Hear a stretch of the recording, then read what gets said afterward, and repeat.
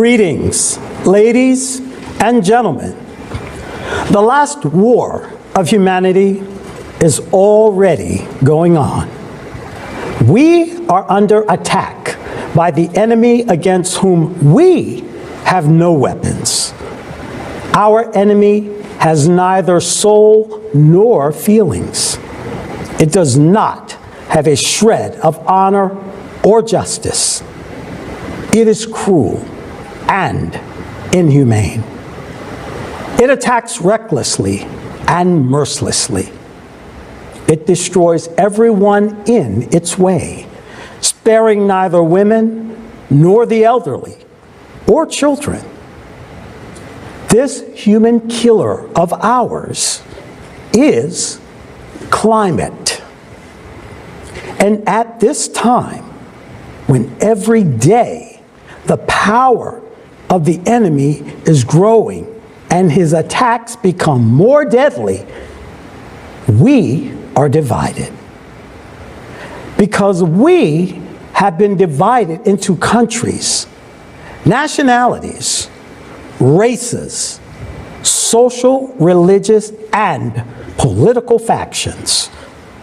We are artificially divided and at the same time brainwashed. We are all aware that we are constantly being zombified. We are forced to hate each other. We are even forced to fight against each other. We are being artificially driven into economic problems and shackled like slaves in the bondage of debt slavery.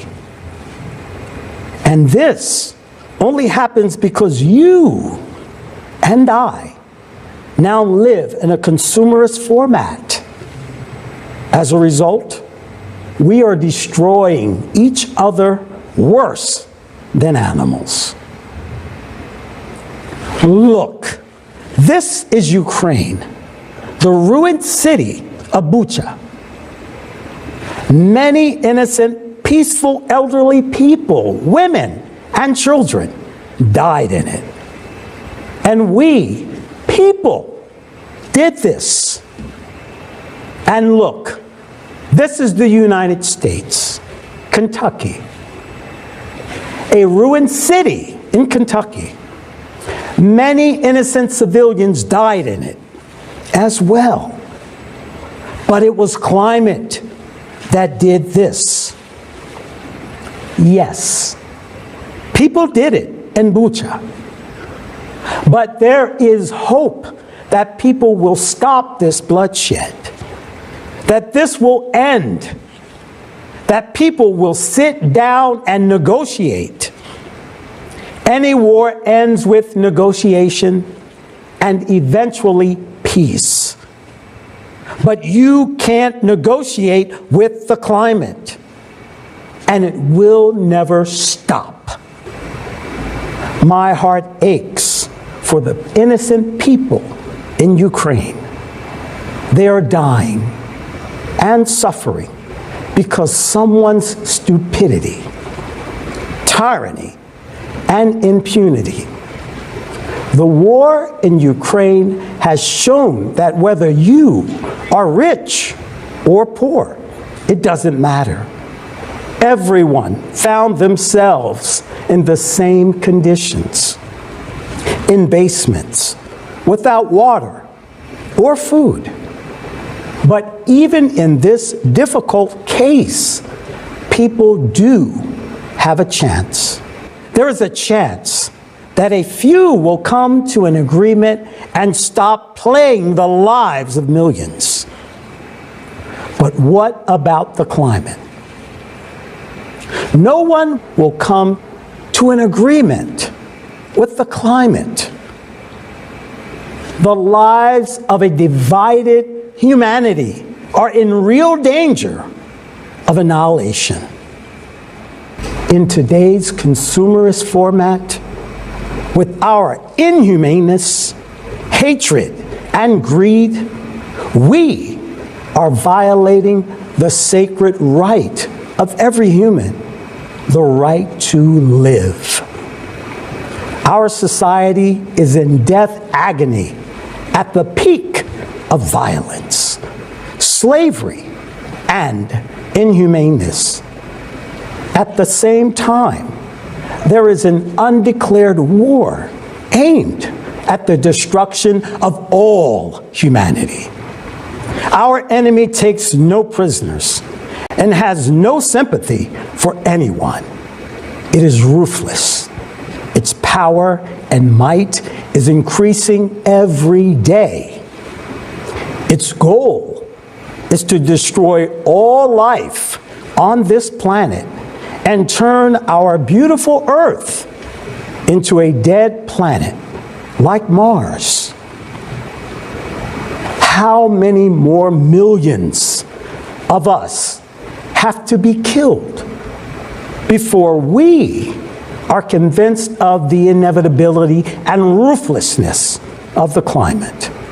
How many more mass graves and sacrifices are needed for us to stop our consumerist madness and selfishness and indifference? How many more of our children, mothers, and loved ones should die before we finally unite and take action? This is the last war of humanity. And if we don't take up this challenge now, tomorrow, the climate will destroy everyone. It will simply wipe all of us off the face of the earth. We are totally unprepared for this war. In the consumerist format, we really have nothing to confront the climate. All we do is wage an information war against the climate. But the climate doesn't even know about that. The climate does not read newspapers. The climate does not watch television. The climate does not use the internet. The climate is impossible to brainwash, as we brainwash each other. All this information war is directed by the collaborationists against us, ordinary people, but not against the climate. Who benefits from these lies?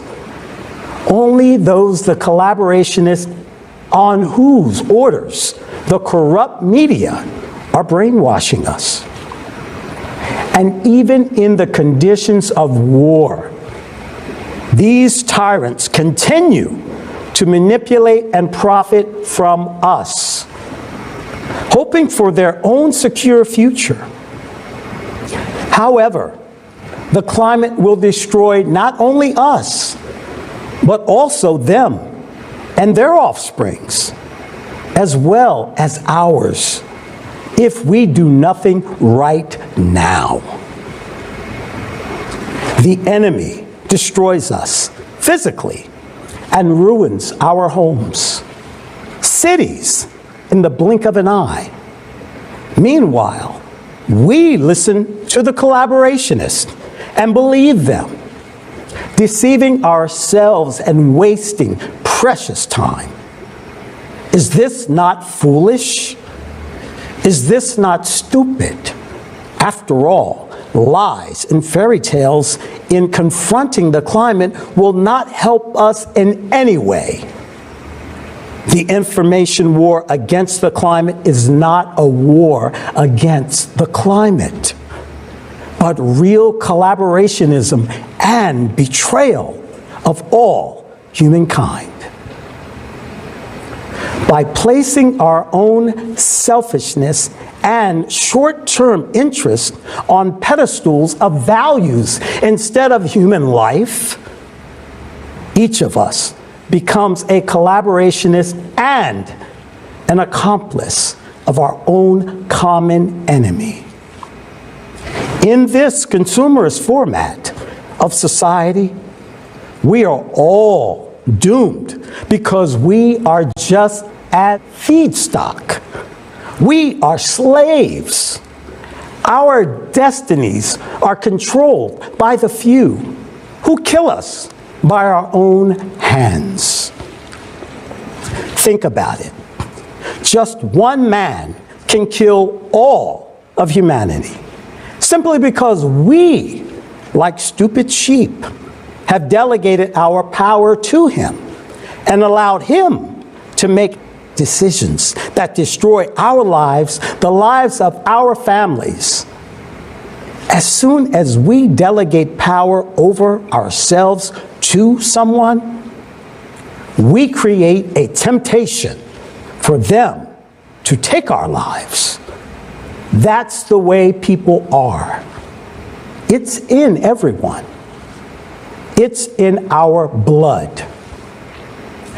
We must honestly acknowledge all of our human weaknesses and build a world in which our weaknesses will not be able to affect the lives of other people.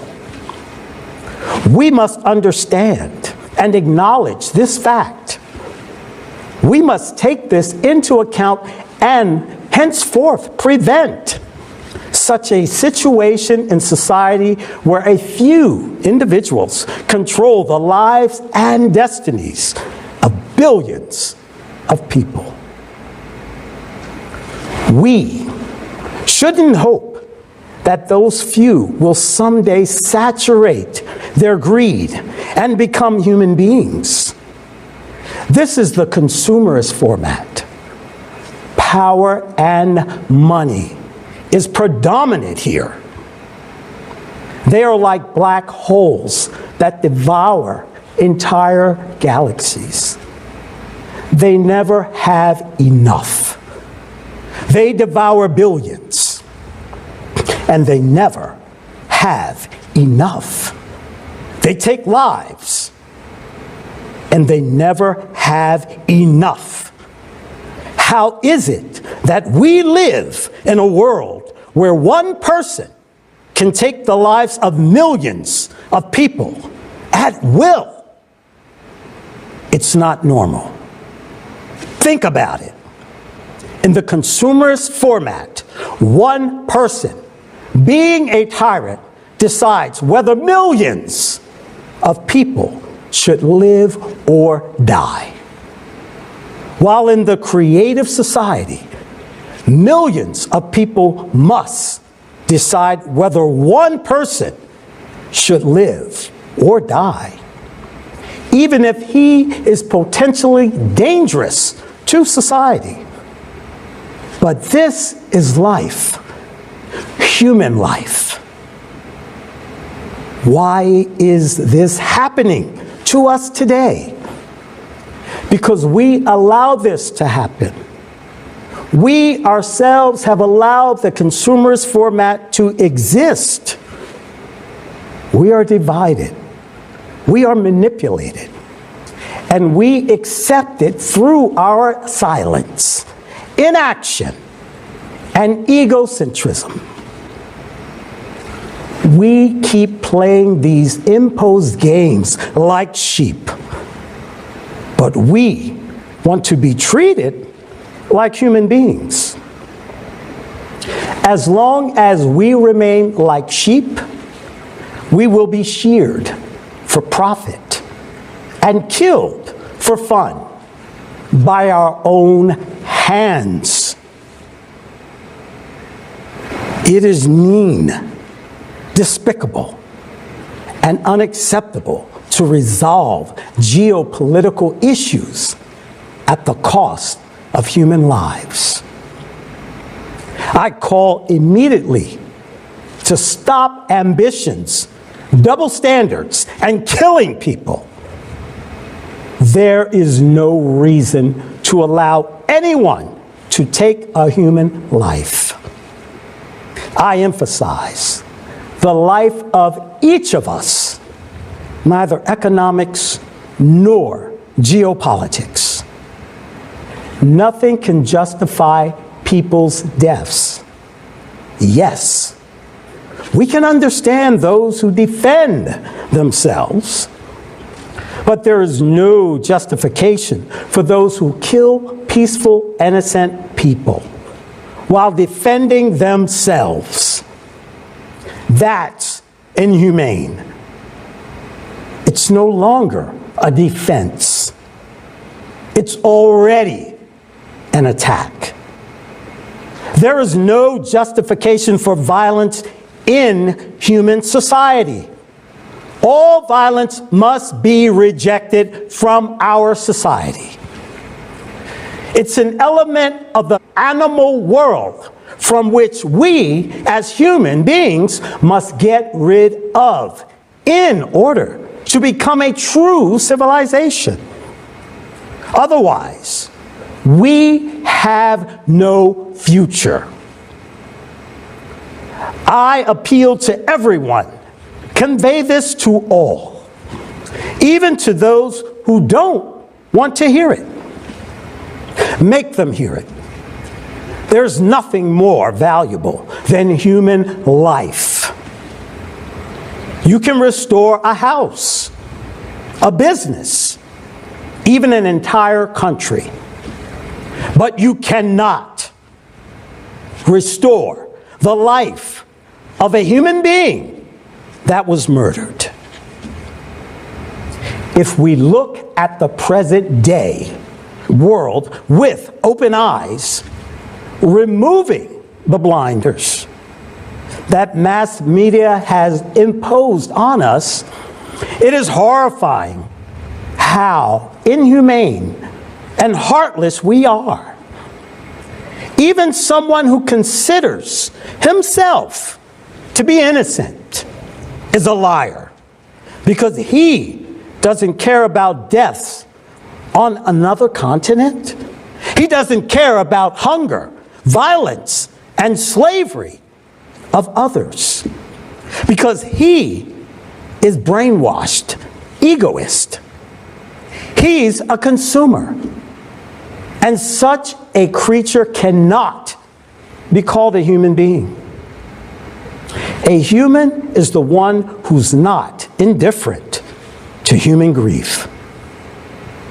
We have been turned into weak-willed, greedy, and stupid creatures. Feedstock. Yes, it sounds offensive, but let's face the truth. In a consumer society, how will you resist the climate that is physically destroying us? By means of false accusations? By pictures in the media? Or false slogans? How will you explain to a zombified, egoist, idiot that climate's loyalty cannot be bought with money, and when the climate comes to kill this person in his own home, nothing and no one will save him? How do you explain to the egoist he must act now and inform everyone, because this is in his own interest, because this is about saving his own life? Only the creative society can save us from the climate by changing conditions, by changing the very format of society. We can all unite together and thus combine all of our resources and our entire human potential in the fight against the climate. You tell me, what must happen for you personally to understand and take action? What must convince you? The death of your family and friends? Your own death? But then you wouldn't be able to do anything about it? Or should all the media on this planet get involved and start brainwashing you. Are you not capable of thinking for yourself? Are you incapable of seeing with your own eyes?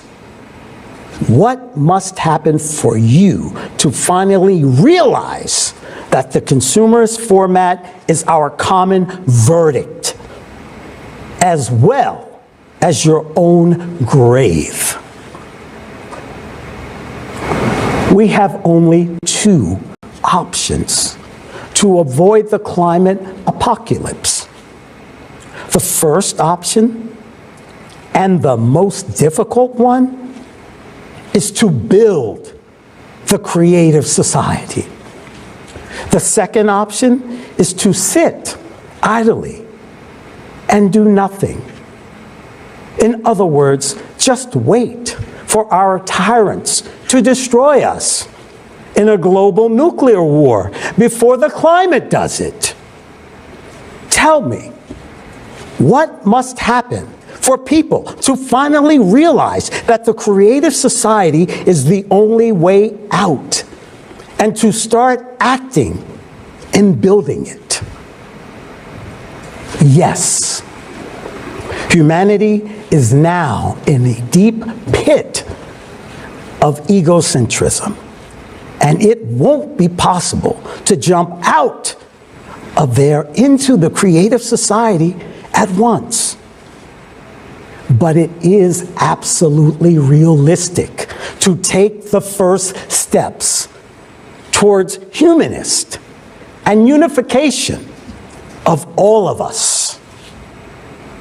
We mustn't be silent. We must tell our friends and strangers about this. Building the creative society will only become realistic when we accomplish the first and most difficult step in building. That is informing everyone. We should reach the hearts of people for them to understand that it is beneficial to all. Everyone benefits from being human. Everyone benefits from being a united civilization. It is beneficial to each and every one of us because it is the only chance to survive. Yes, it is hard. Yes, they don't want to hear us. But we must do it if we want to survive, because we are people. We want to live.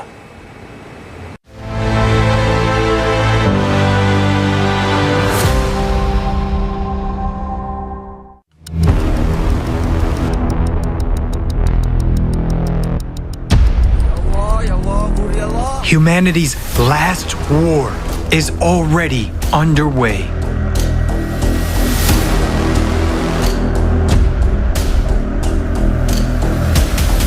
The enemy is destroying everyone in its path. At first, I thought it was a bomb explosion. It's scary. It's very scary. I honestly thought that I was going to die. What was happening was like a nightmare. Everything was destroyed. I couldn't stand to see the corpse of a mother hugging her burnt child. My heart is breaking with pain. Our enemy is climate.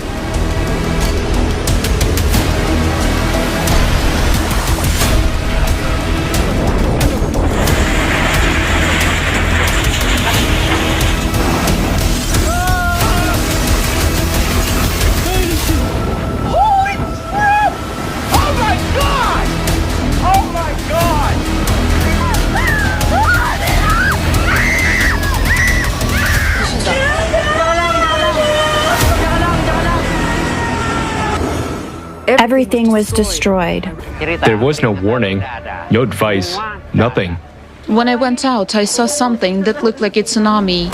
My father died right under our rubbled house. If only I could have helped him.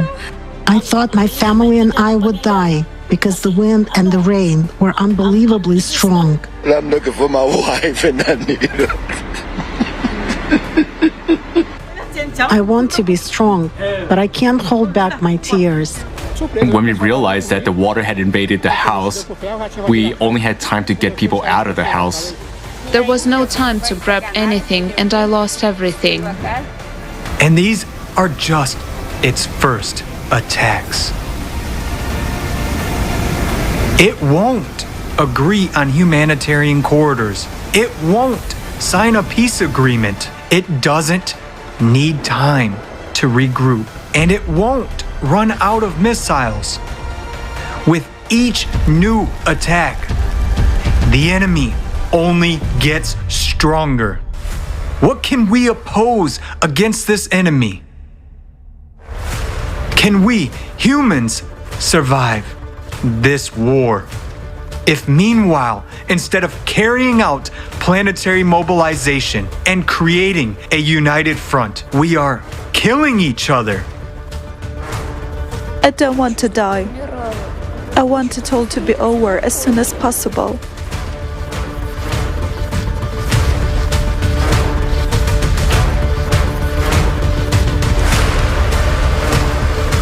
Suddenly the windows started shaking, and with the second one, everything exploded. They were actually burned alive. The second bomb dropped.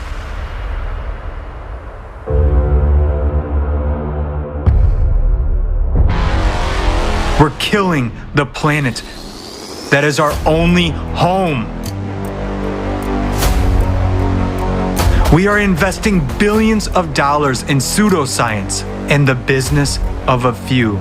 Instead of providing for life to billions, we are being artificially divided. We've been inculcated with hatred for one another, and all for the power of a few over the billions over us. But before the climate, everyone is equal. Everyone will lie in one mass grave unless we rally our strength today and stand united against the common enemy. Yes, it's hard, but we must do so if we want to survive. For we are people. We want to live.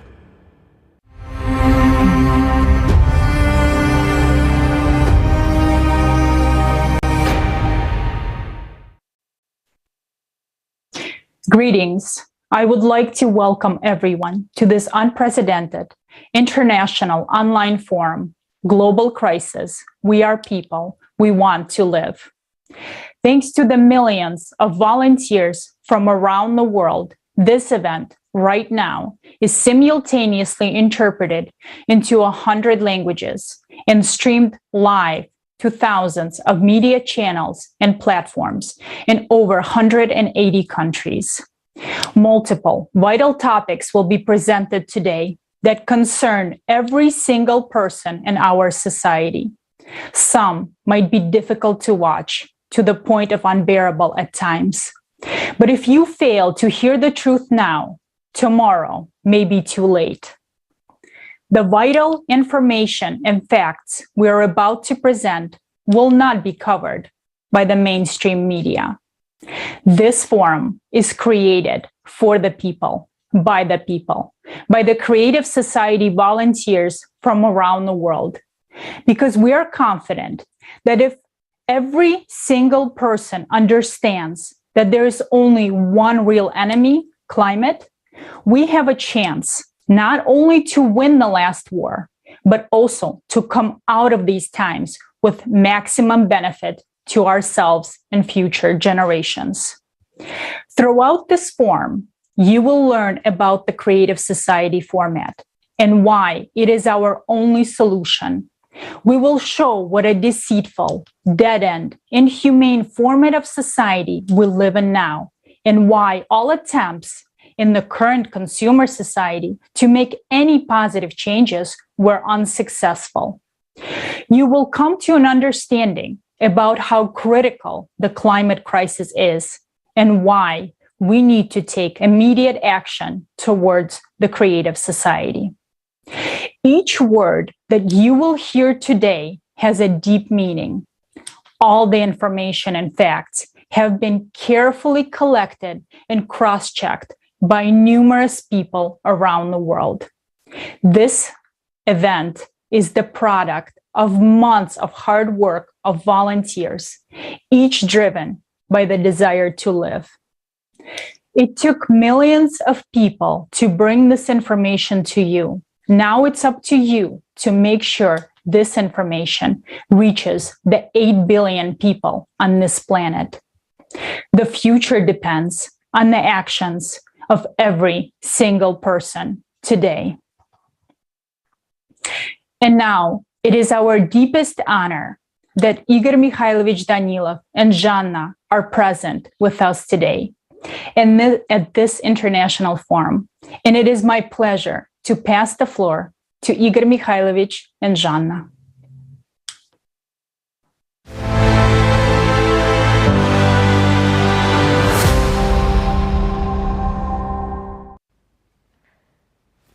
Hello, dear friends. Greetings. We welcome you at this significant All People's Forum. Humanity is experiencing hard times. Right now, it's important for people to consolidate and demonstrate their best human qualities. It is precisely now that the destiny of humanity, which depends on everyone's choice, is being determined. Yes, many people are now going through great sorrow. It's a pity that the state of internal maturation and awareness is passing through such tragic events, which take place all over the world and aggravate day by day. Remember that every day of inaction in the consumerist format entails missed opportunities and lost human lives. Whereas every day of active informing about the creative society is a chance for saving people's lives and survival of the entire humanity. Therefore, now as never before, the choice, truth, and actions of every person are extremely important. I would like to express my personal gratitude to the true heroes who did not abandon others in a tough moment and lend a helping hand from their pure hearts, despite any circumstances. These people deserve respect. Thanks to their actions, events are generated that change the destinies of billions of people. Thank you so much, friends, for what you are doing. The time has come to become a true human. The time has come to create all conditions for the entire humanity to survive. Hello, dear friends. I'm honored to be with you today at this forum. It is not just a forum, friends. It's more than that. It's not just us coming together on the air, seeing and hearing each other. No. It is so much more than that. Today is a really significant day. Why? Because today's event lays the foundation for our future, our common future. And right now, every one of you who understands all the pressing issues of the present day, who understands all the problems that we face, we, as humankind, all of you, all who understand how serious everything is, and who are doing everything possible, everything that depends on us, in order to preserve tomorrow, even for those who don't want to hear about us, who are not interested in the climate, who frankly speaking, do not care that people are dying somewhere because it is quiet in his house. So, friends, today you are fighting even for them, even to them, to those who don't want to hear about the problems which already exist and which will exist tomorrow. It is you, friends, who are trying to bring the message to them, to those who don't hear us and don't want to hear us, to those who, frankly speaking, don't like us very much, because we are disrupting their lives. We prevent them from living well. We disturb their peace by telling the truth. They like staying in an illusion, the illusion of their consciousness. But it is you, friends, who awaken them and tell them what awaits them. And you tell them about the opportunity, the unique opportunity to build a creative society that can save all of humanity. In fact, this is the only format and the only chance for all of humanity. I heard what Leslie said, and he said it right. His words should reach everyone's ears so that everyone understands that either we will be destroyed by a couple of tyrants in a nuclear explosion, or we will be destroyed by the climate. To be honest, I would be disappointed if it were either this or that way, but with the same ending. It's not right. Our goal and task is to prove that we are human beings. Our goal and objective is to prove that we are a civilization, to stop the filth that we have, to stop killing people, to restore justice in this world, and restore the value of human life. This is our task, the task for which we are here fighting right now. Each of us. Thank you. Thank you, friends, from the bottom of my heart. I understand that it's hard. I understand that they don't want to hear. I understand that they don't want to see. I understand the resistance that comes from those whom we hinder. We prevent them from stealing from us. We prevent them from killing us. We prevent them from living comfortably. But we understand that we are also fighting for their lives and for their descendants, not just for our own. And in this, friends, is your great merit. And that is the value of the entire creative society. The value is that we act for people and not people for us, that we fight for all of humanity and tell the truth as it is, even when they don't want to hear it. Yes, we would like to be heard.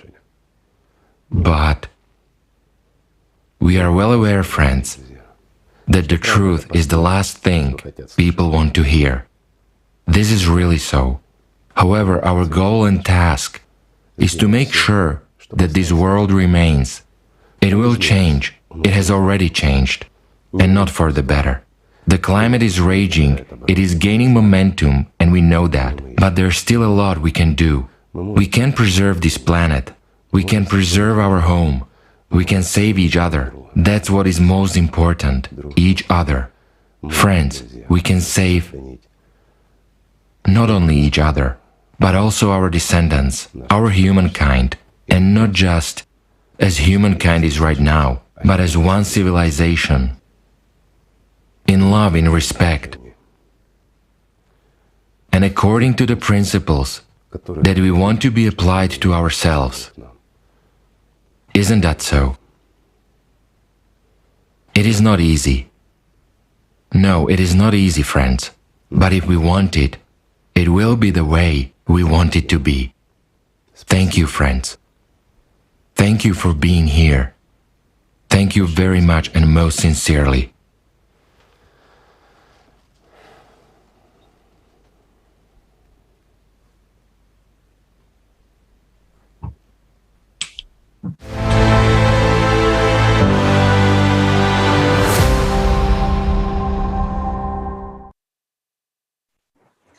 Igor Mikhailovich and Janna, thank you very much for your continuous support, for your love and care.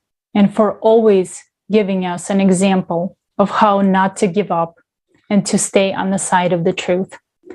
Thank you for being with us and for believing in us. Thank you for all the encouragement and motivation. And we will use this chance to overcome our differences, build the creative society, and win the last war of humanity against climate. Thank you again for being with us today. And participants of the Creative Society Project daily monitor climate and geodynamic events. Since our last conference on December 4, 2021, there hasn't been a single day without climate disasters claiming human lives. Climate news is like the coverage from a war zone. It is all about death, damage, and devastation. Are we aware of the tremendous losses humanity has already suffered in this war? Now, while our attention is diverted away from our only common enemy, the climate, we are losing millions of human lives. Here's a summary of climate events over the past few months.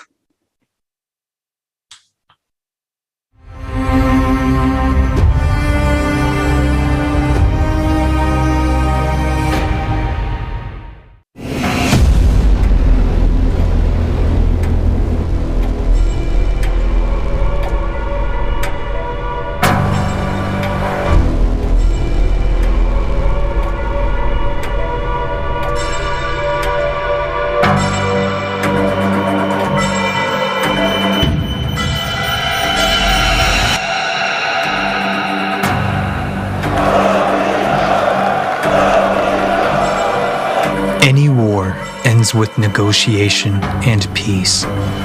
If people start a war, people are to finish it. But climate is the only enemy with which it is impossible to negotiate. No matter what concessions we would make, the climate will take everyone's life.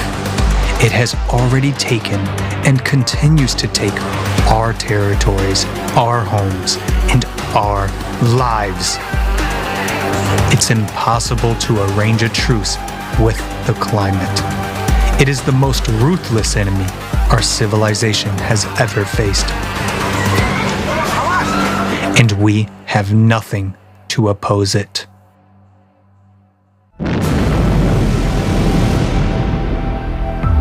The last war of humanity has begun.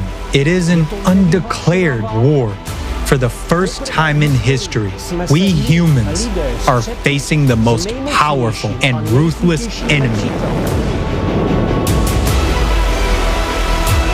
Brazil, December 2021.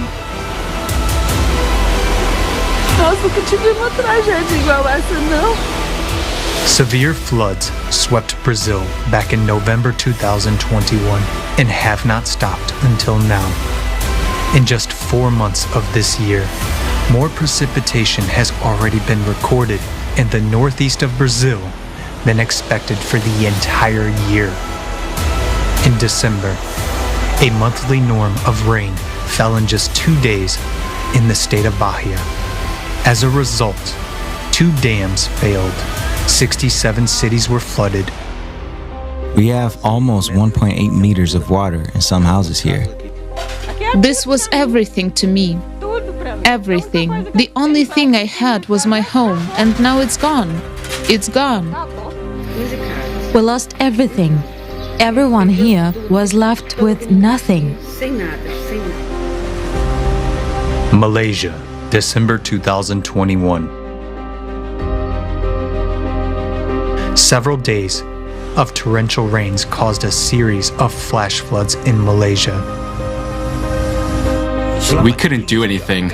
We could only carry documents and save ourselves.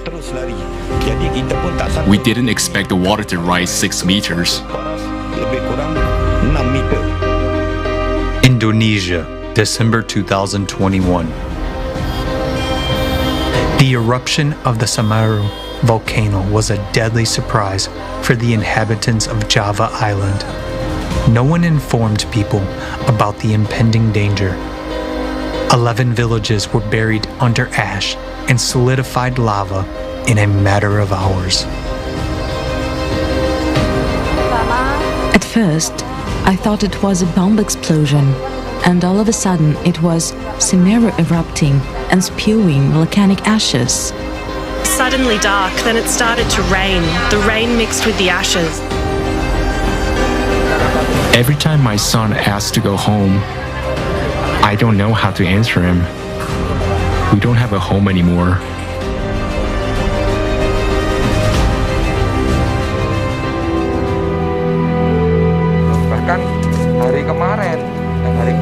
I feel very sorry, especially when I try to imagine the hot ash falling, imagine the feeling and screams of a mother who tried to calm her child by hugging him. This is very sad.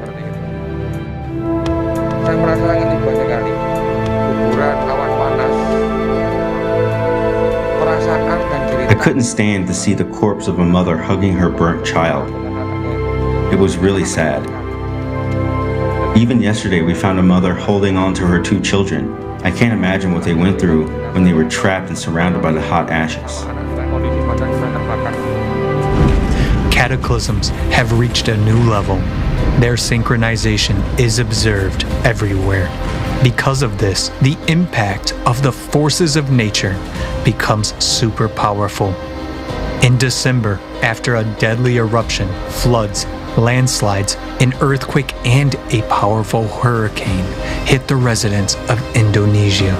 Streets were flooded, houses were destroyed. People were left one-on-one with their misfortune again. The Philippines, December 2021. Good morning, world. It is the day of Storm Odette passing over the island. Whoa, this is definitely the worst storm we've had here so far, isn't it? Oh my goodness, this is the worst storm ever.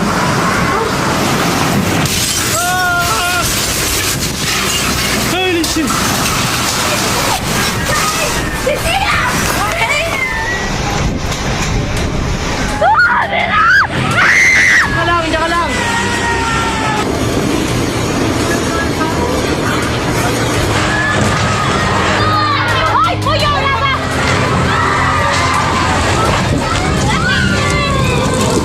On December 16th, Super Typhoon Rai hit the residents of the Philippines. Experts warned people about the typhoon of the 2nd to 3rd category, but near the islands, the storm sharply intensified to the 5th maximum category. People were not ready for such a force of nature. The people were not aware that the typhoon will be a super typhoon level number 5. And that's when the people were got shocked and they never expected that it will be a worse typhoon. My father died right under our rubbled house. If only I could have helped him. One typhoon and 3 million people were left homeless. The strength and duration of hurricanes are increasing. Over the last 5 years, the number of 3 to 5 category hurricanes has increased by almost 30%. USA, Kentucky, December 2021. Hold on, I have to call my husband. Take shelter right now. Right now? Right now.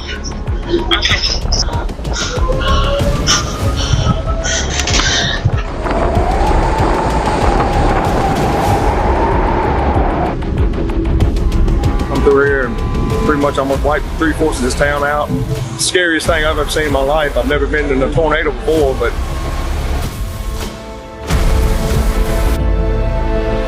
where were the babies?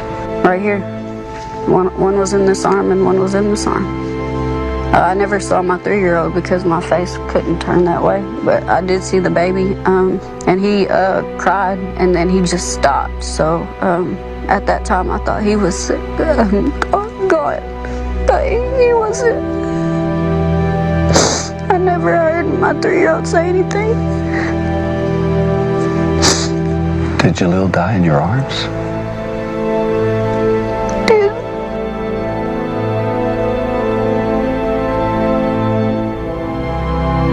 The tornado made an almost 400-kilometer-long path For the state of Kentucky, it was the most destructive in its history.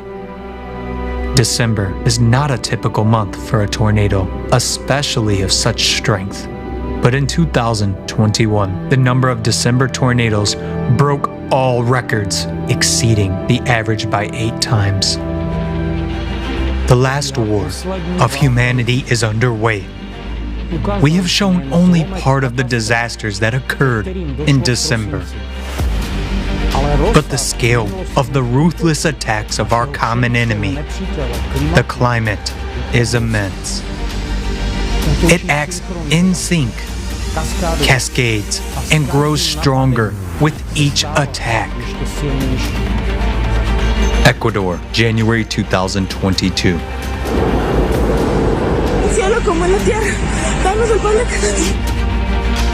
A powerful landslide destroyed a part of the capital of Ecuador, Quito. The reason was the strongest rains in the last 20 years. Everything we dreamed of disappeared in an instant. I tried to be strong for my children, but we are living a gypsy-like life right now. We are roaming from one home to another. How many friends did you lose? I think everyone.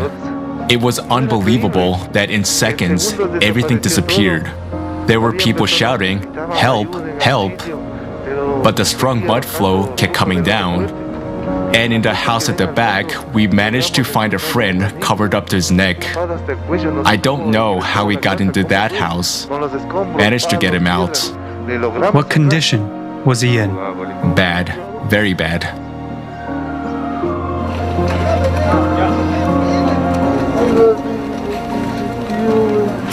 Africa, January 2022.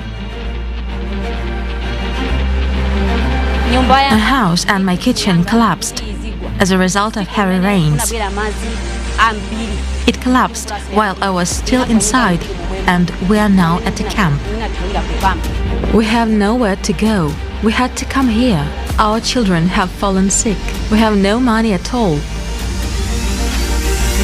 Hunga Tonga, Hunga Hayapai, volcano eruption, January 2022. The volcano is erupting. It keeps erupting.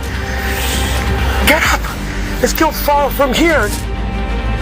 On January 15th, the Hunga Tonga underwater volcano exploded. The power of the volcano explosion was 500 times greater than the force of an atomic bomb explosion. Now is clean drinking water. These people had nowhere else to go. The 15-meter waves you've heard went from one side of the island right through to the other side. Were people warned in advance of the coming disaster? No. Were people given the help they needed? No. And the enemy's tactics are still the same: suddenness, powerful strikes, and ruthlessness.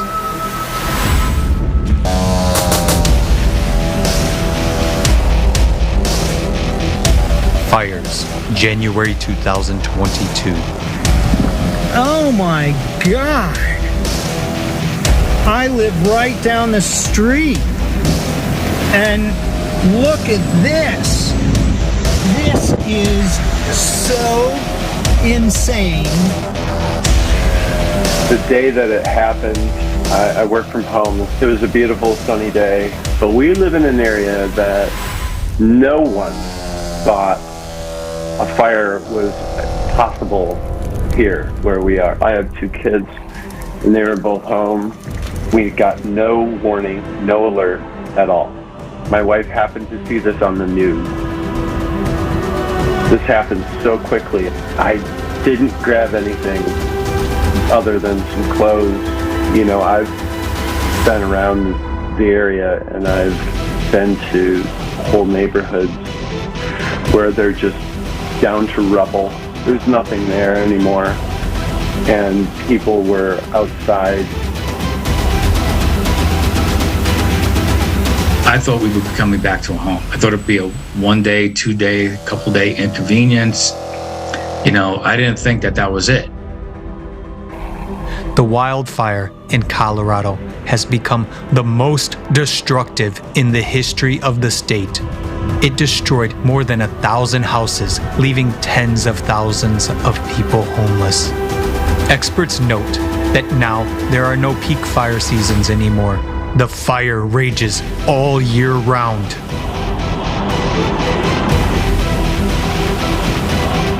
In the first 40 days of 2022, the number of wildfires in Argentina and Paraguay increased by 900% compared to last year. This is atypical, historic, it's never happened before. We've never experienced anything like this. We are really shocked.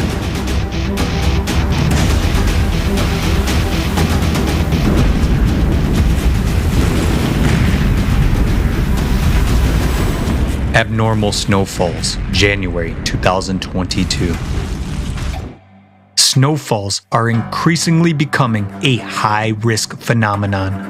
A huge amount of snowfalls where it never used to. And the April snowfall of this year generally shocked the residents of Europe, the USA, Japan, and China with its non-seasonality and intensity. In January, the capital of Turkey, Istanbul, was covered with snow in a few hours. In some places, the height of snowdrifts reached 85 centimeters. At the same time, about 3,000 people were stuck in their cars on the highways. Social networks were exploding with messages asking for help. In Pakistan, thousands of tourists, having gone to a mountain resort, fell into a snow trap. Whole families went to admire the snow, and as a result,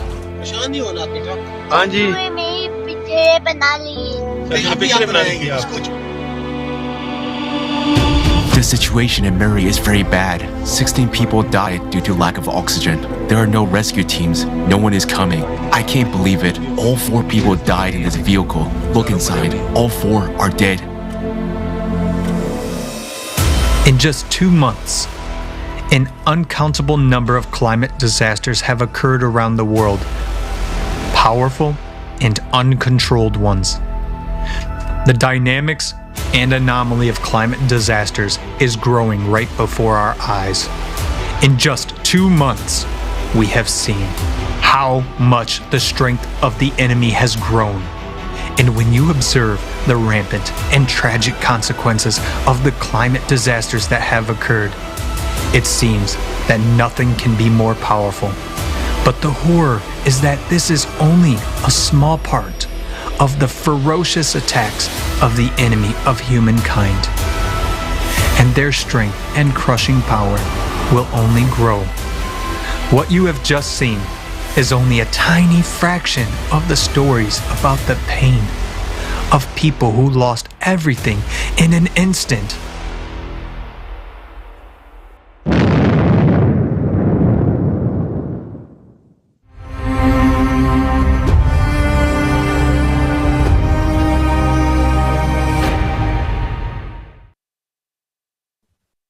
Здравствуйте. Мы сейчас посмотрели видео мониторинга климатических катастроф всего за 2 месяца. И в нем были приведены только самые масштабные катастрофы. Сколько уже жизней унесено за эти 2 месяца. Чтобы подготовить этот ролик, трудилась огромная международная команда волонтеров из разных стран мира. Все эти 5 месяцев между прошедшей конференцией и этим форумом мы собирали и анализировали данные по климатическим катастрофам во всем мире. Мы делали это каждый день и были в шоке от происходящего. В первую очередь от того, насколько много катастроф происходит каждый день. Мы делали это, потому что нигде, ни на каких ресурсах не отображается полная картина. А значит, люди просто даже не понимают реального масштаба происходящего. Каждую историю из этого видео смотреть было невыносимо больно. Но мы с командой продолжали собирать эти истории. И в вечера новогодних завод, и просто ночами напролёт, потом утром вставая на работу. А некоторые продолжали сбор данных даже во время войны, находясь в укрытиях при бомбежках. Делали мы это из-за понимания, насколько серьезная сейчас ситуация на планете с климатом. И если ее не начать изучать, если не собирать эти данные, если не оглашать их на весь мир, то шансов выжить у нас, у всех, просто не останется.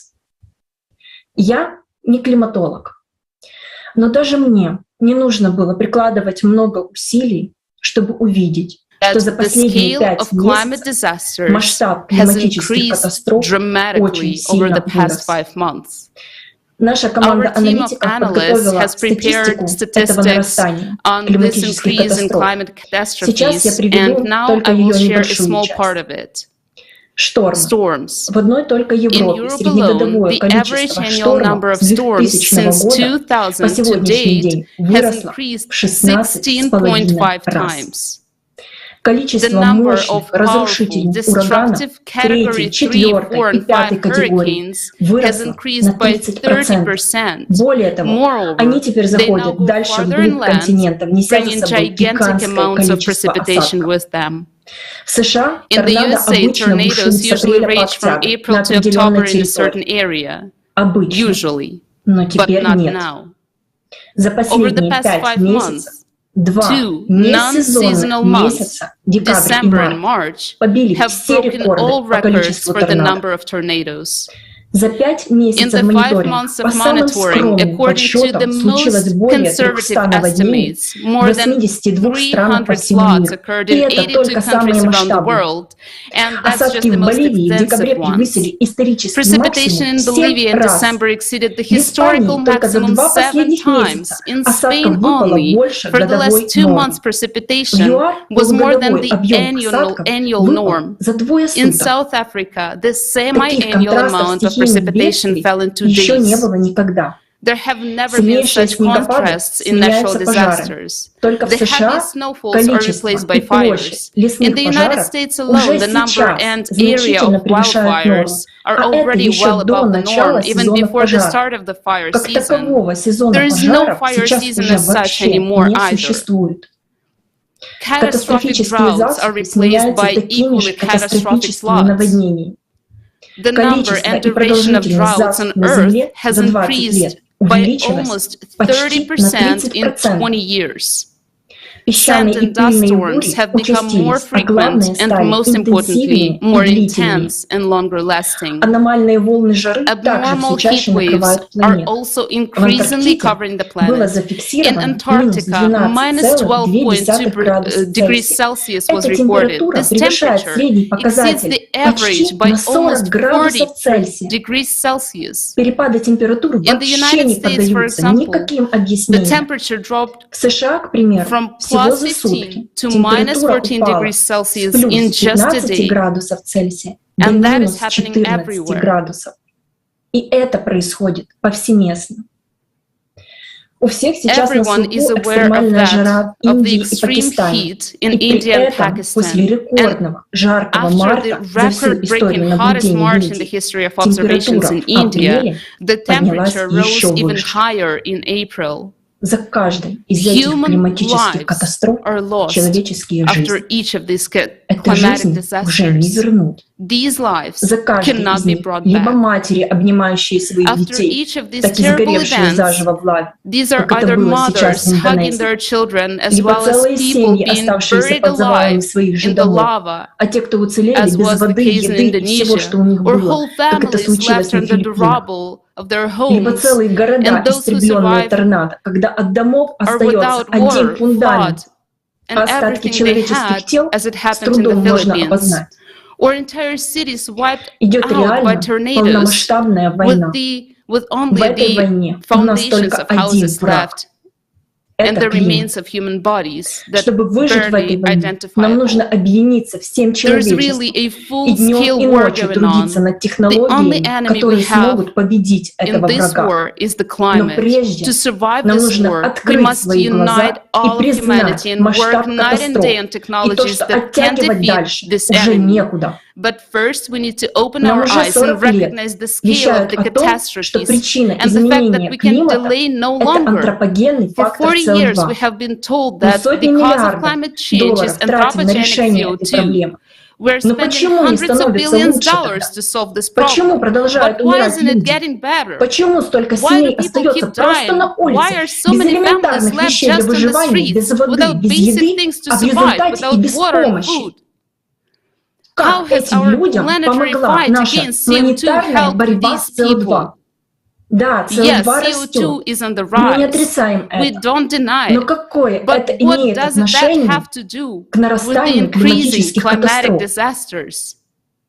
Я I'm обращаюсь к talking вам, to люди, you, people, вот к тебе to you лично. personally. Ты готов, Are чтобы you климат ready for разрушил the твой дом? climate to destroy your Ты home? готов, чтобы Are твоего you ребенка ready for унесло your потоком child to be наводнения, swept возникшего away by a просто flood ниоткуда? that comes out of Ты nowhere? уверен, что тебя Are you это не sure that it коснется? won't affect you? Ты думаешь, Do что you те think those люди, people истории whose которых мы stories we сейчас watch смотрели, today чем-то are any отличаются от different тебя? from you? Ты думаешь, Do что you они были think готовы? they were ready? А мы Are готовы? we ready? Ведь нам сейчас Because предстоит we will столкнуться с face катаклизмами cataclysms еще of большей even мощи, greater чем за power than последние in 5 the месяцев. last 5 С months. каждым днем The разрушительная destructive сила power of катаклизма cataclysms grows растет, every day. а мы как And общество we as даже не society do not изучаем even study this на problem надлежащем at a уровне эту proper проблему. level. Наша наука занята Our сейчас science is busy совершенно with something другими completely делами, и different, мы теряем and we are драгоценное wasting время. precious А ведь time. это наша But жизнь. these are our lives. Будь уверен, Be что sure that буквально совсем literally скоро, very soon, если не if торнадо not a придет в твой tornado will дом, come to your так house, then a наводнение, flood, an землетрясение или earthquake, or a тайфун. typhoon. И эта And стихия this natural не будет disaster жалеть will spare ни neither your твоей life жизни, ни nor the жизни life твоих of близких. your loved ones. А в And созидательном in the обществе creative society, такого не this will случится. never happen. Потому что Because by объединив научный combining the потенциал, scientific мы potential, создадим we технологии, will с которыми create климат нам technologies with which больше the не climate будет will no угрозой. longer be the Никогда. threat to us. Именно поэтому That is сейчас why так it важно, is чтобы now so каждый important человек that each активно person actively информировал informs о построении about building the созидательного creative общества. society. Absolutely right. We are not prepared. We are not ready to withstand the climatic catastrophes. In the consumer format, instead of trying to Действительно, мы не figure out готовы, how to совсем не готовы survive, противостоять we are killing климатическим each other. катастрофам. В You потребительском have формате, probably вместо heard того, about the чтобы пытаться terrible понять, war как in выжить, Ukraine. мы It убиваем is друг друга. impossible to Сейчас convey in внимание words людей во all всем the мире horror приковано к that войне the в Украине. citizens of this country Невозможно have been передать словами весь experiencing for этот several кошмар. months now. The war came suddenly. Nobody wanted it. Why are we, as humanity, allowing for such animal behavior to happen? Don't we see that we are not enemies to each other? Right now, let's just take a look at the events that are happening in Ukraine.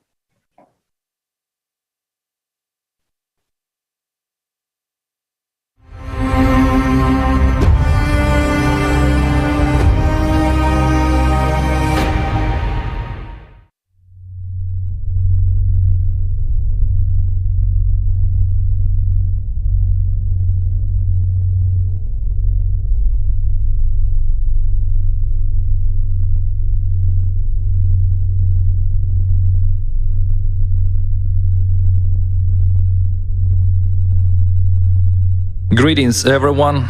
My name is Konstantin. I'm 38 years old. I am a resident of the city of Bucha.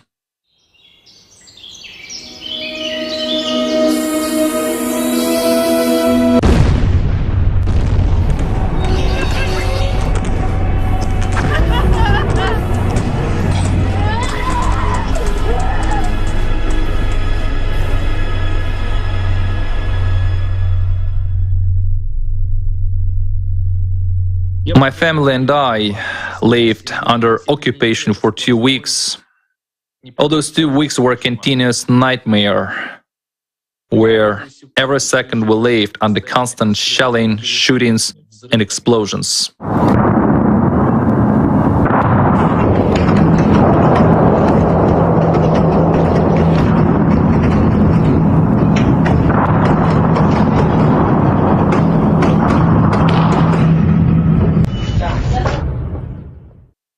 When you start talking to people, they say, no, you can't leave. The troops have already arrived. You can't leave. They killed people. So what could I do? I have a family, my wife, my child, and my mother. The first question was, how much food do we have? There was very little water because the water supply stopped. We had as much water as we had managed to store.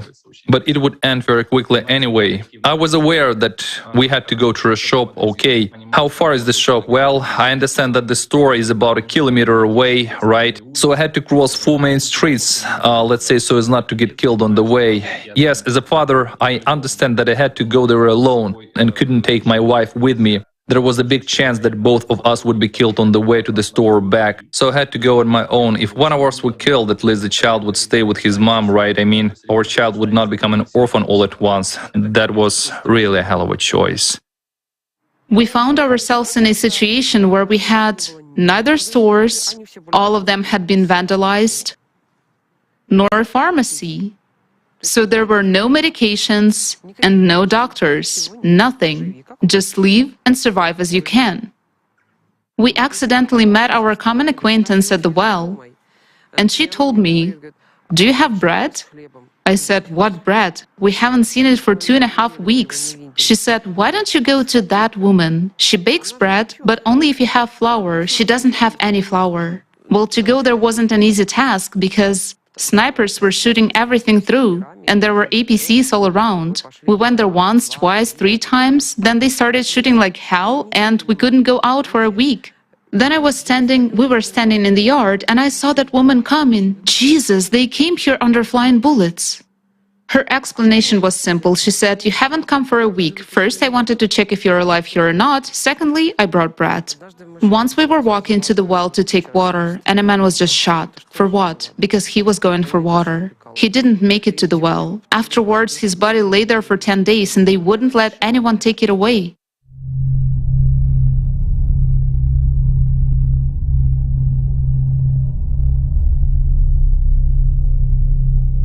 There are so many human tragedies, and everywhere it is different for everyone. Someone came under fire, someone was shot, someone was driving through the city and was ran over by a tank. I saw many such cars. All the stuff remains inside the car, those body parts and everything. Violence, and it's... Do you know how many stories of raped people, how many maimed people are there? I'm trying to tell this story for the second time now, and it makes me sick even when I recall it. When bodies of raped children are found, a tortured 8-year-old girl raped, and then you find out that when they did the autopsy, they found at least 11 different semen samples.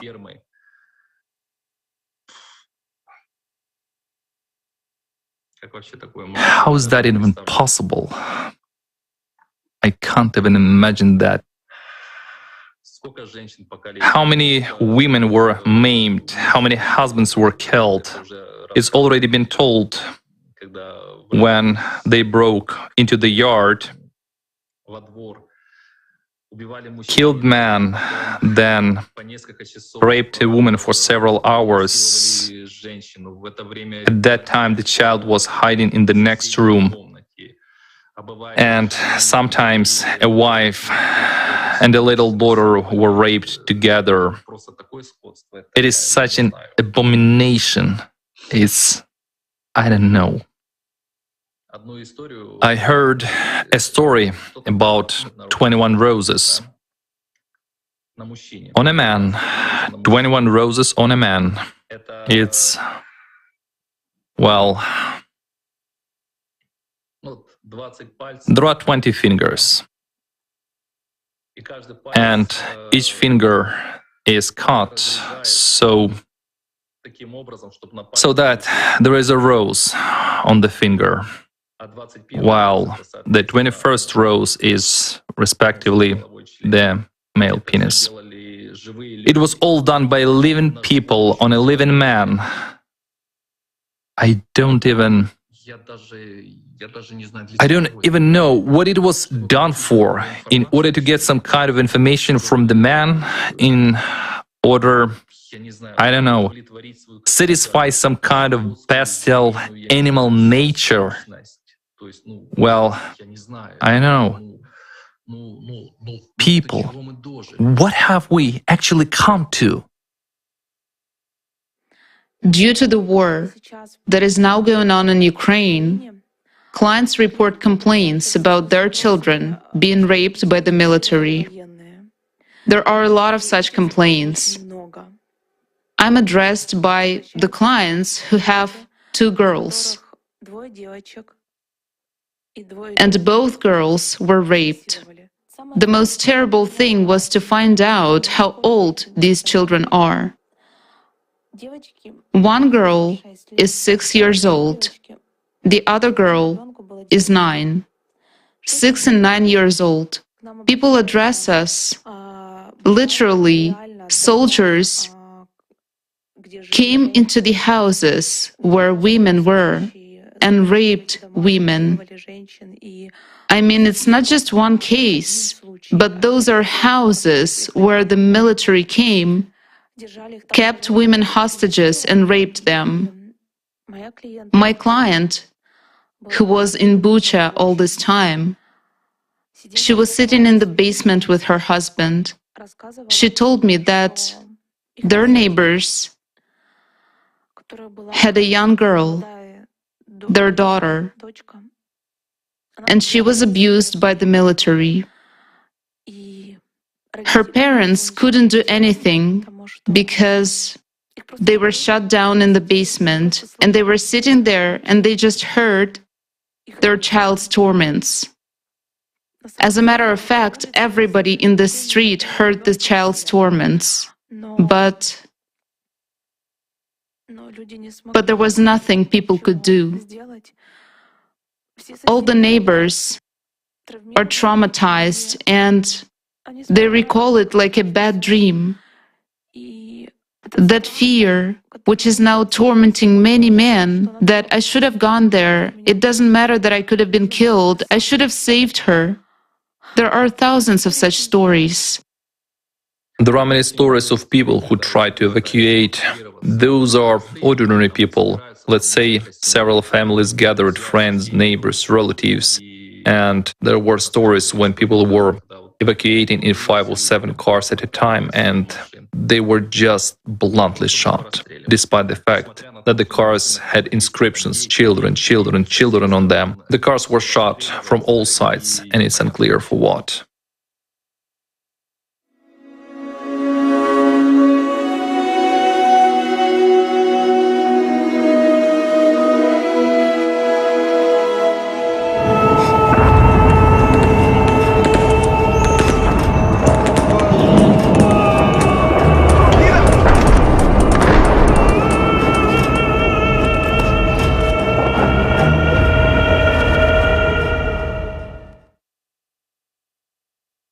All of our cars, 12 of them, were covered with stickers, evacuation, children.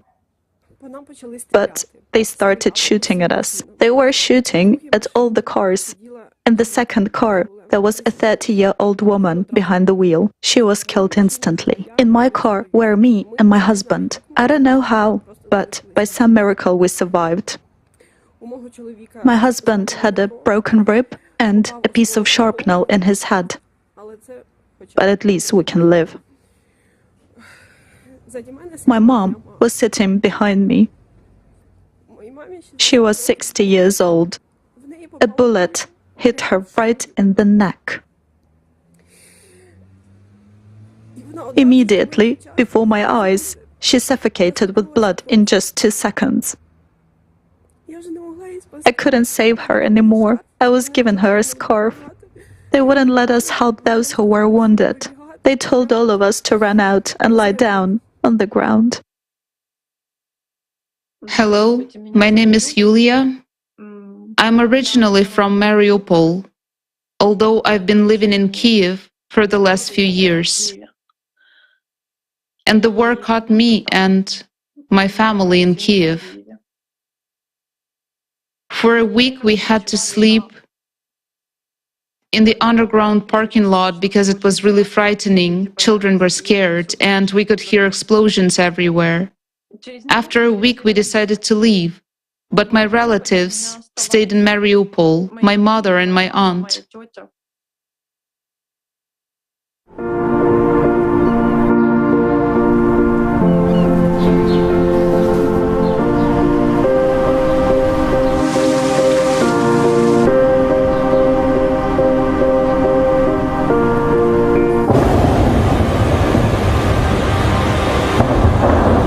Лежишь у тебя. Очень страшно. Покажи.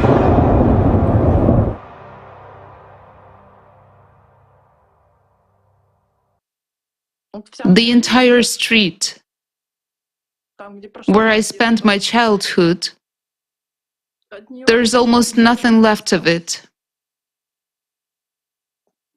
Every other house has a graveyard in the vegetable garden.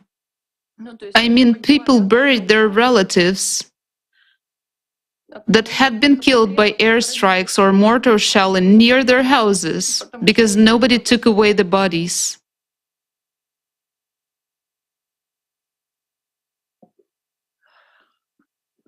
On the neighboring street, a girl buried her daughter, who was 1.5 years old, her mother, her aunt, and her grandmother. Acquaintances of mine who didn't leave Mariupol on time know a father who had to gather parts of his child from a tree. Fragments of the body, the head. Can you imagine what it felt like for a father to gather parts of his child and bury his wife and his child in the vegetable garden? People were going crazy because they didn't have water. So they would go out and get hit by mortar fire. Children were dying of dehydration. These are not just some stories. This is what was happening to my city. People who were able to get out of there said it wasn't just hell. It's impossible to convey what people were going through. They were going crazy with fear. Because when the Air Force was bombing, it felt like the ground was moving under your feet, and people were just going crazy with fear. Old people were dying of hunger and lack of water. There were a lot of bedridden people, and nobody could get to them because everyone was scared. A lot of people died under the rubble simply because they were not rescued in time, and there was no one there to rescue them because the city was under constant air bombing. More than 30,000. An entire city died. And that's not all the victims, because no one can count exactly. Official statistics, which translates human life into an empty figure, says that 3,000 people died in the city. I don't know a single person who hasn't lost someone, relatives or friends. You see, the whole city is one continuous funeral. I have a very close friend. His mom, dad, sister, and her little son came out to cook outside their front door because there was no heat, no water, no light. People had nothing since the 2nd of March. They cooked on fires next to their houses. And it hit. A shell hit them. People died in whole. Inhabitants of entire blocks died because nothing can save you from an air bomb. When people say, "Why didn't you all move out?" But nobody could move out. Already in the first days, nobody could get anywhere anymore because the railroad was smashed on the 27th of February. Many people just couldn't believe it could happen because they hoped every day that it would all stop soon. But it all didn't stop. And people were running from one neighborhood to another. While they were running, they were dying on the road. When they got to another neighborhood, they died there because there were no shelters. People were hiding in basements, and when houses collapsed, they just died under the rubble. My acquaintances who were leaving the city said that the entire street they were walking along was like a cemetery because arms and legs were sticking out on all sides. Can you even imagine that? There was a man, and everything that is left of him is his arms and legs. So many children died. In fact, nobody even knows how many children died there. People drank water from puddles because there was no water. Do you understand what this is? A person dies of dehydration, he goes crazy. Old people were jumping out of windows due to fear. There is no city anymore. There is nothing. No streets, no houses, and there are still over 100,000 people left there. Those are people who had everything, a job, a home, and a family. Now they have nowhere to live. They continue to live in basements because they're afraid to leave, because nobody wants them anywhere. If someone thinks they are safe from something and everything is fine with them today, it's an illusion. Until the last moment, no one believed that this is even possible. I didn't believe it either. And no one believed. Well, most people. Because if people knew, they would have tried to escape somewhere and save themselves. Human life is the most precious thing. You can build a city, but you cannot bring back thousands of dead people. No one will bring them back. No one will bring children back to their mothers who buried their children with their hands in the vegetable gardens. And no one will bring parents back to their children. I wish people would come to their senses before we destroy each other. A lot of people are probably wondering, what can I do alone? Or what can I do if I was given an order? But only a few give the orders, while hundreds of thousands and millions obey these orders. How can you kill someone if you cannot bring that person back to life? Why have such a sin on your conscience? If everyone decides to stop the war, it will stop. Because no one would fight. But for that, everyone has to understand this. Otherwise, we will always depend on decisions of certain individuals who give orders while the rest of us blindly obey them. In general, how can a human life be put a price on? To drive people to a slaughter for whatever motives and slogans.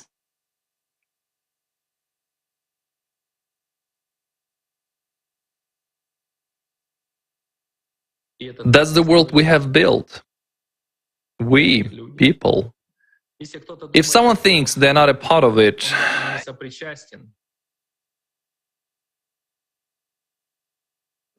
you know, when you're sitting under bombing, shelling, and explosions.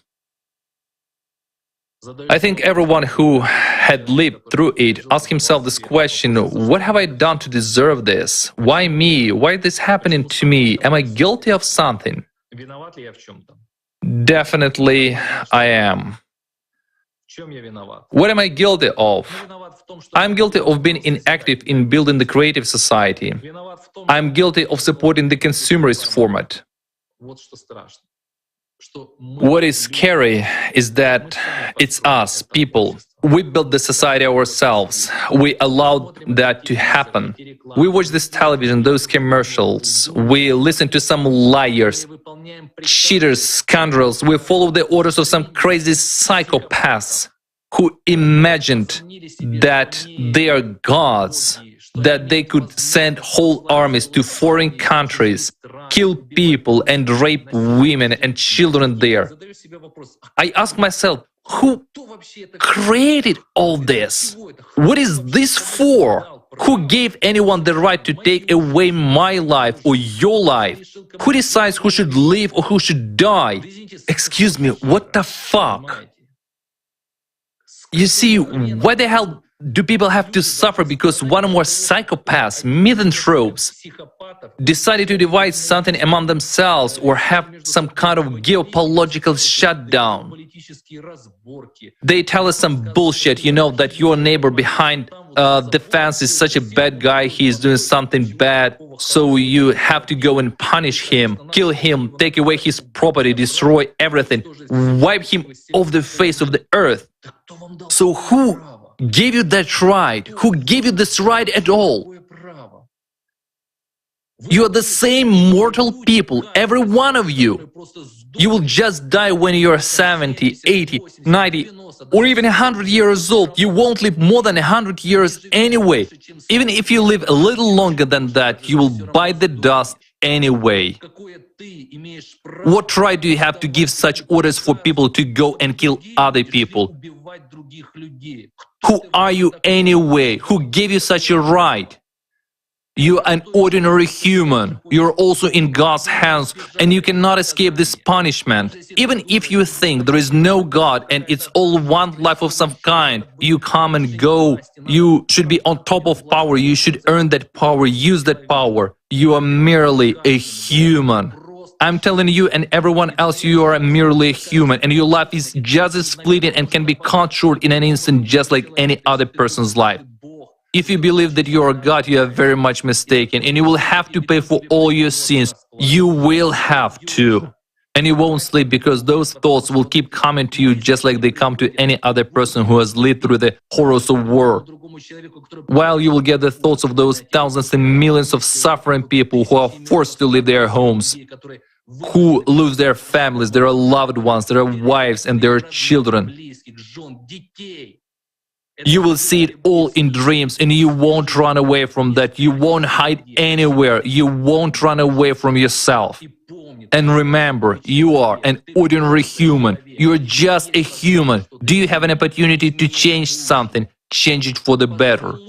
Build a better world for your neighbor to live well, for your people to live well, for all people to live well in the world, because each of us is a human. Each of us values and cherishes one's own life and the lives of one's family, of one's near and dear people. All of us are people. We all want to live, and everyone wants to live because life is the most valuable thing they have. If you already have everything, make this world a better place. Create conditions where everyone would feel good. When you yourself would be able to walk down the street without 100 guards armed to the teeth, because everyone wants to split in your face rather than say thank you. Why are you bringing it to this? Build a better world, unite people, then yourself you will be able to walk down the street like a common man. And you won't hear anything but thanks and gratitude. Everyone will thank you and support you, but instead, we create conflicts, we create bombs. Just imagine a bomb explodes, okay? A huge bomb, an aerial bomb. When such a bomb explodes, a person who has seen it in a movie does not understand when such a bomb explodes, dozens or even hundreds of lives are taken away. Within an instant, nothing is even left of them. What was created by generations of people, what people spent decades of hard work on, is destroyed. And people have to leave it all behind. It's all good that life has remained. A person can find some, I don't know, place to live afterward, but it's not life. It is people surviving. Why do you bring it to that? Why do you make people suffer? Who gave you such a right at all?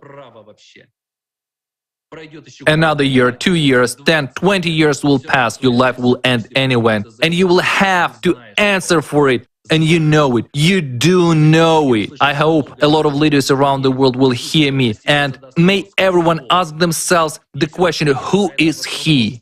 Is he responsible to this question that he is a human? Then be a human. Make this world a better place, safer, quieter, and more comfortable for other people. You cannot take with you everything you earned. There are no pockets in the coffin.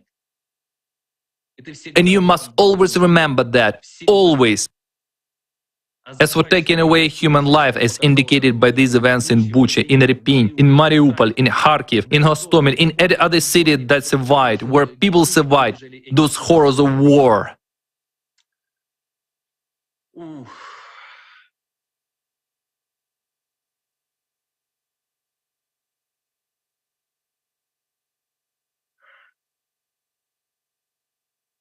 Think about it before it's too late. Life is very short, and so is yours. So is yours. Because you are just a human being. And we're human beings. We're all human beings, and we all want to live. Life is the most precious thing each of us has, and every person's life should be protected as your own. You didn't give it, and you have no right to take it away.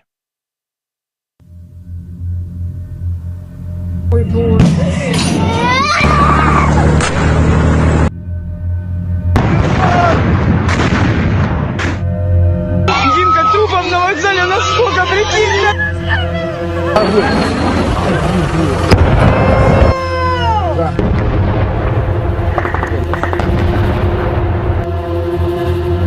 Это все в Буче.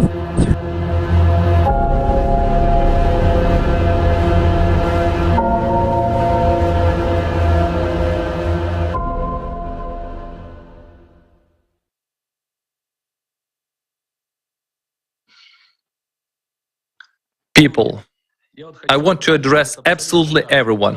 Let's put an end to all this crap. Let's put an end to all these wars, conflicts, all this strife.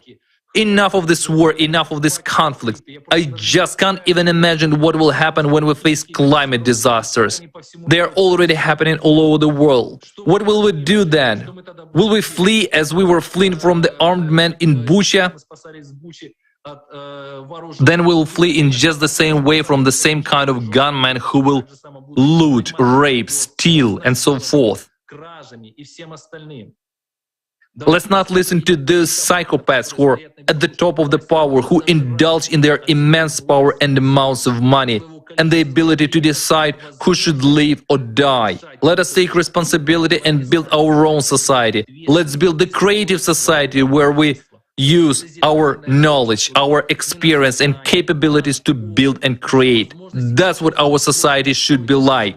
The society where we support each other and where we live peacefully with one another. And the recipe is very simple here. We are all people. We all want to live.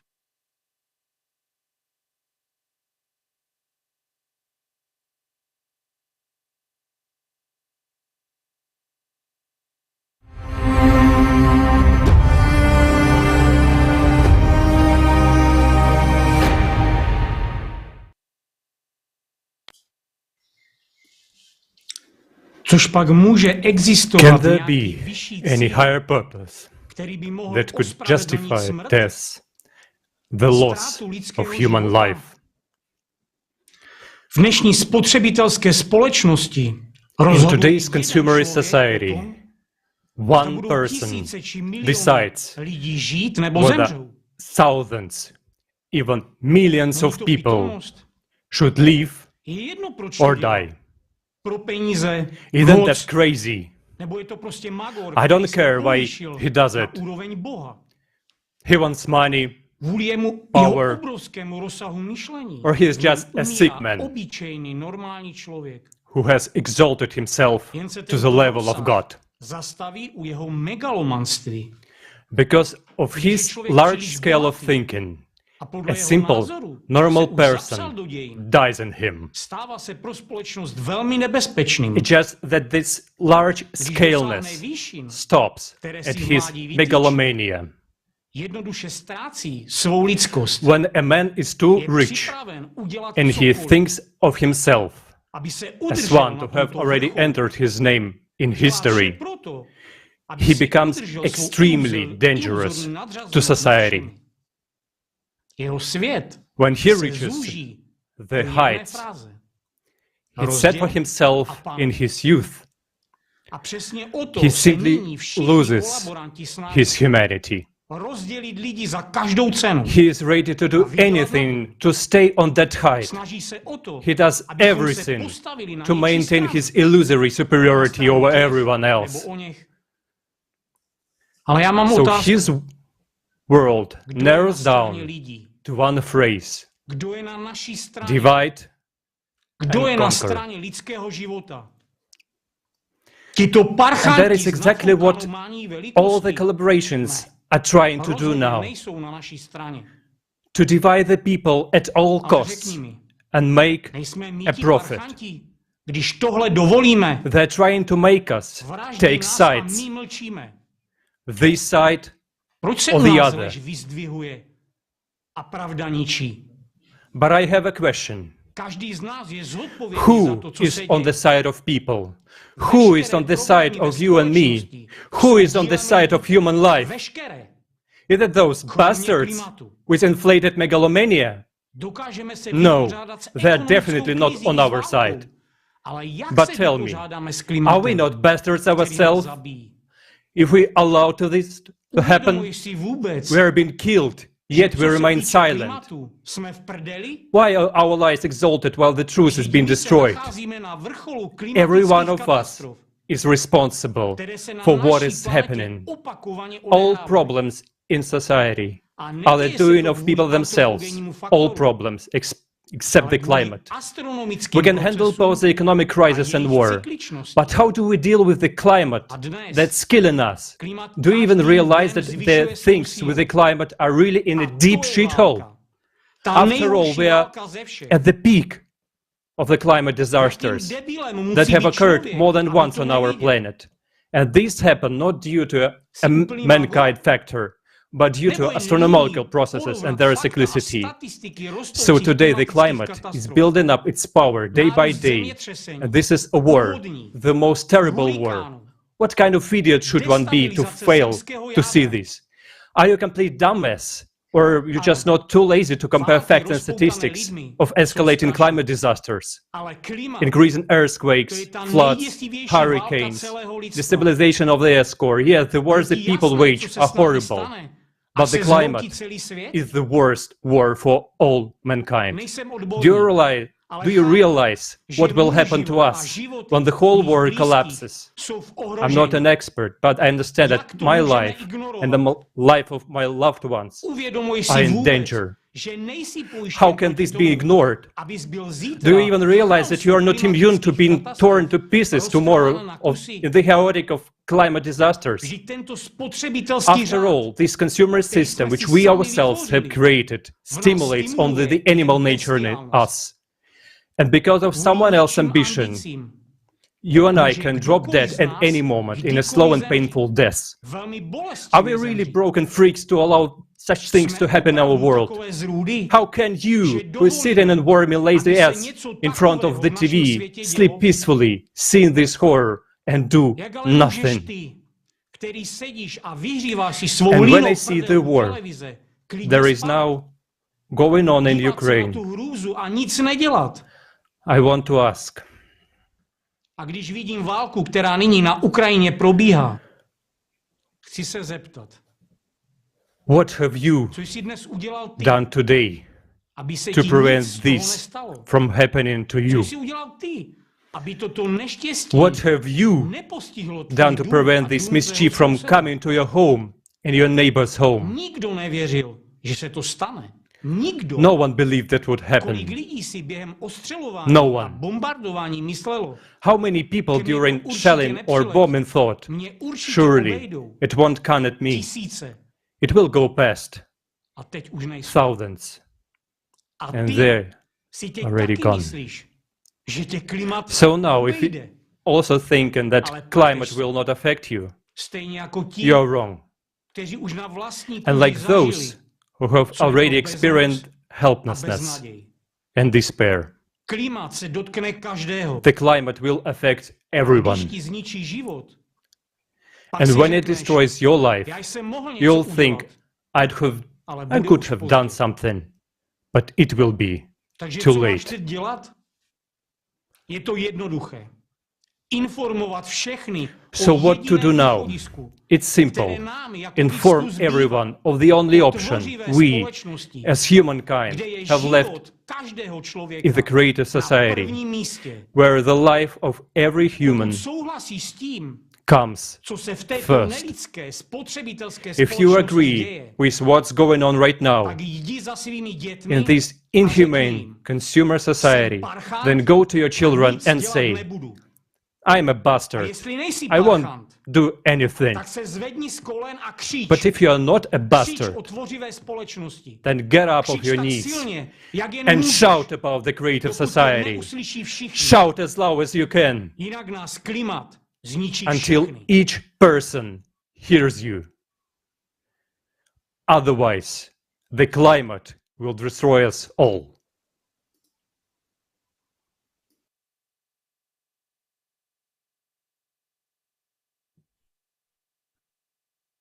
What we have seen in this video is what the Creative Society project participants want about long ago. Those participants from Ukraine who were knocking and warning mankind at the time acted because they cared. They took an active part in preparing and conducting the global crisis forums. They initiated and conducted international roundtables. They were reproached, asked, why are you scaring us? Why are you talking about climate disasters, wars, and violence? We were not frightening, we were warning. And now we see that just in a few months, everything has changed. Everything got so much worse. Today, participants of Creative Society from Ukraine already speak as eyewitnesses, witnesses, victims, and refugees. What else needs to happen so that we realize that something needs to change for us to start taking actions? Does it take all 8 billion people to become victims of the climate, an aggressor or a maniac, for us to finally understand? Do you realize that it will be too late to change anything then? Do you realize that right now, as this forum is taking place, people are experiencing all the atrocities and horrors we have seen in the climate monitoring video and in the video from Ukraine right now? Isn't that enough to realize how important it is to reach out to all people you know? Tell them how important it is for their future and safety to know about the forum and to be with us now. We, participants of the project Creative Society, understood that. We realized that Creative Society is our only chance. And this is what motivates us to take action. We understand how important it is to get the word out of the world. Already today, there are heroes who are saving us. We are proud of them. During the forum, we will learn more about them.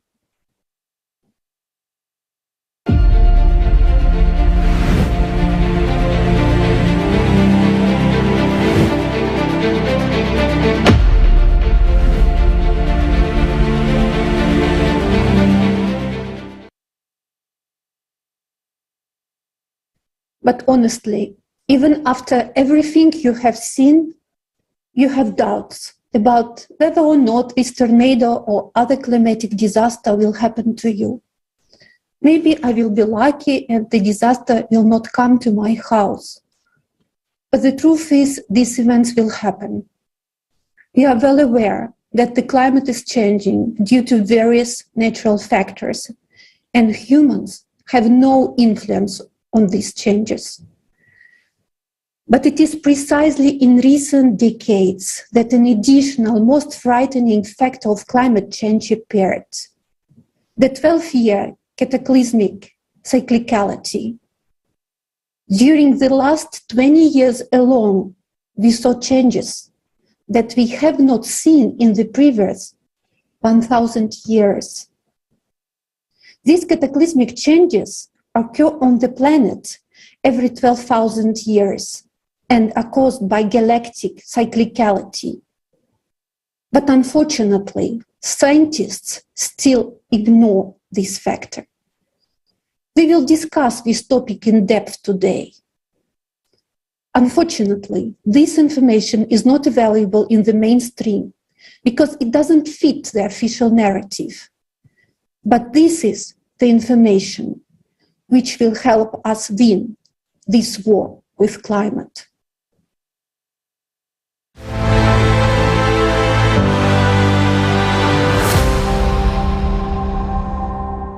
Climate change is now happening due to a 12,000-year cycle of cataclysms. We are not talking about global warming, supposedly caused by human activity. We are talking about the destruction of the planet from within and the death of all life on it. This is not a joke and not a script for a new disaster movie. It is already happening right before our eyes.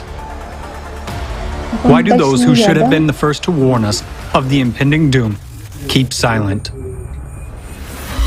The scientists whom we entrusted with the responsibility of warning us of the disaster are divided. Instead of figuring out the real causes, they fight against each other. Some argue that climate change is caused by human activity, namely, the emission of CO2 into the atmosphere due to the burning of hydrocarbon fuels. In their opinion, this is the reason why the climate situation is catastrophically worsening. Other scientists believe that modern climate change has nothing to do with human activity. It is caused by normal variations in natural factors, just as it always happens in nature. And so there is nothing unusual about climate change on the planet right now. Yet, both groups of scientists are blind. They lack complete information and are very much mistaken. The climate is changing critically. Deaths and destruction are covering more and more territories every day. But it is not because of humanity. It is time for us to speak frankly. Why do you intimidate people and make up some scary stories?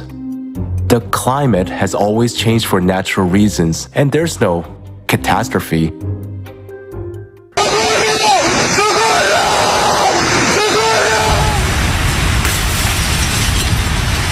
morning as firefighters try to... Just pull over, Jordy!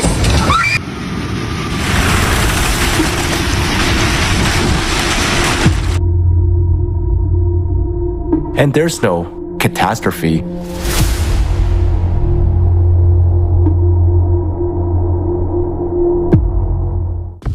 Is a person who wakes you up by knocking at the door when your house is on fire, scaring or saving you. And if it's not just your house that is on fire, but the whole planet, should you be warned about that? What is happening on the planet right now is abnormal for the last 11,000 years. Let's face the facts. Over the entire millennium, the planet hasn't experienced such a drastic climate change as in the last 30 years of our lives. Overall ocean heating has increased by 450% in the last 30 years. Evidence of heating of deep ocean layers suggests that the ocean is warming from the bottom up. The ocean warming provokes an increase in the strength and number of hurricanes. The year 2020 has broken all records for the frequency of hurricanes and tropical cyclones on the planet over the entire period of observation. Due to increased humidity and rising temperatures, the intensity and number of tornadoes is increasing. Since the 1990s, the number of tornadoes in Europe has increased tenfold and continues to grow. Tornadoes and hurricanes can destroy entire residential districts, and they don't care if people are hiding there or not. Over the past 33 years, there has been an increase in the number of storms, wind speeds, and wave heights in the oceans are rising, and a significant acceleration of sea currents has been observed. According to NOAA, the number of floods in the U.S. has increased by about 100% over the last 30 years. At the same time, they began to occur synchronously, hitting several countries at once. Since 1998, floods have affected more than 2 billion people worldwide. The rate of loss of the Greenland ice sheet over the past 30 years has increased 20 times and exceeds the maximum rate of the last 12,000 years. Numerous studies indicate that the cause of melting of glaciers is the increase in geothermal flow. That is, heat from the bowels under the Greenland ice sheet. Over the last 30 years, the rate of ice melting in Antarctica has increased by 65%. Moreover, this is happening only in the western part of Antarctica, where there is a huge magma chamber and 140 volcanoes, the heat of which melts the ice from the bottom up. Despite the fact that high mountain glaciers are melting, lakes and rivers around the globe become shallow, and water escapes into the depths through cracks. According to research by American scientists, water levels in the world's largest rivers have dropped significantly over the last 50 years. Around the world, thousands of water bodies disappear, but at the same time there are powerful downpours. For example, in China, despite frequent floods, more than 28,000 rivers have disappeared in the past 20 years, roughly half of all the country's rivers. The number of extreme fires is growing, and they do not cease even in winter. Nowadays, on average, 7 times as many large wildfires occur in the western United States every year as there were 40 years ago. Even the Arctic is already burning. With 2019 seeing the largest and most destructive fires in the northern hemisphere in 10,000 years. Fires occur in areas where the Earth's crust is fractured and where hydrogen, methane, and other combustible gases emerge from the subsurface. Because of that, fire cannot be put out. It incinerates cities, leaving scorched areas for years. More and more often, people lose their lives in fires or suffocate from the smoke. Well, all of these things that you named, they are all caused by global warming, which is the result of the increase in greenhouse gases caused by the combustion of hydrocarbons. Humans are to blame. Climate change due to CO2 emissions is negligible because the concentration of CO2 in the atmosphere is negligible. The concentration of CO2 in the atmosphere is 0.04%, while anthropogenic CO2 is 0.0004%. How can 4 molecules per million that humans add to the atmosphere cause global climate change? The rise in carbon dioxide in the atmosphere is a consequence, not a cause, of rising temperatures. Natural sources emit much more CO2 than humans. The main source of CO2 is the ocean, heated by intense magmatic processes on its bottom. The amount of CO2 emitted by the biosphere is also rapidly increasing. Trees have started to mutate, now emitting CO2 instead of absorbing it. In the last decade, the Amazon forest emitted almost 20% more carbon dioxide than they absorbed. And in Siberia, larches also began to emit CO2 into the atmosphere in the late 1980s. As a result, for the past 15 years, forests have been supplying it just as intensely as industry. Along with the forest, swamps began to emit CO2 as well. So the accumulation of CO2 is taking place at an increased rate in a natural way. The reaction of the biosphere and the ocean is a response to activation of the planet due to the 12,000-year cycle. Abnormality of the current events is confirmed by the period of the so-called Holocene optimum that occurred 6,000 to 9,000 years ago, when temperatures on the planet were 3 degrees higher than nowadays. However, there was no such a powerful emission of CO2, mutation of plants, and growth of cataclysms. Now the heating is happening from inside the planet. I am not convinced. It's all man-made. I agree that humans have no effect on climate change. But wait, what's that internal heating about? The sun is a major factor in climate change. The present-day climate change is characterized not only by an increase in global temperatures, but also by an increase in seismic and volcanic activity, which is many times more serious. Since the 1990s, the energy of earthquakes has increased significantly. The number and magnitudes of earthquakes are increasing. The seismic activity in the Pacific Ring of Fire has increased 2.5 times between 1990 and 2021. The number of earthquakes at the ocean bottom, on the boundaries of plates along the mid-ocean ridges, is growing. All over the Earth, underwater and surface volcanoes are actively awakening. The growth of volcanic activity is recorded by the volume of erupted lava. 90% of active volcanoes are located in the Pacific Ring of Fire, and their activity is increasing every year. All these earthquakes and eruptions are also caused by humans. As a result of global warming, the glaciers are melting. The load on the Earth's crust is decreasing. That's why the crust cracks and lava pours out. This is a mistake. Firstly, there are no glaciers in the Pacific Ring of Fire, which could increase seismic and volcanic activity there. Secondly, despite their high speed of melting, glaciers have not yet melted completely. Moreover, on the contrary, they are melting right where magmatic activity is increasing, but not everywhere, as would happen due to melting from the surface. And finally, how can CO2 emissions cause deep focus earthquakes at a depth of 700 kilometers, which have disastrously increased in recent decades? According to seismologists, such earthquakes were considered to be impossible because at such depths, rocks are supposed to experience only plastic deformations. Since 2014, an increase in earthquakes at depths of more than 700 kilometers has been recorded. And in 2015, scientists detected an earthquake 751 kilometers beneath Japan, which was the deepest earthquake in the entire history of observations. Something anomalous has started happening in the Earth's mantle. Humans couldn't have affected the Earth's magnetic field in any way either. In 1995, a sharp acceleration of the North magnetic pole drift speed by 3.5 times was recorded, from 15 kilometers to 55 kilometers a year. The electromagnetic field is generated by the dynamo mechanism in the Earth's core. Therefore, it is obvious that changes in the magnetic field indicate changes in the core. I agree about the magnetic field, but regarding the growth of seismic and volcanic activity, I'm doubtful. First of all, along with our progress, the number of seismic sensors has increased. Algorithm of data processing became more advanced. That's why we see their increase. As for volcanoes, it's just that the human population on the planet has increased, so there are more of those who observe volcanic eruptions. That's an understandable point, but in this case, the increase in seismic activity is reflected objectively. According to experts, there was a significant leap in the number of installed seismic sensors on the planet approximately in the 1970s. Since then, their number hasn't changed significantly. While there is an increase in the number of powerful earthquakes, their magnitude is growing, and deep focus earthquakes began to occur.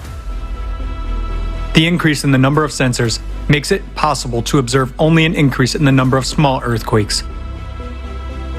Meanwhile, earthquakes with magnitudes over 4 are registered all over the planet at all seismic stations, regardless of where it happened in the world. Moreover, the increase in the number of strong earthquakes with magnitudes over 8 in the last 20 years has nothing to do with the way the data are processed. The same may be said about deep focus earthquakes. Since the first event of this kind was detected in the 1970s and up to the present day, there has been a significant increase in the depths and magnitudes of such earthquakes. Similarly, volcanoes have been observed from satellites since the late 1980s of the last century. In other words, since that time, all eruptions have been clearly visible from space. The world's population is growing in places where there are no volcanoes or very few of them. But where there are many volcanoes, the population doesn't grow or it even decreases. The number of volcanic eruptions is increasing statistically, and not because more eyes are looking at those eruptions. If we accept your arguments, then what caused all this?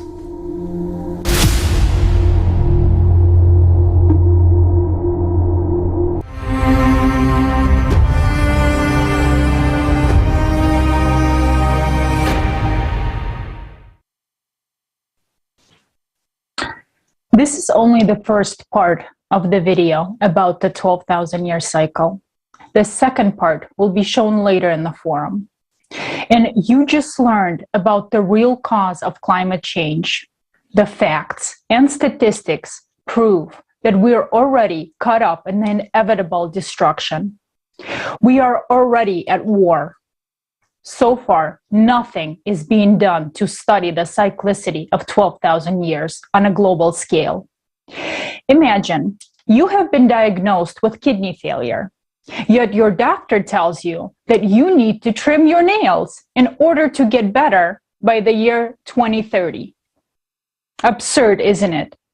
But this is exactly how we are approaching the climate crisis right now.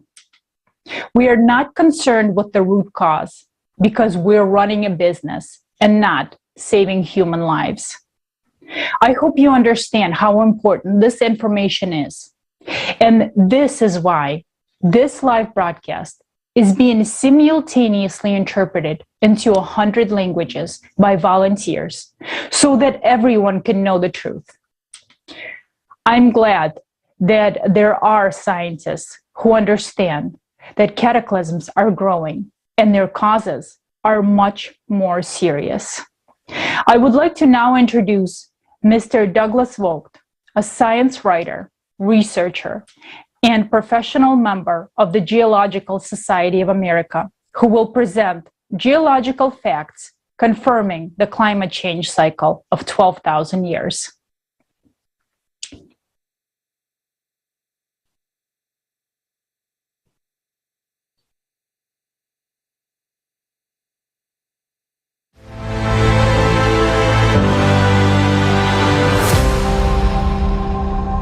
My name is Douglas Vogt, a research geologist researching the causes of the Ice Age reversal. And we're doing this conference for Creative Societies Forum, and I hope you enjoy it. And you're going to learn a lot of what's really causing the climate change. What has the most influence on our climate? Now that little green thing there, that spot there, that's our Earth. That's in size of proportion to the sun. And do you think the ants on that speck of dust has an influence on global warming? No, it's the sun. This is an IQ test. If you're too stupid to understand this, instead you're thoroughly brainwashed by governments to think global warming is caused by your car, your hibachi, you breathing too much, and cow farts. You're too stupid for this discussion at all. You're going to become like the dinosaurs, extinct, and you should be. You're too stupid to survive. What you're looking at is two ice cores. The one on the left-hand side, see that black band in there? That's about 12,000 years ago. The one on the right also is 12,000 years ago. And depending on where they took the ice cores, one is in Antarctica, the other one I think may be Greenland. But you get an idea of this is worldwide, and the ice cores tell the story right off the bat. Now, in the ice cores, they say, well, there's a higher concentration of CO2. Another source of CO2 in the sedimentary layers would be also more volcanoes going off. It gives off a whole bunch of chemicals, including CO2. Now, I'm going to explain why you're going to have an increase in volcanoes. So the volcanoes go off, but you're able to date material that a lahar or lava went over and then burned a log or whatever, and they find it in the sediment below. This is dating organic material that was found under lahars or lava. And again, they all group around 12,000, 24, 36,000. There's one more, 48,000 and 60,000. They're harder to find evidence like this because why bother? I mean, the scientist has so much time. Is he going to go plow through a bunch of lava flows to try to find a log that's got part burned and try to do a carbon-14 dating? Remember that I told you about a piece or a phenomena? You have to know to do the carbon-14 dating of something like this. And it costs money to have it done. Now, on the right-hand side, I'm trying to show the model of what's going on in the center of the sun, of the Earth, rather. The center modulation point. As you get closer to the reversal, you have a collapsing magnetic field, which is what's happening now. It's exponentially collapsing. So it heats up, and the heat percolates through the lower mantle, the upper mantle, and then finally, what happens, you'll wind up with, these cavities with magma in it, start getting bigger and hotter, and you're going to have more and more volcanoes going off, which is the case now. There's over 25 or 30 volcanoes going off now. The worst will be about a year to 2 years after sunspot maximum. We're going to have a lot of these things going off, and there'll also be an increase in earthquakes. Like I said, this is going to be a lot of earthquakes because between the upper mantle and the crust, it's going to be more fluid and liquid.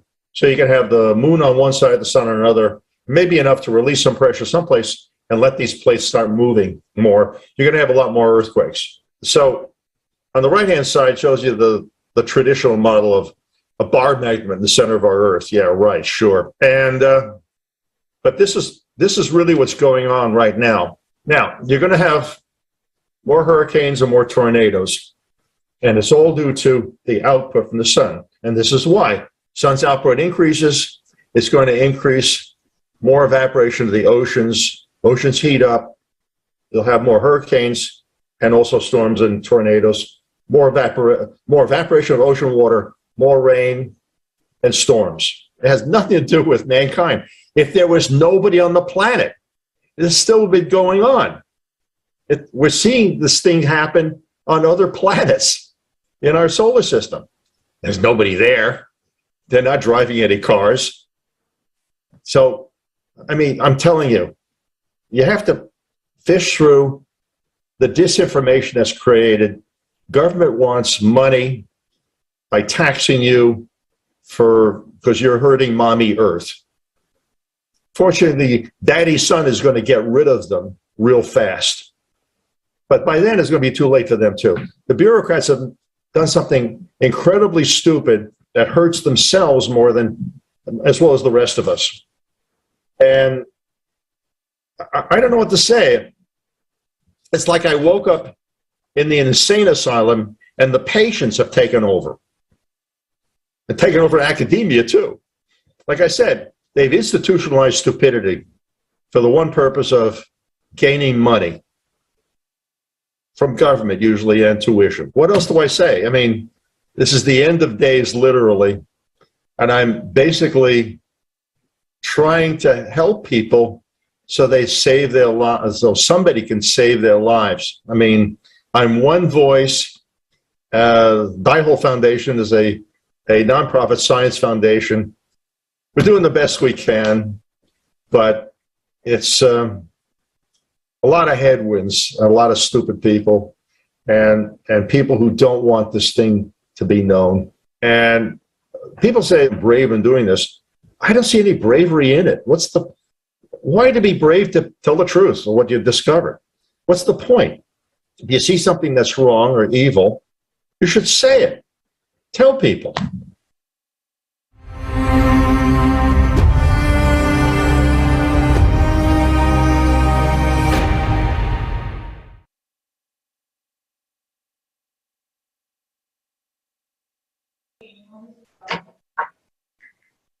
Thank you again to all the honest scientists, researchers, and just people who are not afraid to share the truth.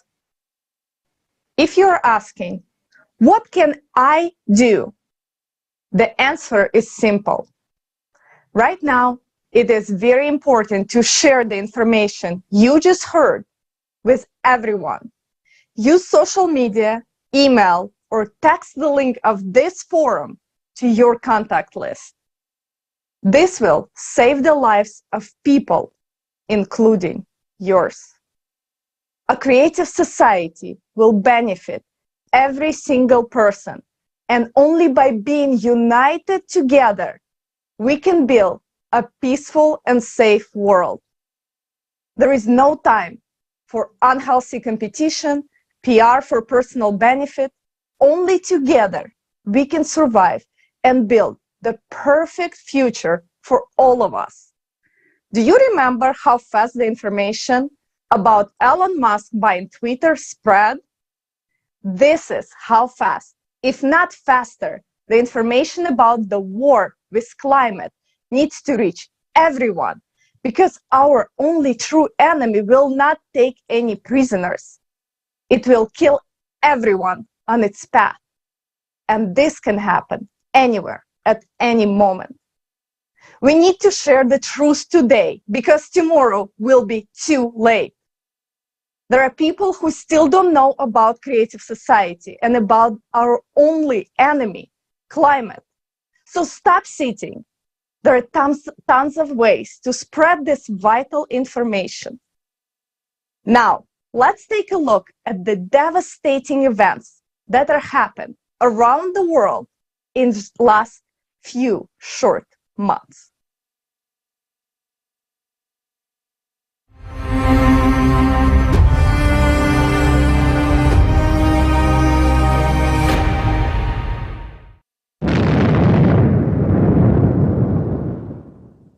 Petropolis, Brazil, February 2022. This is so terrible. My friends are all buried, all dead. Oh, my friends. The water was 2 meters high. A lot of water, a lot of water. We haven't seen anything like what happened here yesterday. I don't even know what to say. We lost everything, that's it. A complete loss. The enemy is attacking suddenly, again. People are not warned. There is no effective help. Rescuers cannot cope with such a scale of consequences. How long will this go on? The real war is going on. And what are we doing? Are we reinforcing the front lines? No. How long can we remain inactive and silently watch people like us dying? Storms in Europe, February 2022. The number of storms in Europe is growing before our eyes. 33 storms have hit residents of European countries in the last year and a half alone. This is exactly as many as over the 9 years from 2010 to 2018. For the first time, 3 deadly storms hit northern Europe within several days. There was a terrible rumble. Through the window, one could see the roofs of neighboring houses being torn off. Bricks started to fall on their heads. I'm in despair because once again, here it is, it's freezing cold in this house. It's a very cold house anyway, and there's no news. On February 18th, Storm Eunice struck Great Britain. The wind gusts on the Isle of Wight reached 196 kilometers an hour, which is an absolute record for the entire history of observations in England. The wind felled trees, tore off the roofs of houses. Millions of homes were left without electricity. Storm Eunice became the most expensive storm in Europe since 2010. Australia, February through April. Natural disasters cascade over the same region. People do not even have time to come to their senses. From the end of February to the beginning of April, residents of Australia's east coast experienced 3 historically unprecedented floods in 100 years. In 2 states, more than the annual precipitation norm fell in a week. The flood really occurred around 2 or 3 in the morning. Most people were asleep in their beds.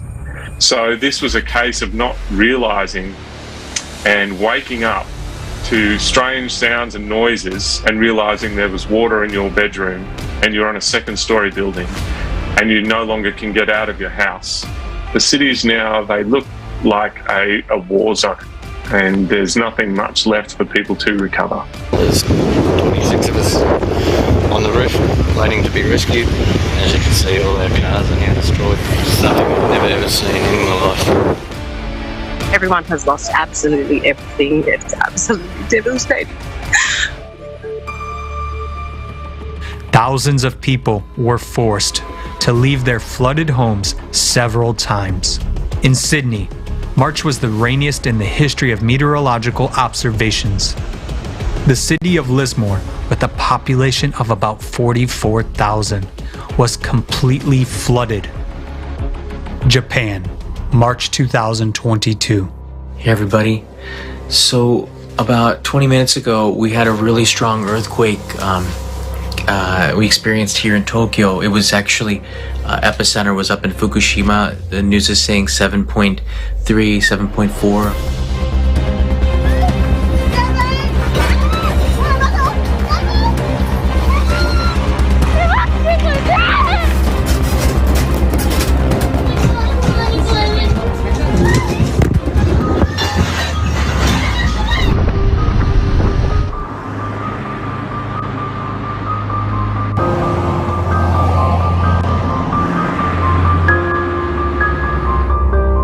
USA, March through April 2022. This is a tornado.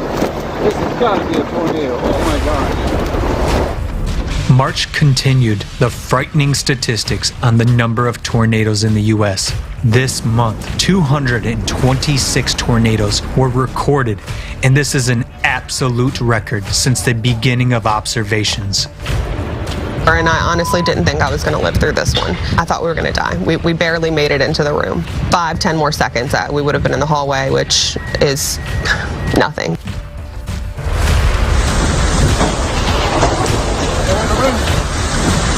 I ran into my master bedroom closet and just sat in there, and I came out and noticed everything was destroyed.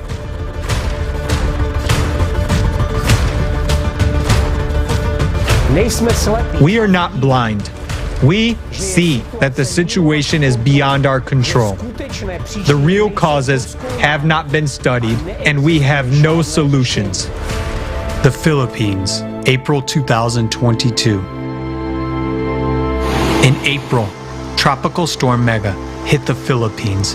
Heavy rains have caused large-scale landslides in the Leyte province. It sounded like an explosion. We ran up to the hill to see what was going on. It was awful. We could hear people crying, calling out for help.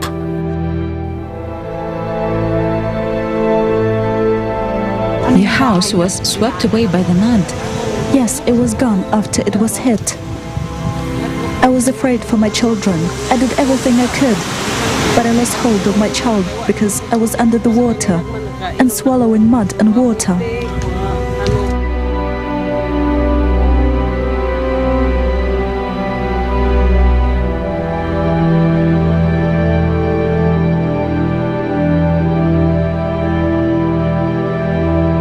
South Africa, April 2022.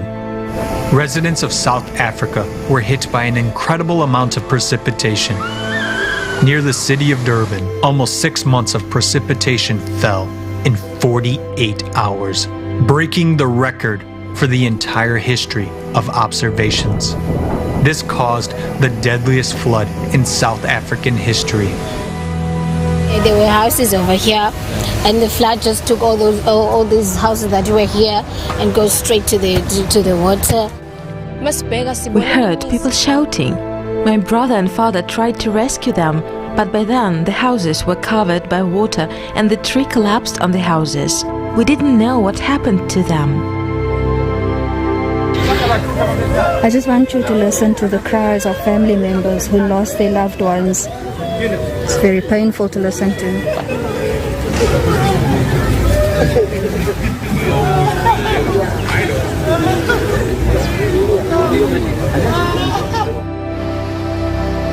The past 5 months have convincingly shown that cataclysms are becoming more and more abnormal, unpredictable, and destructive.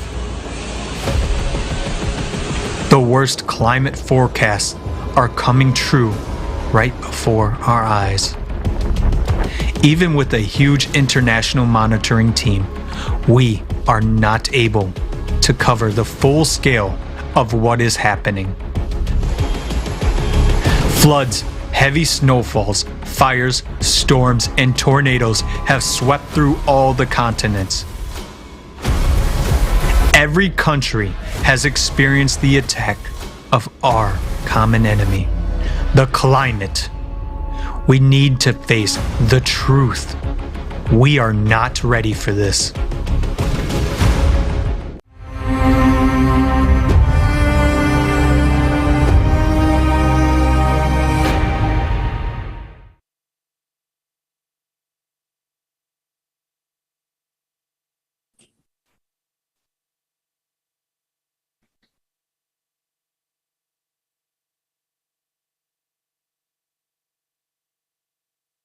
Вы еще сомневаетесь? Do you still doubt that this is war? The situation is critical. Right now, right this very minute and instance, the enemy is incinerating someone's home, caving in, crushing floods, and shaking the grounds beneath their feet. Right now, someone's child is left motherless. Right now, someone has been sentenced to be a refugee. Right now, someone has run out of bread and water, and the prospect is only a painful death. Can you say with confidence that you and your loved ones will be spared of this misfortune? How many more lives must be taken by the climate away from us for us to pay our attention to it? The world is now watching with horror what is happening in Ukraine.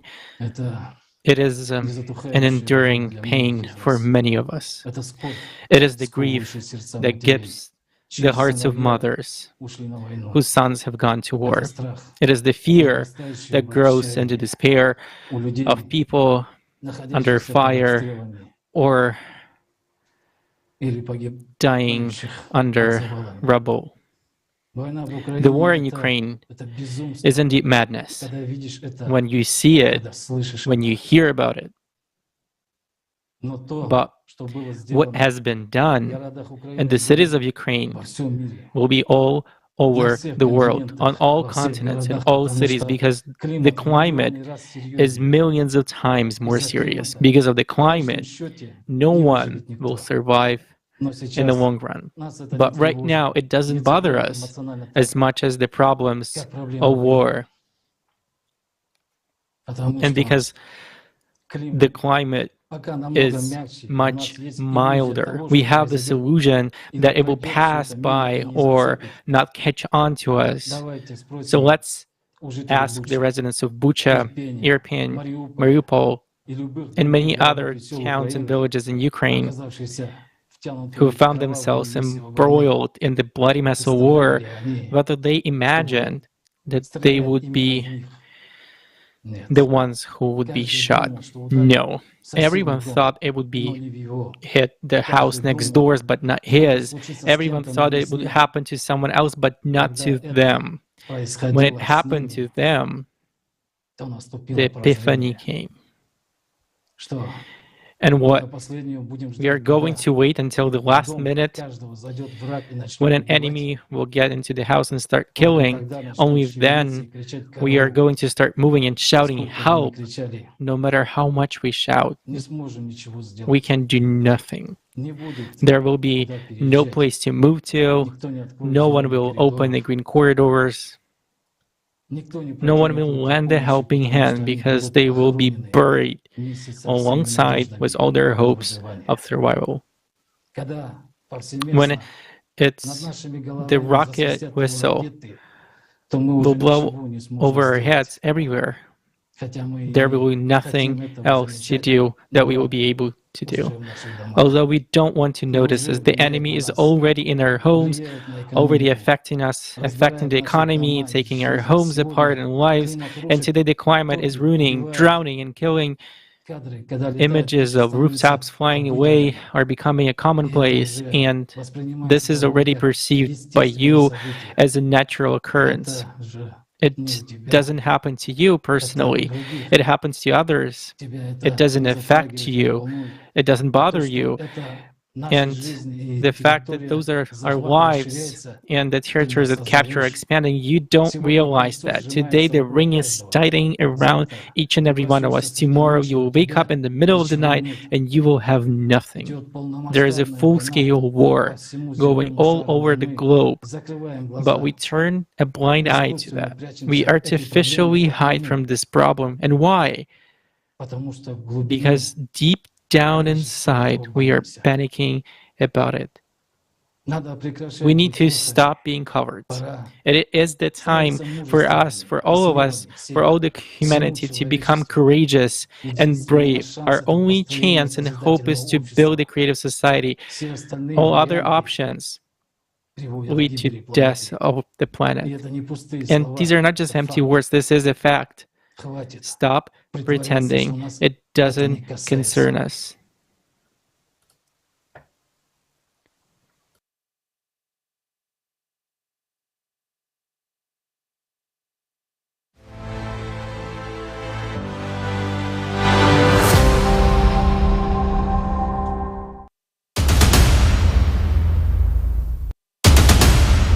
Do you know what a sudden death is? Soon we will all be affected by it, including our children and loved ones. It happens in an instant. In just 30 seconds, the entire city gets buried under rubble. People go to bed, and in the morning, they are just gone. In just 30 minutes, water fills the entire house. People are rushing out in their underwear while someone is breaking windows to save those who became trapped in the flooded homes. Landslides, instantly destroying everything in their way. If lucky, warning come just a few minutes before a natural disaster.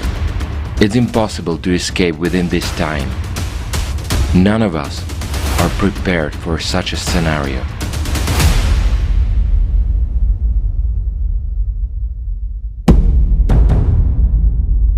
According to official figures alone, the number of natural disasters has increased fivefold over the last 50 years. The climate causes $202 million in damage and claims hundreds of lives every day.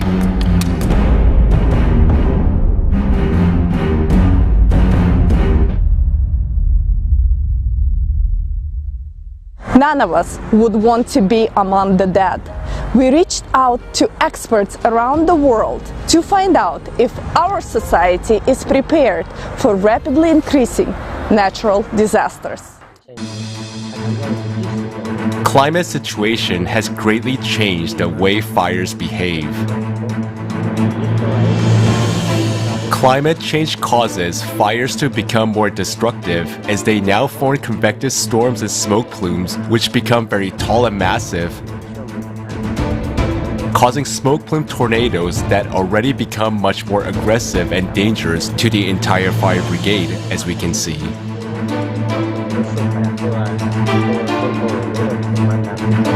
These fires require much better logistics or resources, and every day we're being tested by these unknown phenomena. But we do know that this is caused by climate change. I don't know what the solution is. I don't have one. But what I do know is that we have a problem. As for every natural disaster anywhere in the world, you know is why the word disaster is connected with the natural, because it's beyond the capacity always, and it will be. You can't have enough measure to deal with tsunami, to deal with the drought. You can take the safety measures like where people will be shifted, what will be the relief area, and how you will be managing all these things. We are all targets and we are all victims. That is already a given reality. You cannot say, no, it will not affect me because I'm rich. That typhoon doesn't choose its path. Even the big houses here, even the millionaires' houses, or even any kind of calamity should be understood in a way that we know the effect of it. We are all at the aim point of the climate, but do we know our enemy's face, its weapons, and its force of impact? How are we going to stand up in a war against climate if today we spend money not on real counteraction, but on the hypothesis that 0.004% of anthropogenic CO2 causes all the cataclysms? They assure us that reducing carbon dioxide emissions will stop the cataclysms. However, there are more and more natural disasters, destruction, and climate refugees. Just think about it. Over the last 11 years, more than $5 trillion has already been spent on the so-called fight against climate change, but it's useless. There are so many disasters already that the heroism of rescuers is not enough. Rescuers are heroes and they risk their own lives. But the tools they have are not enough to deal with the force of natural disasters.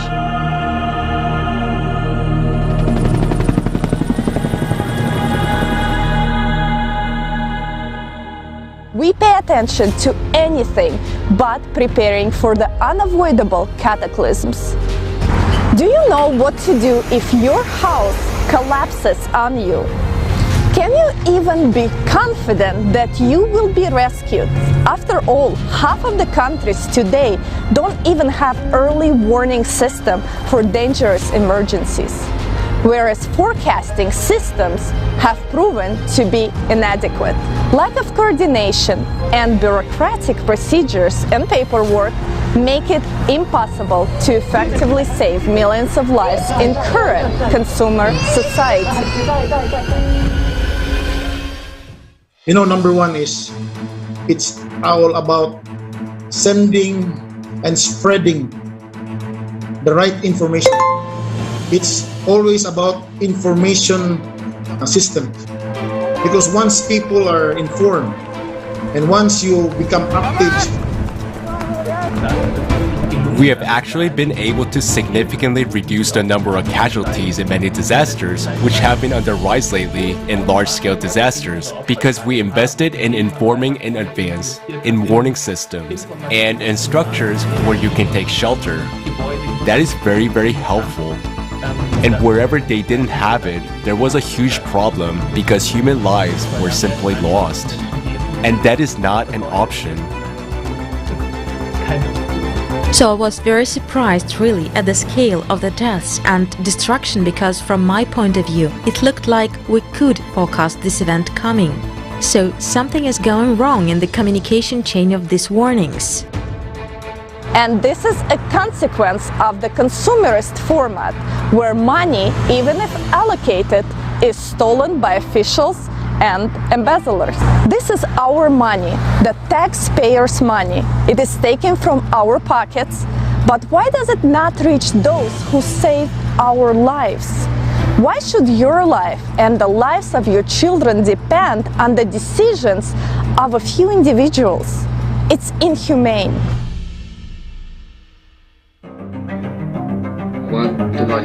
While we were going through one of the greatest tragedies in our history, our president decided to take a vacation and went for a trip to the south of the country. He provided no practical help, no help at all. If we only depend on the government is also will be also busy the time. The need for assistance must be well assessed, and there must be someone who can arrive at the site quickly to assess it. Whereas if the assessment is incorrect, then either too much or too little help will be provided. It is possible to work only by improving warning systems, having rapid reaction force units, and having local search and rescue teams. There are already some effective technologies that can help save people in emergencies. For example, a rescue drone that can be used regardless of weather conditions. Thanks to a multitude of sensors, it finds survivors very quickly. A vehicle with an autopilot can detect debris underwater during flooding, help people get out of the water, and it can deliver supplies. A snake robot and a crawler robot can detect gas leaks, and owing to built-in microphones and speakers, it can help communicate with survivors in hard-to-reach places. Developed together with NASA, Finder technology can detect breathing and heartbeat in 1 minute, even through 9 meters of concrete, and it can help find up to 5 people at once. The multipurpose complex Voskhod is a unique development. It has no equivalent in the sphere of emergency management, as it is capable of calculating the required number of rescuers and equipment, determining the required amount of funding for a rescue operation, victim support, and recovery work. This complex has a very important feature. It does not allow stealing from the budget and profiting from human adversities. Technology to save people is not being implemented everywhere because it is not a priority in the consumerist format. Protocols of diplomacy, conventionalities of diplomacy and politics, and a lack of joint logistics have brought us to the point where there is no effective interaction among emergency services in the world. We need to build our society on a system which is more resilient, which is better capable to withstand any change which is happening, either in climatic systems or even in socioeconomic systems. There just has to be cooperation based on trust and also a system for distributing budget funds, which is simply growing in different countries. And that works, saves lives, and preserves livelihoods. In that sense, I very much support the idea of establishing a global rescue service, a unified organization that ensures room for opportunities, takes diversity into account, and at the same time makes use of synergies on a global level. That's exactly its value. There must be a single global rescue service for an emergency response, which will enable competent coordination of experts and rapid deployment of the required equipment to save billions of lives, including yours. All this is possible only in the format of a creative society. Currently, an important step in its building is the stage of informing. If we do not inform people about it right now, we will lose time. And tomorrow, there will be no one to inform and no one who will help you. It's important to bring this information to everyone now so that you and your family can survive tomorrow.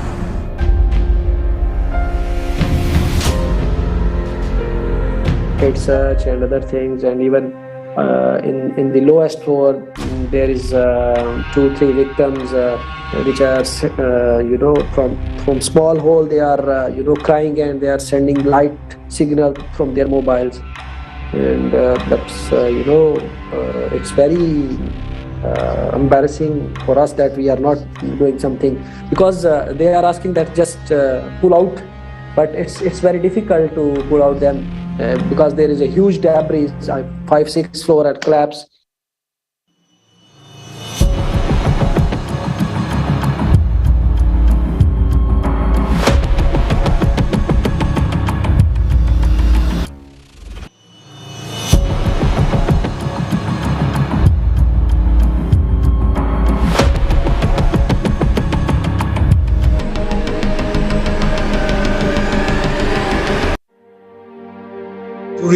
Typhoon Yolanda. Because when I arrived 4 days after Typhoon Yolanda in 2013, it is the first time in my life to see dead bodies everywhere. And government was not able to attend it right away. Some already decomposing. And it is the worst for me of all the situation I was attending. Like the pain really went into my heart, and you know the smell of dead bodies are everywhere you go. And it was also very sad because some did not die because of the typhoon. Some died because somebody stole their food. Some died because somebody stole their water. Very, very, you know, like something that we cannot, that we will always say, I hope it will never happen again.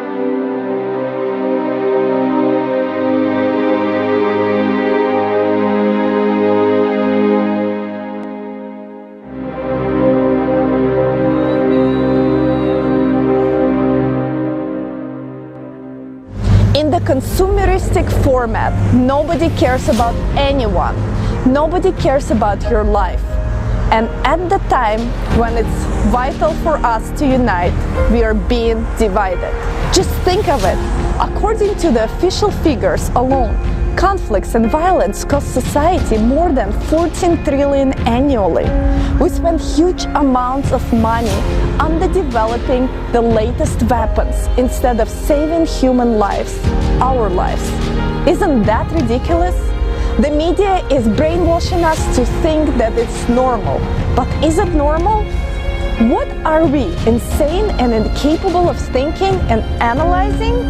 How could this be? In a civilized society, enormous sums of money are spent to take our lives away, yet they save on saving our lives? We live in a crazy world. There is everything turned upside down. Make your own decision to die in a consumerist format or to live in the creative society. The choice is yours.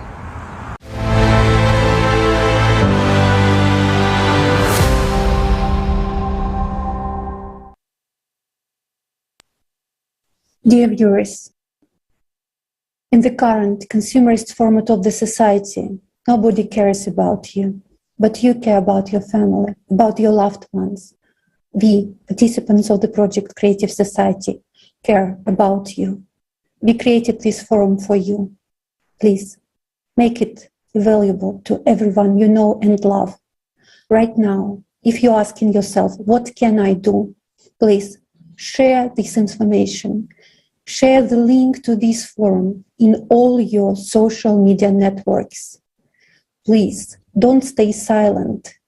Send your feedback. Record videos about what you think, what you understood. This information is crucial to save your life and life of your beloved ones. Let's save our lives together. Please repost this video. Invite as many people as possible to participate in this forum. Together, we can make it.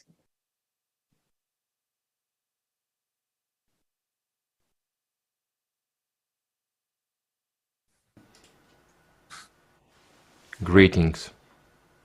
Here, we have shown the real situation now, how serious and dangerous everything is. But most people, out of habit, think if something like this happens to me, I'll definitely be saved and rescued. There are services that deal with this, specially trained people, those who are supposed to save me in any situation. And let's look at what state these services are in now. How are they trained? What technology do they use? When was the last time they were updated with those technologies? And most importantly, who do they report to? Who gives the orders to save you or not? The mayor of the city? The head of the region? And if he is on vacation, in the islands, when it will be necessary to rescue you? Or generally decides not to send to you the emergency rescue team, so as not to create panic? How many such examples have there been? How many times have you personally heard such stories? Just recently, there was such a case in Brazil. So now, please, answer the question, are you sure you will be rescued by the Ministry of Emergency Situations? What are your real chances of getting help? And remember those cases when the emergency services saved, first of all, the rich, the influential, and their property. And this is taken for granted in the consumer format today. And how should it be? There should be a worldwide, unified emergency rescue service which should not be subordinate to officials or bureaucrats. Rescue specialists themselves should make instant response decisions. One more thing. No matter what disaster occurs, no matter who tries to help, the first thing to face is a shortage of food and water. And so famine is very real today. Why? Read some smart books. Pandemic, war, famine. Doesn't that remind you of something? Look at what's going on around you. This is what people have experienced more than once. Everything is scary. Disease, war, disasters. But there has never been anything scarier than hunger. Let's watch the next video about food and water shortage.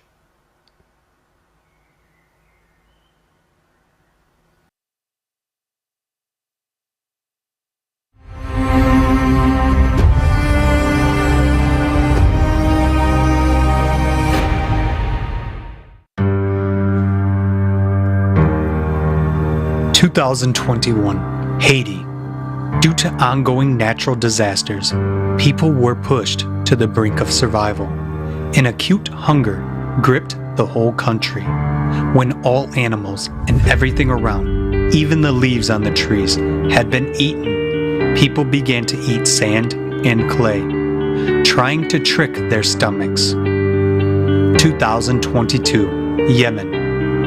The armed conflict that has been raging in the country for 8 years has led to a serious food crisis. As a result, 5.7 million people are experiencing acute hunger. 2.2 million of them are children.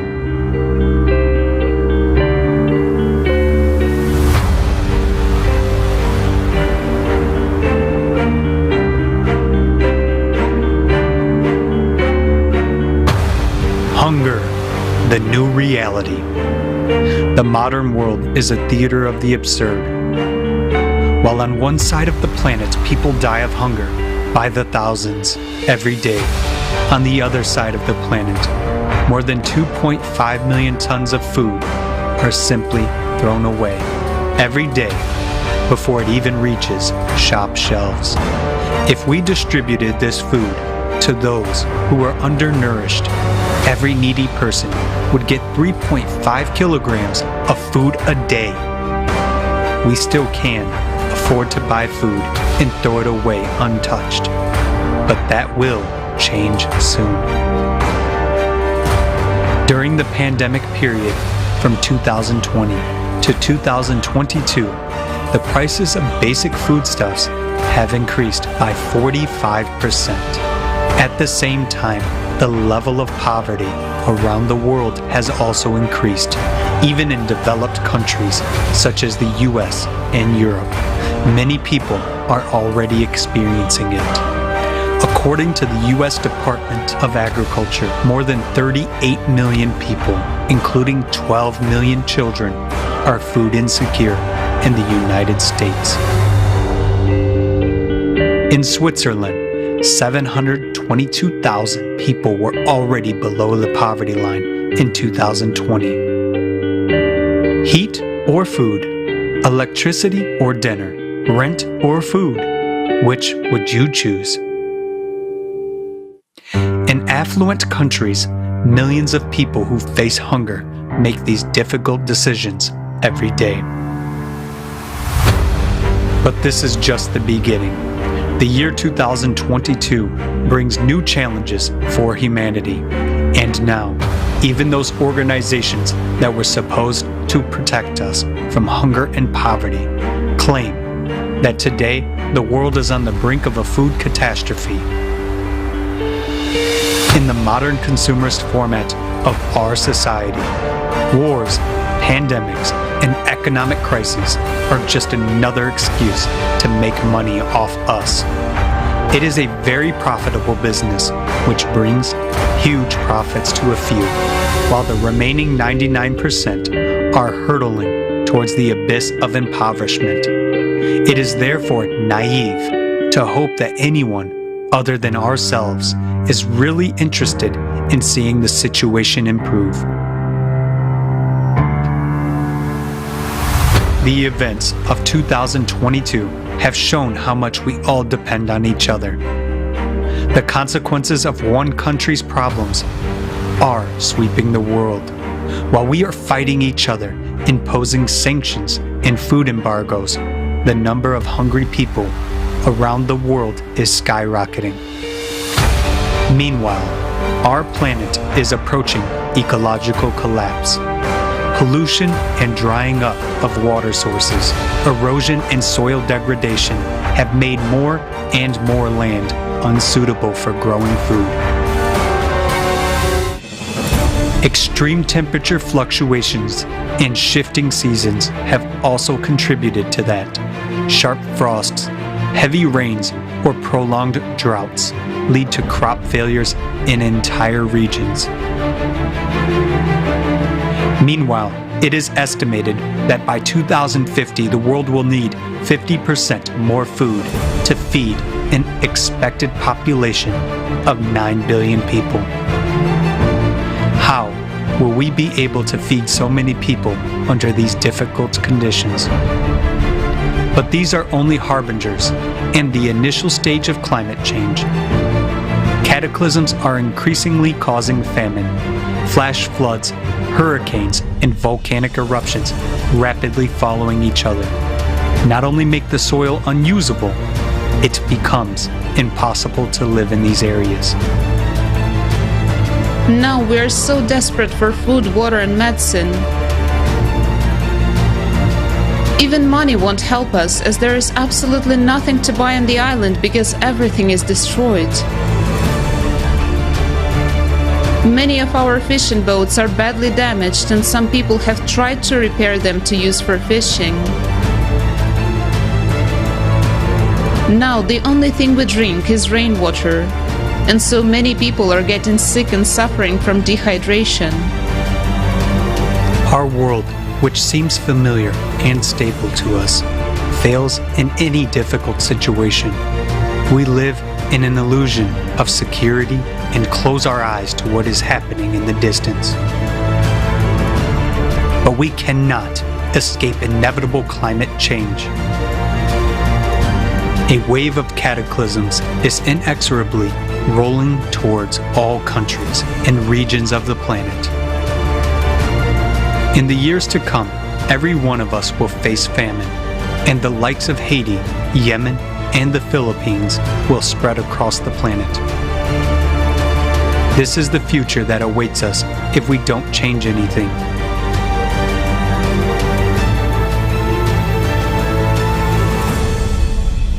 We can sit around and wait for someone to solve these problems, relying on international organizations, governments, and the powers that be.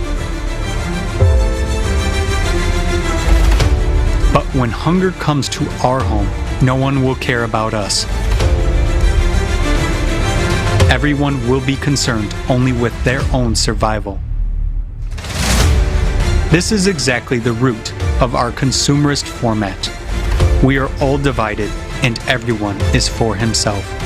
And such an attitude towards each other will be our suicide in hard times.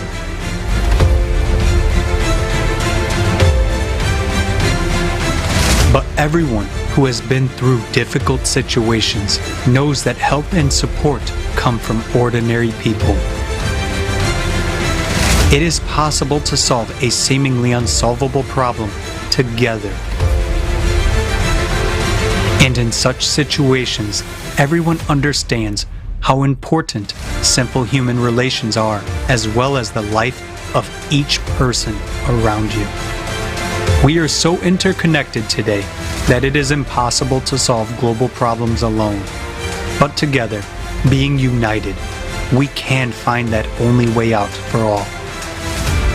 A way out that will allow all of us not only to survive in the future, but also to build a different world and a different society.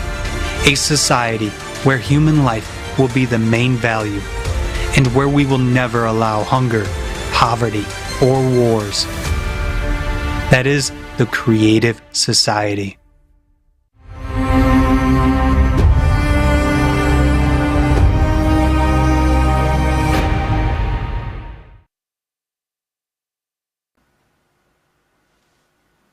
Many people now watch and do not realize how serious it is. The state of hunger changes a person's psyche. Do we realize what we are capable of when faced with life-threatening hunger and thirst? Next, we will be very difficult interview. It is a famous case. You can read it on the internet. You can find it yourself. You have no idea what a person is going through, and when he is in a state of starvation. So be warned that the interview is not for children.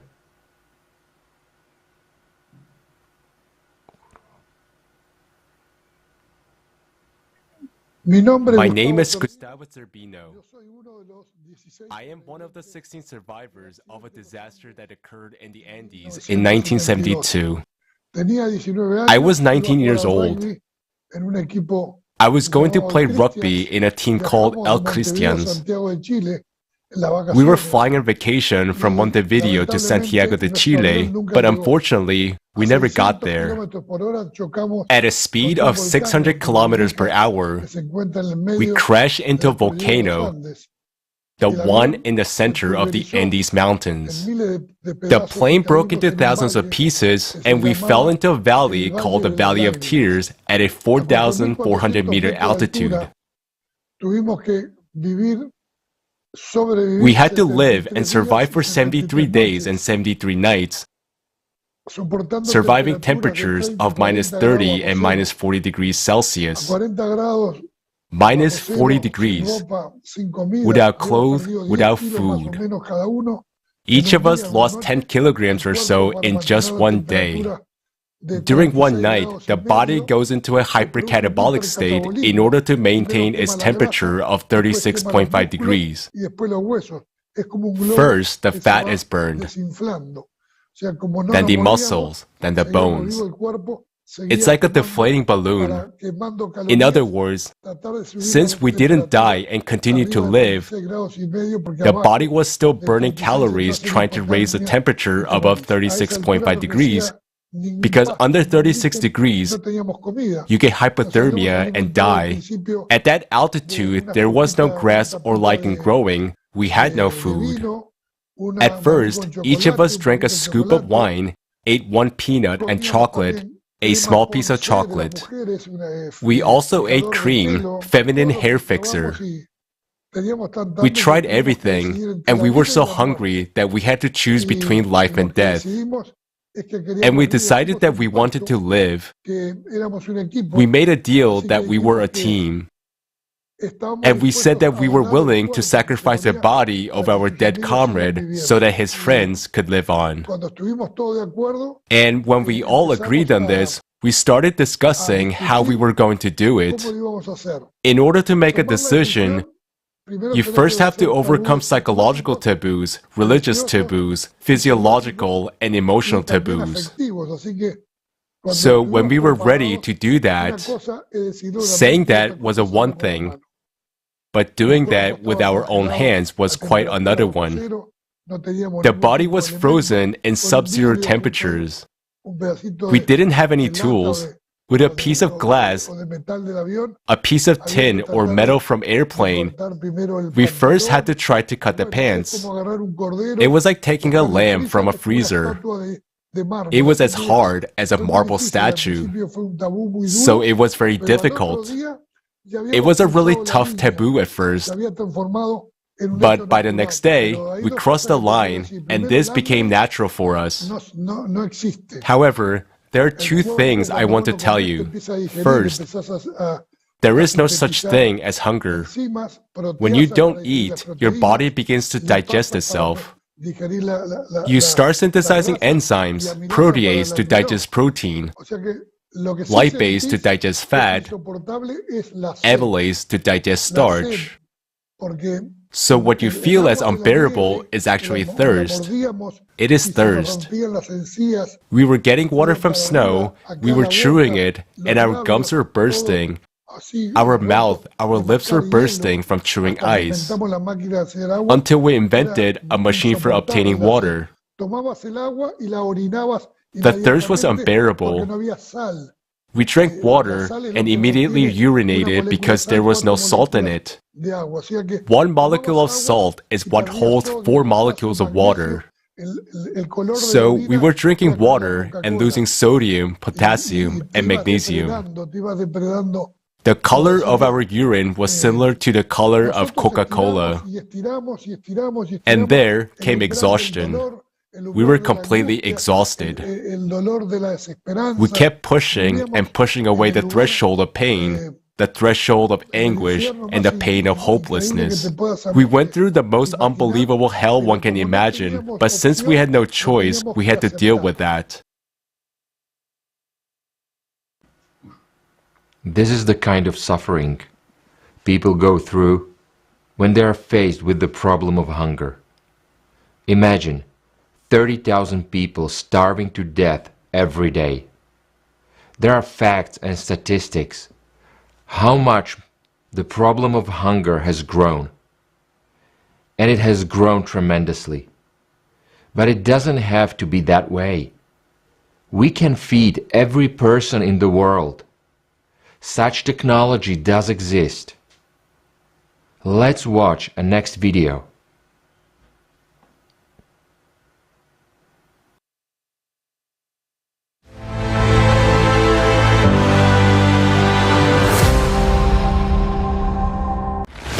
Every night, 811 million people go to bed hungry, and already 38 countries are on the brink of starvation.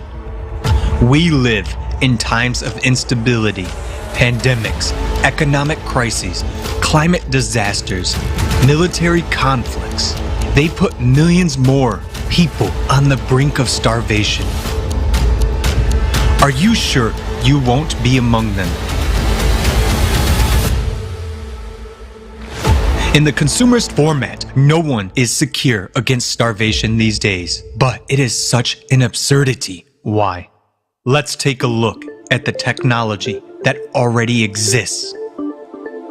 One of them is vertical farms. They have great advantages compared to conventional farms. They produce 300 times more food and up to 30 yields a year. They consume 95% less water and 80% less soil. They make it possible to grow various crops all year round without using pesticides. They don't depend on weather or location and require minimal logistics costs. Harvesting is possible even in Antarctica. Aquaponics. It allows simultaneous breeding of fish and cultivation of vegetables in a single closed cycle. Fish waste fertilizes plants, speeding up their growth by 40%. It is environmentally friendly and can operate in a virtually waste-free way without polluting water bodies. It doesn't involve pesticides and consumes 10 times less water. Yields from 1,000 square meters of land by this method equal to yields from 2 hectares of fields and 20 hectares of ponds. It can be applied in the tropics or an arid desert, and even on the roof of a skyscraper. Humanity has already learned to print food on a 3D printer and to grow fish and chicken meat from cells. Even food made of air is no longer science fiction. A Finnish company is building a factory to produce flour from air and has won the first stage in a competition to provide food for space missions to other planets. We have shown only a few examples of technology, but even they can already resolve the problem of hunger once and for all. Development and introduction of such technologies in the infrastructure of cities will provide people with food everywhere, regardless of crises and disasters. It will make the process of growing food products independent of climate, weather, location, soil fertility, or even logistics. In consumer society, hunger is a prospect for everyone. In the creative society, not a single person in any country of the world will go to bed hungry.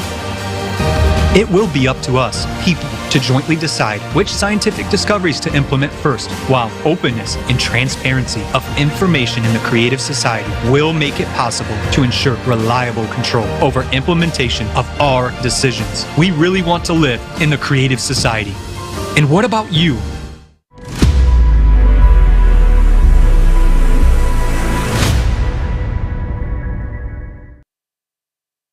Friends, as you see, the information presented today is vital for all of us.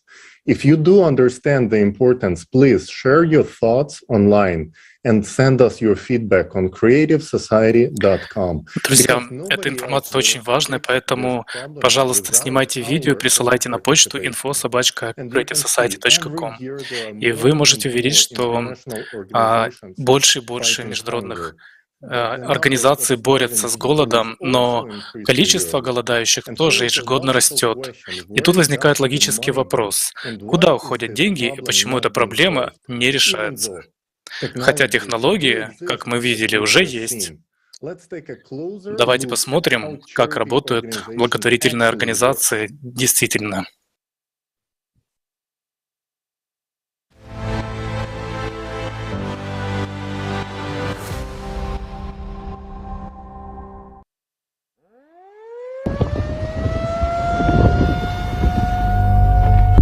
Perhaps you may think it will never happen to you. While those people have been given all the help they needed and they are now safe. And indeed, there is now a huge number of organizations and foundations dedicated to helping people. The largest of them, the United Nations, is positioning itself as the guarantor of peace and security of humankind. For decades, we have been hearing beautiful slogans and promises from high rostrums. If you listen to these loud statements, it may seem that we will solve all our problems. There will be no more poverty, no more hunger, no more wars, and we will all live well. After all, there are over 100 international organizations working under the aegis of the United Nations to solve the world's problems. For every new problem, a new organization is created. Every year, UN member states pay huge contributions to these organizations. In fact, this is money from our pockets. These are the taxes we pay to the state.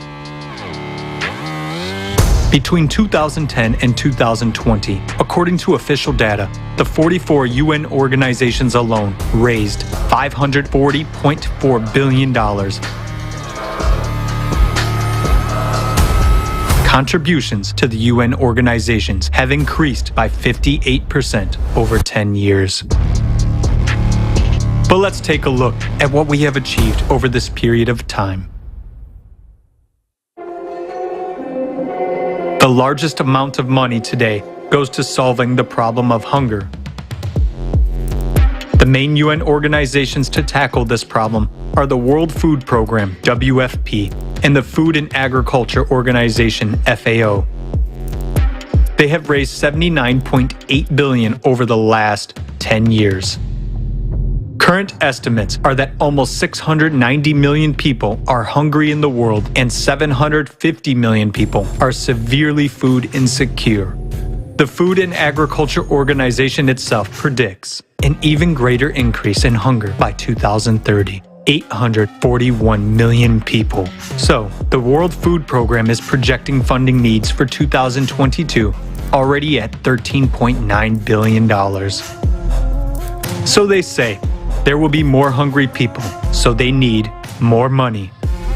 It is a legitimate question.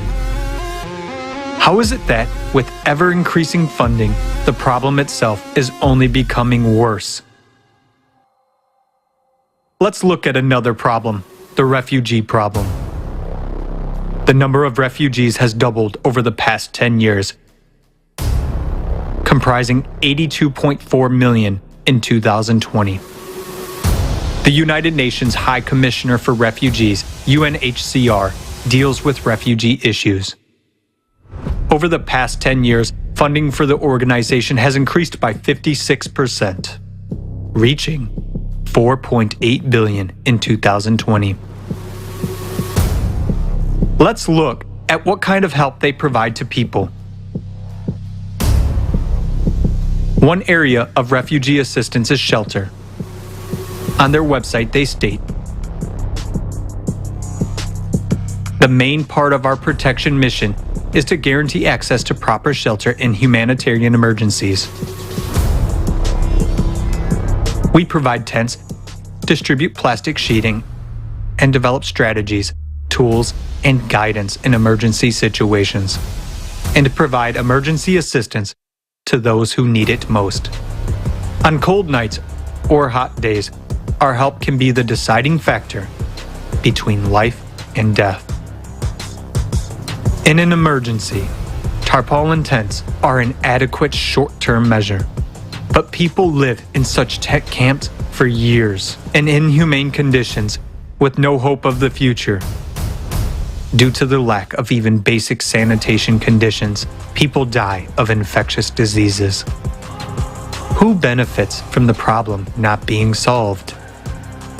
As long as there is a problem, there is funding. And if the problem is solved, there will be no funding and therefore no organizations. As long as there is a financial interest, as long as someone makes money from it, no one will solve the problem. The UN itself is very much like a transnational corporation in its structure. There is a parent company that coordinates and manages the activities of its other companies, but each brand is a separate business entity. In 2020, more than $3.7 billion was spent to maintain the UN bureaucracy on staff and director salaries, health insurance, holidays, business class flights, and other expenses. The planned expenditures for the renovation of the Palace of Nations alone in Switzerland, where the UN headquarters is located, is $871 million. With this money, 174,000 houses could be built using 3D printing technology. How many refugee families could benefit from this housing? But alas, building homes for those in need is not a priority for their aid. What do we have in the end? Numerous organizations that we have entrusted with the responsibility of solving serious problems of humanity turn out, on closer examination, to be merely business structures. It becomes obvious that there is a direct interest in the growth and aggravation of problems. In other words, it is beneficial for someone that people starve, struggle to survive, and make wars with each other. And that is the cynicism of the consumerist format of society. Creating the illusion of solving a problem without the real goal of eradicating it is a principle of the consumerist format. Under such conditions, it is tantamount to anesthesia for a fatal illness.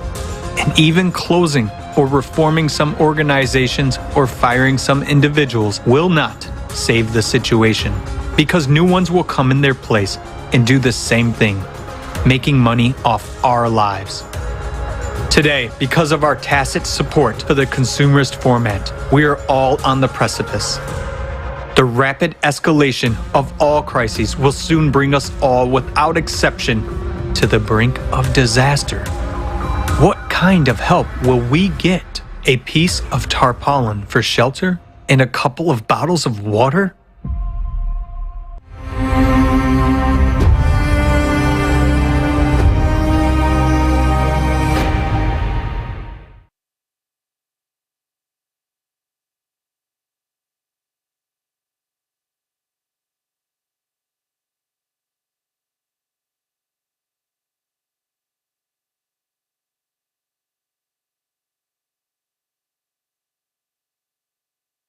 Are not an altruistic group of volunteers with a noble vision, but businesses with an ever-expanding budget and a matching payroll to meet.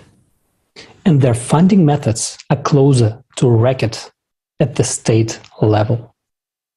We pay taxes to the government, and our governments pay hefty contributions to these organizations.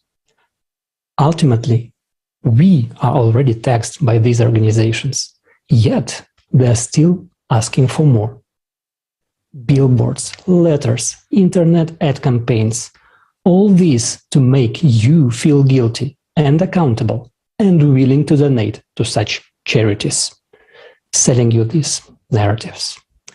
It is a very effective strategy on their part, as mixing a combination of fear and guilt is the most powerful motivator to get people to open their wallets, thinking they're going to help someone in need. One thing should be pretty obvious by now. This scheme will not work if the problem goes away. And here lies a fundamental conflict of interest. No problem, no money. Less of a problem, less money. No wonder we never solved a single problem, only got more of them. Let's be honest, in this consumer foremost of society, we are too accustomed to shifting the responsibility to someone else. What a relief it is to know that so many powerful organizations took the responsibility to fight world hunger and poverty, prevent wars and climate change. We were so happy to tick this off our to-do list that we never questioned either methods or results. Didn't check the publicly available financial reports. Instead, we did what was expected: acquiesce and look away.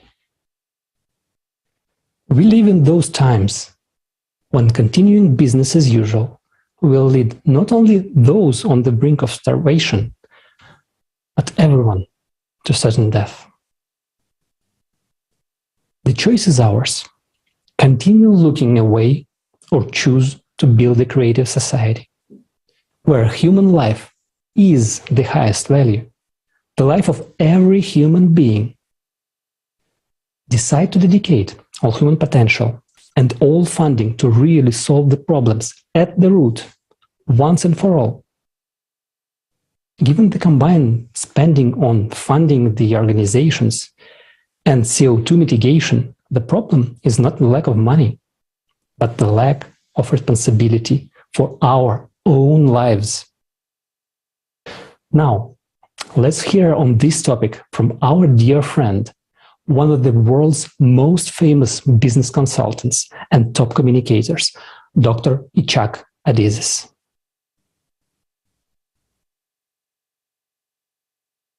Those that believe in the human life are scattered. Thousands of non-for-profit organizations, philanthropic organizations, everybody working for himself for a certain goal. They take care of abused children. They take care of abused women. They take care of cancer. This takes care of I don't know what. Thousands, millions of philanthropic organizations working alone by themselves. We will never win. No chance. Guys, in Santa Barbara where I live, there are 900 philanthropic organizations. They don't talk to each other. If we took around the world all philanthropic organizations, well-meaning organizations, you know how many people belong to them? Probably 1 billion people. You know how much money there is? More than 1 billion. Billions of dollars. Not together. If we did put it together and have a common strategy, how we are going to change that business world, we can do it. We can do it. Because let me tell you something. I work with the business world. I work with CEOs of companies all over the world. They're not bad people. They really are concerned about what's going on as much as you and me. They're concerned that their children very soon will not be able to play in the street, out there in the field, in the park, because the sun will destroy them and give them cancer.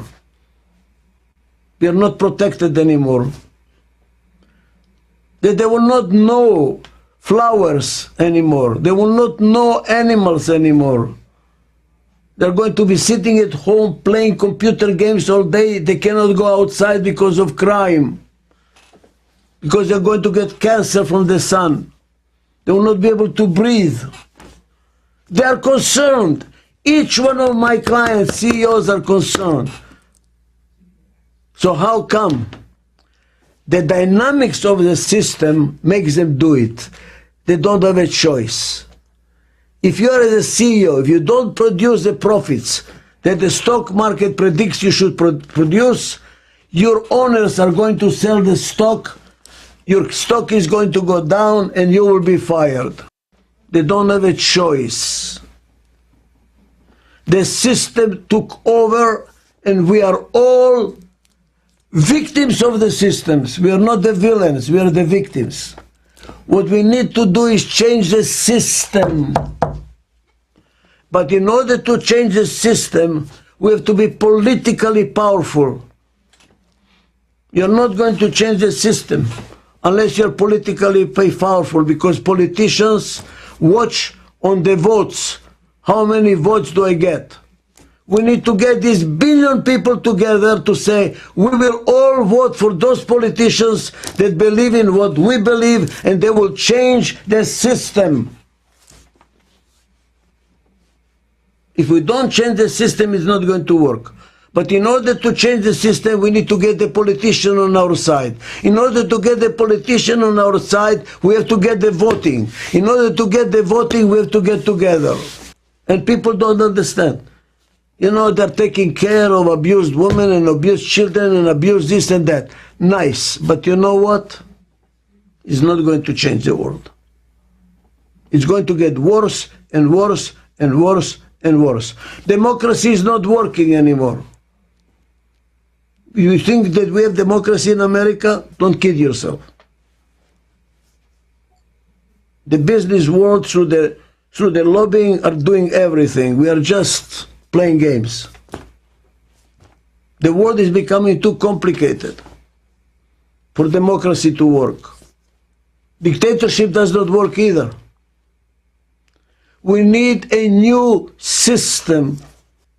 Everybody is getting excited to change the world, but nothing is happening. Except that we go and we burn some tires and when we make demonstrations. That's not going to work. What we need is to get organized. Through this platform, we need to get people to say, okay, we have a chapter of Creative Society in America, chapter in Santa Barbara, chapter in New York, chapter in Kiev, and we all start working in unison. And I'm glad that it's a Creative Society, which I believe should be the constructive society, is making it as a goal to do it in the future. You are blessed, and I congratulate you on your effort. Thank you very much.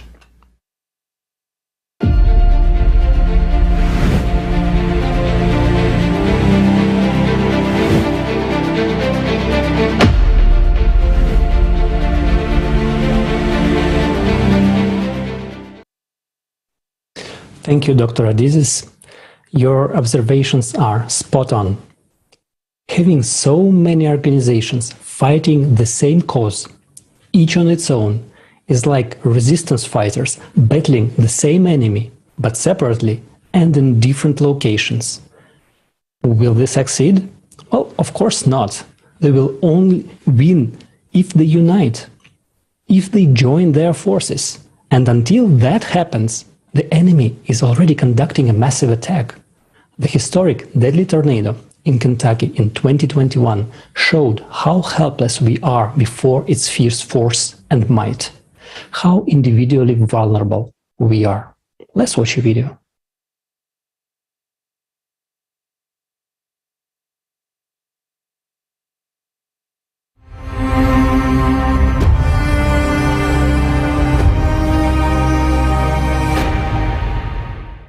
On the evening of December 10th and the night of December 11th, more than 50 tornadoes passed over 8 states in the Midwestern United States. It was a series of powerful tornadoes. The ferocious whirlwind lifted debris from buildings it destroyed to a height of more than 9 kilometers. And its path across the surface of the Earth is first estimated at nearly 400 kilometers. An all-time record in U.S. observation history. Kentucky was the hardest hit, where the tornado was the strongest in the state's history.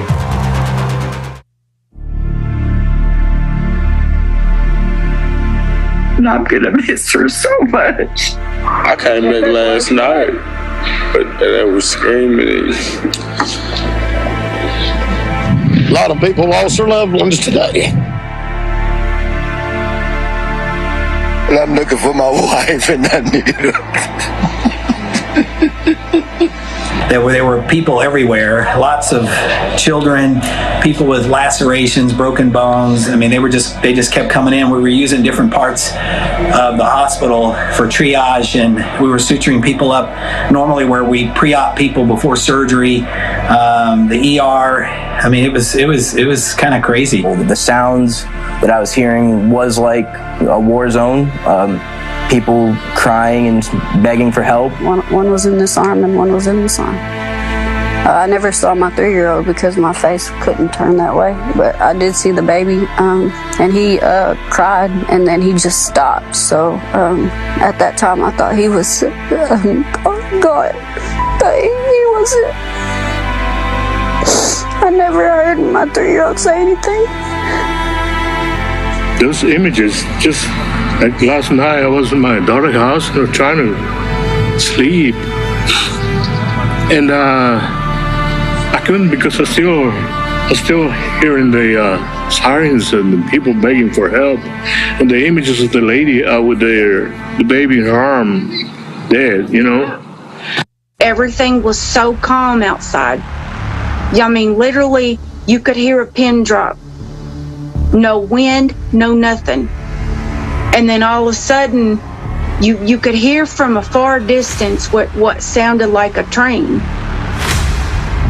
Everything started just, the wind and the sounds started just, it went from being so silent to being just like a bomb had been dropped.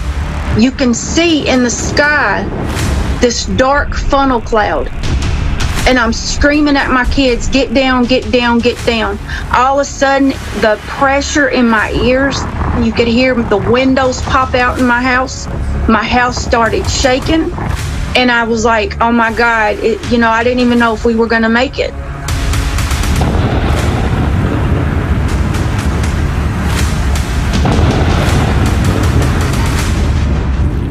I don't think anybody was prepared. A lot of people I've talked to said they were not prepared. I don't think the city was prepared. I don't think the people who lost their homes were definitely not prepared for that. I never thought it was going to happen to me. No one ever thinks it's going to happen to them. No one was prepared for this. But for what reason? The tornado formed as early as 10 a.m. on the coast and began its movement inland. And from a certain point, its trajectory was clear. Why didn't people evacuate? The town of Mayfield suffered more than any other. It became a mountain of rubble. One of the terrible tragedies is the story of the candle factory. Even after getting the signal that a tornado was coming, the factory continued to operate. People weren't allowed to go home.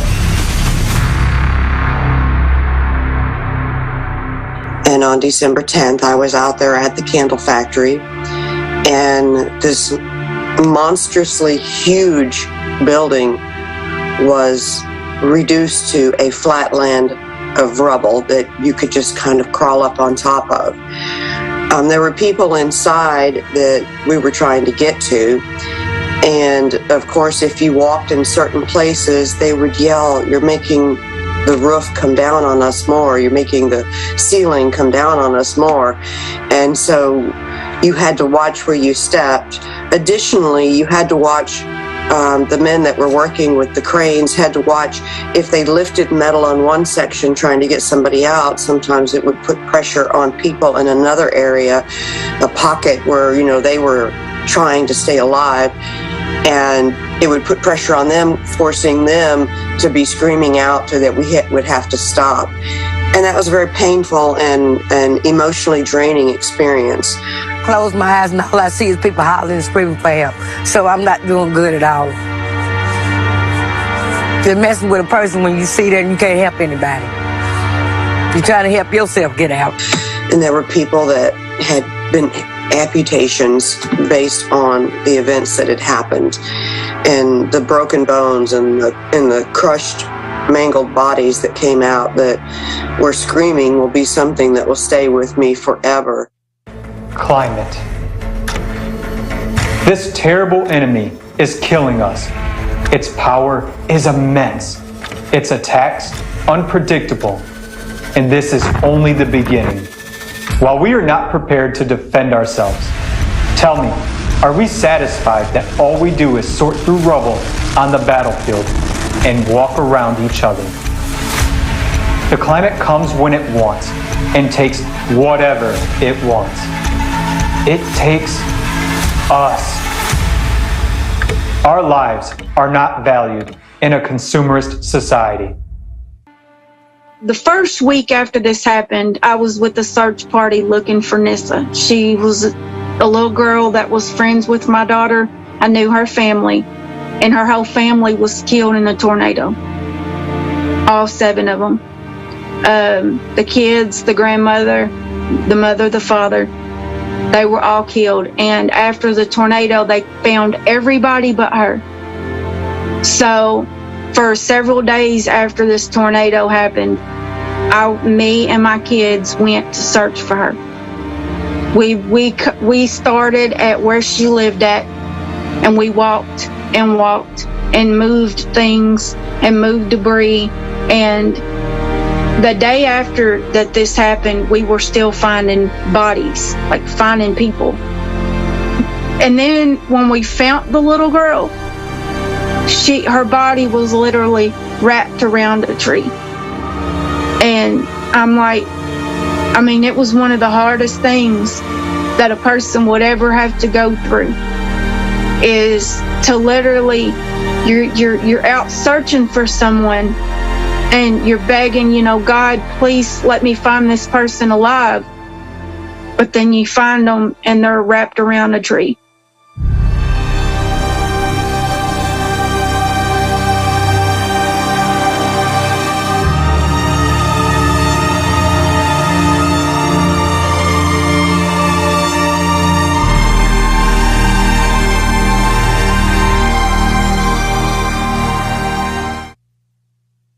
This whole square, this whole town was obliterated at a level you can't put words on. People are walking around trying to find a safe place to go. They have blood on them. And my husband fought in Iraq, and so he's seen a lot of devastation. And he agreed, he felt like he was standing in a war zone. It was just catastrophic beyond all you can imagine, and the pain was almost bigger than any one person could bear inside your soul if you were human. It's sad. It's heartbreaking.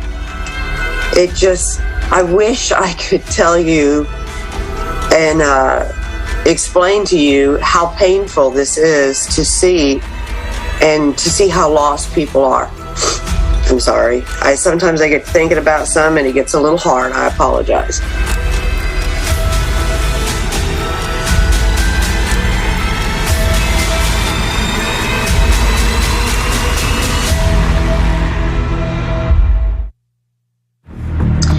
And now we're probably more in a level of frustration because people want to know, where is FEMA? Where is this help? Where is the Red Cross? Where is this help? How do I get money? And I'm sitting here and I see on the news all the time how there's all this money with the Red Cross, the United Way, FEMA, but where, excuse my language, where the hell is it at? We're not seeing it. We're not seeing any of that money.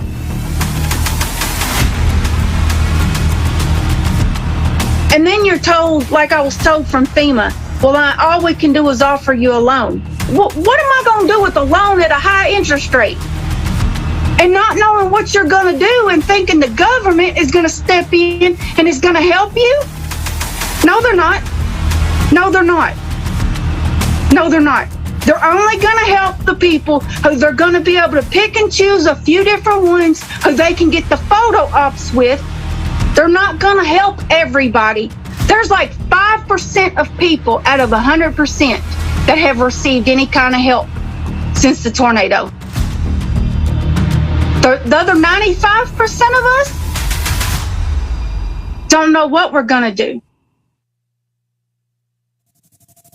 Once the news press pulled out of town and the big, I guess you could say, hoopla of the tornado had passed, then the people became more forgotten in a way. I'm sorry, I know I'm giving you a lot of information, but it is a lot. It's so much. It is more than your mind, if you're standing in the middle of it, can take. It really is. Many people that I know are going through a really tough time right now. And I want people to know all around the world, you are not exempt. You are not covered by some bubble that this can't happen to you, because it can. At any time. At any time. And it's only getting worse. From what I have seen with the whole climate change situation, it's getting worse. Way worse. So, and the government doesn't care. They don't care. How many lives are lost? How many homes are lost? How many people are destroyed? They don't care.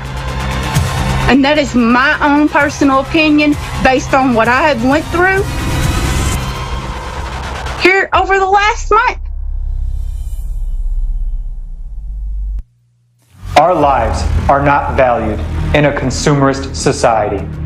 And how else can we explain that it is more important to the powers that be how they decorate their homes for the holidays? On social networks, they write huge posts about it and about people's deaths. They sometimes get off with one line, but our lives are not just lines on social networks. Cataclysms are escalating. Look at how much things have gotten worse in the last few years. Even a fool can calculate this progression. Human casualties will increase hundreds, if not thousands of times. We will see for ourselves how our children will not become adults. Is that what we want? It's time for us to act. And as us people, we need to come together to make sure the government does their job, no matter what country you're in.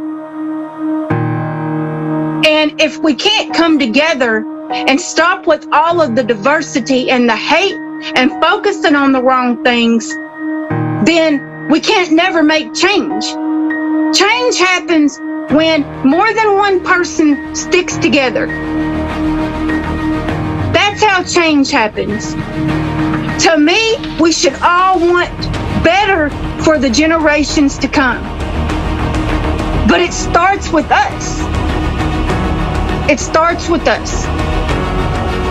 And too many people right now are so worried about the me syndrome of being selfish and feeling entitled that they're not worried about the generations to come, the people who are coming behind them. And it's sad. It's very sad. Because I want to know that when God takes me off this planet, that my kids or my grandkids that are to come, they're going to have a better way, a better space, a better place to live. And until we get that love and that unity together, we can't get nothing done. So that's what people need to do. They need to start looking at their neighbor or looking at their friend and saying something kind for a change. Say, I love you, my friend. You mean something to me. I want your life to be better. I want you to have a better tomorrow. Instead of worrying about their life and what they're going through, care about other people. Love other people. Kindness is for free. Kindness don't cost a thing. Kindness is for free. What I would say is our earth is ever changing. And for you to believe for one moment, no matter where you live, that you are safe from a natural disaster, you are lying to yourself. You're lying to your family. It is not true. Many countries, including where I sit right now, we sit on fault lines. We could have an earthquake at any time that could shake this whole community and suck half of it in. We definitely know now that we can have tornadoes like this again. Even if it's just simply high winds, people don't understand how high a wind can get. And if you don't take what we've learned and what we're still learning and apply it to your life, then you're setting yourself up for maybe a loss that you have to face someday. And you think, well, I could have done something. You need to learn about the earth. You need to learn about climate. You need to learn what you can do to help, how you can put yourself forward and make the conscious action to be proactive. How many more disasters need to happen before we finally realize that we need to unite, that we need to build a creative society?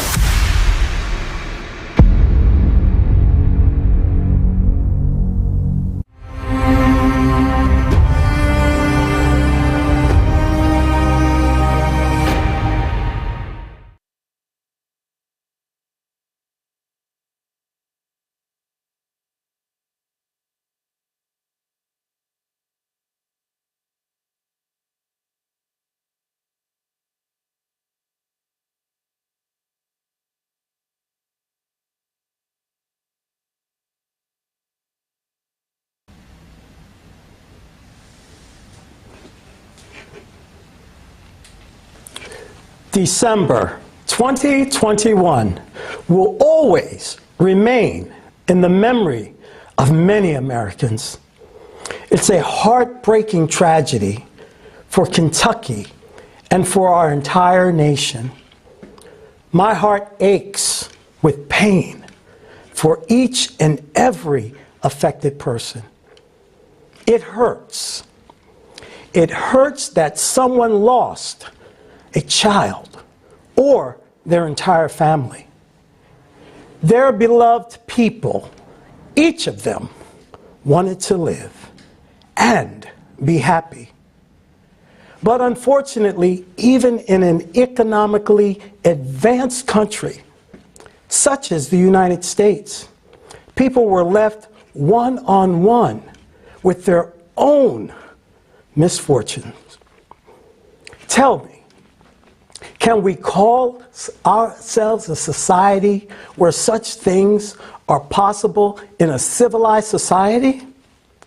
What kind of society is that in which the tragedy that took lives is forgotten as soon as the media stops talking about it?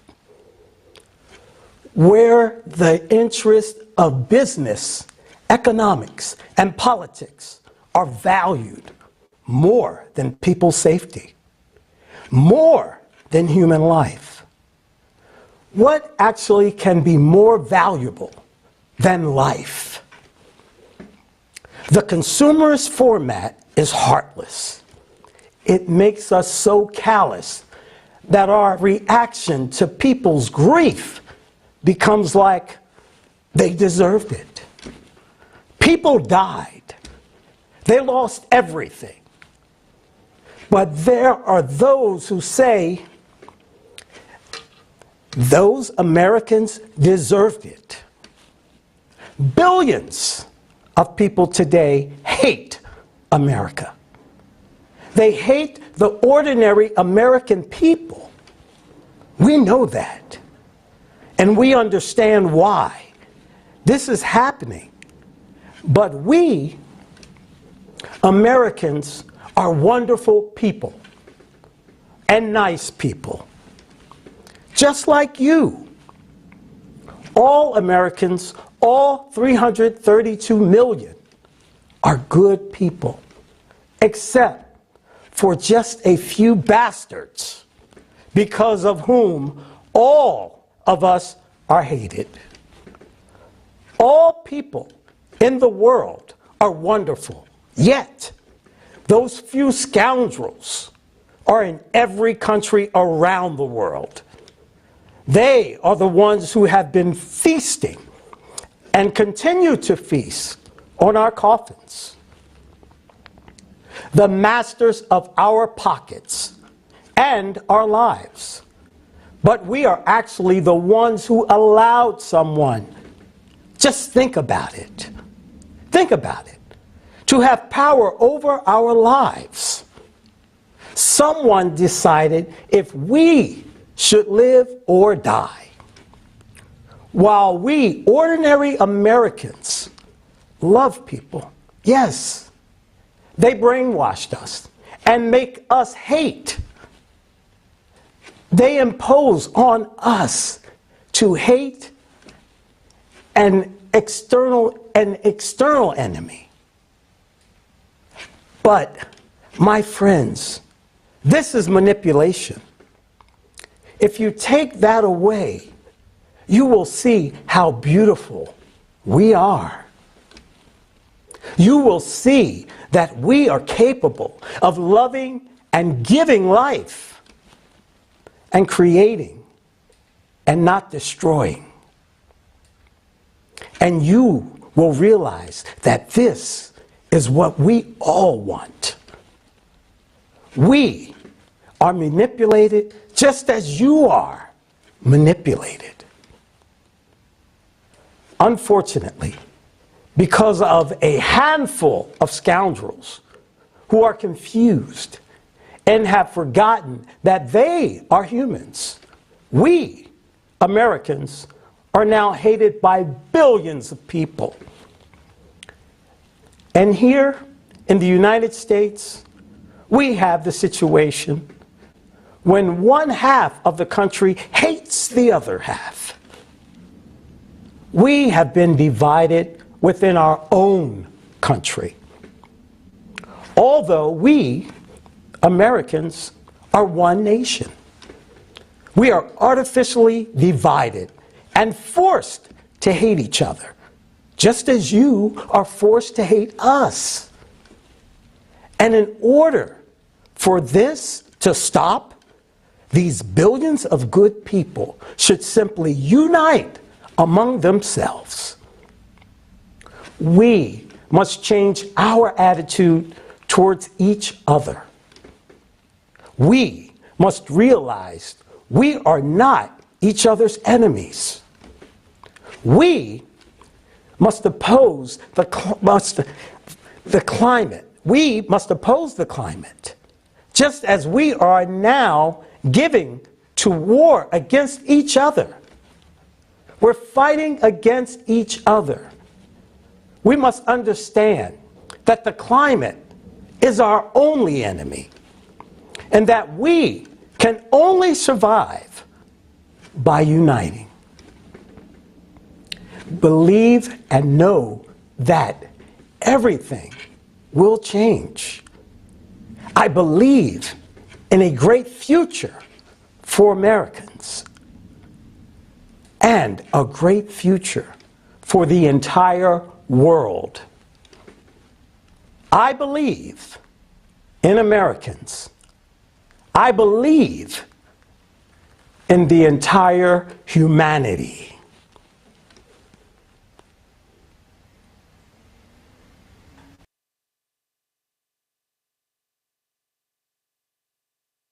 Yes, Leslie, we are all good people. This is why we all gathered here today to look into each other's eyes and see the truth, see what's possible when we believe in the humanity. Unfortunately, we have been divided, as you said, and it can be clearly seen in our global spending habits and priorities. For example, did you know that the consumer society we live in right now costs us more than 14 trillion each year in conflicts? This information comes from the report titled Economic Value of Peace 2021 by the Institute of Economics and Peace. Just think about it. 14 trillion a year on a global violence and conflict. This includes war, terrorism, domestic violence, human slavery, the cost of crime to business, the cost of intelligence agency, the cost of initiation, recovery, consequences of violence against humanity. So how much is 14 trillion? Well, 1 trillion is in $100 bills stacked up on top of each other is 631 miles or 1,000 kilometers, twice as high as the International Space Station. Now times that by 14 and we can wrap around our planet with a nicely stacked $100 bills, still not reach 14 billion. Now that's a lot of cash slipping away from our own pockets to fuel someone that doesn't want us to. Is this fair? With global debt of 2026 billion, do we have any business of spending 14 trillions every year on killing each other? Is this insane? We have no other choice than to build a peaceful society that starts with creative society format, putting human life as a main priority. Even a couple of trillions, we can inform the whole world about the creative society in a matter of hours. In weeks, we can fix all social problems, including food and water crisis, housing, healthcare, logistics, counteract climate change, and develop science and research that will benefit all of the humanity. The best part is that you and your life will improve tremendously. You will feel happy and fulfilled, fully taken care of, with a bright future ahead. So how do we shift our format of society to creative society in the entire world? Easy. Now is the time to share this information with everyone you know, so they can decide for themselves whether to rot in a consumer society or thrive in a creative society. Share this live broadcast now.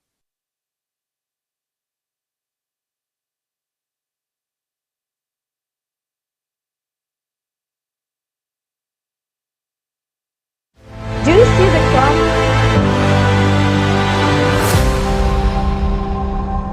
USA, December 2021. A catastrophic tornado swept through 10 states. 15,000 buildings and trailer homes were destroyed. The property damage amounted to at least $3.5 billion. Many people were warned about the tornado 5 minutes prior to the disaster. The Philippines, December 2021. Instead of the expected moderate storm, there occurred a Category 5 hurricane.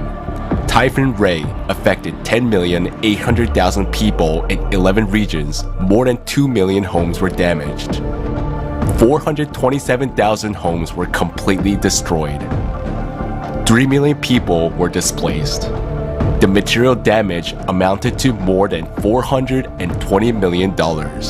Haiti, August 2021. 7.2 magnitude earthquake. 690,000 people were affected and more than 137,000 homes were destroyed or damaged. Infrastructure damage amounted to about $2 billion. Malaysia, December 2021. 11 states were hit by severe flooding. More than 125,000 people were evacuated from their homes. Total financial losses amounted to almost $1.5 billion. Indonesia's National Disaster Management Board recorded 5,402 natural disasters in 2021. Climatic disasters occur in this region every day, making the area uninhabitable for people. All the countries of the Pacific Ring of Fire now find themselves in a similar situation. Over the past 10 years, climate disasters have caused nearly $3 trillion in damages.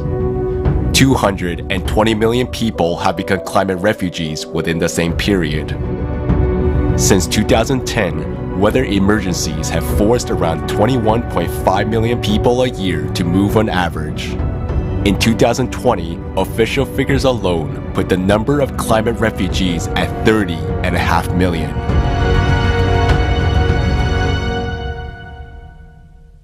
We, inhabitants of this planet, are now in the most dangerous situation. Just within a day, the forces of nature are leveling entire regions to the ground. It will take years to rebuild these regions, which we simply do not have, because a new disaster comes along. What are we doing to prevent deaths of people, destruction of their homes during the cataclysms, death from starvation, and because of the absence of normal living conditions after the terrible destruction? What are we doing to prevent this? What are we doing to keep our whole world from descending into this chaos? Over the last 10 years, more than $5 trillion were spent on fighting the climate. This is the so-called climate financing. $5 trillion. But people are still suffering and dying from climate disasters. And as we can see, the amount of climate finance increases every year. But what have these enormous amounts been spent on? 94% of this money, that is $4.9 trillion, was spent on reducing greenhouse gas emissions. In terms of climate finance, this is called mitigation. In other words, how do we fight the climate? We spend almost $5 trillion on business development that will supposedly help reduce CO2 emissions. The proponents of the theory of human impact on the climate are very active in convincing us that reducing CO2 maybe will stop rapid climate change and save the planet. This theory has led to serious economic, political, and financial constraints on the world. Many governments strive to comply with directives to reduce CO2 emissions and develop green energy, even if it's not beneficial for them. The bulk of climate finance was allocated to renewable energy sources, mainly solar and wind power plants. 3.4 trillion spent on this. But did it really help to stabilize the climate? As we can see, no. The number of natural disasters continues to grow at an alarming rate. So these funds do not solve the problem. So what do?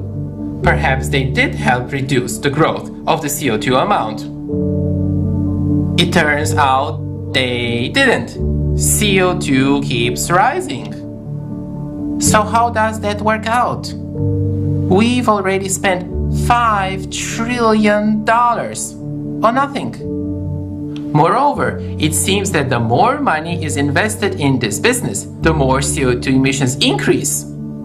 All the more so, these business investments have had no effect on the real climate situation, have they? Things keep getting worse. Okay, but we've got 6% of climate finance left. Maybe it's spent on actual help to people. Let's have a look. These funds were spent on so-called adaptation, that is, adapting to natural disasters that have already happened or to their expected consequences. Adaptation includes, for example, improved crop production in arid areas, climate-resilient infrastructure, access to water sources, and early warning systems for climate disasters. Yes, that's definitely important. But how much is spent on warning us and keeping us safe in the event of cataclysms? Only 1% of global climate finance is used to make us aware of the dangers in advance.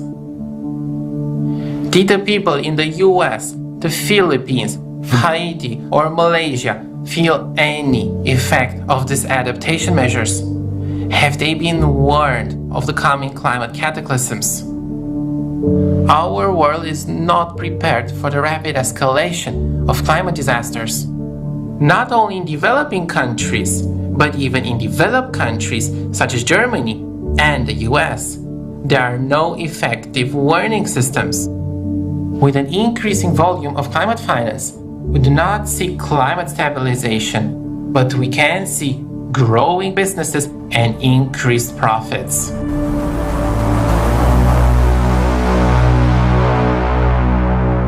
More and more countries are facing terrible disasters, and my country is no exception. What usually happens in this case, houses are destroyed, terrified survivors look at what was once their homes. Yes, rescuers arrive, and people rake through the rubble, trying to find survivors. The first humanitarian aid arrives. Yes, at first, certain mechanisms work. People try to help, but what happens next? Who compensates people for their homes and everything they lost? Who helps them pay off a loan for a house that no longer exists? What help can they expect in 6 months, in a year? There was over $40 million gave to the state of Kentucky. Everybody that I have talked to is like, well, where's that money at? Where did that money go to? It was gave to Kentucky to help us, but we ain't seeing it. We ain't seeing it. Everything that has been paid on my home to fix any of the repairs on my home so far came out of my pocket. I had to go take out a small loan because my roof was so messed up. And then you're told, like I was told from FEMA, well, all we can do is offer you a loan. I don't need a loan. What about all the money that was gave to FEMA to help us? We're not seeing it. Everybody that I have talked to has said the same thing. I was offered a loan at a high interest rate. Like, what about the help that we were supposed to be receiving? There's like 5% of people out of 100% that have received any kind of help since the tornado. The other 95% of us don't know what we're going to do. It happens not only to people, but to entire countries. In 2019, Mozambique was devastated by tropical cyclone Idai. The damage amounted to about half of the country's national budget. The country requested $620 million in aid, but less than half of that amount was raised. As a result, Mozambique was forced to take out an IMF loan of $118 million to begin reconstruction. And where are those $5 trillion? After all, this is money from our pocket.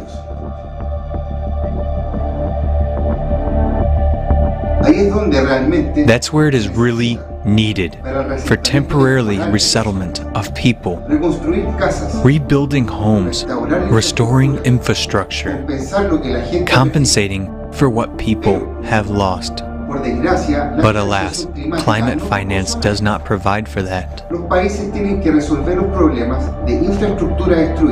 Countries have to solve problems with destroyed infrastructure, unemployment, lack of housing, and people's livelihoods on their own. Not only that, but they also have to pay the interest on the loans they took to rebuild after climate disasters. No one is going to rebuild their homes for free. People are left poverty-ridden and unprotected with no money, no housing, and no future. Can you imagine what people's lives look like 2 or 3 months after the natural disaster occurred? The whole world has simply forgotten about this country and these people. What is their fate? What are these people doing now? No one cares any longer about that. Would you like them to forget about you and leave you alone when you are in dire need of help?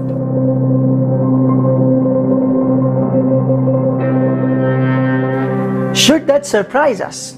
Alas, in our consumerist format, no one cares about my life, your life, or the lives of others. It's even okay to make profit from people who find themselves in life-threatening situations. All around the world, the number of climatic disasters is steadily increasing. More and more people are suffering from climatic disasters. Survivors are losing their loved ones, their homes, and everything they had. Meanwhile, from high rostrums, we are told that by the year 2030, the climate finance needs to be increased to $4,350 billion a year. That is 6-fold. And by 2040, up to $6 trillion a year. That is 10-fold. And in their theory, it would probably lead to some observable changes only after 2040. In other words, investments totaling over $90 trillion over 20 years, which is the size of almost the entire world economy in 2021, may or may not yield results. But we already know that not a penny of this money will be spent on actual help to people. That is, until 2040, we are offered to sit and watch our children die until we die under the rubble too. Just consider that figure. No, we are not being offered to invest this money into science, to build houses for the victims, or to help countries recover from the disaster. We are not being offered to build the climate resilient cities, to resettle people there from dangerous areas. We are simply being asked to put this money into business for the profit of a few.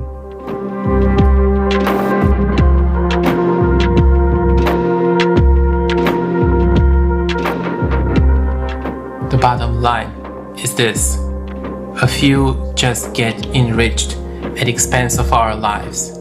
They do nothing for real protection from climate disasters. If something happens in our country, no one would help us just for the sake of it.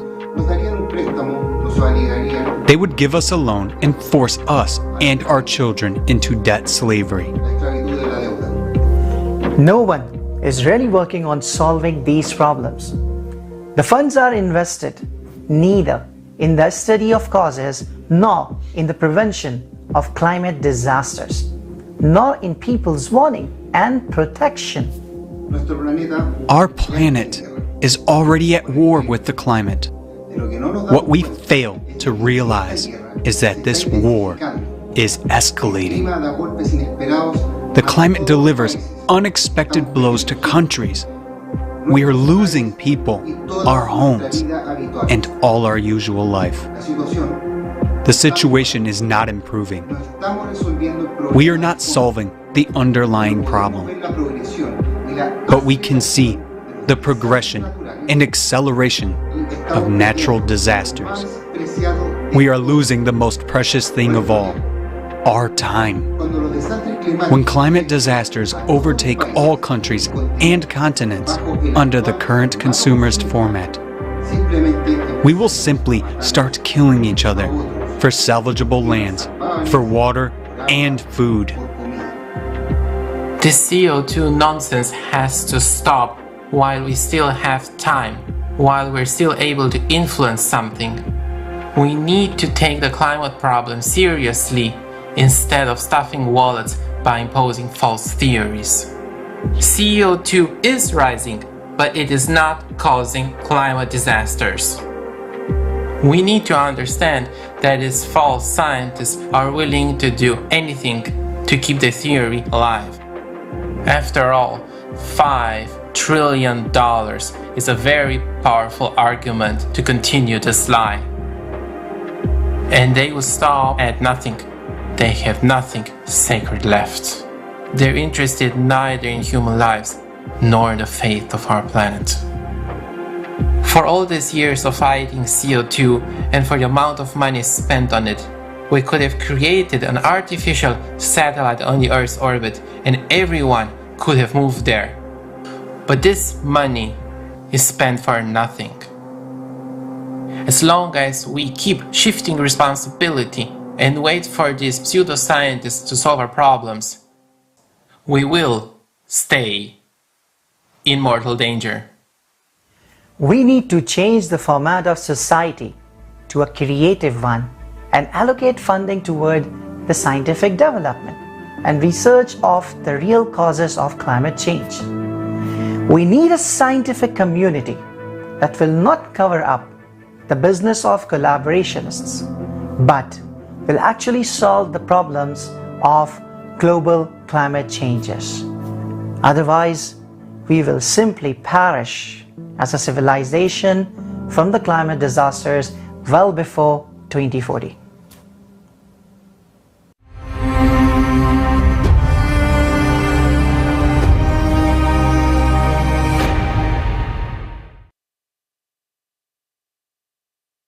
Do you see the crime and corruption that happens right in front of your eyes? We are being fooled while the climate is taking millions of lives, and the true reasons for climate change are not studied. We are wasting our time and attention on the biggest corruption scheme in the world, CO2, which is the biggest scam of the century. Now, we are not against CO2. We know that CO2 levels are rising, but we understand that it has nothing to do with why the climate is changing. This is the truth. Let's hear how we were made to believe in this deadly fairy tale. And please share this live broadcast with everyone you know. Let's get unstupid together. Thank you, Olga.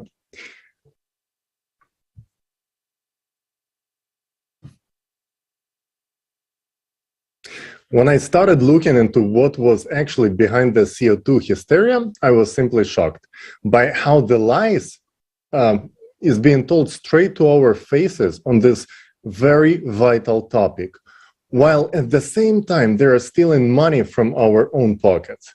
And it wouldn't be a big deal, but it can cost our lives. We have all seen today how serious climate progression is. And the question is, why do we tolerate these lies about CO2? After all, the truth is really on the surface. All it takes is just to look into it a little bit. Please understand us correctly. We are not against CO2. We know that CO2 is growing. What is not true is that this tiny amount could affect climate. But let's take a look. In 2001, the IPCC, Intergovernmental Panel on Climate Change by United Nations, published the hockey stick graph, according to which the climate has not been changing for centuries until the 20th century, when unprecedented warming has begun. This graph, presented as consensus of scientists, became the main justification for spending tremendous amount of money to fight anthropogenic CO2. But was there really a consensus? Since the early 90s, some top-level politicians have been pushing to implement a money-making scheme on carbon taxes and CO2 emission quotas trading. The problem was that the study of climate history, paleoclimatology, has hundreds of researches showing that the climate on Earth has natural variability and is constantly changing. Therefore, the rise of the temperatures in the 20th century is a natural return after the cooling period of little ice period to the level where it was earlier in the medieval warm period. This was also reflected in the first IPCC report in 1990. But by the end of the 1990s, especially with the signing of the Kyoto Protocol in 1997, there was a strong political demand for scientific ground to the anthropogenic theory, and demand creates its own supply. In 1998, the Nature magazine publishes an article by Michael Mann, a young researcher just starting his career. Using proxy data like tree rings, he drew a graph of temperature for previous centuries, straight as a hockey stick handle. In fact, he simply erased Little Ice Age. And the 20th century's temperatures, shooting straight up, were taken from a completely different set of data, thermometer readings. Conclusion was that this is unprecedented warming in the history of the Earth, caused by nothing else but anthropogenic CO2. Next year, 1999, man extends the graph for another 400 years into the past, erasing the medieval warm period as well. And that is exactly what politicians were looking for. What happened next, we found out 10 years later, when in 2009, ClimateGate emails were published online, exposing the communication between the scientists and the IPCC leadership, just exactly like WikiLeaks did. The mainstream press media were silencing the story as it was bringing the light to how IPCC was pressuring the scientists and how they were acting to hide the data. One of the most notorious letters was regarding the hiding the decline. In the letter, British climatologist Phil Jones described how he used Michael Mann's Nature trick. Nature is the magazine in which he published the original hockey stick graph. And the trick itself was to crop the data from the tree proxies that was showing a decline in temperatures in the 20th century, and then mix it up with the thermometer data, hiding the substitution by smoothing out the lines. It was done to make it look like all the data sets are showing unprecedented rise of the temperatures and, quote, to hide the decline. Honest scientists were horrified by what was revealed in ClimateGate emails, but corrupt rhapsods of journalism were right there to attack and stigmatize them. Climate heretic Judith Curry turns on her colleagues. The choice of words is not a coincidence. Heretic is a renegade from a church because cult of anthropogenic global warming is not a science. It is a religion that has its own messiah, holy scripture, and inquisition ready to burn at a stake anyone who is not willing to accept the dogma. And the dogma about CO2 do not need to be checked and verified. They must be believed. This reminds me the Emperor's New Clothes fairy tale. Everyone in the scientific community knows that the king is naked, the hockey stick is fake, but to say it out loud is to expose yourself to the wave of bullying, defounding, demotion, and stigma of climate denier. The boy in the fairy tale, who was the only one to voice the truth that the emperor has no clothes, in this reality, at best will receive an answer that his feedback is not being peer-reviewed, and in fact, the emperor has the clothes. It's proven by a scientific consensus, which, when checked, turns out to be just as fake as the hockey stick. This is a lie. This is a multi-billion-dollar business, and this fraudulent graph is still on their website. They falsified the data. By hiding the decline, they misled the world leaders and the people. A massive campaign for the ratification of the Kyoto Protocol in parliaments around the world was based on this fake graph from 2001 IPCC report. And it cost us hundreds of billions of dollars each year to fight 0.4% of anthropogenic CO2 in the atmosphere. That 1% from the total of 0.04% CO2 in the atmosphere. And each one of us pays for these lies. A tremendous amount of money goes to the scammers and global pickpockets each time we fill up a gas tank or buy anything in the store. This is $632 billion in 2020 alone, with a zero result at all. The tsunami in Thailand in 2004 took away 300,000 human lives, and it wasn't caused by CO2. So as Fukushima and Haiti weren't either. The explosion of Tonga volcano, unprecedented floods of recent years, and at the same time, deadly droughts and shallowing of water reservoirs. It's not caused by CO2. It is the cycle, and we are on the very edge. And these traitors keep publishing their hockey sticks. A new version with a longer handle. Now they say it's a scythe. And the scythe is with which they mow down our money and our lives. $90 trillion by 2030. Just to compare, the annual gross product of the world, all countries altogether, is 84 trillion. And are you willing to pay for it out of your own pocket? Because the price of this lies is not just your financial well-being, but also your life. Because nobody is addressing the real cause of the climate change, cyclicity.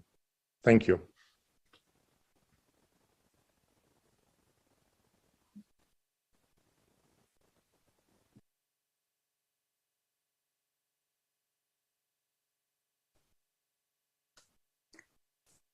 Добрый день. Greetings. Thank you very much, Dali, for your journalistic investigation of the falsification of the hockey stick graph.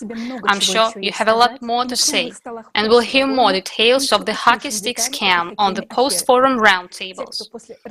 Those who continue to defend anthropogenic climate change after exposing hockey stick graph have no right to be called scientists. Their titles and ranks are worthless if they cannot see that the causes of modern climate change have nothing to do with CO2.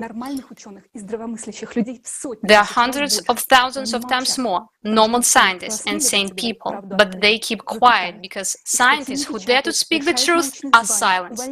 Their articles are not published. They are deprived of scientific titles, fires, and some of them even beaten half to death. The real heroes are those who openly state that anthropogenic climate change is a lie. It is our duty to support such scientists and convey truthful information to the public. In preparation for international conferences and global crisis forums, volunteers of the Creative Society Project have interviewed dozens of honest scientists from around the world. These include climatologists, meteorologists, atmospheric physicists, astrophysicists, geologists, geophysicists, oceanologists. These are representatives of the scientific community of the USA, Great Britain, Australia, Germany, Norway, Czech Republic, Belarus, Ukraine, Russia, and other countries. You can see these interviews on the Creative Society website. In the communication with scientists, we have deeply investigated the arguments, checked ourselves all the facts and evidence that CO2 does not affect climate change. If you want to study this issue as much as we did, the interviews on the website will be useful to you. And I'll tell you the most obvious facts right now. Carbon dioxide, it's a trace component. Its concentration in the atmosphere are negligible. According to official data, CO2 concentration are now 419 ppm. What does this mean? ppm, parts per million, is 1 millionth part in the volume unit of air. How to imagine it? It means 4 CO2 molecules for every 10,000 other molecules in the atmosphere. These are 4 molecules that's supposed to trap and transfer heat to the other 10,000 molecules. Look at them. How will they hit the other molecules? There is no way. It is clear, even to a first grader. How much of the CO2 did humans produce? The amount of carbon dioxide emitted by humankind since 1750 during the entire industrial era is estimated by various researchers to be from 1% to 12% of all CO2, that is, humans have added from 4 to 48 molecules per million other molecules of the atmosphere of the entire time. The degree of absurdity is increasing, isn't it? You don't believe that humans emit so little? Look at the facts. The most obvious proof is the killing curve, the curve of increasing CO2 concentrations. When the COVID-19 pandemic hit the whole world in 2020, business shut down, people stayed home under quarantine, and the air in cities cleared of exhausted fumes. Do you know what the CO2 growth curve did? It didn't flinch. The concentration of carbon dioxide in the atmosphere continued to rise just as it did before. All the rest of the CO2 is not produced by humans, but by natural sources, such as plants, forest fires, volcanic eruptions, and the oceans. Plants start emitting more CO2 than they absorb. Wildfires increase, volcanic activity increases, and the ocean heats up at the bottom. About 95% of the Earth's total carbon dioxide is dissolved in the ocean's deep waters. The oceans is what control the amount of CO2 in the Earth's atmosphere. Only incompetent experts would argue that the oceans is warming because of the CO2 released by humans. The ocean transfers heat up to the atmosphere, not vice versa. It's simple, high school physics. Instrumental measurements show that the ocean waters are warmed first, and only after 11-12 months, the concentration of CO2 in the atmosphere increases. CO2 emissions are the consequence, not the cause of heating. Undoubtedly, the main greenhouse gas is water vapor, which evaporates from the surface of the world ocean. Its contribution to the greenhouse effect is 5 times greater than that of anthropogenic CO2. Now, water vapor is rising because of the intense heating of the deep layers of the ocean, and we'll talk about it later in the forum. Look at the screen. This cube is how much CO2 is released into the atmosphere by humans. The other orange cubes are the CO2 emitted from natural sources. The purple cubes are water vapor. The blue and green cubes are the rest of the atmosphere. The cube examples should be clear, even to a 3-year-old child. It gets even more interesting. It is well known to climatologists that an increase in the concentration of greenhouse gases in the stratosphere at an altitude of 20 to 50 kilometers leads not to a warming, but to cooling of the atmosphere. This is called stratospheric cooling. That is, the CO2 supposedly hits the lower layers of the atmosphere and it cools the upper layers. Such a selective gas. Do you want more news? There are many scientific papers on how anthropogenic CO2 over the Arctic and Antarctica doesn't hit the air but cools it. Isn't it interesting that CO2 not only acts differently depending on how high above the Earth it is, but also depending on geographic location? CO2 has also acted capriciously over the past centuries. It raises the temperature and then lowered it down, but we have to believe that this is exactly the cause of climate change right now. And you know, there is another fact that has come as shock to me. In ice cores from the last 100,000 years of the pre-industrial era, when there was no cars and factories yet, CO2 concentrations were much higher than today's, for 100 ppm. For example, it was from 700 to 5,500 ppm.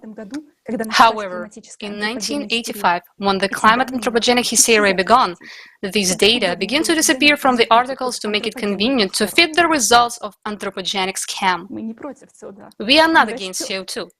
It is indeed rising right now, but it's just not affecting the climate in any way. CO2 increases intensely every time there is a period of global climate disasters, which happens once 12,000 years, and ice core remembers it.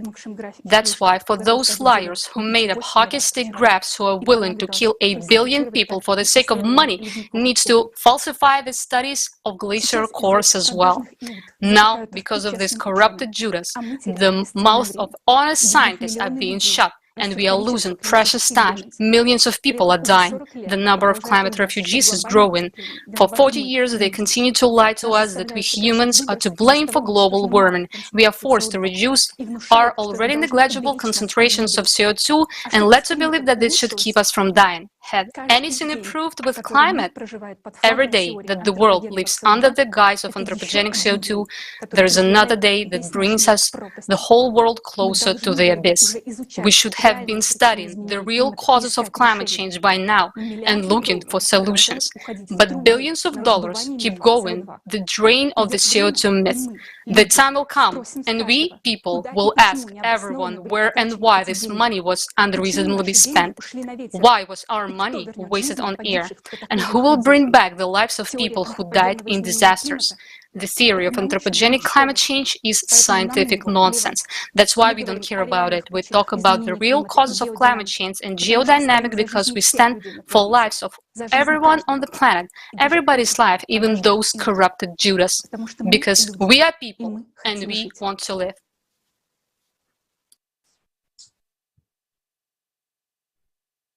Yes, there is no doubt, Elizabeth, that the theory of anthropogenic influence on climate change contradicts not only common sense, but also the laws of physics. Despite this, falsified theories are not seen as pseudoscientific today, but are becoming basis for socially significant decisions that are already radically altering lives. Now, our next speaker is Klaus Ermicke, who will talk about what is the greenhouse effect. Mr. Ermicke is a managing director of Klaus Ermicke GmbH, head of the KE Research Service. Let's hear from him next.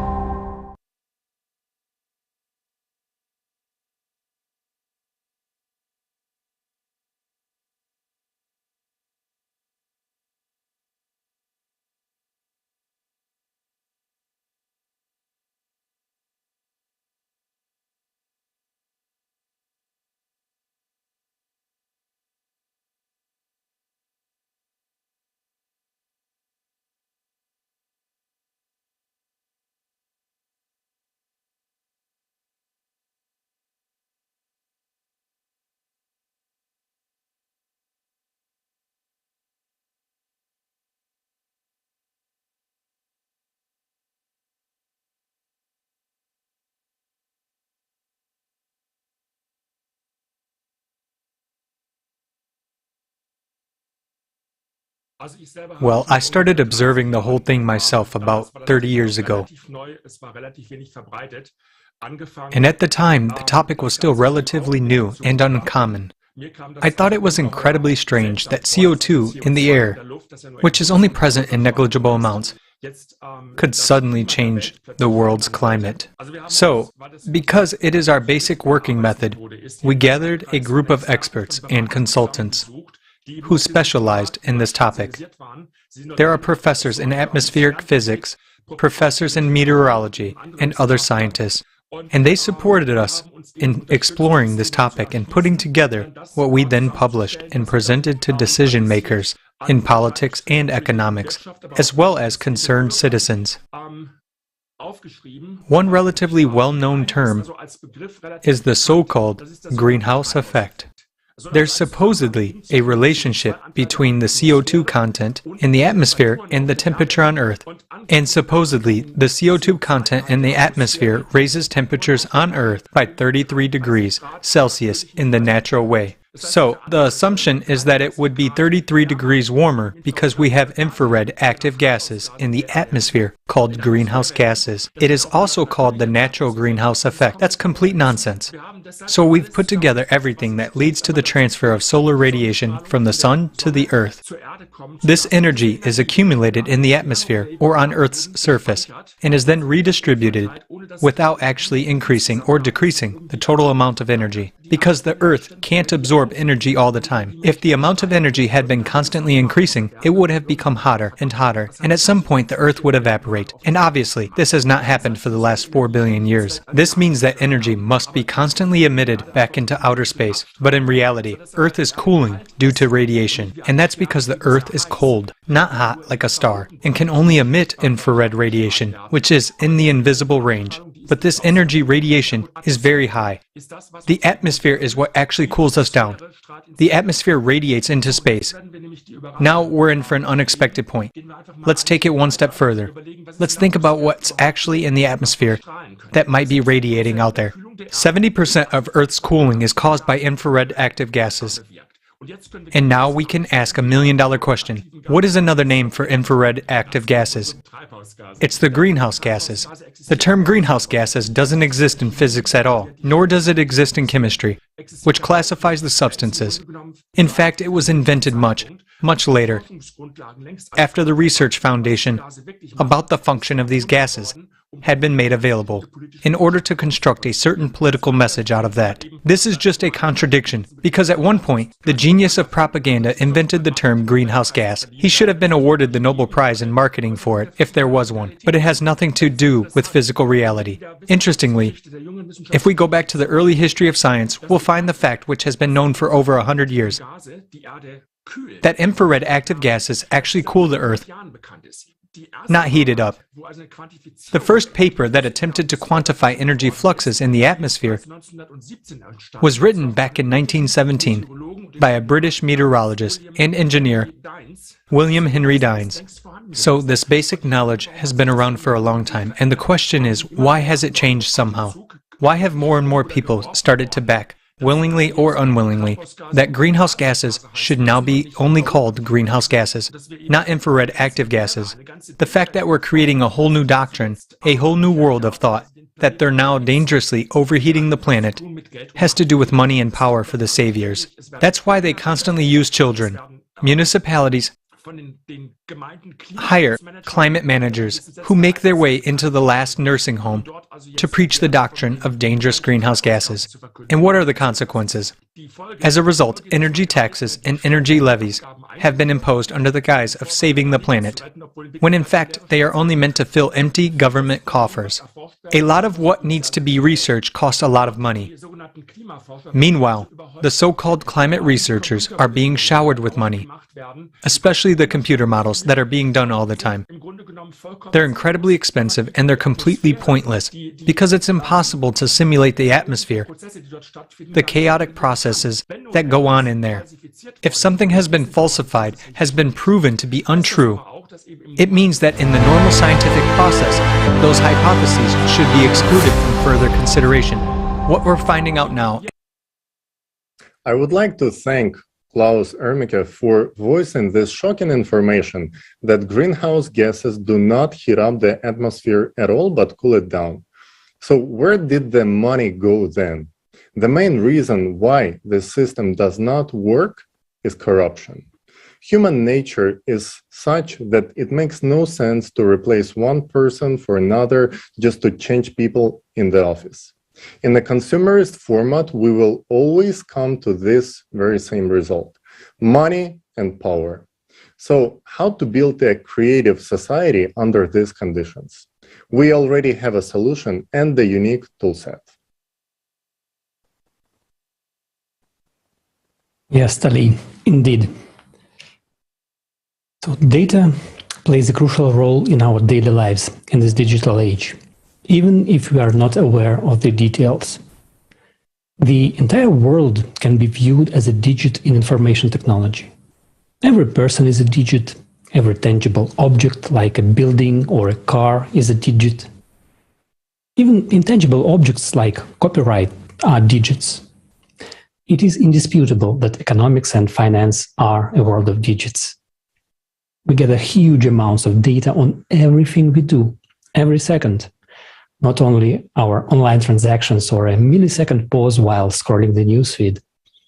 But unfortunately, data literacy is extremely low today.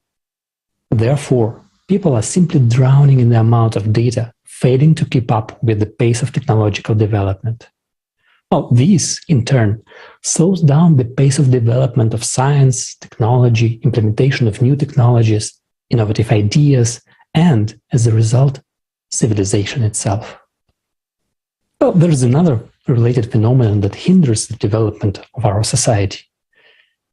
Some players are taking advantage of the fact that no one can process all the data to organize shadow money flows. Well, these points lead to reasonable questions. Will humanity manage to use the data it possesses to its advantage? And can we put data at the service of civilization? But do we even have companies that serve humanity as a whole and aspire to improve the life of every living human being? I mean, profoundly change our lives for the better without seeking profits? Well, let's be honest. We don't even have a real collaboration in our divided society. Instead, every company exploits people and data for its own profit, to make us buy more of its products or sell our data to someone else. Well, even if we could agree on pulling together all the data to do something meaningful, there's not enough computing power to process it. Or at least using the conventional logic and current programming methods. Well, luckily, today on this planet, there's one company that could tackle a problem of this size. The solution will determine the future of humanity. And I am talking about none other than XP Energy, the creators of the first artificial consciousness, Jackie, who recently presented their latest product, the Voskhod Multipurpose Complex. All the unique technology and possibilities XP Energy possesses were involved in developing and creating the complex. The Voskhod Multipurpose Complex is a global aggregator of all existing digital data and a single data processing center based on hybrid artificial intelligence. Even the name wasn't chosen by chance and is very symbolic. It is associated with sunrise. When the sun rises over the horizon, its rays of light illuminate the darkness and shadows that inhabit it disappear, thus revealing reality. The sunrise brings life and hope. So, what does it do? The complex was created to solve a range of problems and objectives, both existing and those that humanity is yet to face in the future. For example, during the transition phase to the creative society. It includes many systems and subsystems, each designed to solve a specific range of tasks. In particular, the complex includes a total financial monitoring system that performs, among others, such tasks as global anti-corruption monitoring at all levels and constant monitoring of all economic entities. Let's look at how this functionality can be used at the state level.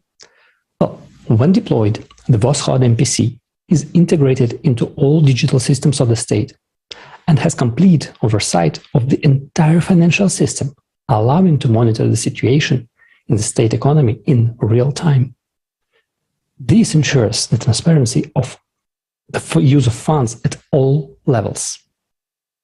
Voskhod MPC identifies and monitors any illegal schemes of money trafficking, including their uncontrolled withdrawal abroad. It identifies the entire circle of people involved in illegal schemes. It also helps to detect weaknesses in the legislation, management, and control system, making embezzlement impossible. Just think about it.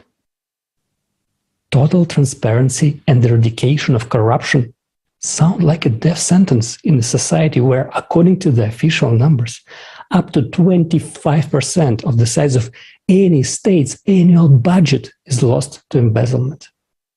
The complex sees every coin's movement and opens up everything that is now hidden a secret. And it doesn't matter whether it's cash or bank transfers. Unlike humans, the complex does not get sick, does not steal, doesn't have depression, is not subject to temptations, emotions, doubts. It is not concerned about itself and its future. Instead, it works with data and relies exclusively on real numbers and facts. We read and watch more on voshod.software. But now, let's watch a short video that will give you more exciting details.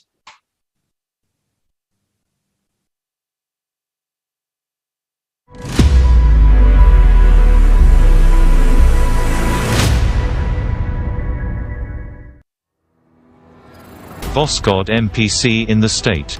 Despite the fact that Voskhod MPC was created for the transition period from a consumerist to a creative format of society, it can be effectively used at the level of the state or the Commonwealth of States and in the consumer society.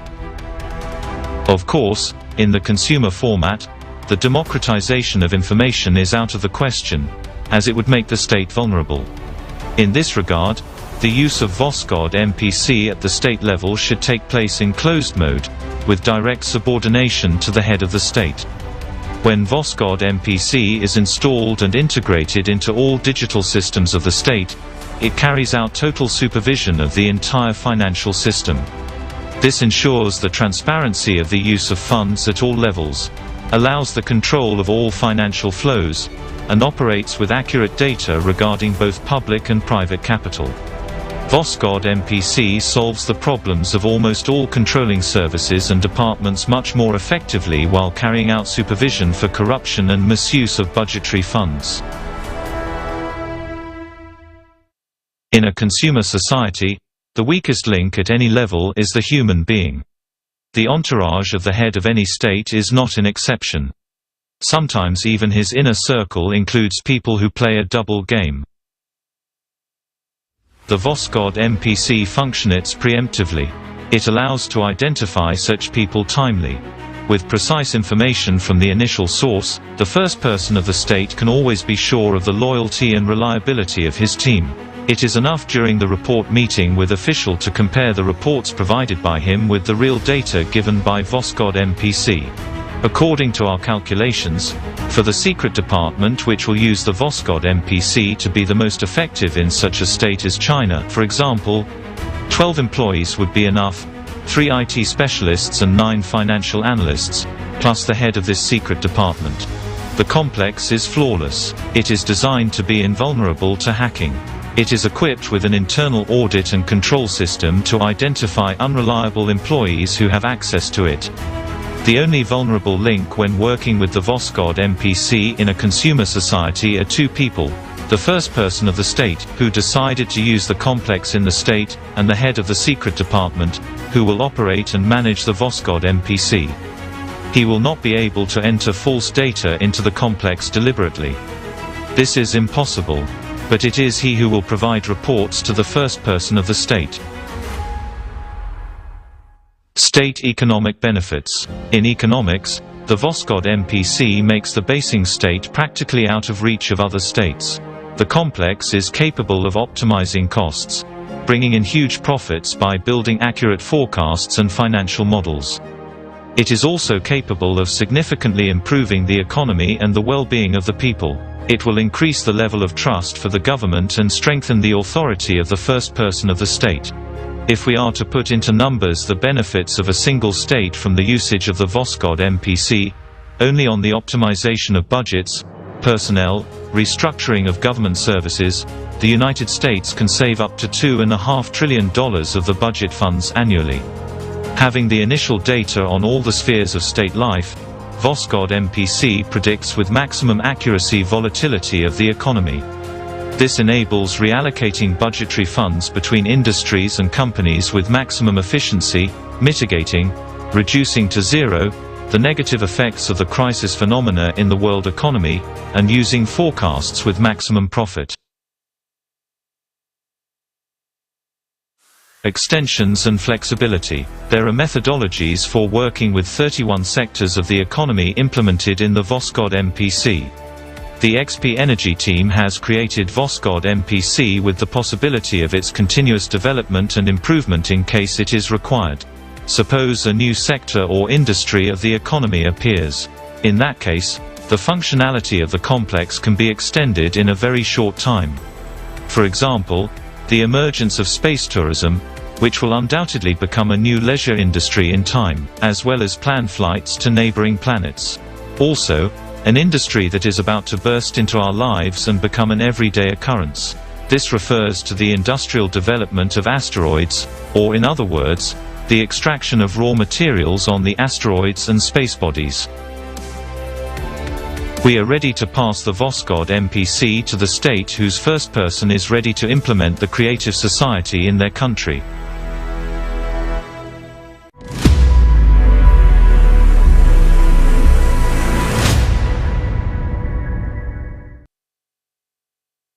Amazing, isn't it?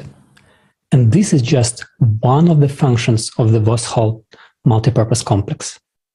So imagine just how many possibilities will become our reality when the Voskhod MPC starts operating. But let's not forget that this is just another tool that we can use to drastically improve our lives, or it can become a weapon if it falls into the wrong hands.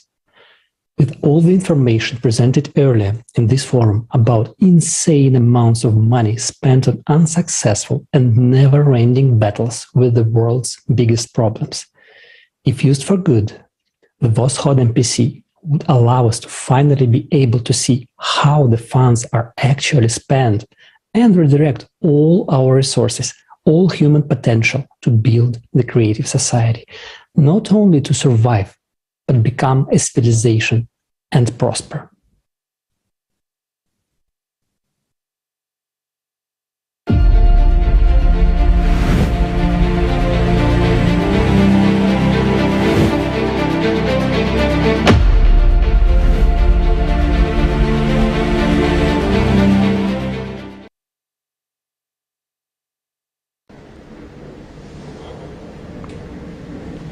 We, as humanity, have tremendous opportunities.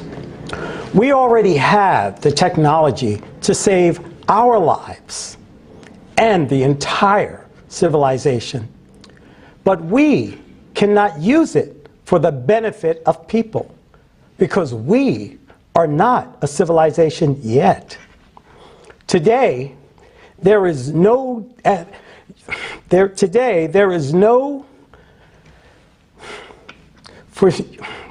for humanity, for uniting. There is no system today for uniting humanity except in the format of the creative society. This is the only salvation for all people, and it is in our hands. It depends on our choice whether we live or not. And that's right now. Facing the global climate, and we cannot afford to wait for leaders and the powers that be to build the creative society. They will not be able to break the system, to stop the wheel of the consumer's format, which is rushing with us into the abyss at full speed. As long as we humans are alive, they will use us in their own schemes and their games. They will do anything to keep their wealth and power over us. They will kill us with our own hands, as long as we justify these murders by blaming each other. What is happening now is the degradation of human minds It is the complete devaluation of human lives. It is a very frightening that we, humans, even in our own heads, allow and accept that there can be any excuse for deaths. They say, you have chosen such a government for yourself. It's your fault. This phrase is now used to justify deaths in the Ukraine and in other countries. But what is the people's fault in this case? In any country, people vote for what politicians promise them and not for what they do when they get there and do afterwards at their own will. We people have no means or mechanisms to remove them. We cannot stop what they are doing and make them do what they promised us. Yes, we humans may choose the wrong politician, but none of us choose death. People are being deceived. Politics is the art of deception. Let's face the truth. Let's just face the truth. The worst things that were created here in the world against people were created by politicians. This applies to every country. And in every country, there are a handful of bastards. Because bastards are not nationalities. Bastards are people who have forgotten that they are human beings. And there are such bastards everywhere. They believe they have the right to impose on us some super idea for which we supposed to die. Tell me, what kind of a great idea is that? Can anyone, or can any idea more valuable, is there any idea more valuable than human life? How can an idea justify murders? If you are indignant now, if you do not agree with what I'm saying, it's only because you are in a time where you are hundreds and thousands of kilometers away, and nobody has come to kill you and your family. But when the bombs come to you, when bombs come to you and missiles explode in your yard, what will justify it? What will justify it? Only then will you understand that there is nothing more valuable than human life. But then it will be too late. You will be dead. And only a politician's idea will remain. Tell me, is it worth it? Tell me, are you willing to die for a political idea? Do we really need an idea to die for? Nobody wants to die. Politicians start wars and send us to die. But sooner or later, every war ends. A lot depends on politicians today. But the most important thing depends on us, people.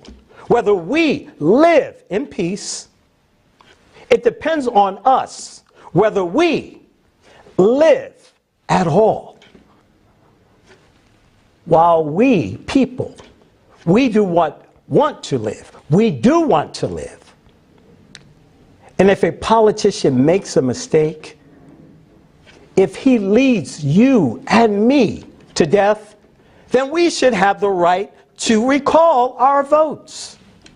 The right to recall a person from this office. That's the very way it should be.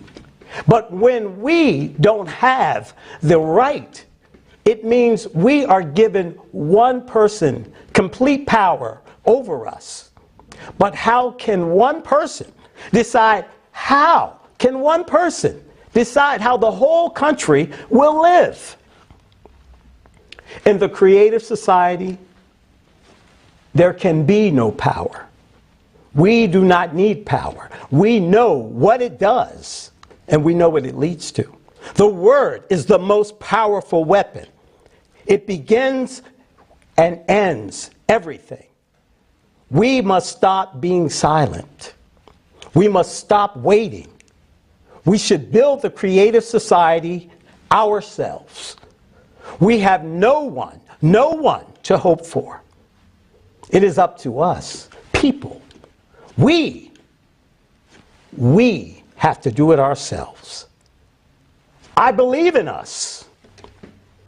I believe we can do anything because we are people. And we, all of us, we want to live.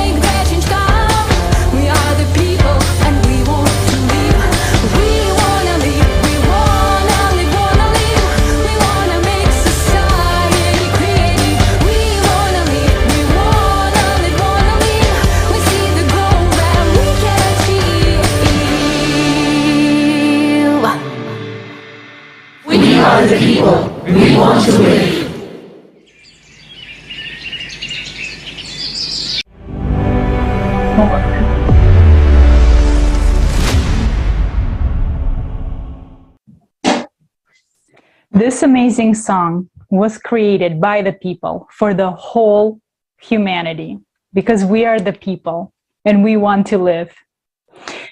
And next, I would like to introduce Jeff Monson, ADCC wrestling champion, 3 times world jiu-jitsu champion, member of the American Top Team. Let's watch Jeff.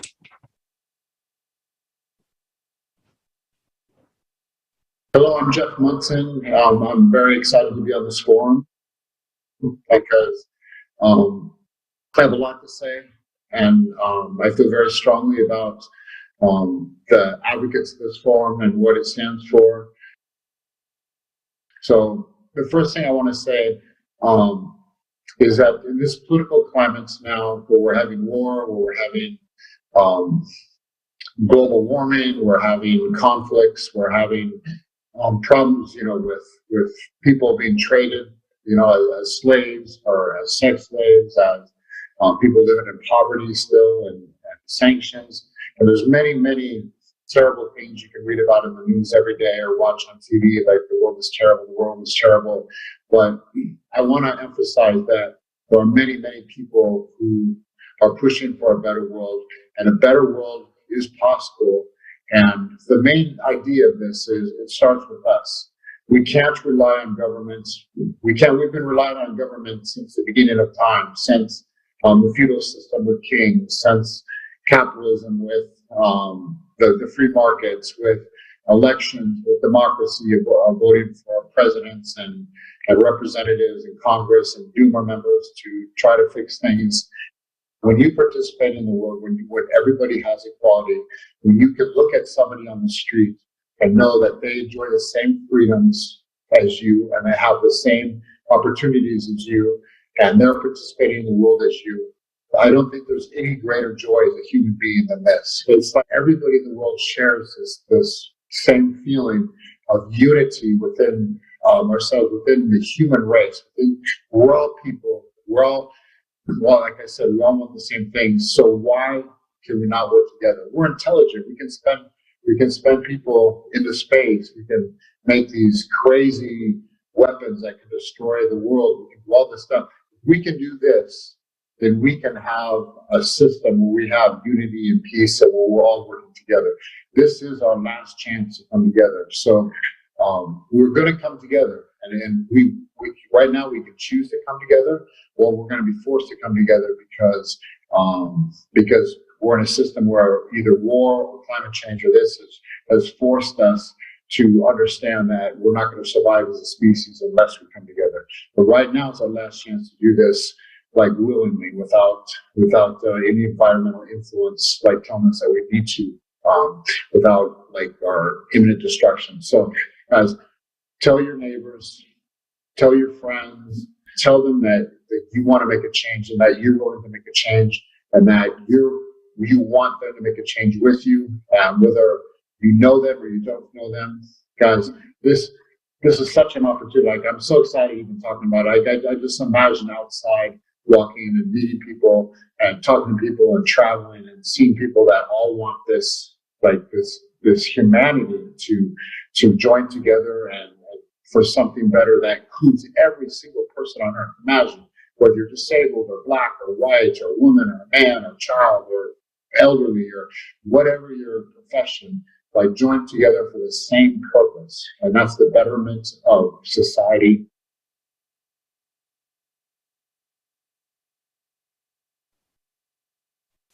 Thank you, Jeff, for your sincere understanding of the importance of unification. It is truly the only way we can survive. Dear viewers, I would like to thank you for being with us. This broadcast was brought to you by volunteers from all around the world. Hello, I'm Jeff I would like Munson. to thank you. I'm very excited to be on this forum. Yeah. Because Yeah. I have a lot to say, and I feel very strongly about I think I can hear something. the advocates of this forum and what it stands for. So the first thing I want to say is that in this political climate,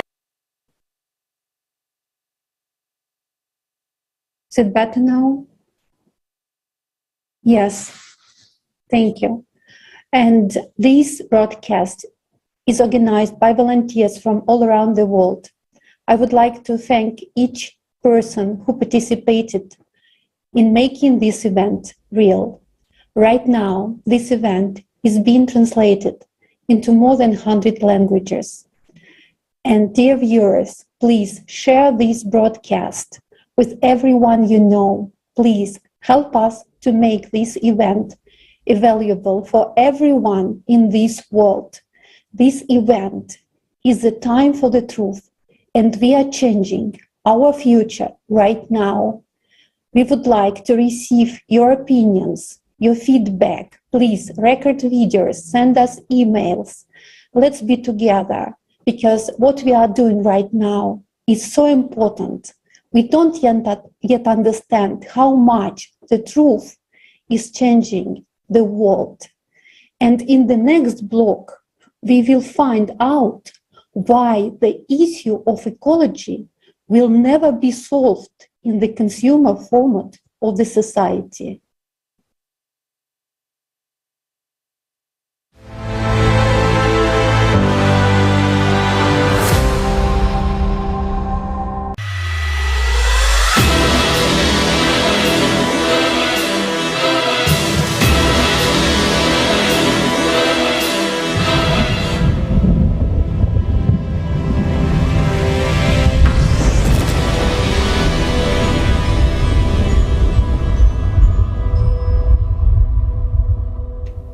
Case number 115, Fashion Industry.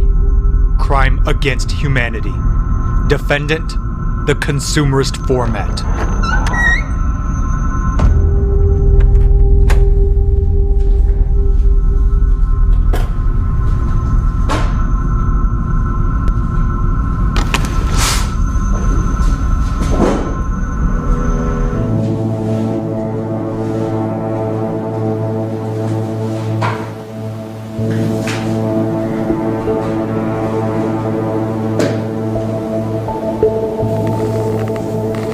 Aren't you gonna anything to say?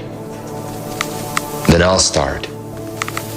Bangladesh, the year 2013. I suddenly felt, am I in a war zone? I was hearing the scream from the rubble, someone saying, chop off my leg and pull me out. Save me, brother. Please, save me. Brother, I want to live. Haven't you remembered? Then I'll continue. Rana Plaza, an 8-story building, and 1,134 dead workers don't mean anything to you? And the managers were warned about the bad conditions of the building. And there were cracks in the walls. And yet, people were forced to work until the tragedy happened. Among the dead were women and underage girls. We didn't want to go up in the factory, but management forced us to go and said there was no problem with the building.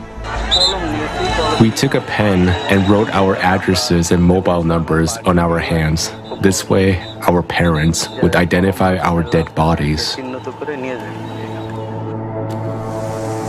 I know. You'll say these are isolated cases. Then explain why dozens of thousands of people annually die in cotton production. According to the latest report of the Global Slavery Index, the production of clothing is the world's second largest industry in terms of slave labor. Let's move on. To produce one t-shirt and one pair of jeans, 1 kilo of cotton is needed. According to the World Wildlife Fund, it takes up to 20,000 liters of water to produce that 1 kilogram. 20,000 liters would be enough for one person for 27 years if they drink the norm, which is 2 liters a day. And this happens while the supply of fresh water is only 2.5% of the total amount of water on the planet. Do you understand that? At the same time, every third inhabitant on the planet has no access to clean fresh water. Are genes really more important than human life? Indonesia, the Citarum River. The Chitaram River is one of the 3 dirtiest rivers on the planet. But 40 years ago, this river and its surroundings were considered a tropical paradise. This is what the Chitaram looks like now at its source, and this is what it looks like when it crosses major cities. Today, there are more than 3,000 factories around the Chitaram River, a quarter of which work to export fabric for the world's clothing brands. Each of these factories dumps waste products into the Chitaram every day. The Chitaram is now a cocktail of chemicals with dead animals floating in it. The content of heavy metals exceeds all permissible norms here. Mercury concentrations are 4 times the safe standard. According to the 2013 report on the downstream impacts of water pollution in the upper Chitaram River, West Java, Indonesia, 25 million people depend on the Chitaram River. Heavy metals are not degradable. Boiling the water does nothing. People who regularly drink this water are at the risk of getting cancer, mental retardation, very slow growth. The scary thing is, it's this same water that irrigates these paddy fields, and everyone who lives around here eats rice that's grown in fields like this one. The factory usually dumps wastewater into the river at midnight. They'll check first if the coast is clear before dumping the toxic waste. How does that make you feel? You have protection when you're inside the factory, then you put the stuff in the river. It's ironic that I'm sometimes responsible for what's happening. I am conflicted and concerned, but I need to eat, so I have to work there. 3 million people work in the textile factories, manufacturing, dyeing, and sewing clothes for major fashion brands is a $12 billion industry that has kept Indonesia's economy the largest in Southeast Asia. But its price is an ecological disaster and destruction of people's lives. China. 70% of rivers and lakes are polluted in this country. In 2017 alone, the Chinese non-governmental organization, the Institute of Public and Environmental Affairs, IPE, recorded that the textile industry had committed more than 300,000 violations of environmental standards. In China, the degree to which rivers are cleaned plays an important role in the political race. That is why special stations have been set up to record the emissions of various factories. But the problem is that these stations control only those regions that are upstream. So it turns out that the activities of downstream companies are not only unregulated by the relevant laws, but do not even come under control. Aren't you tired of your lies? According to the study, National Prevalence and Effects of Multiple Chemical Sensitivities, from 2008 to 2018, the population's sensitivity to chemicals increased by 300%, including articles of clothing. This is despite the fact that most brands claim their materials and dyes are environmentally friendly and safe for people. Or shall we continue about environmental friendliness? Just like many people on our planet Earth, I was cruelly deceived by the fashion industry. This deception was the following. When I came to a store for another purchase, I paid more attention to those items which were labeled as made from recycled materials. And I certainly gave them preference. But imagine my surprise when on one of the websites I saw goods with similar labeling, yet many times more expensive. And I wondered what the difference was. Why do the prices differ so much? So I started my own research, and what I found really shocked me. Our clothes are usually made of composite fibers. For instance, if it is polyester, they add cotton and rayon to it, and you understand that it is almost impossible to separate all that. We take an ordinary sweater made of mixed fiber, which includes accessories. All this has to be sorted, detached, checked, and then given to recycling and production processes. Thus, it is really a very expensive product that simply cannot cost little money. What shocked me the most were sneakers manufacturers who claim that their sneakers are made of plastic. Yes, they are made of plastic. But the big question is, what kind of plastic is it? Because as an ordinary consumer, I believe that sneakers have plastic soles. Hence, it is logical that a lot of sneakers are collected and new sneakers are made from them. Or it is that plastic, those plastic bottles, which are recycled. However, everything turns out to be quite otherwise. In fact, sneakers are made of new plastic. So not only do we already have a big problem with plastic, but we also keep producing it, and we say that our sneakers are environmentally friendly and made from plastic.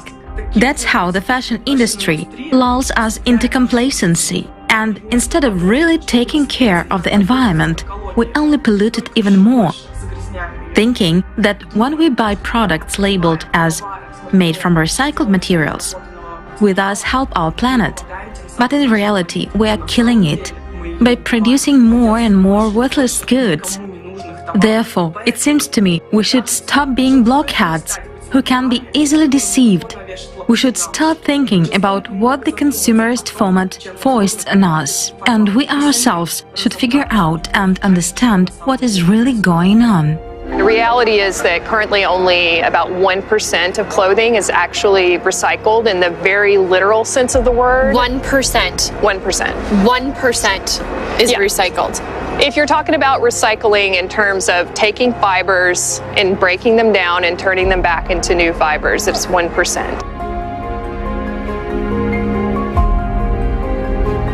In order for the fast fashion outlets to recycle what they make, it would take 12 years to recycle what they sell in 48 hours. Okay. Explain me this. Why do you produce 400 billion square meters of textiles a year, and 60 billion is just waste?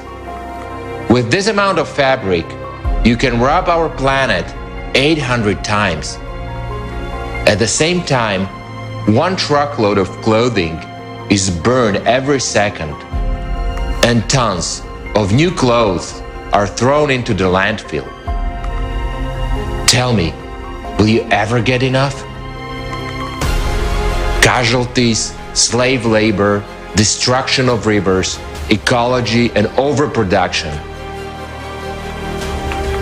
What is all this for?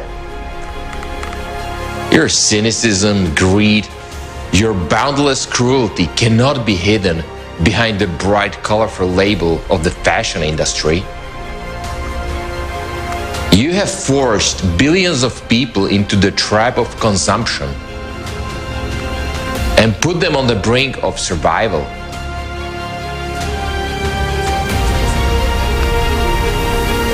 Are you going to keep silent?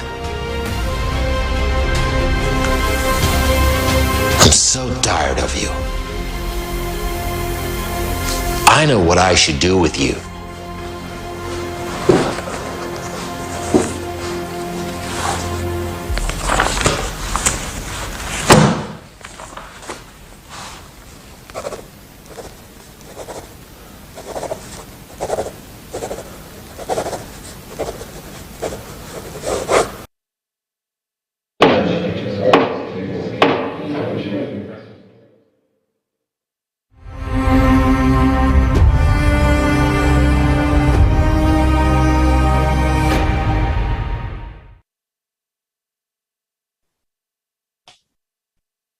I was truly shocked by the information we saw in the video about fashion industry. How cruel and absurd is the consumer format we live in? Why is it allowed to manufacture products dangerous to the environment and human beings? Why unsafe technology being introduced? The answer is obvious. Because there is too much money at stake. And after everything we have seen and heard today, it's obvious that the consumerist format is simply killing us and our planet. And how could it be otherwise in the world where money is more precious than human life? And the only thing which can be changed by ourselves. We can be the change.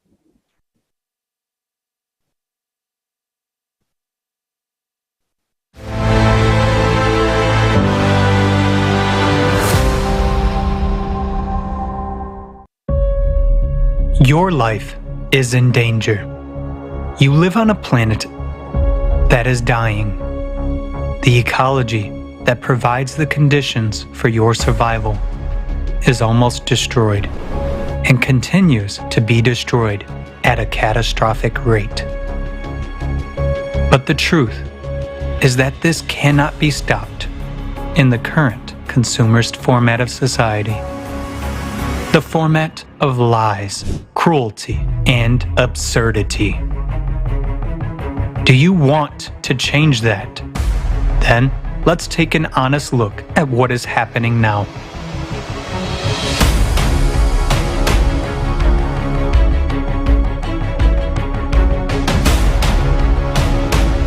We are massively destroying the forest for timber, cutting down centuries-old tropical forest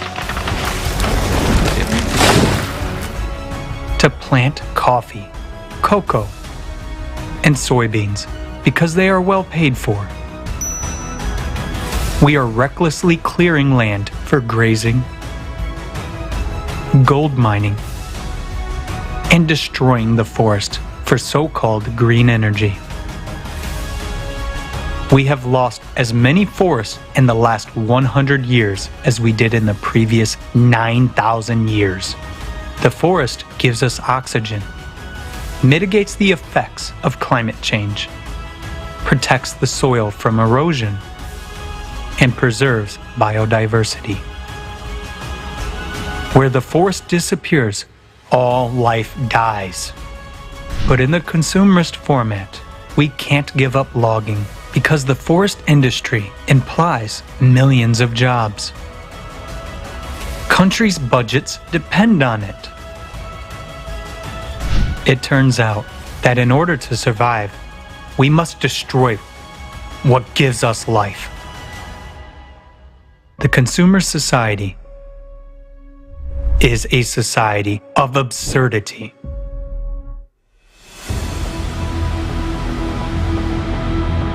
Today, there is not even a single well-functioning system for environmental monitoring in the world. Its absence allows almost uncontrolled dumping of toxic waste into the environment.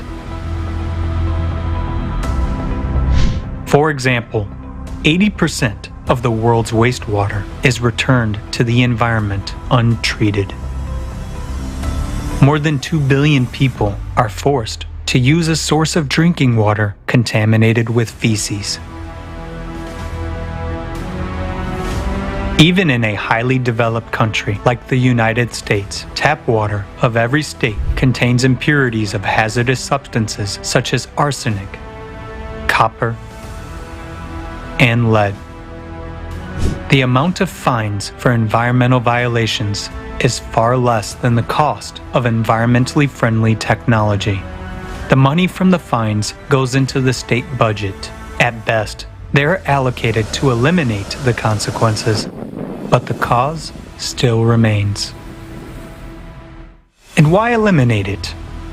We can continue to fine and sell emission quotas and licenses. As long as one can make money on this, the problem will never be solved. They just throw dust in our eyes, creating the illusion of an active fight against environmental pollution. The consumer society is a society of lies.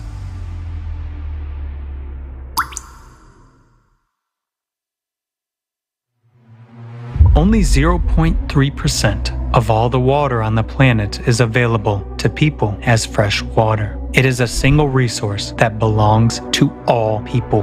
Now, 1 in 3 people does not have access to clean drinking water. To solve the water shortage problem in the 140 countries where it is particularly needed, $114 billion a year is required. Is it a lot? Just to compare, the global annual military budget for 2020 was $1,930 billion. That is, if we give up spending on the war for just 1 year, we can provide clean drinking water for all of these countries for almost 2 decades to come. In a consumer society, fostering hostility and fear is more important than caring for one's neighbor and future generations. Consumer society is a format of inhumanity.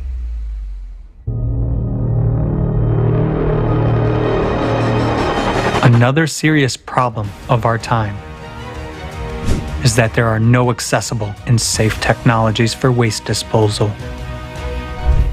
Our planet has become a giant landfill. For example, less than 10% of plastic is recycled. The rest we just throw away. Entire garbage islands have already been formed in the ocean. Microplastics have been found in the ice in Antarctica in 83% of tap water samples, and even in mothers' placentas. But it's a poison that contaminates people and nature. At the same time, the production of plastics is constantly growing. The volume of the global plastics market in 2020 was about $580 billion. Another paradox of the consumerist format. We are destroying nature and ourselves for money. Only in a consumer society can one make billions of dollars selling poisonous substances.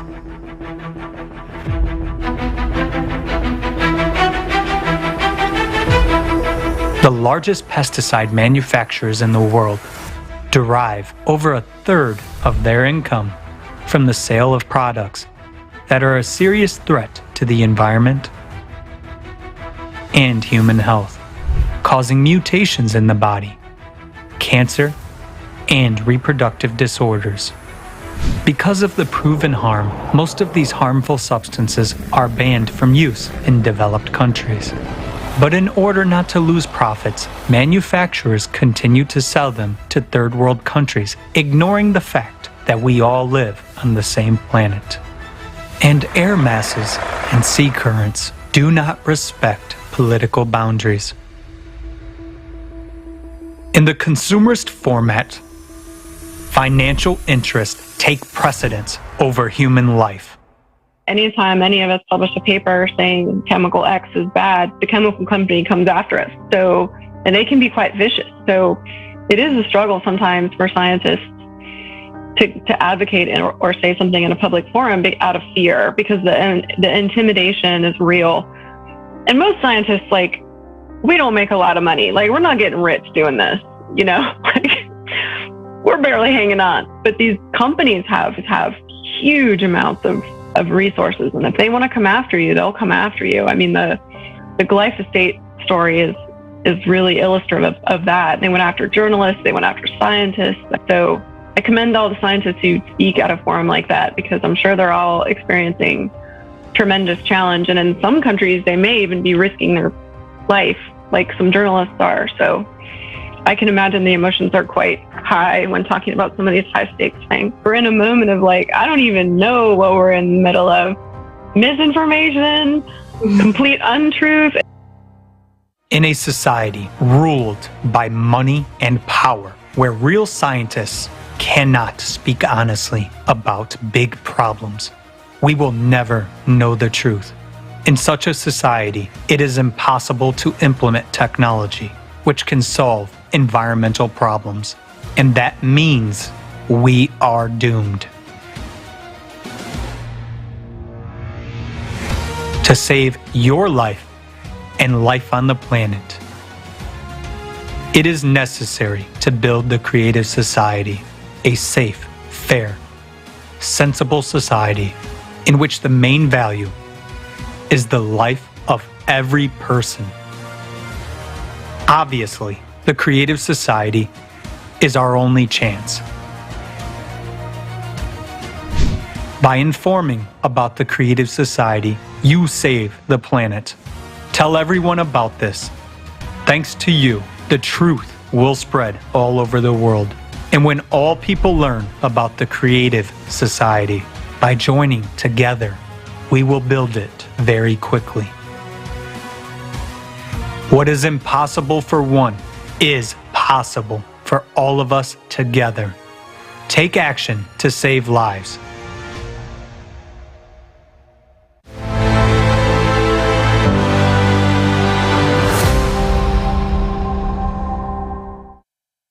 Greetings.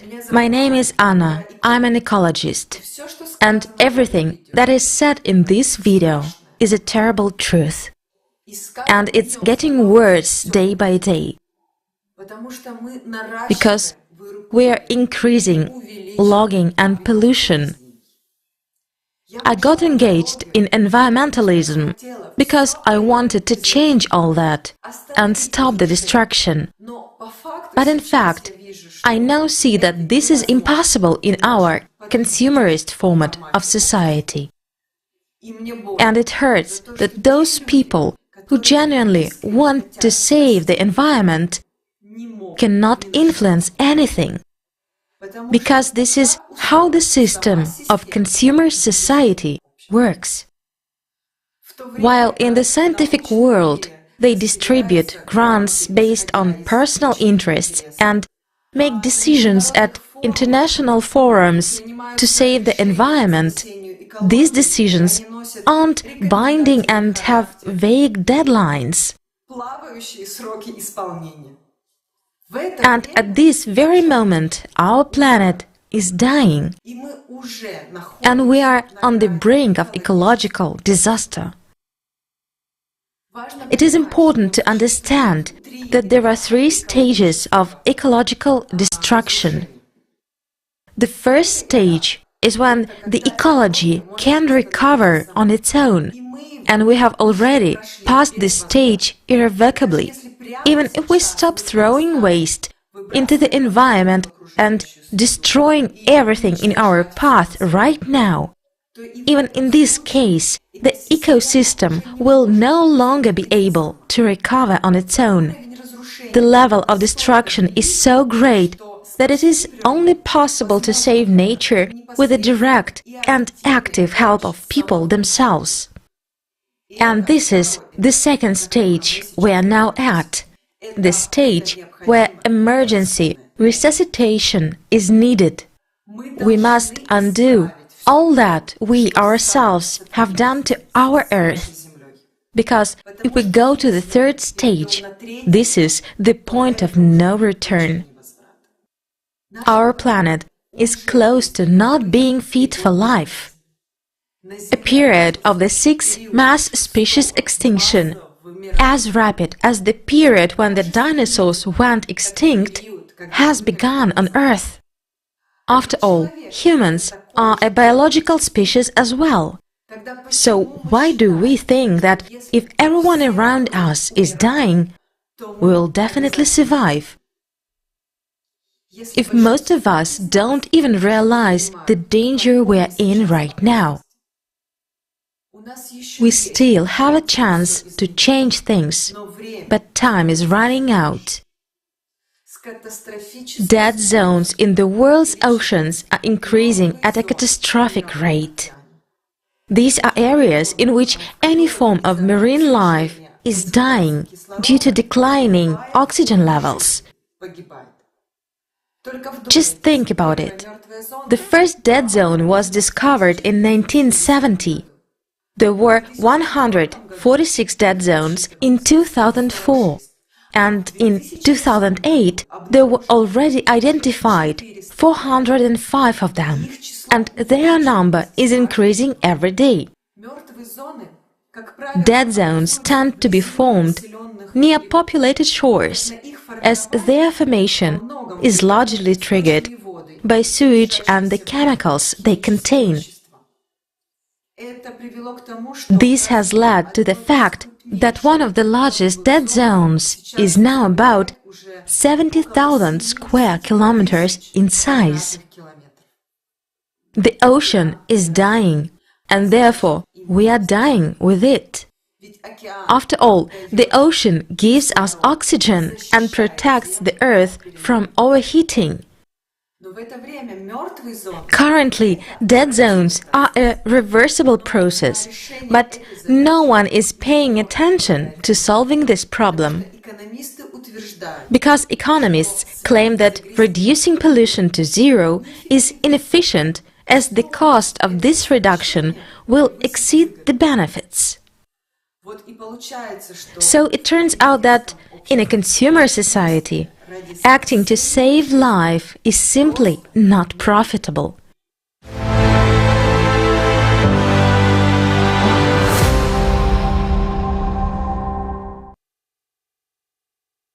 Shocking facts. Today, there are a lot of technologies for desalination, purification, and production of drinking water. But at least 2 billion people are drinking water contaminated with fecal matter. Let's watch the following video and you will understand who benefits from you drinking fecally contaminated water.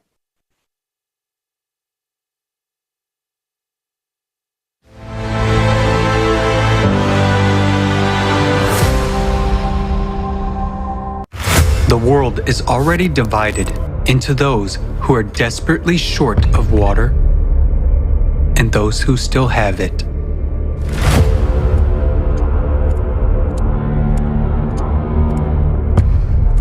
According to UN data, humanity needs to wake up to the looming water crisis.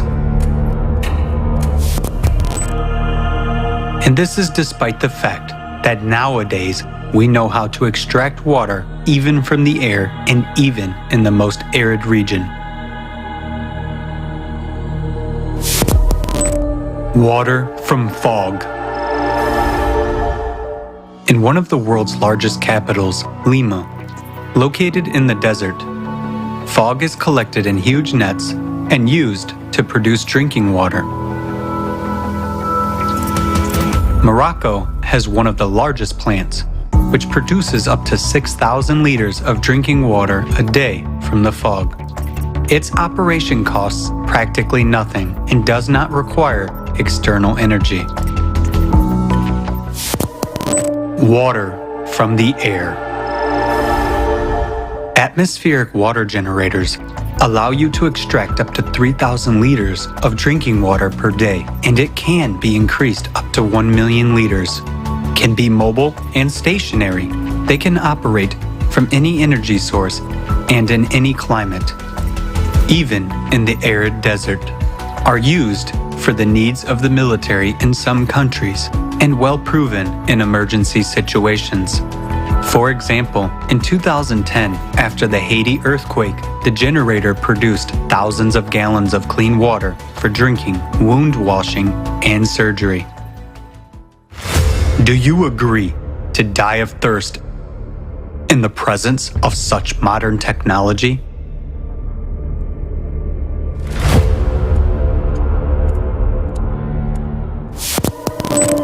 Water desalination units.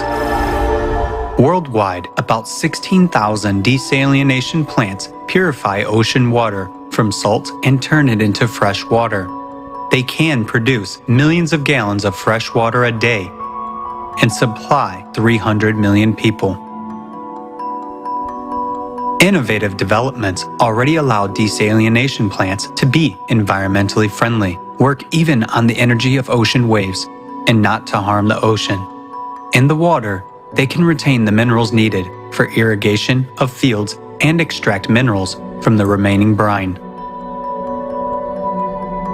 This is ultimate cynicism and cruelty. When millions of people die of thirst in countries located on the ocean coasts, while such technologies are available. And this is the essence of the consumerist format of the society in which we live. Water retreatment. The technology has passed many tests. The water is safe even for drinking, and its quality exceeds World Health Organization standards. Meanwhile, every 2 minutes, one child dies from a disease related to contaminated water. 2 billion people in the world use drinking water sources that are contaminated with feces. By 2025, half of the world's population will live in areas with water scarcity. In just 3 years, it will be every second person. Actually, we don't have even these 3 years. Due to climate change, the situation on the planet is changing rapidly every day. And trouble comes where no one was expecting it. So, what will you personally choose? To die of thirst? Or to drink fecal water? That's the choice which you have in a consumer society. Nowadays, humanity has all the necessary technologies to provide water to drink for everyone. But in the consumerist format, trillions are spent to kill people, and saving our lives is way too expensive. By our inaction, we support this cruel, dead-end, and absurd format of the consumer society. The format in which these problems will never be solved, because our survival for the consumer society means earnings. Nowadays, profit is more important than our lives, and our deaths are just dry figures. The only way out is to change the format.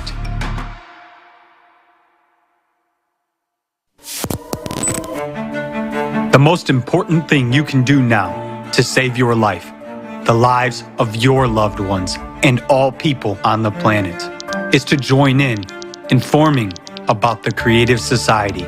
Because only by changing the format of society will we be able to prioritize the value of human life. We will introduce advanced technology everywhere and guarantee the protection of every person's life. Act now. Inform about the creative society.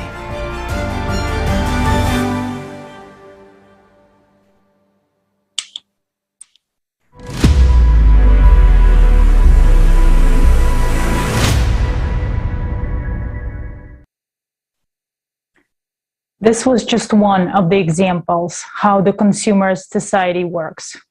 We have everything we need for the betterment of human lives, but it is not accessible. Let's take a look at another example of how the consumerist society is robbing us of our lives. Let's take a look at the country of Japan. Already today, scientists from different countries are predicting a mega earthquake that will happen in Japan.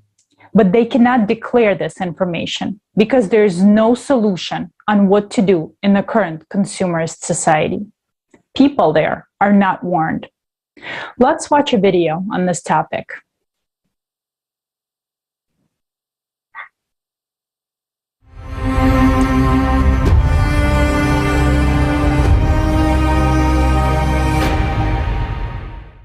A mega earthquake could destroy all of Japan and nearby regions. Why? Japan became an archipelago about 12,000 years ago at the end of the Ice Age, and before that, it had been part of a continent. Every 12,000 years, global cataclysms and tectonic shifts occur on Earth and change the face of the planet, flooding some continents and raising others. Now, our civilization is living at the end of the 12,000-year cycle, which means global and catastrophic changes are underway. Japan is one of the countries that get into the thick of climate events. Alexei Lubushin of the Schmidt Institute of Physics of the Earth predicted the 2011 Tohoku earthquake 3 years before the event by analyzing seismic noise. He estimated that this quake was only a foreshock, an earthquake precursor to the Great Japanese Catastrophe. He predicts a magnitude 10 earthquake in the vicinity of Japan in the coming years. The destructive power of such an earthquake is up to 32 times stronger than the one that occurred in Tohoku. Our civilization has never experienced such a mega earthquake yet. German seismologists also predict a new earthquake in Japan in the next few years with a magnitude of 10 or above. Everything points to the Nankai Trough near Japan. Researchers at Kobe University also warn of an impending mega-earthquake in the Nankai Trough area. They have detected accelerated tectonic plate movement there. International research has shown that a magma dome is rising rapidly from the planet's interior. It intrudes from the mantle, deforms the Earth's crust, and causes earthquakes. An active magma upwelling during a cycle change will cause unprecedented tectonic movements in the area. The consequences will affect all neighboring countries. Such a mega earthquake could cause a devastating volcanic eruptions in Japan. Already now, magmatic activity is being registered in Aira, Aso, and Kikai calderas. An earthquake in any of the supervolcanoes would threaten the entire planet with a volcanic winter and an ice age. Even a nation so prepared for earthquakes cannot withstand such a force of destruction. We simply must warn the people of Japan about this danger so that they can be resettled to safer areas in advance, and that is 126 million human lives. Their country can disappear from the world map at any moment. Is a country as developed as Japan prepared to deal with the coming apocalypse? Would other countries be willing to help it with resettlement? In the present format of consumer society, relocating the people of a particular country is not feasible for economic, political, and other reasons. Would such a mega earthquake be a problem only for Japan? No borders, no walls will stop the climate from attacking. It is merciless, and it takes no money. In the face of planetary danger, all scientific and technical potential must be united for the future of humanity. Only in the creative society format is it possible to have simultaneous peaceful resettlement of 126 million people. The creative society is our only way out. By spreading this information, we're saving the lives of billions of people. We should act today, right now, so that all of us can have a tomorrow.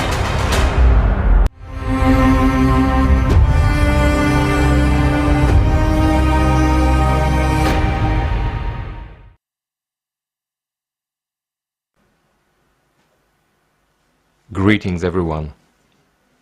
I'm honored to be a part of this awesome forum. Thank you so much to everyone who participated in the preparation of this event.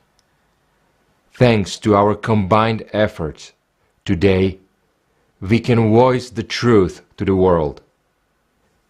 It hurts me very much for the people who suffered from climate, who have faced its cruelty and destructive power. Now, I would like to address the skeptics. You know, I ask myself, what more needs to be shown? What more needs to be said to you to have you understand that humanity is dying right now in a full-fledged war? Some people say that we are supposedly manipulating the topic of climate. Tell me, how does that benefit either one of us? They say that we are intimidating people. Intimidating? Since when does knowing the truth mean being intimidated? The climate is not a tool for us to manipulate. Climate is our common enemy We have been staying up nights for months so that you could know the truth, to save your lives too. The lives of those who don't believe us. Tell me, what's the use of us spending lots of resources? What's in it for us? It's time to turn on the brains and think about this. We live on the same planet. This is our only home. And climate disasters will affect everyone, even though they may be occurring thousands of kilometers away from you now. Every disaster is evidence of climate change all over the planet, and therefore also outside your window, even if you don't see it just yet. Truth is, when you face the power of climate, it will be too late to do anything about it. The only benefit I'd like to gain is to save my life and the lives of other people, because I'm a human and I want to live. That's why I speak the truth openly. And now, I would like to address the clergy.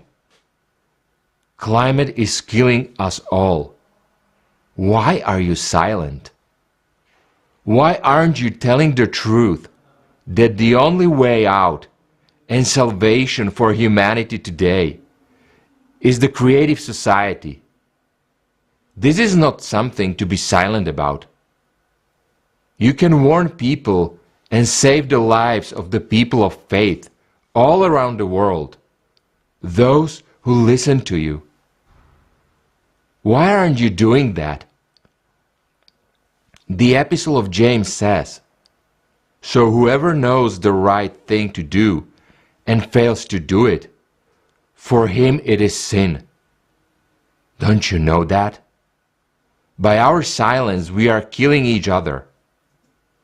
For our silence about climate change is equivalent to killing innocent people who sleep peacefully, not knowing what awaits them. The first sacred precept of Buddhism forbids harming and killing human beings. In Islam, the greatest sin is to kill an innocent person. So why are you silent?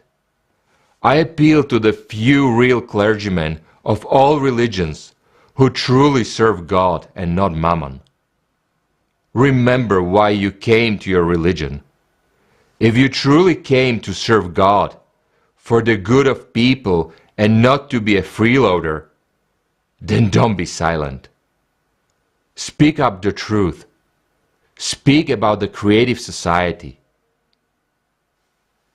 Thank you.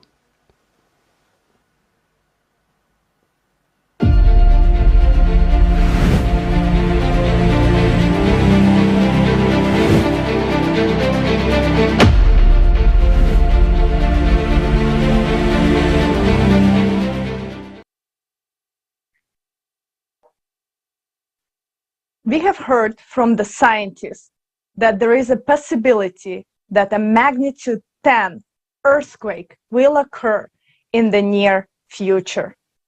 The energy from such an earthquake will be 32 times greater than the magnitude of number 9 earthquake. That occurred in 2011 in Tohoku. Our civilization has never seen an earthquake of such magnitude. But unfortunately, every time during the cycle of 12,000 years, not only earthquakes occur, but also supervolcanic eruptions. Next, Joe Blundell will tell us more about it. Joe is a researcher, inventor, and entrepreneur. Joe, the floor is yours.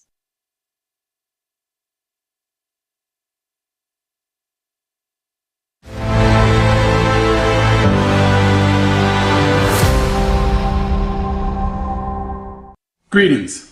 My name is Joseph Timothy Blundell, and I would like to thank the Creative Society for allowing me to speak at this historic conference. A lot of people don't know this, but the Greeks and the Hindus all have their stories about the cyclical catastrophe cycle. A lot of people have wondered why these cyclical disasters seem to give rise to civilization and the ultimate destruction of. And it's actually a really simple physics principle. You see, the Milky Way galaxy has a giant northern magnetic field and a giant southern magnetic field. And where those two fields meet, create a waveform oscillation. We spend 12,500 years on the southern waveform and 12,500 years on the northern waveform. No big deal, right? Well, where those two waveforms come together represents a 3% region of space that we will be going through for 200 years. If you follow that 3% region of space back to the galactic central object, that's the place where stars are continually being spun out. So the enormity of energy in this region of space can't be understated. And of course, it's because of that magnetic mixing and the magnetic induction that our planet goes through for that 200 years that gives rise to the cyclical supervolcano cycle. And you can see it like clockwork. Exactly a half a great year ago, 12,500 years, Campi Falgari off the coast of Italy. Supervolcano, boom. Exactly 1 year, one great year ago, 24 to 25,000 years ago, Taupo in New Zealand went off. Exactly a great year and a half ago, Campi Falgari went off again. And exactly 2 great years ago, that region of space has a lot of debris flying around in it, so we're also susceptible to meteor impacts at that time. And that's why you find the Cannon Diablo meteor hit exactly 48,000 years ago. And I would be remiss not to mention the most catastrophic recent super eruption, and that was Toba, 76,000 years ago. Exactly 3 great years.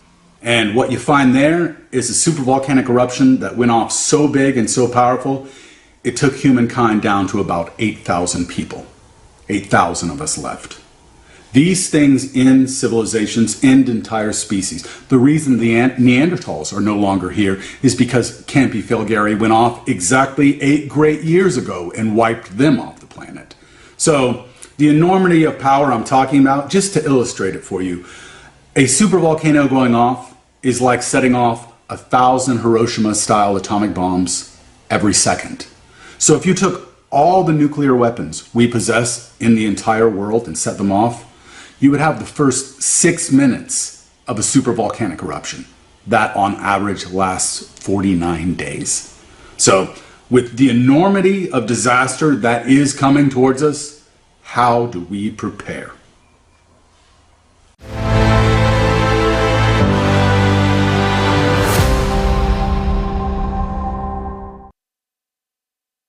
Joe, thanks so much for studying the cyclicality of 12,000 years.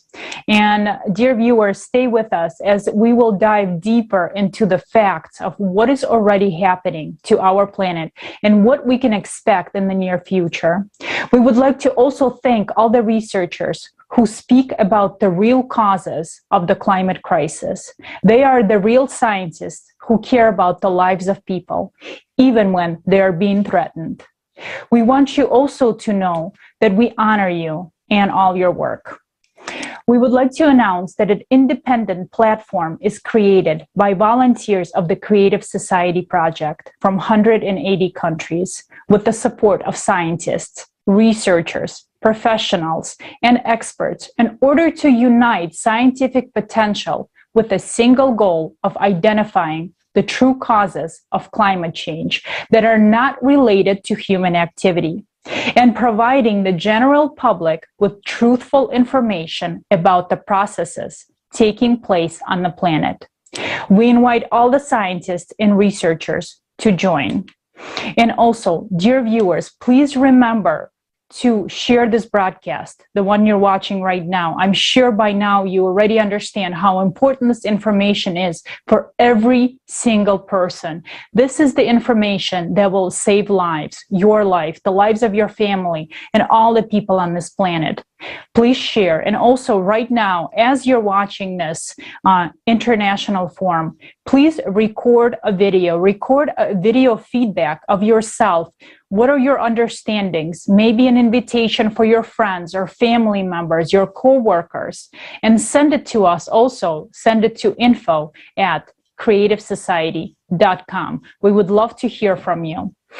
And now let's watch a video about earthquakes and volcanoes, whose intensity and frequency is already increasing abnormally.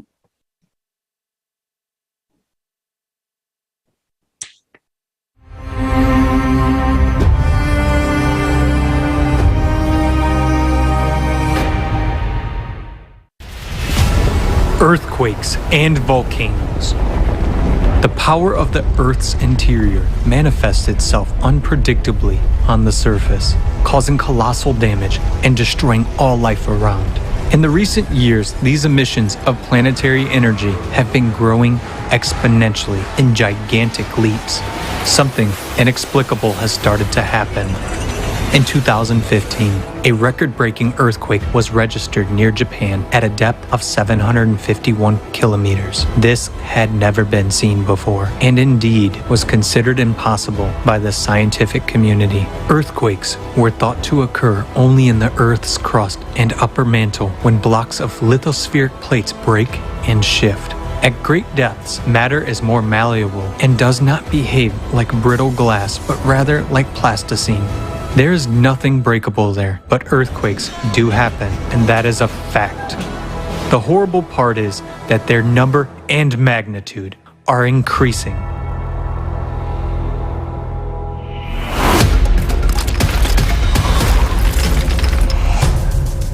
Earthquakes are not only becoming deeper, but they are also getting closer to the surface,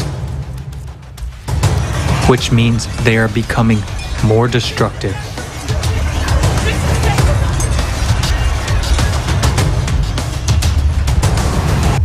Today, more and more of them are concentrated at a depth of about 10 kilometers.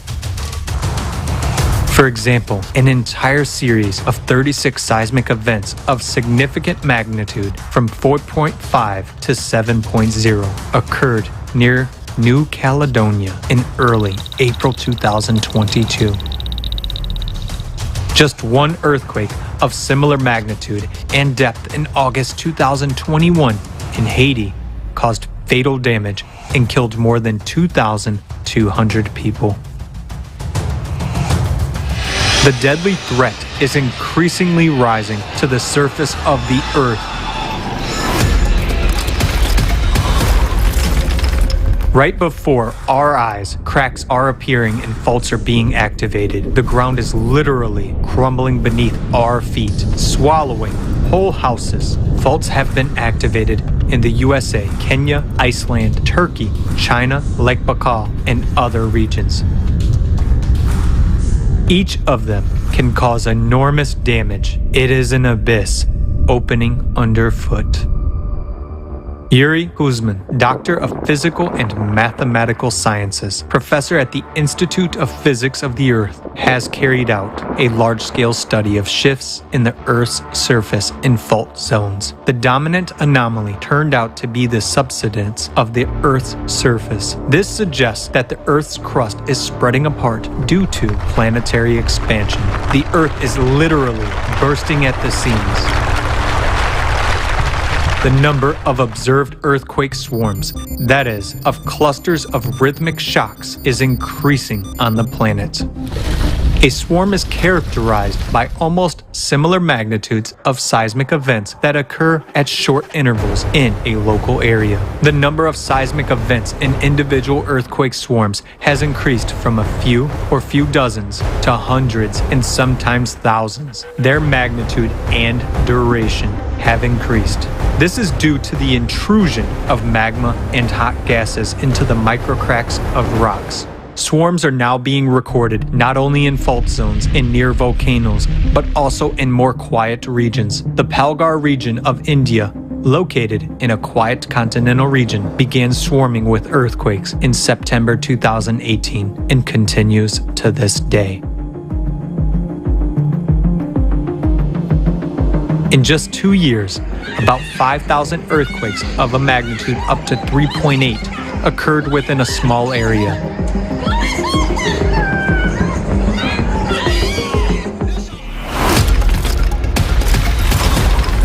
And what has been happening since August 2020 in the Bransfield Strait off of Antarctica has been described by scientists as a huge magma intrusion. Some 85,000 earthquakes have been detected in the first 6 months, with a maximum magnitude of 6.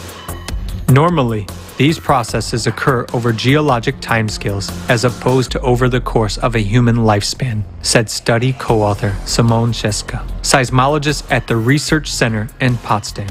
Magma is literally devouring the lithospheric plate from the inside, having traveled 2/3 of the way to the surface in 6 months.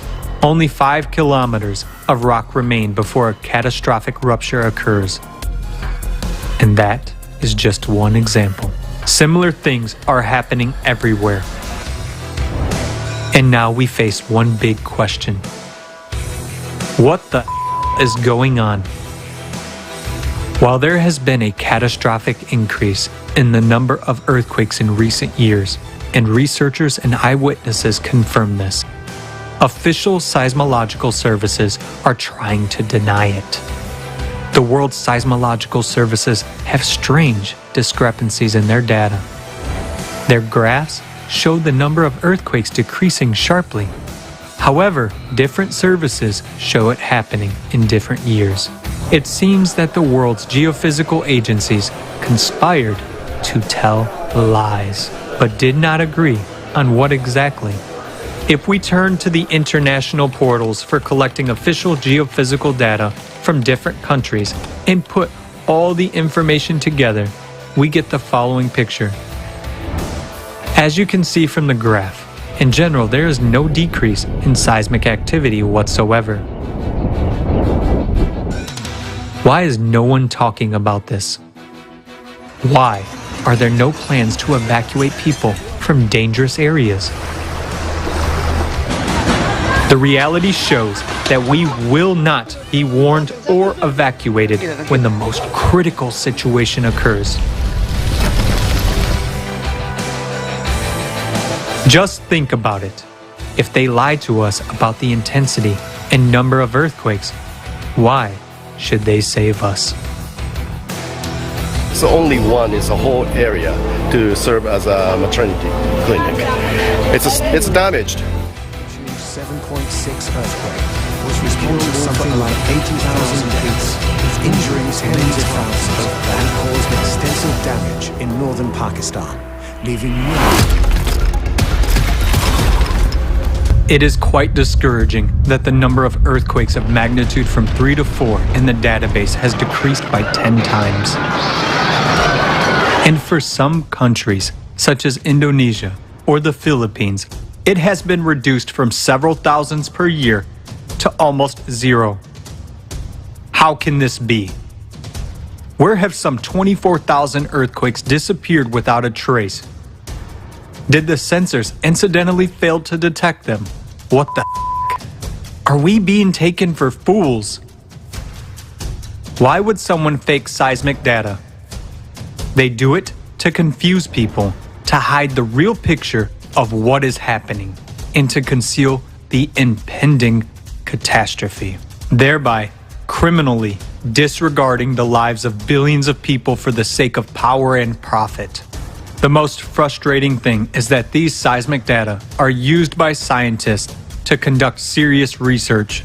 No one comes across the idea to doubt their reliability because they are from official sources. There is a monopoly on seismic data in the world, and these monopolists reserve the right not to even explain the data manipulations. And while these collaborators are busy faking data, a magmatic apocalypse is brewing in the bowels of the earth.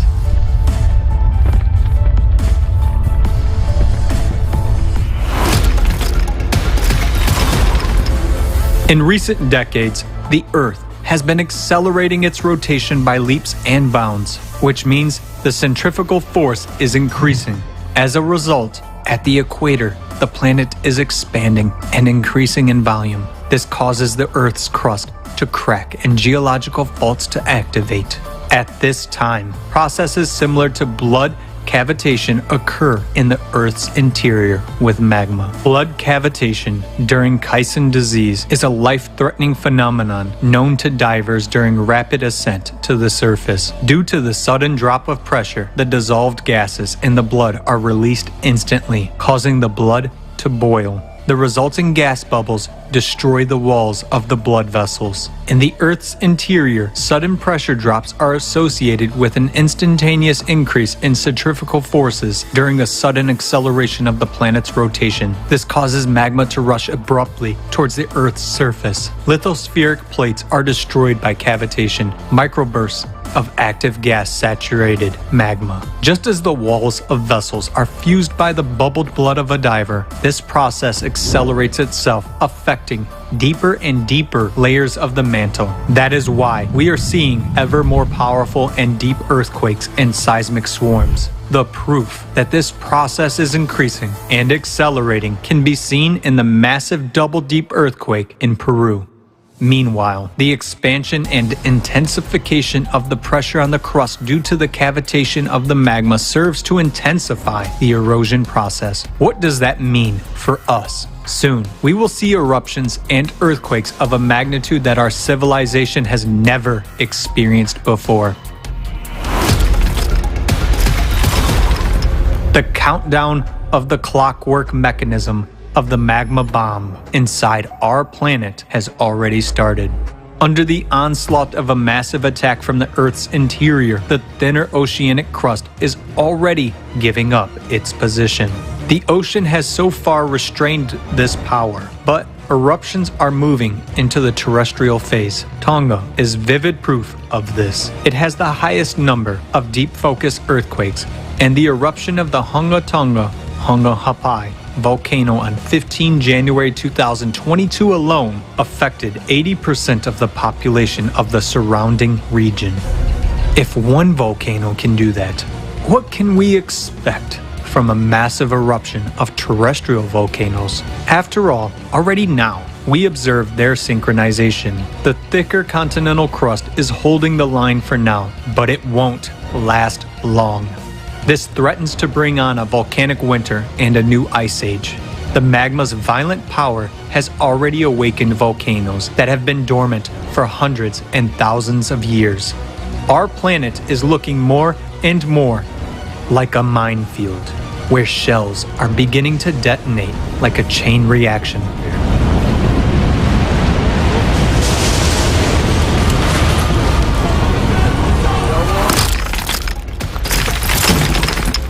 But an even greater threat is fraught with those volcanoes that have not yet woken up. Giants, such as Yellowstone, Campi Flegrei, Elbrus, Flach, Kikai, are called doomsday volcanoes because the eruption of any of them could lead to the extinction of all life on Earth. They have held back the power of the Earth's interior for a millennia, but now they are showing signs of activation. When the magma beneath these volcanoes reaches a critical point, the scale of the catastrophe is hard to imagine. Our planet is splitting apart, yet we are busy with something else. Endless problems of the consumerist format cover our eyes, not allowing us to see the main thing. We are deceived by data manipulation. Earthquake statistics are manipulated in the same way that temperature data is. Those who do this keep quiet, some for the money, and some, perhaps, not to scare people and spread panic, so that people live out their last days in peace. Because it was so suffocating inside, I couldn't breathe.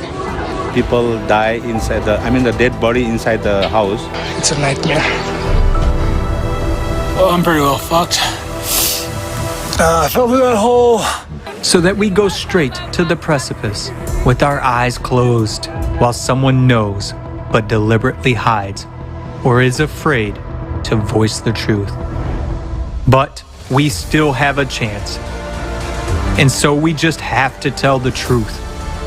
We will be able to withstand cataclysms if we unite our scientific potential.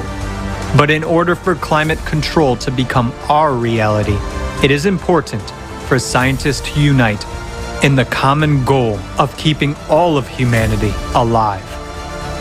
This is only possible in the creative society. Decide.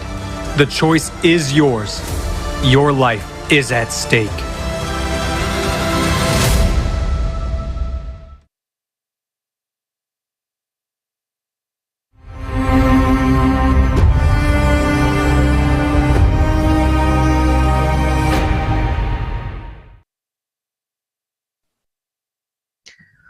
It's a crime against humanity to suppress these facts about climatic disasters. You may ask, why are these facts suppressed? Why are they being hidden? To prolong a peaceful existence while the consumer society continues to consume each other and our planet? And I want to ask, why are we silenced?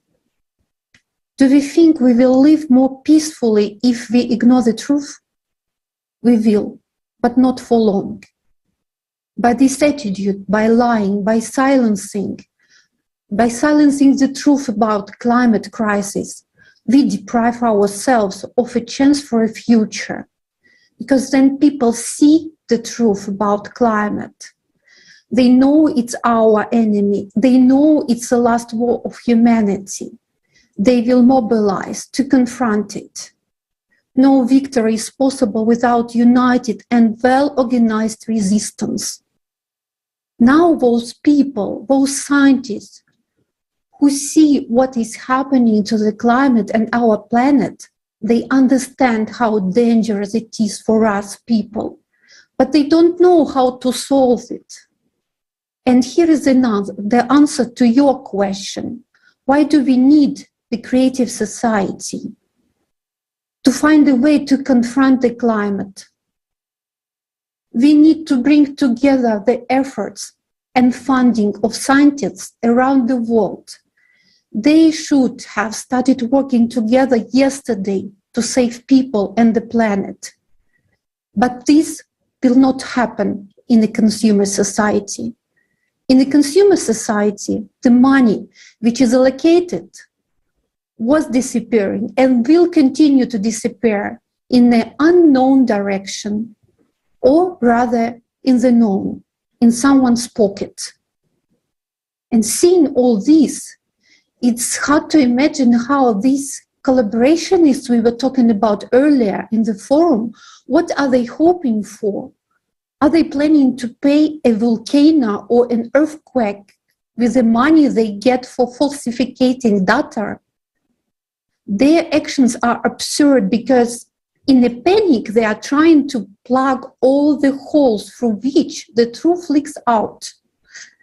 And their empire of lies is falling apart. In the meantime, millions of people are already losing their homes and are forced to seek shelter in other countries. People are fleeing for a better life. But in the consumer society, they become a commodity. You will learn more about the hardships of refugee life below.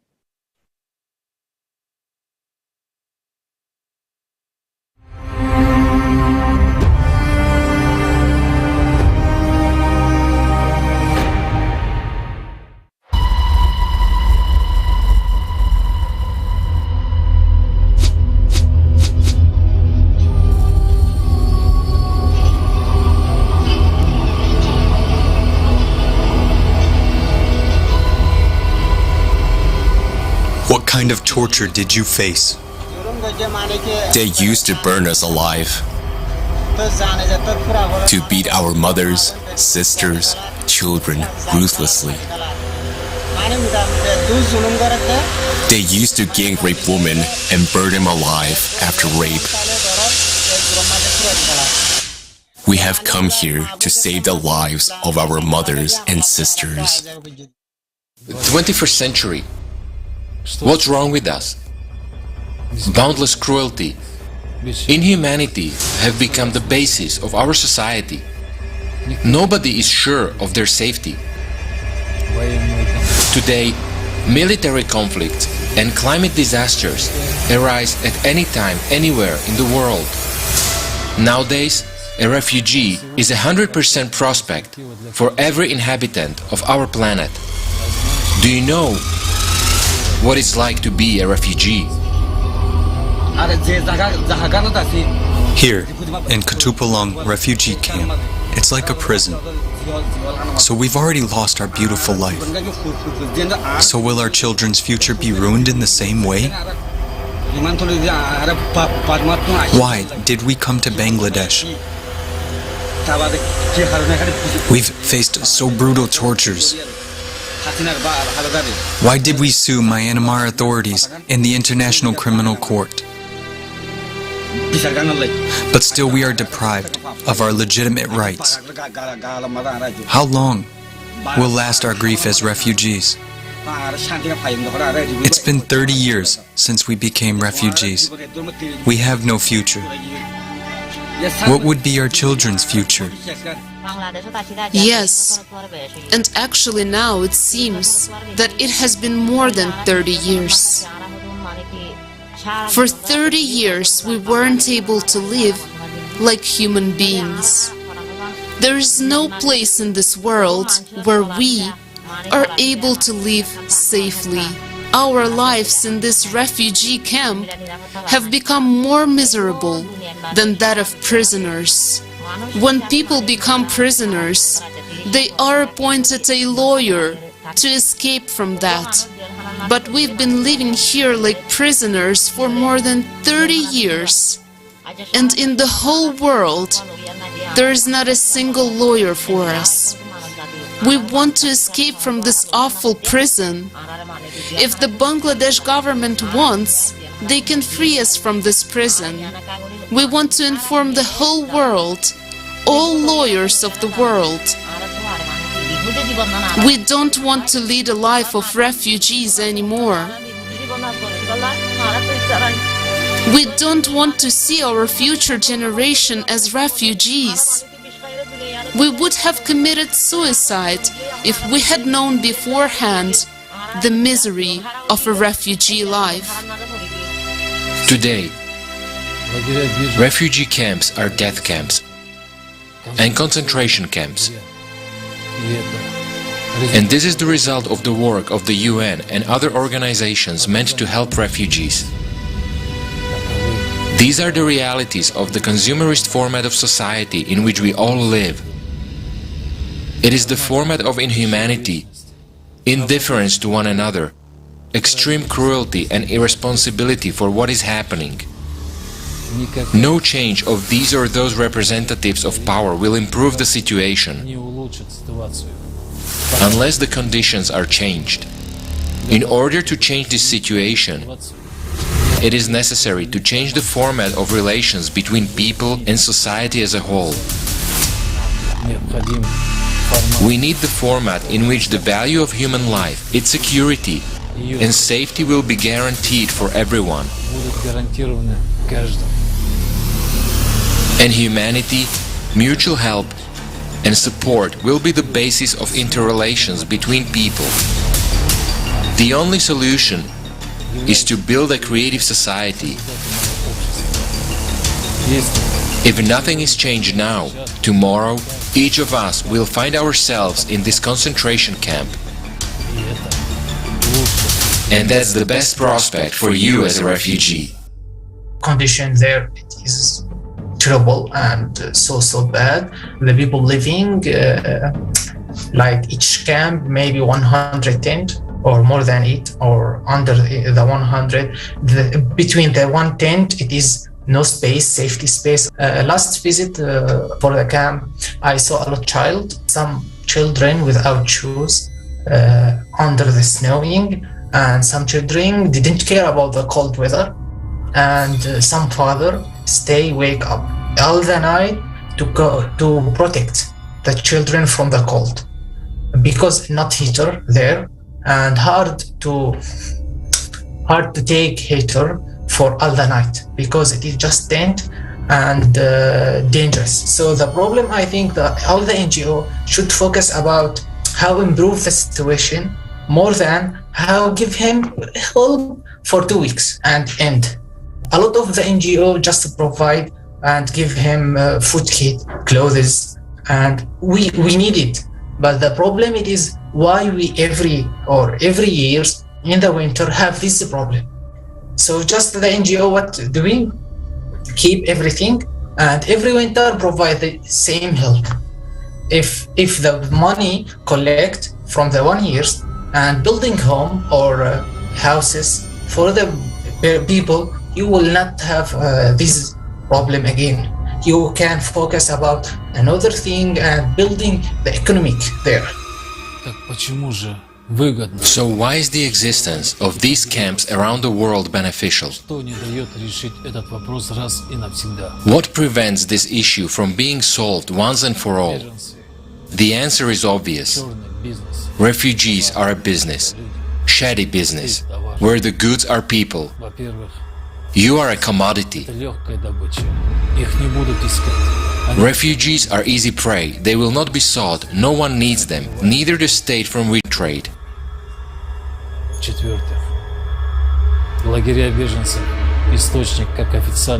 Refugee camps are a source of both official and unofficial income for those who work in the camps themselves and to those who work for international organizations.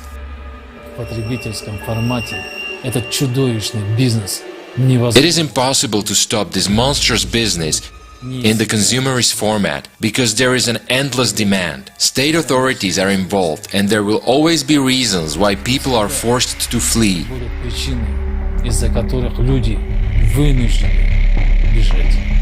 In this business, there are a lot of poachers, there are a lot of stalkers, there are a lot of hunters, and these people grab the thing. So the government is also aware about it. The customs are aware about it.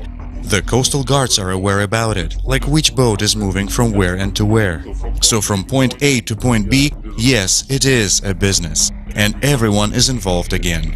Because of war thing, in most of the countries where people need some place to move around, there are many scammers who are in the market, who say that, okay, you pay me so much amount, I take your family safe and sound and well. If the scammer is a butcher, then you know the family is devastated. And you never know if the family is all together, because their intention is just to take the subject. So either the family is dead or something like that. Human trafficking, an epidemic that is global, and it's not just a certain nationality or you come from a different region.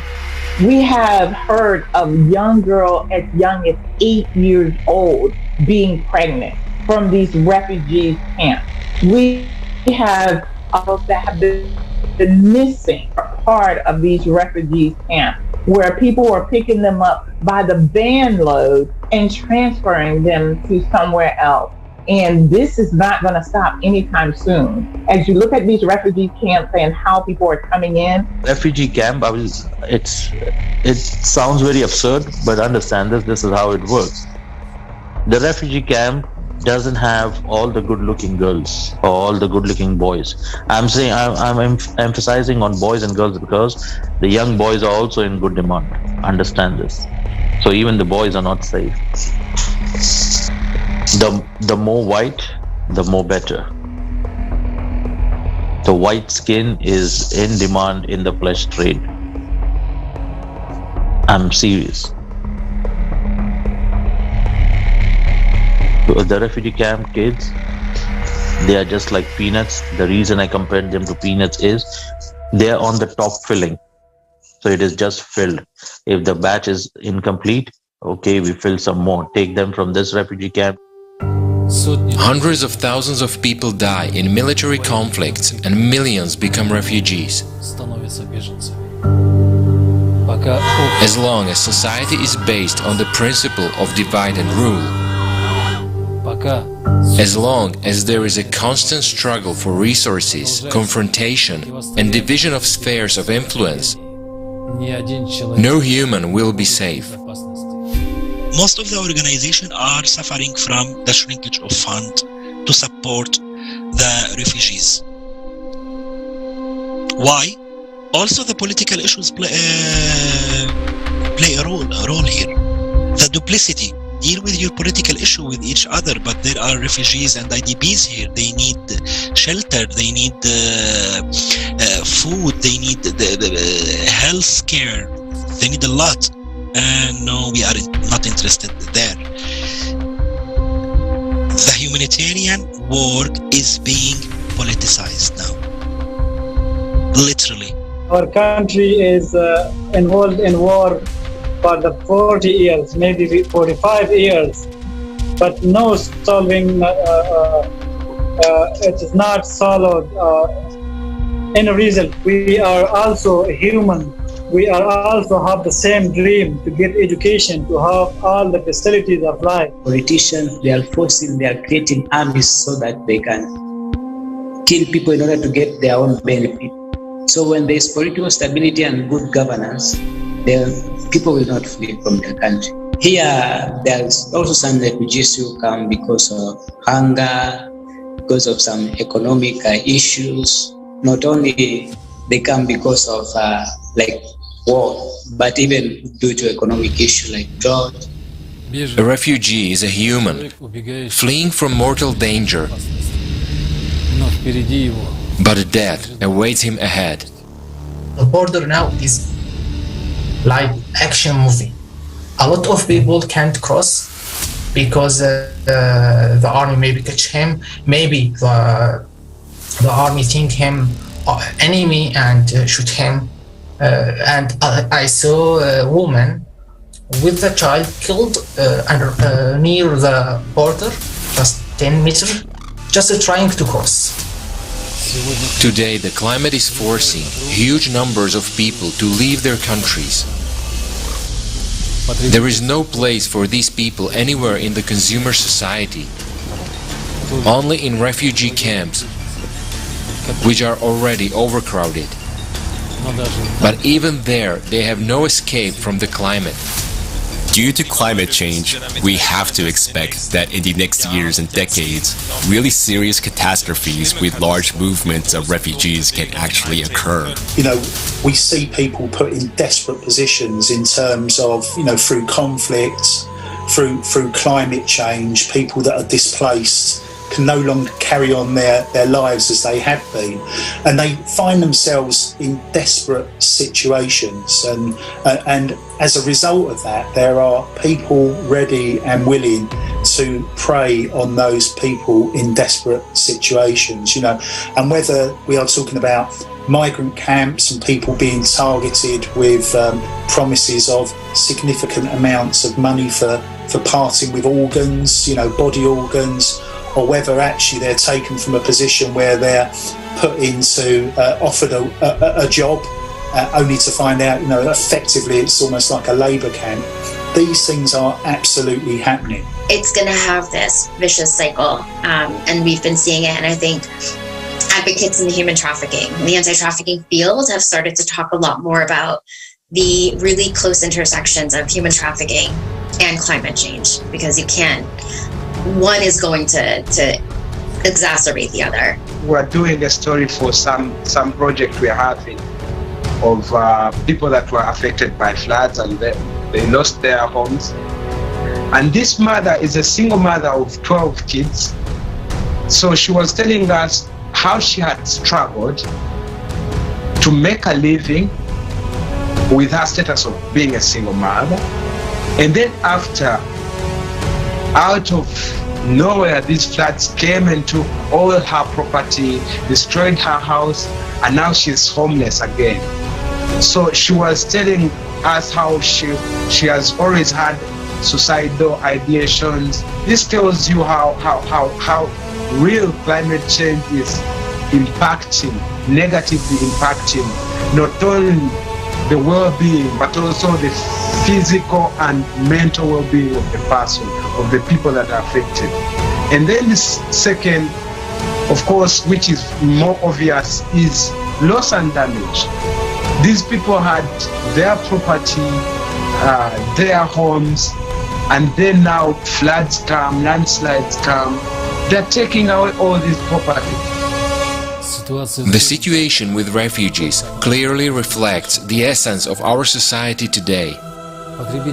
In the consumer society, no one wants to solve other people's problems. Everyone is focused on themselves. Hypocrisy and hatred are everywhere. We literally devour each other. No problem can ever be solved in the consumerist format. Such a society has no perspective. It's a dead-end society and it's doomed. There are modern concentration camps, refugee camps, in the various parts of the world. Some of them have existed for over 70 years. Generations of people become eternal prisoners in these concentration camps. The solution to this issue has become impossible because refugees are a lucrative billion-dollar tax-free business. For the consumerist format of society, people are commodity. Funds earmarked for refugees are pocketed, and the result is tarpaulin tents in the freezing cold instead of normal living conditions. Electric heaters without electricity, buckets of ice-cold water outside instead of normal showers.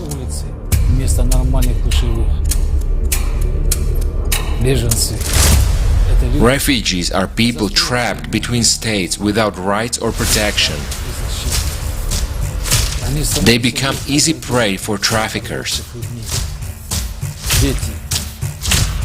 Children are in demand at organ market and as sex slaves. This is why no one will do anything to help people. Because a refugee camp is as lucrative as an oil rig, only it's not black gold that it's being pumped, it's human life. The situation with climate and constant military conflicts will lead to the fact that all of us will become refugees. And what will happen? We will end up in concentration camps where we'll gobble each other up for a sip of water and a piece of bread. If we don't change the consumerist format, that will happen. And it won't happen in decades, it will happen in the coming years. Everyone who remains alive will be caught in this meat grinder.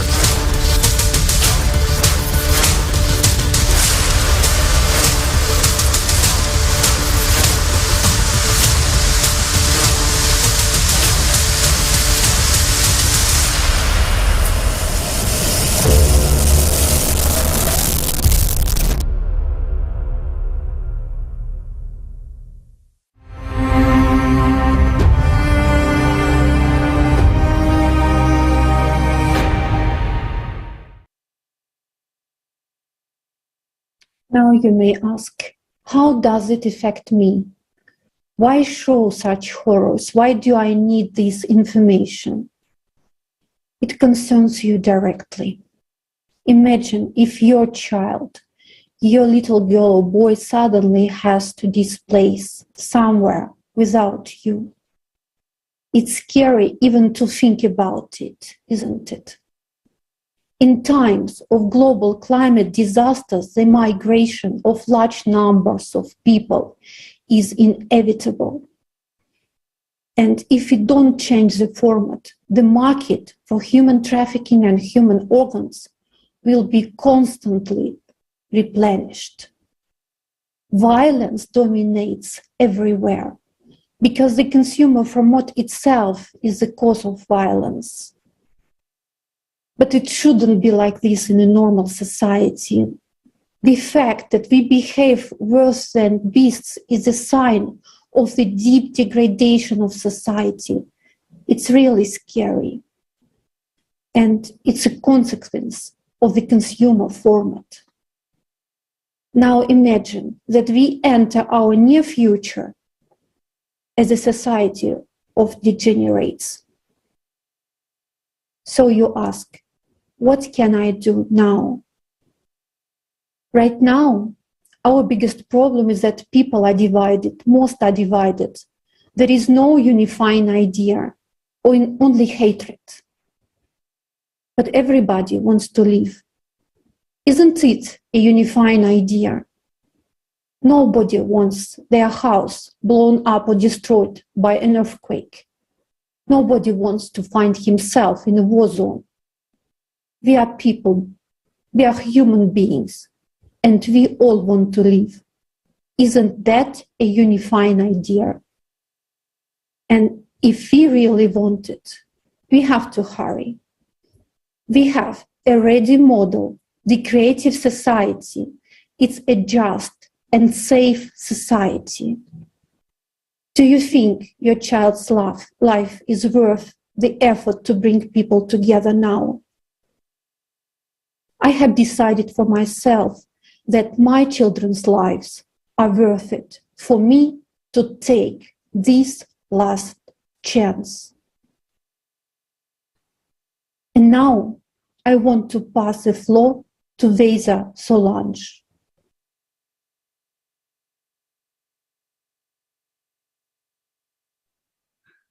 I'm from Angola, but I'm currently living in South Africa. And in South Africa, one of the biggest cries is about children, women, and men disappearing daily without any explanation. The crisis of human trafficking is increasing more and more every day. Authorities don't seem to be doing anything about it.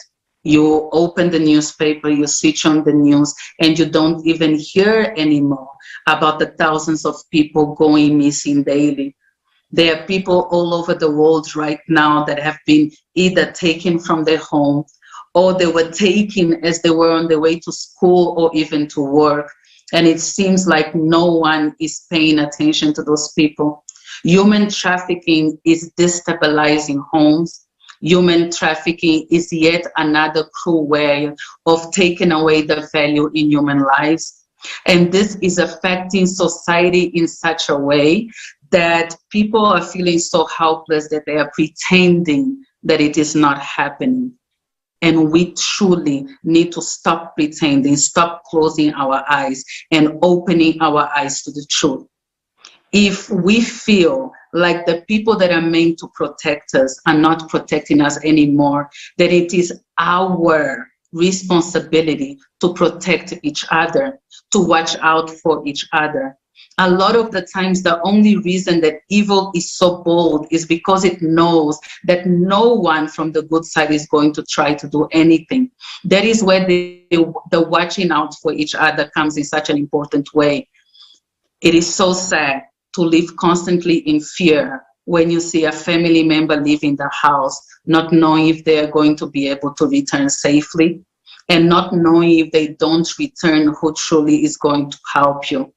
If we do not want to live in a society filled with fear, we are the ones that need to come together and start implementing these changes. We need to report, we need to rally together, and we need to make sure that more lives are not destroyed through human trafficking. It is very easy to blame governments. It is very easy to blame big companies that are gaining monetarily from all of that.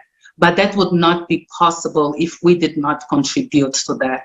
That would not be possible if we decided to take a stand and say, I will not be a part of this anymore. And that is my message for everyone that is watching right now, is that the change has to come from within. We have to start looking at each other as brothers and sisters again, independently of the color of our skin, of our nationality, of our beliefs, of our religions. We have to understand that the only way that this world still has a chance of changing is if we come together and we start working towards each other. I truly believe that it is possible to have a society that puts value in human life. Human beings, the value of a human life keeps decreasing every day. The value of a human life today is based on what they can do for somebody else, how much they earn, and what you can get out of them. I also want to urge everyone in reminding that it is our responsibility to seek for the truth. And this is one of the things that I appreciate and I respect the most about Creative Society. In my opinion, Creative Society comes as a solution, first of all, by bringing the correct information to the people. A person cannot change unless they have the tools to change. The first tool of change is information. The second tool of change is strength in numbers. The only reason that I will join something, an organization, an ideal like Creative Society, is if I believe in what is being told. And Creative Society has been standing with the truth from the very beginning. So for me, it's joining, being a part, bringing the correct information onto the platforms, and then together using the collective mind in order to be able to bring these solutions. There are way too many problems in the world for us to be able to solve it as individuals. We all know that by now. But let's say that Creative Society brings together the greatest minds in the world, your greatest scientist, your greatest researcher. Let's say the Creative Society, with its right information, is able to bring back the notion of I am because you are through people from all over the world. All of a sudden, you have people that have the power to change a system that all have the same ideal. And this ideal comes from one source, which is Creative Society. And that is how I truly believe that solution will come about.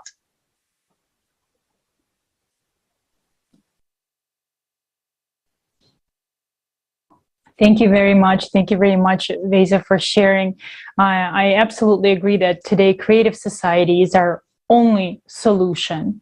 And from this, I have a question for everyone that's watching us right now.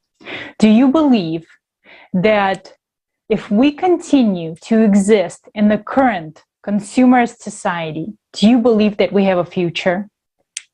There is no doubt that every single person thinks about where this world is headed and understands that something needs to change. The time has come to stop pretending. It's time to stop lying to ourselves, and it's time to unite and solve all our problems together so that we can look in the mirror and know that we did everything to change this consumerist format of our society into the Creative Society and win the last war against climate. Plus, we have technologies today that will help save people's lives. Let's take a look at the next video so you can see for yourself.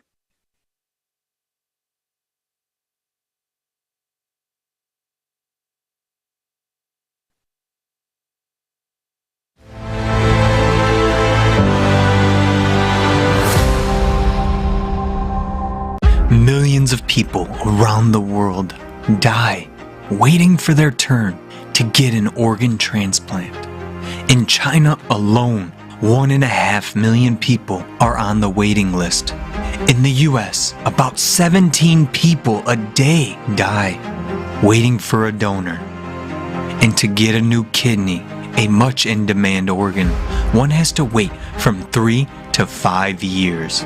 In India, only 3% of those in need receive it. Tell me, what will you do if you or your loved ones need an organ transplant? Are you sure you'll live long enough to get your turn? Here are the barbaric methods that are used to solve this problem in today's consumer society. Every hour, a kidney is being sold on the black market. Children are dismantled for spare parts like a construction set in order to earn up to 1 million euros on organs. Are you unworried today when your child is outside? Teenage girls are forced to bear children on human farms in order to sell them. There are kidney villages all over the world where each resident has already sold one kidney.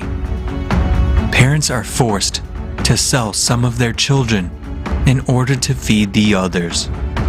Organ theft can occur even during a surgery, and the person does not suspect that he woke up without a healthy organ. This is despite the fact that there is already an effective solution that can save lives of these people. Today, the technology of 3D printing of organs is rapidly developing. The following organs are successfully transplanted: bladder, cartilage tissue, printed cornea, pancreas, blood vessels.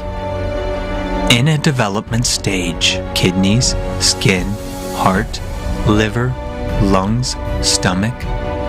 A 3D bioprinter has already become part of the scientific equipment on the ISS. What was once a plot for a science fiction novel is now advancing our scientific research, says Taylor Crouch, Organovo Holdings Incorporated. 3D bioprinting will save millions of lives through timely transplantation, will reduce mortality from chronic and age-related diseases, will end clinical trials of drugs on humans, including children. The black market of human organs and the sale of people for organs will disappear forever as a monstrous phenomenon of the consumerist format of society. These technologies will literally not only save, but also protect the lives of millions of people. The advantages of this technology: printed organs are cheaper than donor organs. They are printed from the patient's own cells and are not rejected by the immune system. A printed bladder was successfully transplanted over 20 years ago. But has this technology come to your hospital? Is it available to everyone in need in your city?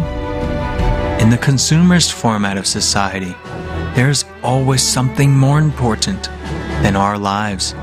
There is no way to solve this problem in a consumer society because organ transplantation is a profitable multi-billion-dollar business, a business built on the health and lives of people. In the consumer society, it is much more profitable that you suffer and die. The most monstrous thing is that we have agreed with this.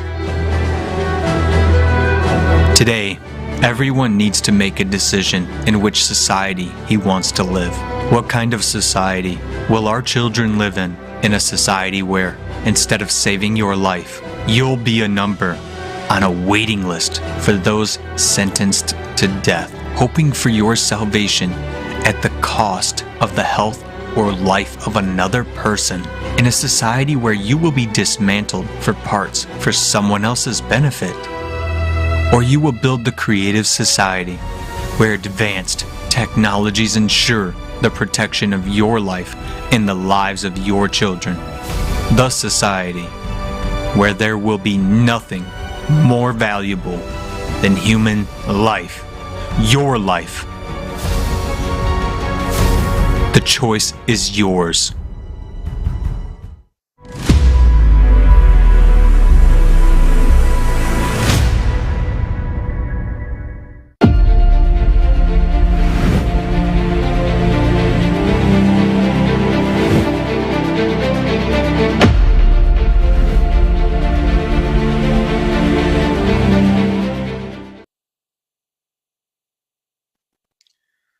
It just doesn't make sense.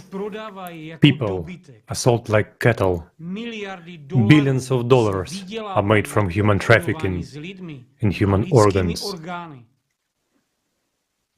Children are being dismembered for parts. Trillions of dollars are spent killing people instead of funding breakthrough technologies to save lives. Have we all lost our minds? Have business and money made us also blind, deaf, and inhumane? Made us helpless, consumer-format invalids who tolerate any kind of abuse? Just think about it. There is a market for people in our civilized society today. Are you a commodity? Is your child a commodity? If not, why does such a market exist?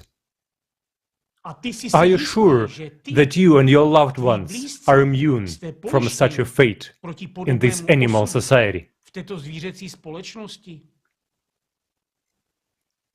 The consumer format today will offer you either the role of a butcher or a sheep.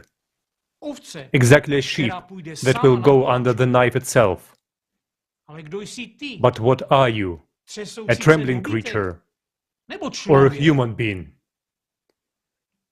Stop living in a stall and bleating when the perverted consumerist format tears apart all living things.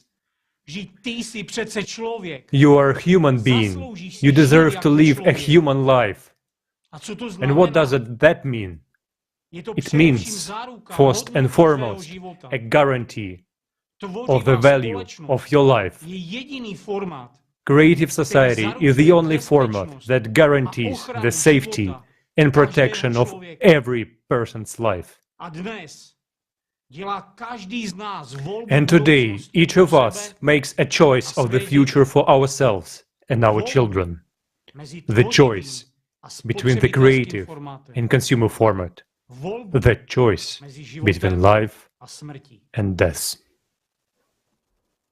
Thank you so much, Dusan. Yes, indeed, it's a question of life and death. And to start acting towards life is so simple. Simply write a comment under this video, put thumbs up, take this link and post it on your Facebook page, on your Twitter account. Record a video feedback about it, post it on your Instagram and TikTok. Follow Creative Society.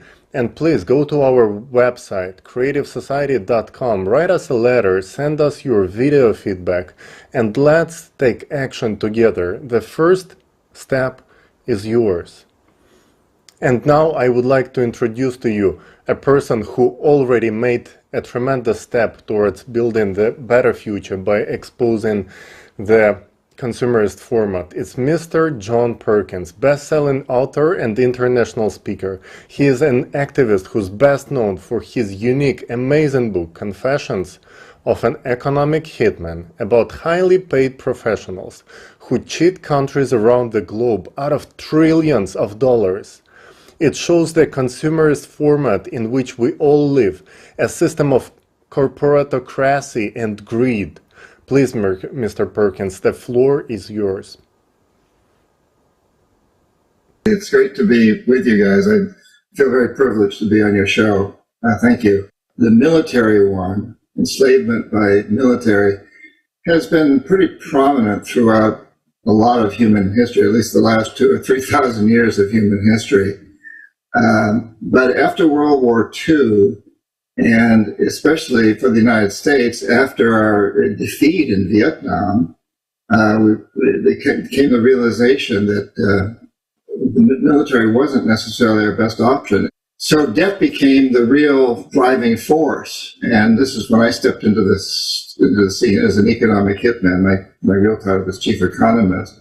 And, you know, my job was really to identify countries that had resources our corporations want, like oil or many other resources. Today there's a lot around lithium and cobalt and sort of high-tech industry minerals.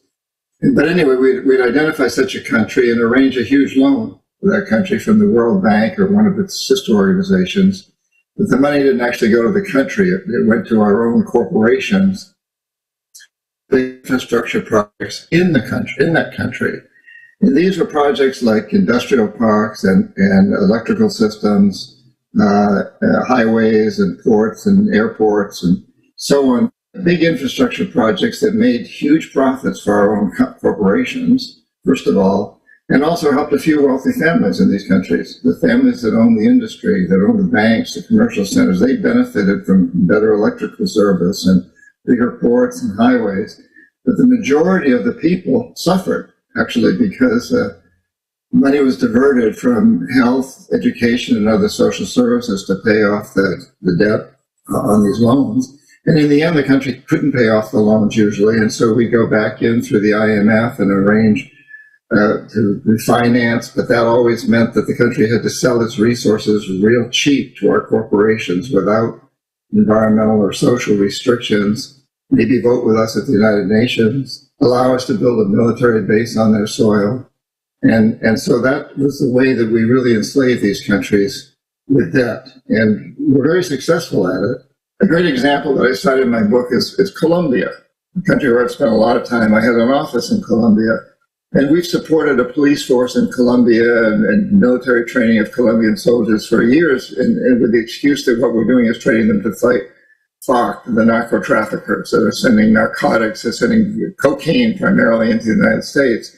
The fact of the matter, many of these troops are actually being used to protect U.S. corporations, oil companies, and other companies that are threatened by they may be threatened by terrorists, but in a way, some of the threats are truly legitimate from the standpoint of the people, because you build a huge hydroelectric site on a river, and you do an awful lot of damage for the people who live upstream and downstream of the dam, the local campesinos, the local farmers, and you provide electricity to the very wealthy in the big cities, to their industries. And the local people don't even get electricity. They see these huge transmission lines going over their properties.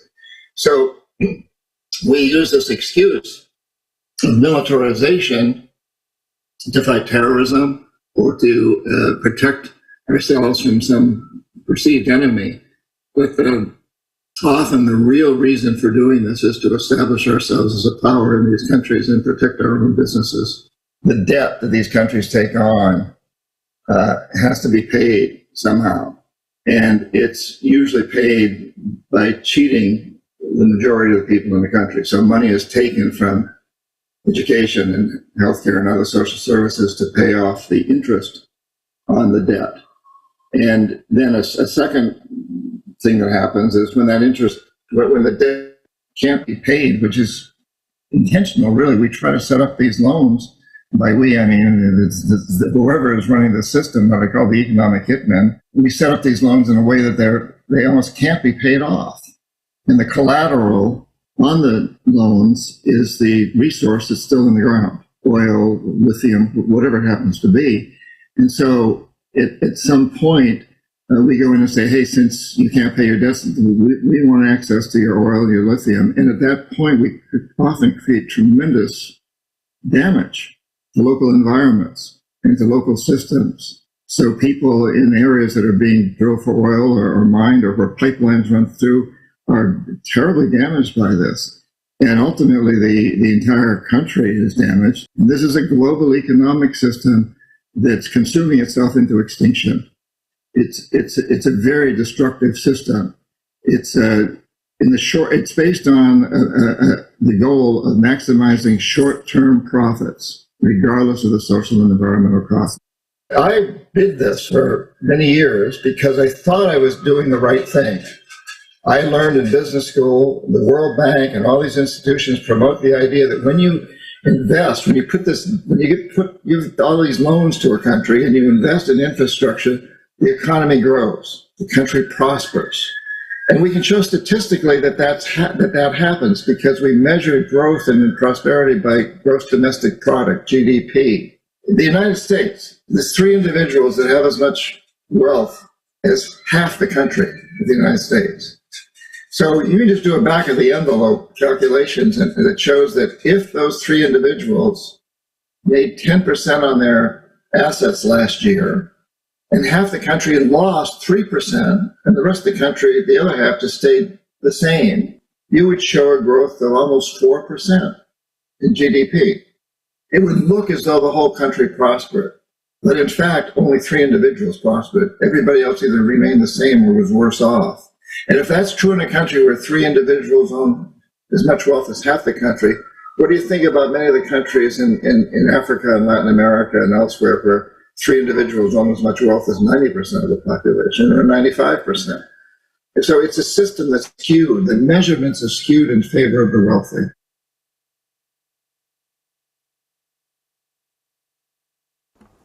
Thank you so much, Mr. Perkins, for an honest look and all the details on how the consumerist format is destroying our well-being, leading to the enrichment of a few at the cost of poverty of millions. This is the way of our enslavement and self-destructions, and we are on this path today.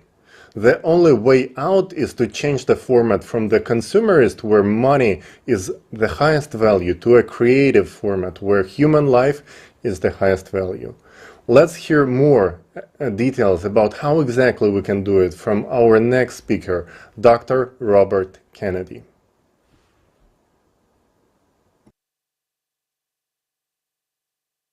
Well, I certainly would like to thank the organizers for inviting me to speak. It's a great honor and a privilege to join such a distinguished group. What I'd like to talk about today is something that I think most of you are very well acquainted with, and that is problems that we confront as we live in these very difficult and traumatic times. We confront challenges that grow each day, challenges which not only threaten our well-being, but perhaps the very existence of this planet. Unfortunately, I would say so far our responses to many of these challenges have been characterized by denial, confusion, dissension, and delay, often driven not only by ignorance, but by greed or national agendas at odds with the broader needs of our citizens and the greater international community. In the short time that I have, permit me to mention two challenges that I think also need to be addressed, along with the many others that you will be addressing in this program or have addressed in this program already. First, I'd like to mention the continued proliferation of weapons of mass destruction. Despite the fact that we have treaties such as the Treaty on Non-Proliferation of Nuclear Weapons and the Chemical Weapons and Biological Conventions, which include nearly all nations, several states today remain outside of these treaties and are known to have or are developing nuclear or other weapons of mass destruction. And we know terrorist groups are seeking fissile materials and other components needed in the production of such weapons. Furthermore, one of the principal parties to the Treaty on the Non-Proliferation of Nuclear Weapons has recently threatened to use nuclear weapons and is suspected of having used or is preparing to use chemical weapons in its unprovoked invasion of another country. Thus, the prospects, in my view, of a deliberate use of weapons of mass destruction or a use arising from escalating tensions and miscalculation are a very real and present danger, with massive casualties and long-term effects on the planet that cannot easily be measured. However, it is within our grasp to alter the current trajectories that limit human potential and threaten our existence. We must guarantee that the consequences of any use of nuclear, chemical, biological, or radiological weapons are so odious that no state would dare to do so. We also must redouble our efforts to further reduce the numbers and availability of such weapons and reinvest our scientific potential in technologies that will advance humanity. The second thing I'd like to mention is income inequality, both within and among nations. Just 1.1% of the global population hold nearly half of the world's wealth. Over 55% of the world's population hold only 1.3% of total global wealth. And unfortunately, ladies and gentlemen, the gap is growing between the rich, super rich, and the rest of human society. Moreover, COVID has exacerbated the problem. 2020 marked the steepest increase on record of the global billionaires share of the wealth. Such inequality not only breeds contempt, but also discontent among the poorest people and nations, and gives rise to conflicts within and among nations. Sadly, it also has a significantly adverse effect on economic growth that is so essential to the betterment of mankind. It is true that over the last 4 decades, extreme poverty has been significantly reduced in some parts of the world. The world economy has been growing. For many peoples and countries around the world, increased productivity has significantly reduced poverty. But many, unfortunately, remain impoverished. As Max Rosen and Esteban Ortiz Ospina noted in their article on global extreme poverty, to quote them, "Global poverty is one of the worst problems the world faces. Too many people often go hungry, suffer from poor health, lack basic medical care, have less access to education and vital services, and regularly have no light at night. Each day, 25,000 people, including more than 10,000 children, die from hunger and related causes. Some 854 million people worldwide are estimated to be undernourished, and high food prices resulting from climate change and unwarranted wars may drive another 100 million into poverty and hunger. Addressing income inequality both within and between nations may be even more difficult than dealing with the proliferation of weapons of mass destruction, because it is often driven by greed. Wealth, in and of itself, is not a bad thing.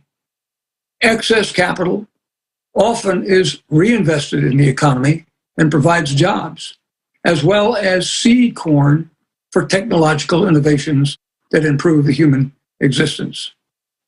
However, the conspicuous accumulation of wealth in excess of need often has deleterious impacts on humanity.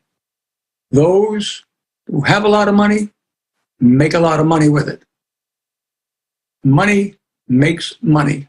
As a result, most of the money flows to the top of the financial pyramid and is concentrated in a few, who often are much less interested in improving the lives of the poorer segments of society, which they frequently view with disdain, than accumulating more wealth to themselves.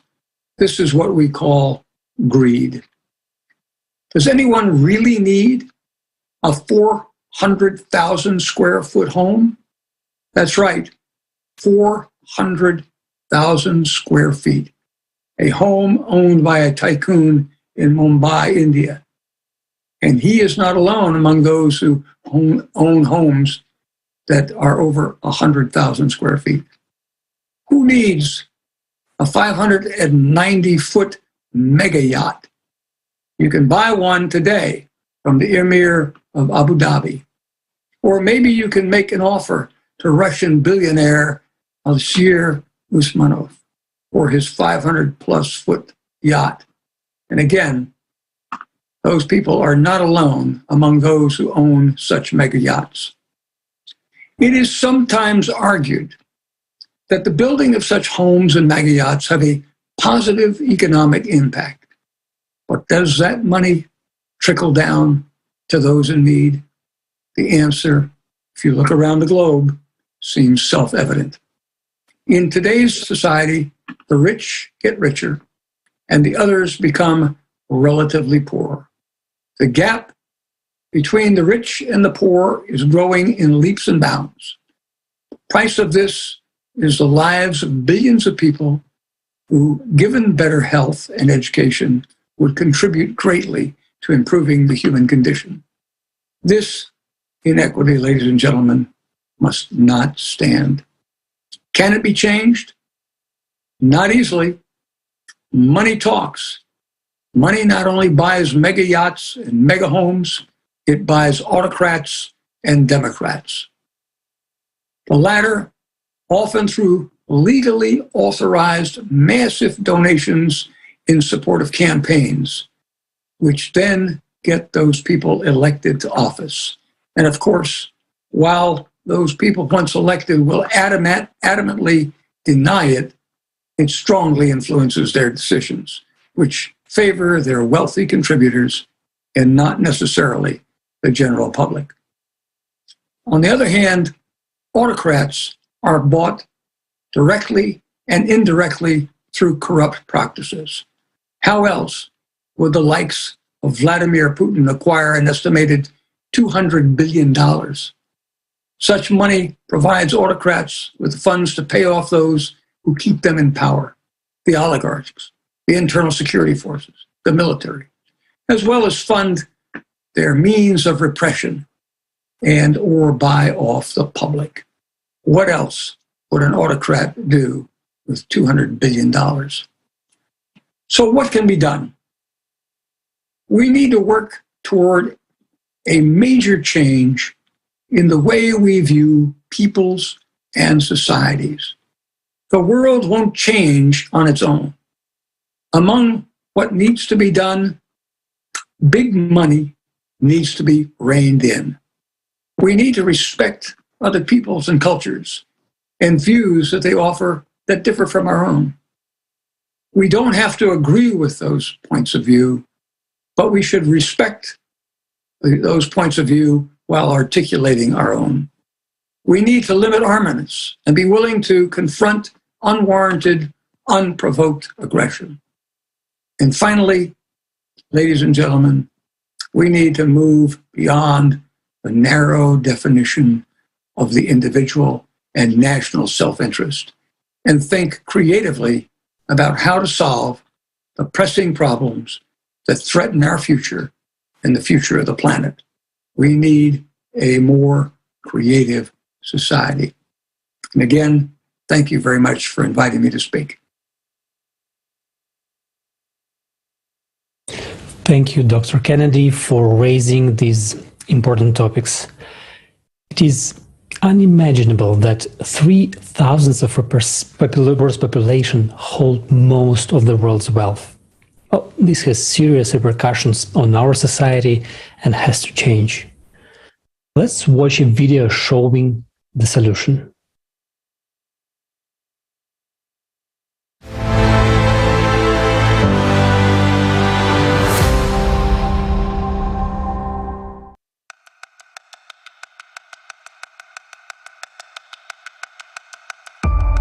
Did you know that almost all of the planet's resources are concentrated in the hands of a small group of people? Today, only 1% of people own more wealth than the rest 99% of the world's population. And the trend is that this world's wealth is flowing into the hands of this 1% at a great speed.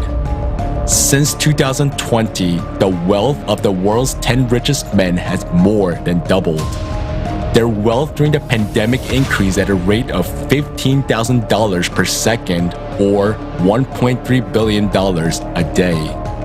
Meanwhile, the vast majority of the population was only becoming poorer. The number of beggars living on less than $2 a day has increased by 160 million. According to WHO, every day, more than 25,000 people die of hunger and more than 5,000 die of lack of water and unsanitary conditions. At the same time, 1% of people who own the world's corporations, banks, and stock exchanges have a tremendous amount of money on their accounts as a debt load, which would be enough to solve not only the problems of hunger, lack of water and food, but all the material problems of humankind in general. Why did this happen? And why is the situation only getting worse every year? The reason is a consumerist format of our economy, which is based on unlimited accumulation of private wealth or capitals. The world economy is growing due to the growth of huge corporations owned by individuals in our world.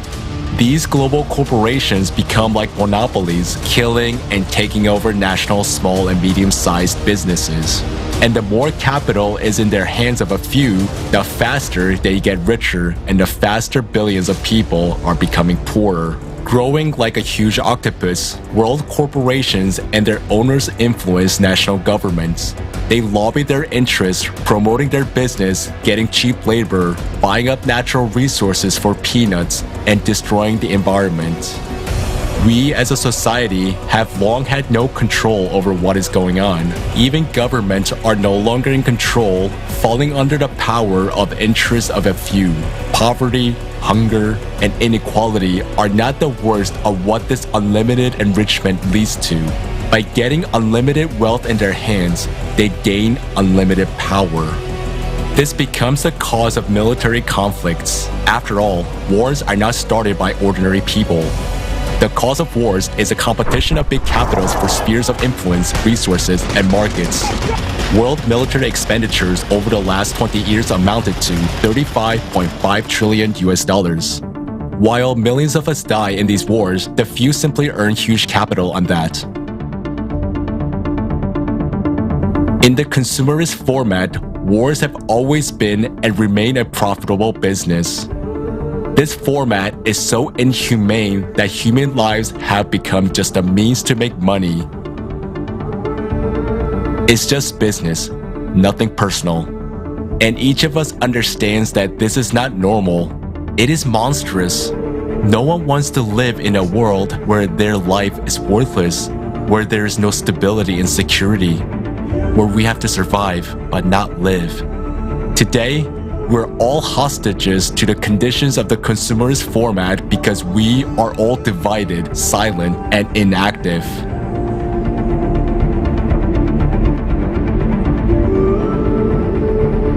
In order to change this, it is necessary to change the format itself, that is, to build a creative society. A society where the life of every human and the provision of their needs come first rather than the interests of the 1% of people. However, we can only build creative society if we unite. And our key step to change this inhumane economic system is to limit wealth. That is, we will set wealth thresholds. And as the entire society, we will determine that limit. This will make the endless race for enrichment pointless. This will bring the economy back to its normal purpose of providing everyone with decent incomes and all the necessary goods and services anywhere in the world. Limitation of wealth will help us to redirect funds which are now kept in the accounts of a few individuals towards solving real problems of humanity and development of society. This does not mean that if a person has earned a certain amount of money, he no longer has the right to work. He has. But the super profits will be allocated to the needs of society. It will be prestigious to benefit society by developing one's own business, directing super incomes into the development of urban infrastructure, education projects, healthcare, technology, and science. By limiting wealth, we protect ourselves from usurpation of power, from the influence of corporation on production, finance, mass media, new technologies, as well as other key spheres of society. And this will benefit everyone, ordinary people, entrepreneurs, and even those who now own large capitals. Businessmen will be able to live without fear that some laws might be passed that will destroy their businesses. They will no longer be afraid of their business being taken away by global corporations. And they will simply stop worrying for their lives and the lives of their families. Limitation of wealth will free up funds to help implement the creative society concept.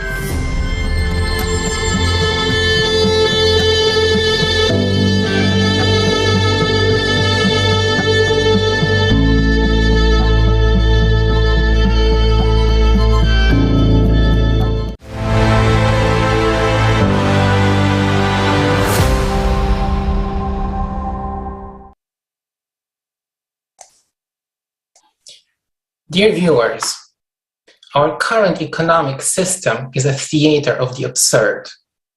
It gave birth to a myriad of problems in the world: poverty, hunger, slavery, violence, and war, as nothing can stop the race to maximize profit. In this consumerist format, our life is worthless. It has become merely a means to make money. It seems that the richest 1% in the world that have corporations, wealth, and power live well. But this is just as much an illusion. After all, the more money a person has, the less real freedom and the more problems he has. Why would you need a yacht worth billions of dollars or a huge mansion if you can't even feel secure there? After all, the more wealth you have, the more security you need. And in spite of it, you can't be sure if you're really secure, as you could be betrayed at any moment, and this would cost you your life. So what's the point of such wealth? Just to create a golden cage for yourself in which you suffocate in fear for your own life? To create pictures for others to envy? Or to be looked at like an exotic animal in a zoo to be admired? And here is the absurdity of our play of the consumerist format. We are all slaves. Some people who do not have money starve to death. Others, trying to earn it, barely have time to live. And others who already have wealth sitting in their golden cages are afraid to get out of them. Now let's look at the numbers. To end world hunger forever, sustainably, we need an additional $33 billion per year for the next 10 years. To provide social protection through child benefits, maternity allowances, disability leaving allowances, and retirement pensions in all developing countries, we need an additional $484 billion per year. To ensure universal health coverage in all developing countries, that is for 6.6 billion people, we need an additional $707 billion per year. So that's a total of $1.2 trillion per year, which we apparently cannot afford. And now the other side. We currently spend $571 billion per year to finance very profitable green businesses under the pretext of reducing CO2 emissions. We have spent on average $1.8 trillion per year in the last 2 decades on wars. So we are spending 2 times more money, $2.3 trillion per year, to increase the wealth of a few and also kill each other, instead of solving our problems. How absurd can this be? And at the same time, there are at least 300,000 people in the world with a wealth exceeding $30 million. They are called ultra high net worth individuals. Their total wealth amounts to at least $35 trillion. So it turns out that we have more than enough money to solve every problem on the planet. But we're not doing this. Because large capitals have long run governments and dictated their terms and conditions. To increase profits, corporations use child labor, slave labor, and destroy the environment. And the worst of all, they are the driving force behind wars. The consumerist format and this economic system have long been deadly for us. But the few wealthy individuals are not able to stop this deadly race. They're hostages of it. Only we, together as a society, can stop it. And the key step to do this is to limit wealth. To what amount? Let society decide. The limit must be determined by us, by the entire society. So how could this work? Excess wealth would be distributed for public projects around the world. wealth owners would be able to choose and participate in these projects, coordinate and practically implement them. Instead of a golden cage and an endless pursuit for fantastic wealth, they would feel free and comfortable everywhere. Moreover, people would be grateful to them as they would be improving the life of everyone. This is another world, a humane, peaceful, healthy, secure world, a creative society where human life is the highest value. Limiting wealth will help create a healthy economy. This means, above all, price stability, optimal use of resources throughout the planet, a convenient world currency, a stable financial system that supports the real economy, healthy and fair competition leading to improved goods and services. However, the cornerstone of the creative society is the absence of power. All its institutions and mechanisms are completely transparent and controlled directly by the people themselves. So is it possible to build such a creative society from an economic point of view? Yes, it is possible. And money is not a problem. We have more than enough for this. We can clearly see that building such a society is not at all expensive. In fact, it is cheaper than this inhumane and unprofitable system for us. We must stop this nonsense as soon as possible and limit wealth. This is the only real solution to our most pressing problems. And then thrive as human beings, as one humanity in a creative society.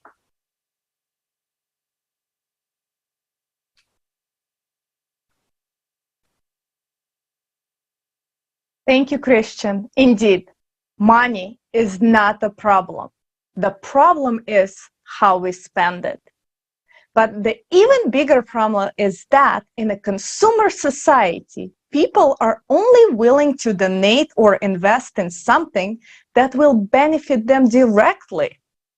Most people cannot even wrap their heads around the concept that something can be done for the mutual benefit of all people from the purest intentions, like a project creative society.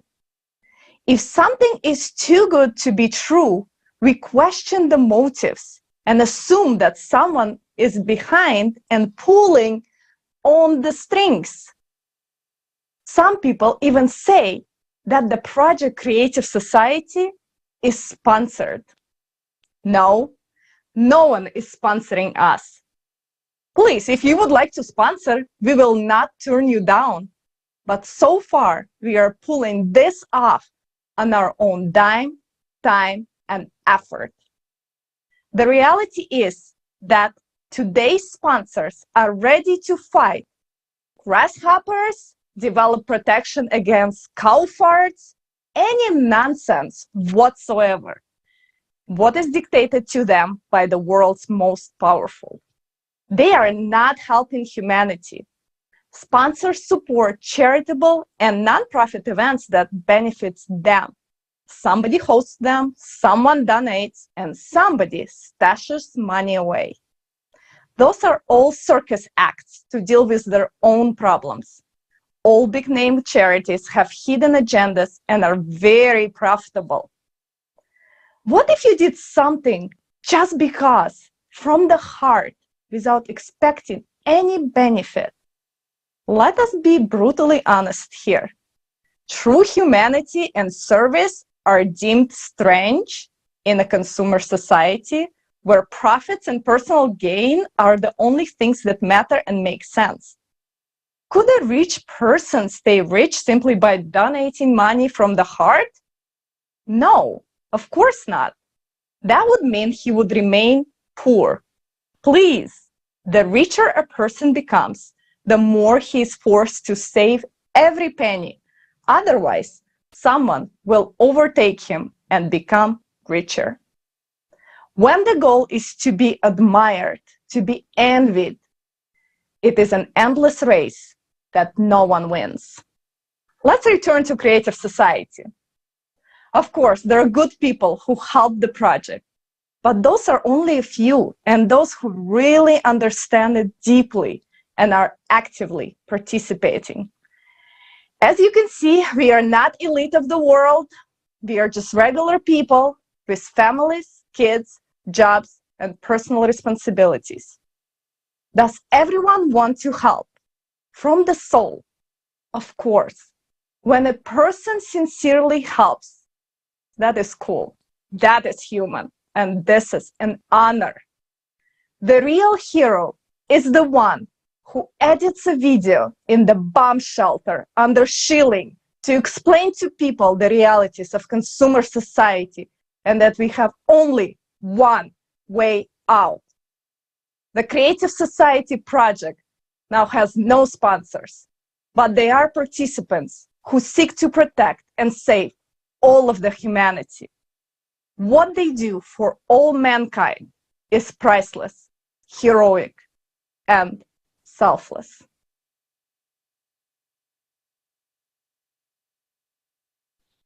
Friends, we've reached one of our goals.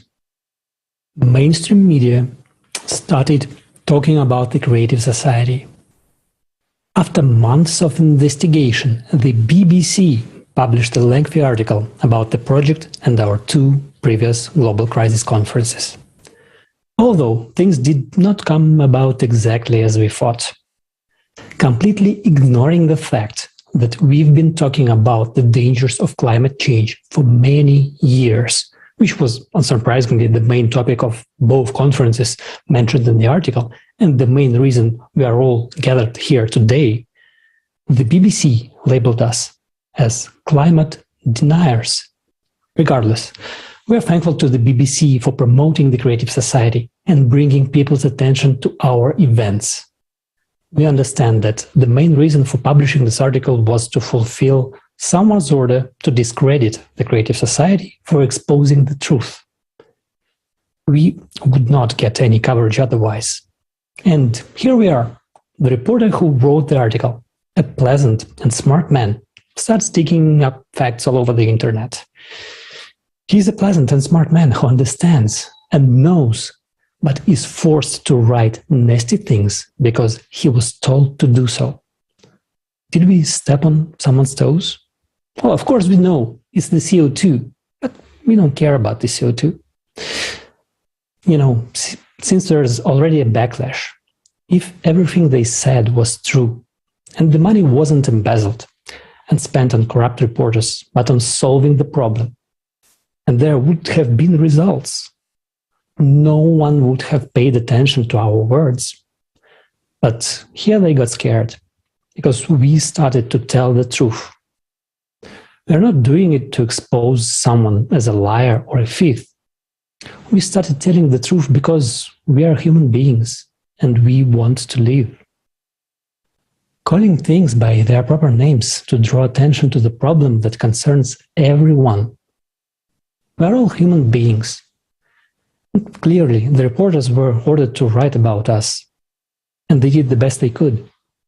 But they are also human beings.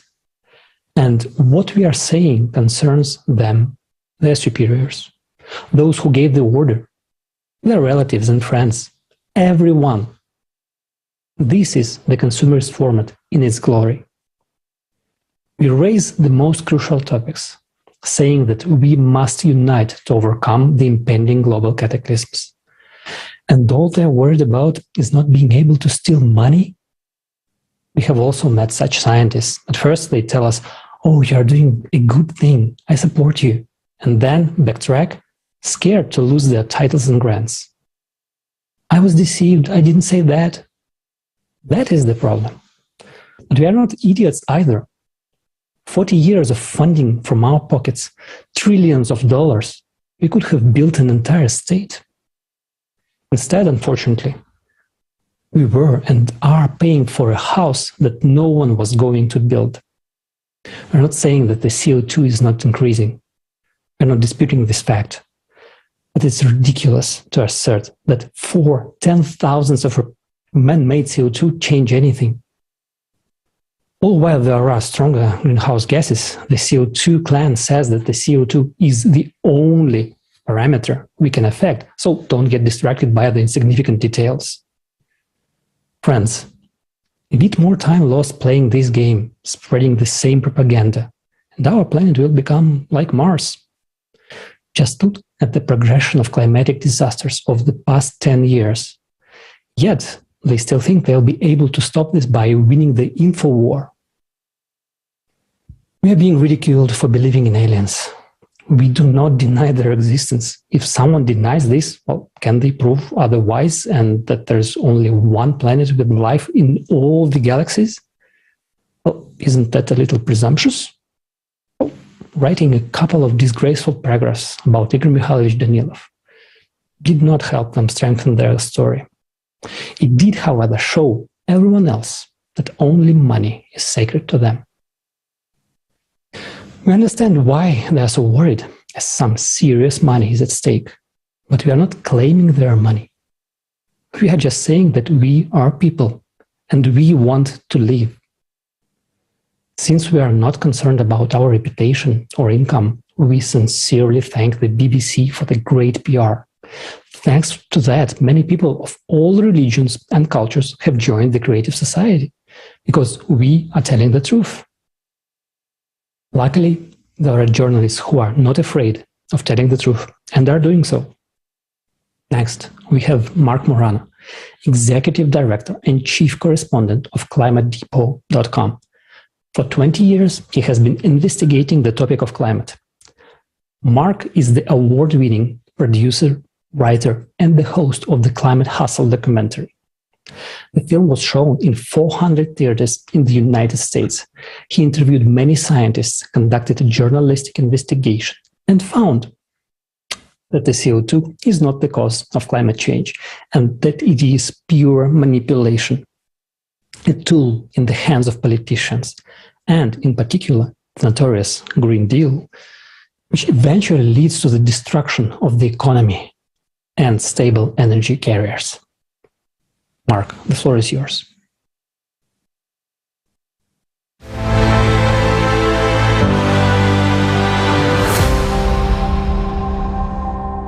Happy to be here today. Just first of all, by way of introduction, my name is Mark Morano, and I've been working on this issue since the early 2000s. I've made environmental issues my passion, so I'm here to try to present a realistic realism view without the hysteria of man-made global warming. Summations for the public. Climate change is governed by hundreds of factors, variables.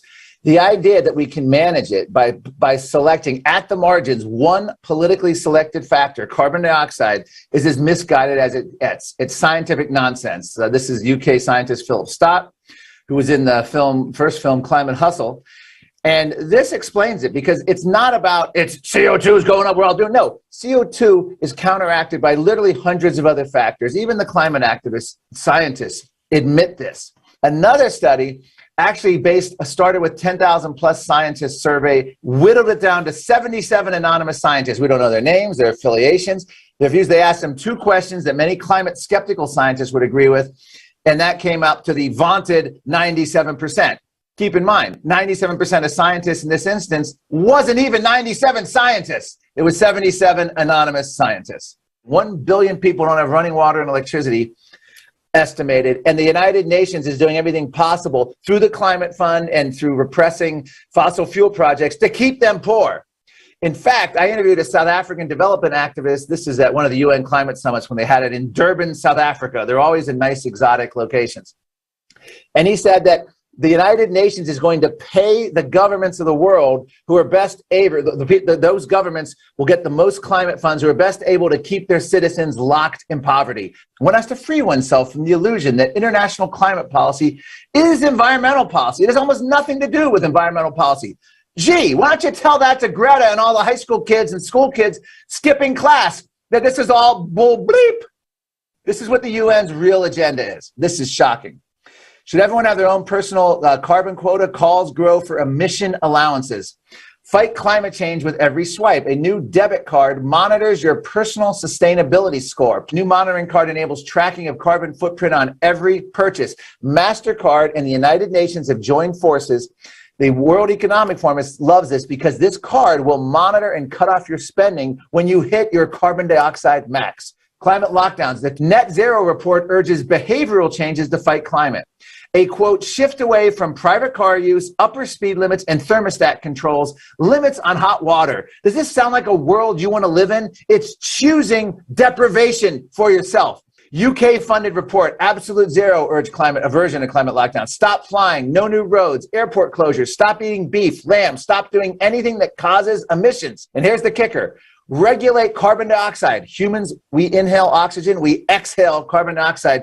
Regulate CO2 similar to asbestos. British Medical Journal calls for meat and dairy hikes to fight climate change. Meat consumption in North America must fall 80%, substantially fewer journeys by car. You're hammering people. This is what the climate goal is. Force them at home, force them to essential travel, make meat, hamburger, steaks so high they'll have to eat the fake processed meat that they've been cranking out. Canadian Magazine, shift away from relying on private vehicles entirely. This is the UK transport minister. Owning a car is outdated 20th century thinking. We must move to shared mobility to cut carbon emissions.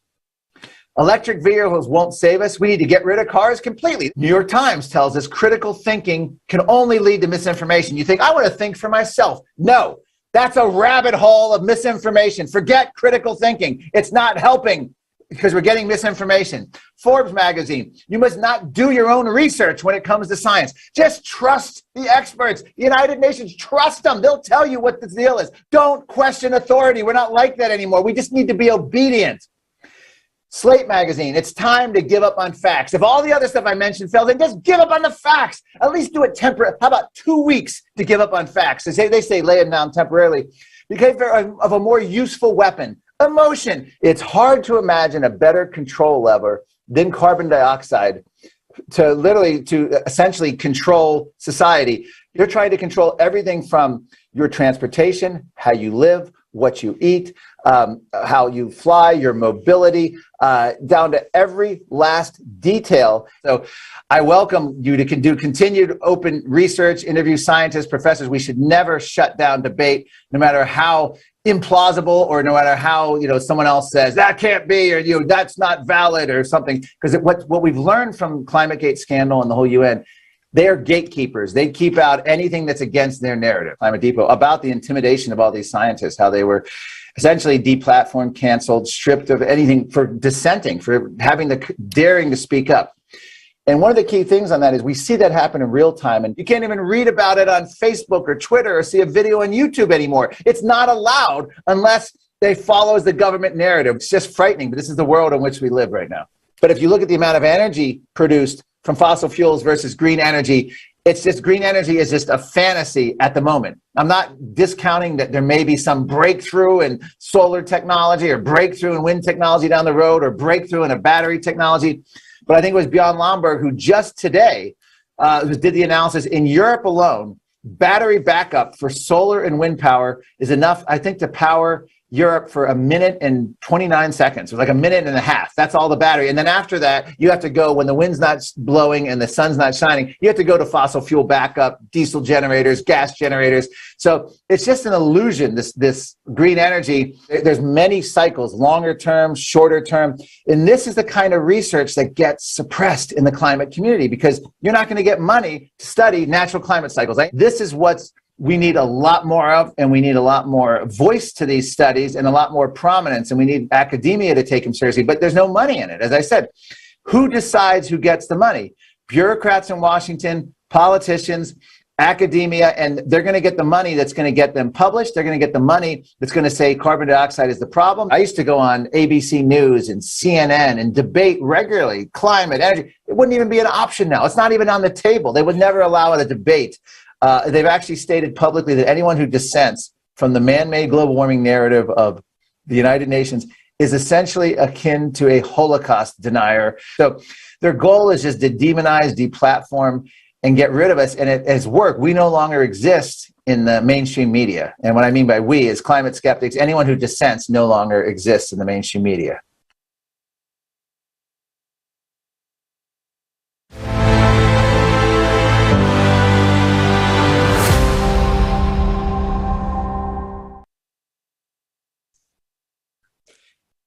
viewers, everyone must have thought once, or thought till today, that renewable energy projects are really great.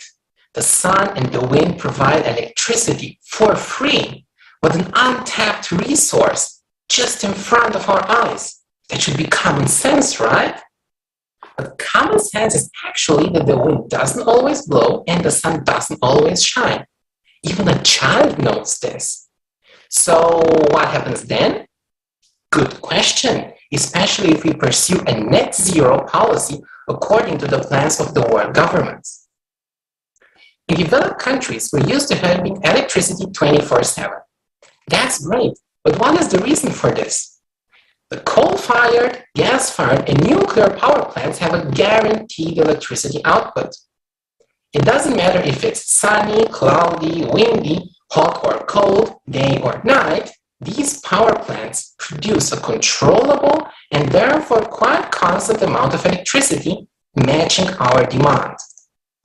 But what is happening today as part of the green revolution is that we're taking off the grid power plants with a guaranteed electricity output and consciously replacing them by solar and wind power plants that have a guaranteed output of 0. Yes, renewable power plants have a guaranteed output of 0. Actually, this should not be a surprise. Can anyone guarantee the weather forecast? So what does this mean? If we generate electricity only from renewable energy sources, solar, wind, hydro, we become totally dependent on the weather. If the sun is shining today, we can use the fridge and wash our clothes. Tomorrow is very cloudy, but no wind, no rain. Bad luck. So we cannot cook our meal or heat our home. This sounds ridiculous, but can you imagine living a day or a week without electricity? Especially in winter? Not being able to charge any of your smart devices or use any of your household appliances?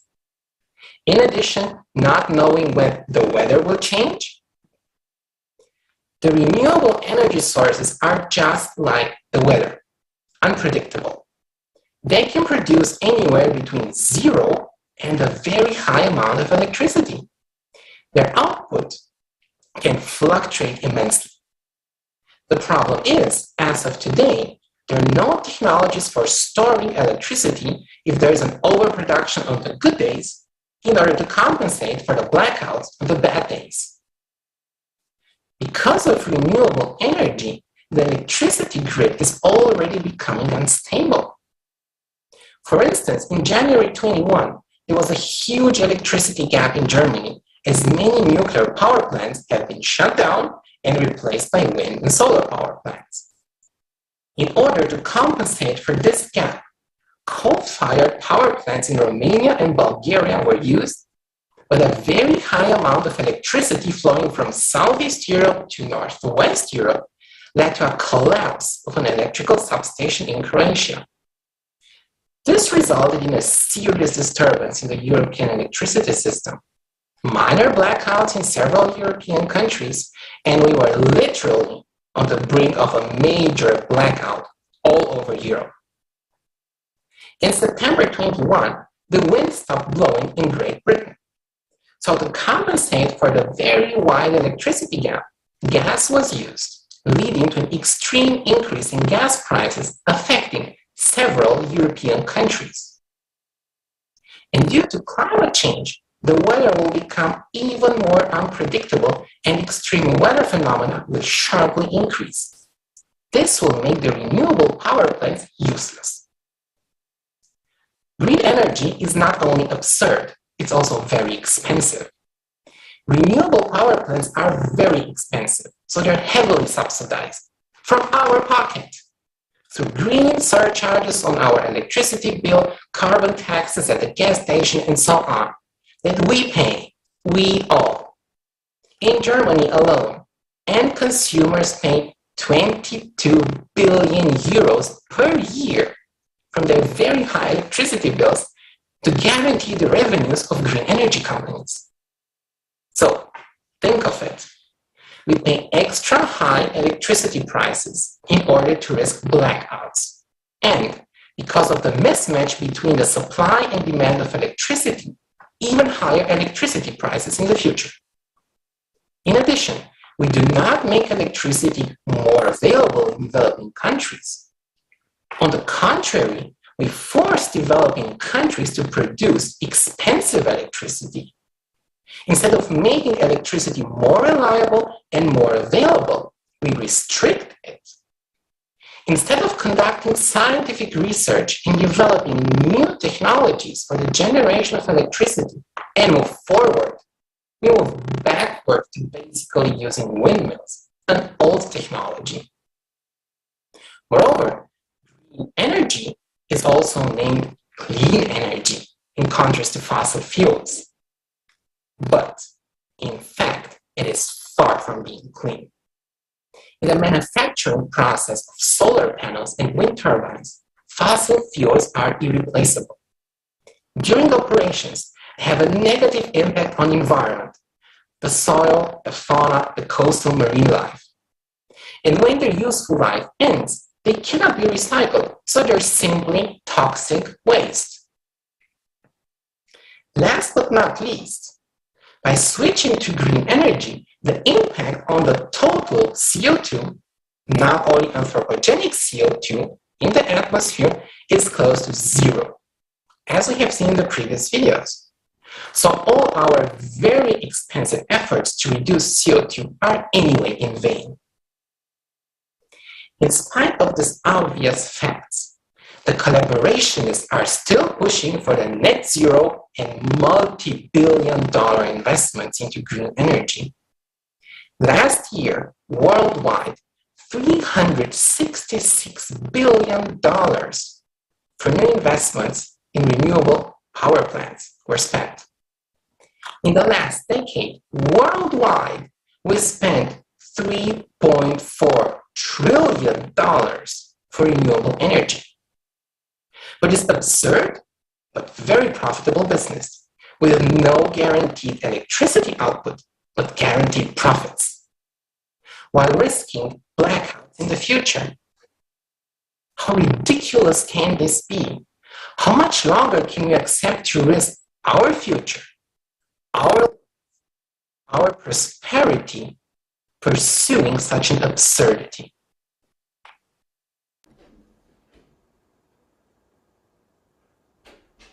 That's a very good question. Really, Christian, thank you so much for these observations. And I think everyone should ask themselves and answer for themselves. There are so many lies that we are being fed in our consumerist society daily. And nobody but us can stop this. You are the one who can really stop it, and start with a small step. Share this video on your social networks. The more we share this information, the more people become aware, and the fewer left uninformed. Creative society benefits everyone, and the chase after consumerist leadership disappears. There will be no place left for unhealthy competition for personal benefit at the expense of many. So those who only seek to promote themselves or their project or their personal interests should think twice before it's too late. As only united and being together we can survive what's coming up. Everyone says that we should unite, but everyone is calling for unity in some very specific, particular small case, for their political, personal, or any other benefits, some recognitions and promotions. This time, it's not about consumerism. It's about building a safe, prospering, creative society for everyone. There are people who still don't know about the possibilities of living in a creative society and the dangers of climatic cataclysms. So those who already know have this responsibility to share this information, explain, make videos, create clips from this forum, and share them on your social media. All across, the vast majority of us have this reach out to hundreds of people. Let's do it together. Let's change this world. Thank you.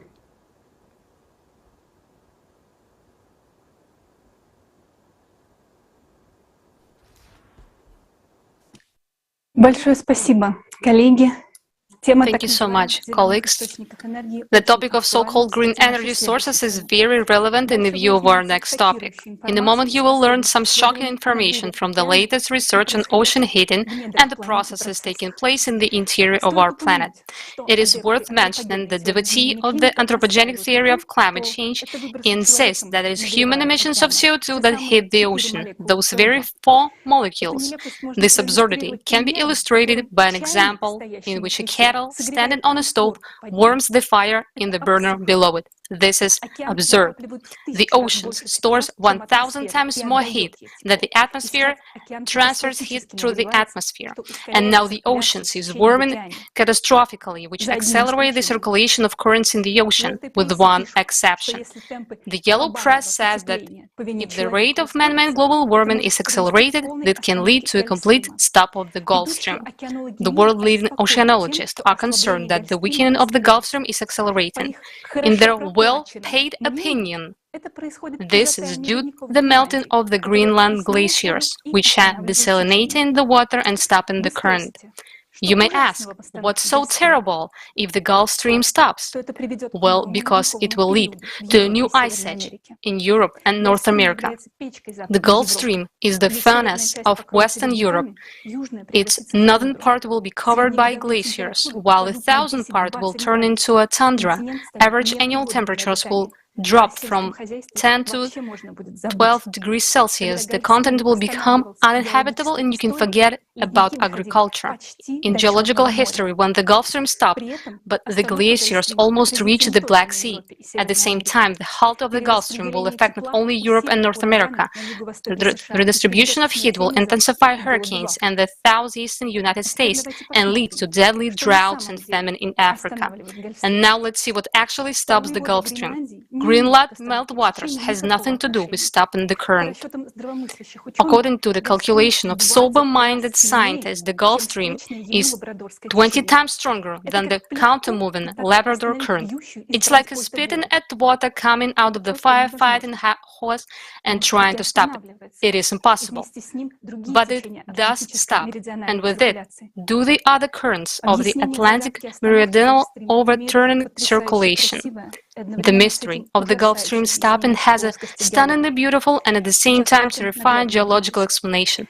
In a moment, you will have a clear picture of it. This observation was made by geologist James Camis. In the spring of the summer and the summer of 2009, researchers recorded several occurrences of earthquake swarms along the mid-ocean ridge in the North Atlantic. Swarms, a series of earthquakes of small magnitude. Starting from the summer of 2009, over 200 earthquakes were registered in the region of Iceland, and by the spring of 2010, the occurrence of more than 1,000 earthquakes.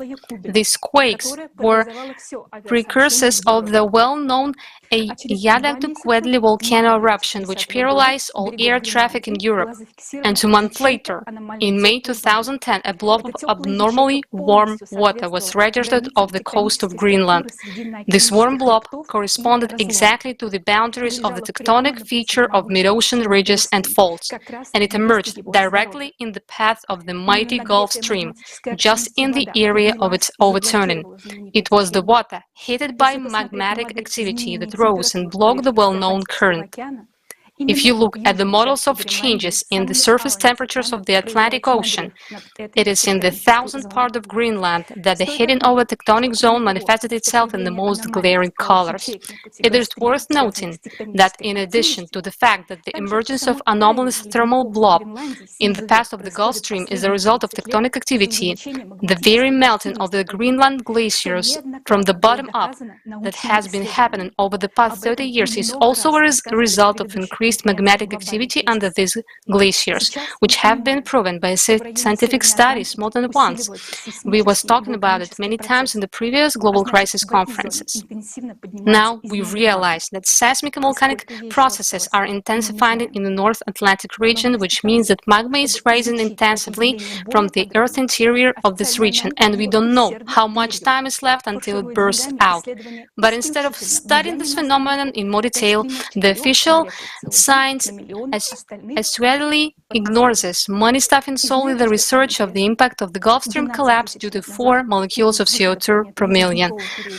And do you know what the most interesting thing is? 12,000 years ago, during the period when our planet was coming out of the Ice Age, the reason for the launch of the Gulf Stream was the hotly disputed warming. That is, the modern global warming should only strengthen it. According to the laws of physics, the circulation of currents should accelerate with heating. In fact, it is accelerating all over the world. Only the Gulf Stream gradually stops due to the increased magnetic and seismic activity in the Earth's interior. Moreover, this already happened before. Just like now, the Gulf Stream stopped due to cyclical cataclysms more than 12,000 years ago. Aren't you tired of listening to these lies about man-made climate change? What else are they going to blame us for? If we are to blame, it is only for allowing fools to impose their opinion on us. Can we start being rational and stop accepting as truth everything that the collaborationists show with us? Due to the Gulf Stream collapse, Europe and North America will continue to cool every year, plunging them into an ice age. And at the same time, we suggested that we move away from reliable energy sources, blaming us for climate change, and that we transition to weather-dependent energy sources. When the Gulf Stream stops, wind turbines will be paralyzed by ice, the solar panels will be covered by snow. This is the kind of solution they are foisting on us in the fight against CO2, while in fact they are doing everything they can to take away people's freedom of choice. Even now, they are restricting people's use of electricity, give up meat, car usage, and suggesting they wear sweaters instead of using heat. Those who impose this will never value human life, because all they need just obedient slaves. For all our lives to be valued, we ourselves should create a format of society where no one would dare to take someone's life and even endanger the life, safety and freedom of each of us. And it's up to you to decide, freeze to death or unite and change the format so that we can never again allow a bunch of idiots to be able to control the life of billions. And right now, I'm happy to introduce you to Professor V.S. Yim, geologist professor of the University of Hong Kong, who will share how important the contribution of underwater volcanism in the modern climate change.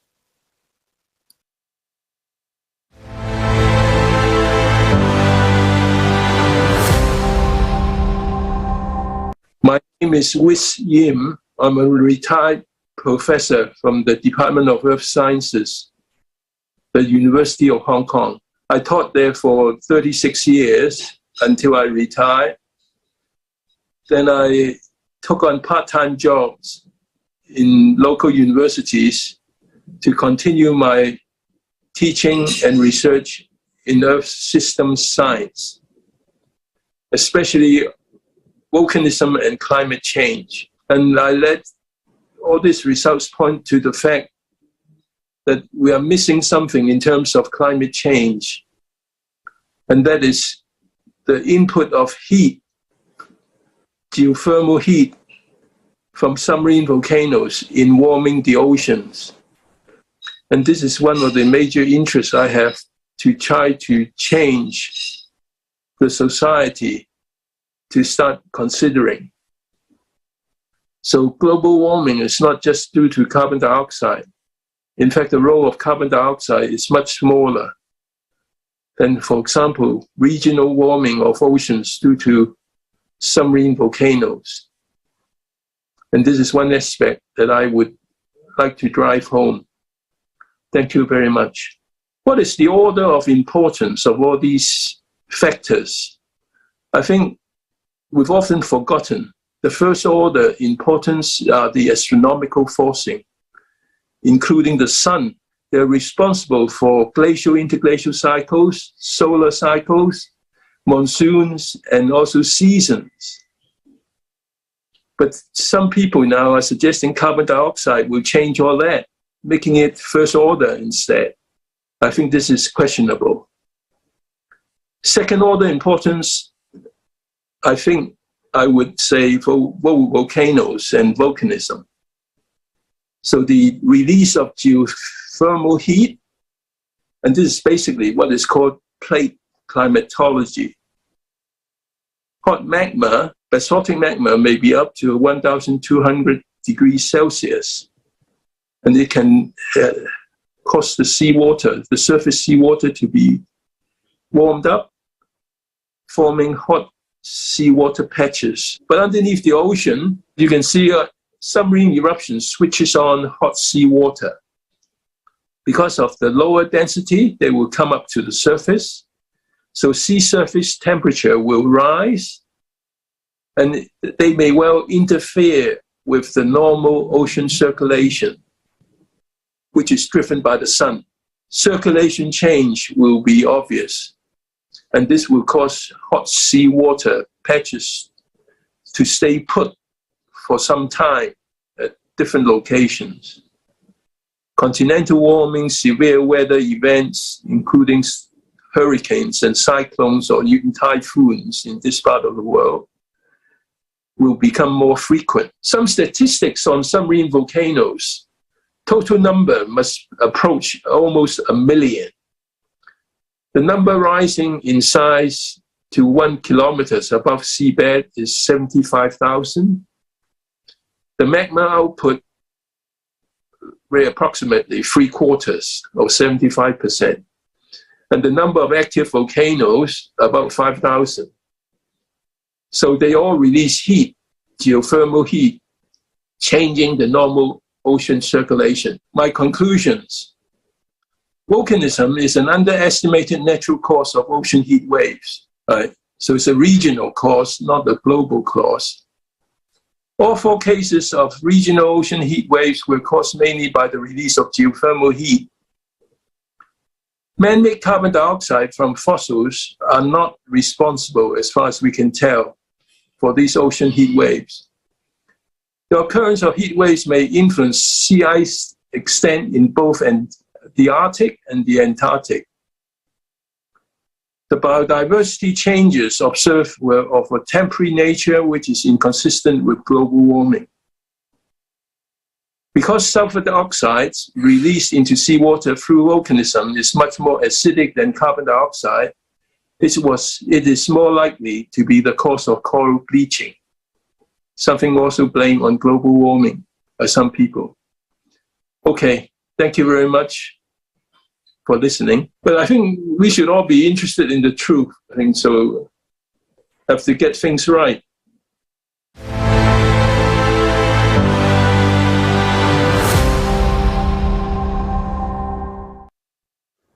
Thanks to true scientists like Professor Yim, it is becoming known that the ocean is warming for natural reasons.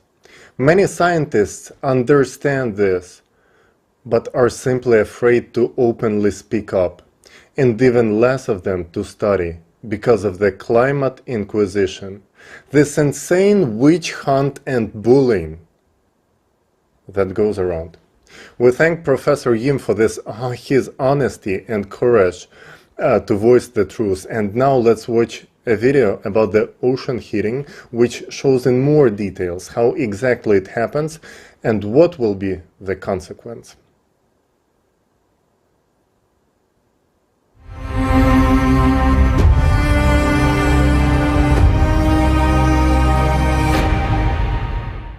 Welcome to the forum here on May 7th.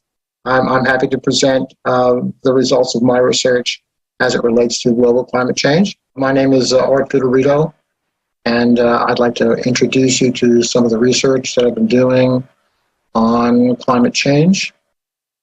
And my most recent paper on the subject has been 1995, an important inflection point in recent geophysical history. And the paper builds upon previous research.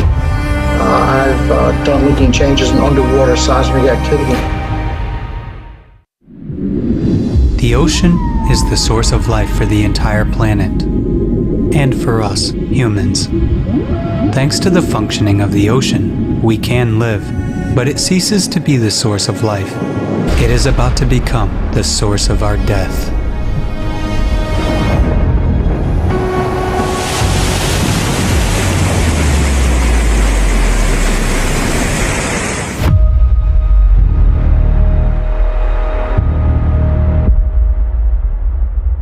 Just think about it. Ocean warming has increased by 450% in just 30 years. According to scientific estimations, for the ocean to heat up at today's rate, it would take as much energy as would be released if 7 atomic bombs dropped on Hiroshima would explode every second for a year. Let's see where this energy comes from if humanity doesn't detonate those bombs in the ocean. The direst fact is that the ocean is heating not only on the surface, but also at depth. A team of US researchers has found that the average depths of the ocean warmed 15 times faster over the past 60 years than they had been warming over the previous 10,000 years. And this progression is accelerating every year. At the moment, science has no explanation where this amount of heat comes from. The only theories being considered are that the oceans are warming from the sun and from human emissions of the greenhouse gas CO2. But they can only explain heating of the upper layers of the ocean to a depth of up to 200 meters, because sun rays do not penetrate deeper. The water can be maximally heated by the sun up to 700 meters as a result of agitation. How can we explain the numerous facts of warming of the deep ocean layers? After all, at a depth of more than 4 kilometers, the water temperature was always the same and close to 0 degrees Celsius. But now, everything has changed. One of the facts indicating the enormous heating of the ocean at great depths was recorded by an international team of scientists off the coast of Uruguay. At a depth of 4.5 kilometers, the waters were found to be warming from 0.02 to 0.04 of a degree Celsius. Only to a layman, this heating may seem insignificant, but for experts, it's a terrifying fact. Christopher Manon, oceanographer, commented as follows: If you think about how large the deep ocean is, it's an enormous amount of heat. Think about it. How much energy does it take to heat such a volume of water as the world's oceans? That would require a colossal heat source. The energy required to heat it equals the energy of all the nuclear reserves on Earth multiplied by 3.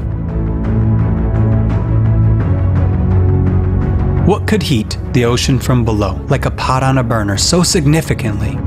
Let's dive to the ocean floor and see what sources of powerful heat are out there. As we plunge, we discover giant mountains at the bottom. Volcanoes. 75% of all Earth eruptions occur from underwater volcanoes. Previously, it was considered that underwater eruptions occur with a gradual outpouring of lava, while explosive eruptions are impossible because of the pressure of the water column. And thus, it was assumed that underwater volcanoes could not heat the water column. The outflowing lava would freeze almost immediately. However, recent research is changing our understanding of the mechanism of underwater eruptions. What is the mechanism of such an eruption?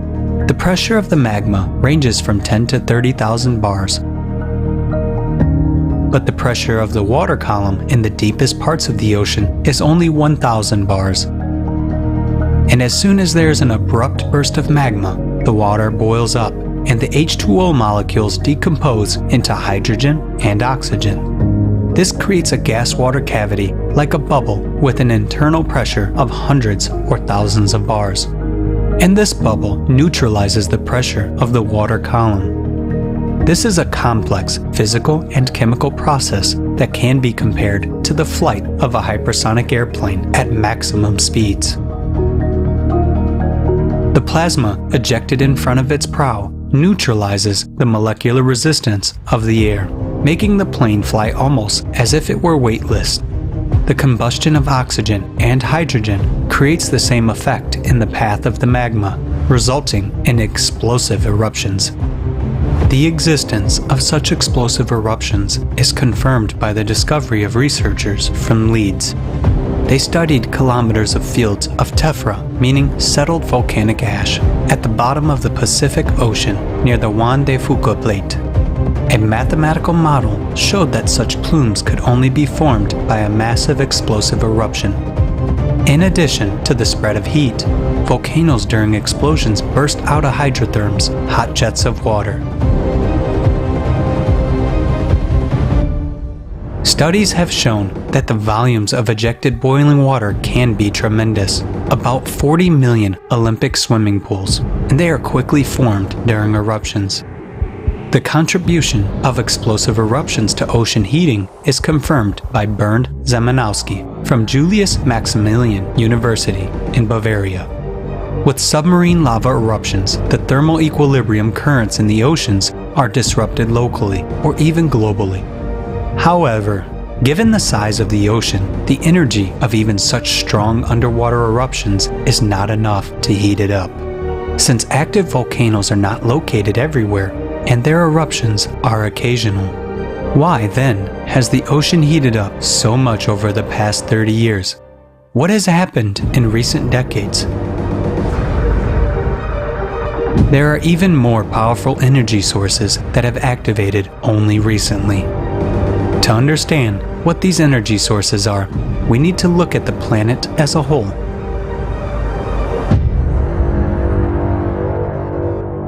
For the past few decades, Earth has been entering a phase of cyclical cataclysms with a period of 12,000 years. In 1998, a jump in the Earth's core was registered. The displacement of the center of mass causes a jump-like acceleration of the planet's rotation and an increase in centrifugal forces. As a result, magma rises sharply from the depths, in which a cavitation effect occurs due to pressure release. Because of this, magma boils and expands in volume. Its pressure on the Earth's crust increases. The expansion of magma pushes the Earth's crust apart, causes the number of cracks in it to grow rapidly, and increases volcanic and seismic activity throughout the planet. Due to the fact that the oceanic crust is thinner, it is more vulnerable to the onslaught of rising boiling magma.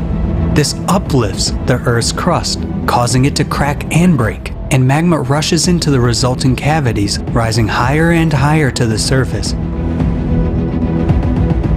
This is happening in a broad front all over the ocean floor. The ocean is warming, and this disaster will only intensify.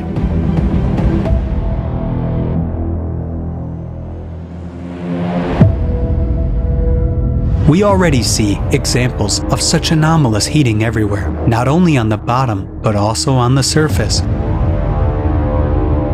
At the end of 2013, a huge area of unusually warm ocean water, about 1/3 the size of the United States, formed in the Gulf of Alaska and began to spread. The water temperature in many places exceeded the norm by 5 to 6 degrees Celsius. Nick Bond, state climatologist for Washington, named this phenomenon the blob, similar to the sci-fi horror movie of the same name. In 2 years, the blob more than doubled its size and stretched by more than 4 million square kilometers of ocean from Mexico to Alaska. Near the coast of Newport, NOAA experts recorded this blob in September 2014 with a 7 degrees Celsius temperature rise in just 1 hour. Oceanographer Shell Gentleman commented on this event. I know that area really well, and 7 degrees is a huge jump. It wasn't due to normal daily heating, and that warm water was from the blob. Nothing like this has been recorded by climatologists in the entire history of observations. This abnormally warm mass of water, unprecedented in its scale and duration, has existed for several years and led to the death and migration of a huge number of marine life. National Geographic dubbed it the blob that cooked the Pacific. The consequences of this abnormal blob caused a large-scale environmental disaster, which by tradition was attributed to the influence of anthropogenic CO2 emissions, without even figuring out the true causes. In 2019, another blob was detected in a huge area of the Pacific Ocean, east of New Zealand, covering an area of at least 1 million square kilometers. The appearance of such anomalies began to suddenly become more frequent. Thus, the next warm spots appeared off the coast of Southwest Africa and in the southern part of the Indian Ocean. There is something common that unites the places of formation of all these blobs. These are geologically active regions with a young, thin crust, with active underwater volcanoes, cracks, and deep crustal fractures. These are places of the most active output of hot and fluid magma. But the factors of magma uplift are not taken into account in the explanation of the causes of ocean heating by the worshippers of carbon dioxide fighting. Those collaborationists show their utmost incompetence. They don't care about the fact that very soon we are all going to die, including themselves. They ignore and do not even look at the factors of underwater volcanism, and they do not want to include them in the models, not to mention the study of ubiquitous magma uplift. After all, the impact of ocean heating on the climate is enormous. The ocean contains 1,000 times more heat than the overlying atmosphere. The ocean is called the kitchen of weather. The warming of its waters already enhances catastrophic typhoons and hurricanes, which annually claim thousands of human lives. According to Professor Alexandra Zhigalin, atmospheric vortices receive additional heat from underwater thermal emissions in the area of the Japanese tectonic zone, as far as Kamchatka. Now, we see the typhoons moving further north, and their ever-increasing destructive power. Let's recall Typhoon Rai in the Philippines in December 2021. It was the most devastating typhoon in the region in the last year. And beyond that, their power will only increase, and their destructive capacity will become more and more significant. The unprecedented heating of the ocean suggests that the ocean is already exhausting its ability to contain the energy trying to escape from the bowels of the earth. And when magma reaches the denser and thicker rocks of the continental crust, which on average is 2 to 3 times thicker than the oceanic crust, then the processes of cascading eruptions of land volcanoes will begin, and it will be too late to stop this process or to seek salvation.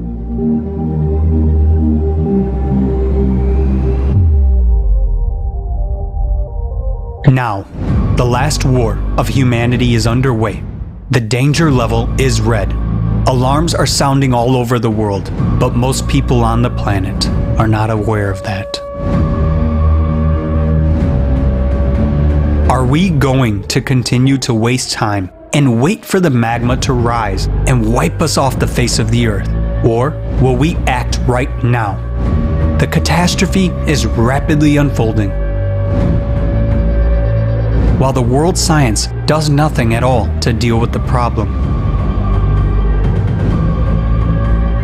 Instead, hundreds of billions of dollars are being spent to combat minuscule concentrations of CO2. This does not solve the problem at all, but only enriches the pockets of swindlers. And even more money is spent on studying the surface of Mars than on exploring the ocean floor on which our survival now depends. The ocean is already beginning to boil. Only those incompetent in these matters do not see by what enormous leaps we are approaching the point when the entire world will be on the verge in one big bucha. Not a local one, which is near Kiev, but a global one that spreads across our entire planet and that will not cease. Where there will be no hope for a truce, no green corridors, no humanitarian aid, and where humanity will be buried. It is an inevitability that we fall into by our own inaction. We need to convey the truth about the true causes of climate change to people all over the planet as quickly as possible in order to have time to find a common solution for the survival of humankind. This requires the will of each and every one. We must do everything now so as not to regret later on that we didn't do enough to build the creative society, that we didn't find the right words earlier. But when the bombs fall on our heads, we will not be able to do anything. Only in the creative society, where all people are united by the common goal of saving the lives of all people, is it possible to harness the scientific potential of the entire international community. Only then it is possible to create the conditions for the development of real science, which stands for the interests and lives of all people. We can build the creative society only together. The participation of every person is important. Take action before it's too late.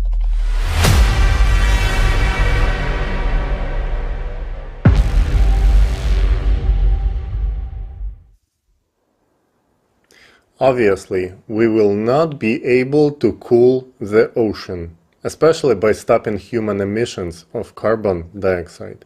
The heating of the ocean is a consequence of the processes inside of the Earth. Professor Vitorino came to this conclusion. He showed a correlation between earthquakes on the ocean floor and rising atmospheric temperatures. Despite pressure from collaborators, he continues his research. Our team is conducting joint research with Professor Vitorino. We gathered evidence and data to support climate change caused by natural factors. Understanding the common purpose and importance of the creative society has led to collaboration and working together to study the natural factors of climate change. This is not just a science project for our entire team, but a really inspiring collaboration because we all understand the importance of building the creative society and bringing scientists together. Let's hear from Professor Vitorino himself next.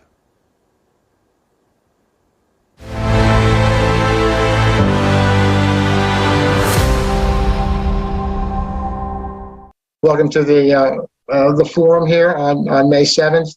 I'm happy to present the results of my research as it relates to global climate change. My name is Vitorino, and I'd like to introduce you to some of the research that I've been doing on climate change. And my most recent paper on the subject has been 1995, an important inflection point in recent geophysical history. And the paper builds upon previous research.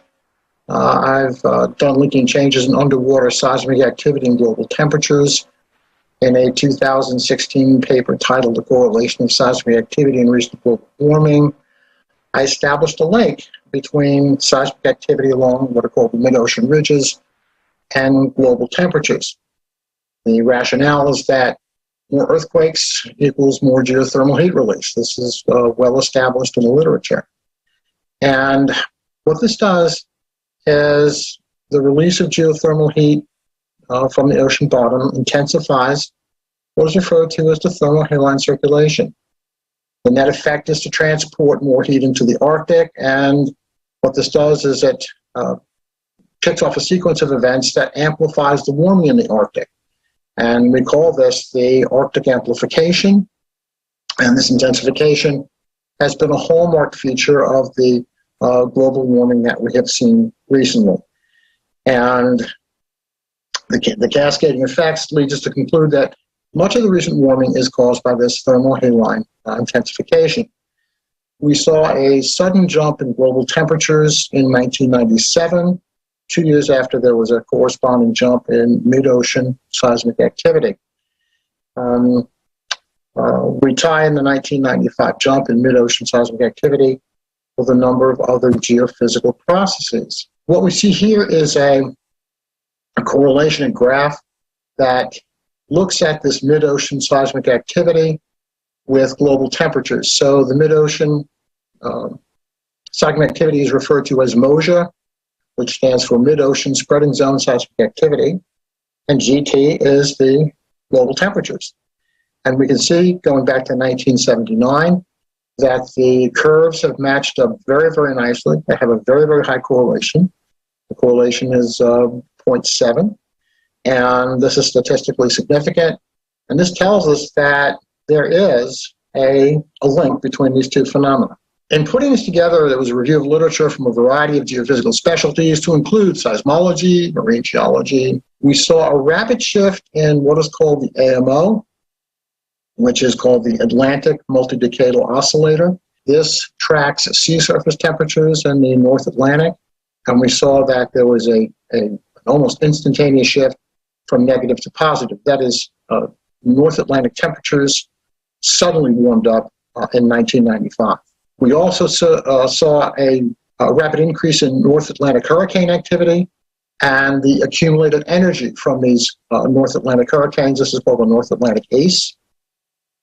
We saw a significant change in the dynamics and the variability of the El Nino Southern Oscillation and in the Northern Hemisphere summer monsoon. These also shifted very rapidly.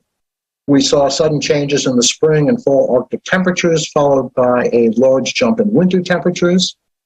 We saw sharp sea ice declines in the Arctic and the subarctic, accelerated ice loss for the Greenland ice sheet, an abrupt decline in cloud cover over Greenland during the summer months. We also saw sudden changes in the rate of movement of what is referred to as the dip pole. That's the Northern Hemisphere magnetic pole. And finally, we saw a directional shift in Earth's geographic or true North Pole.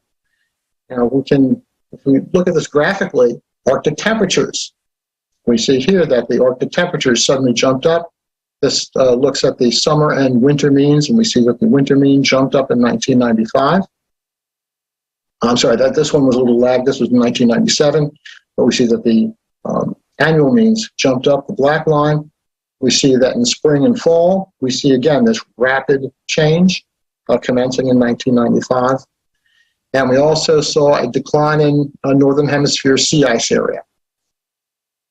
All of this cannot be coincidental. There appear to be very strong physical links between the mid-ocean seismic activity, and we are going to continue to verify the linkages between this mid-ocean seismic activity and global temps. Going forward, I monitor this on a daily basis.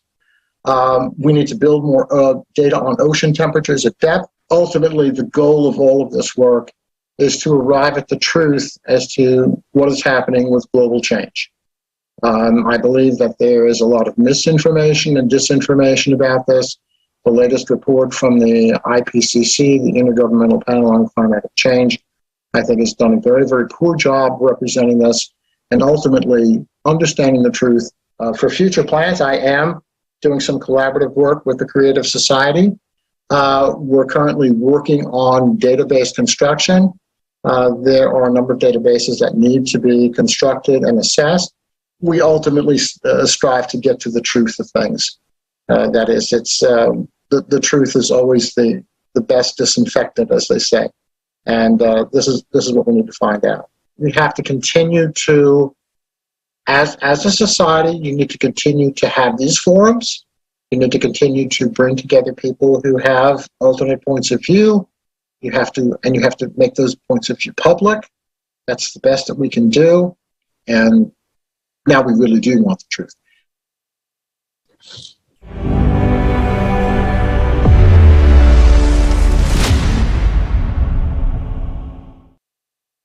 Again, we would like to express our sincere gratitude to Dr. Vitorino for his dedication to finding the truth and for providing facts and evidence concerning what is occurring on our planet.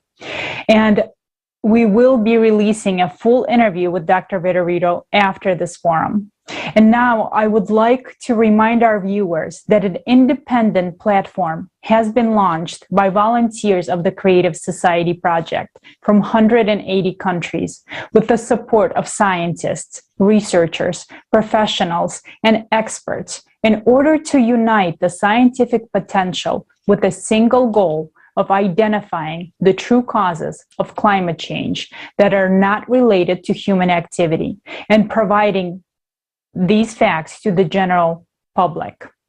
And we invite all the researchers, scientists, experts to join the scientific community on the Creative Society platform.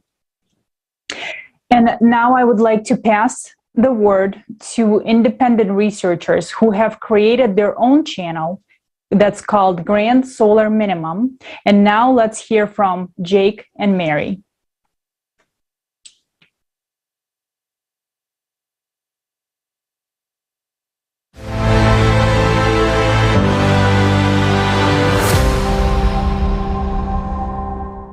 The number one thing that we want to relay with people about our topic is natural climate change.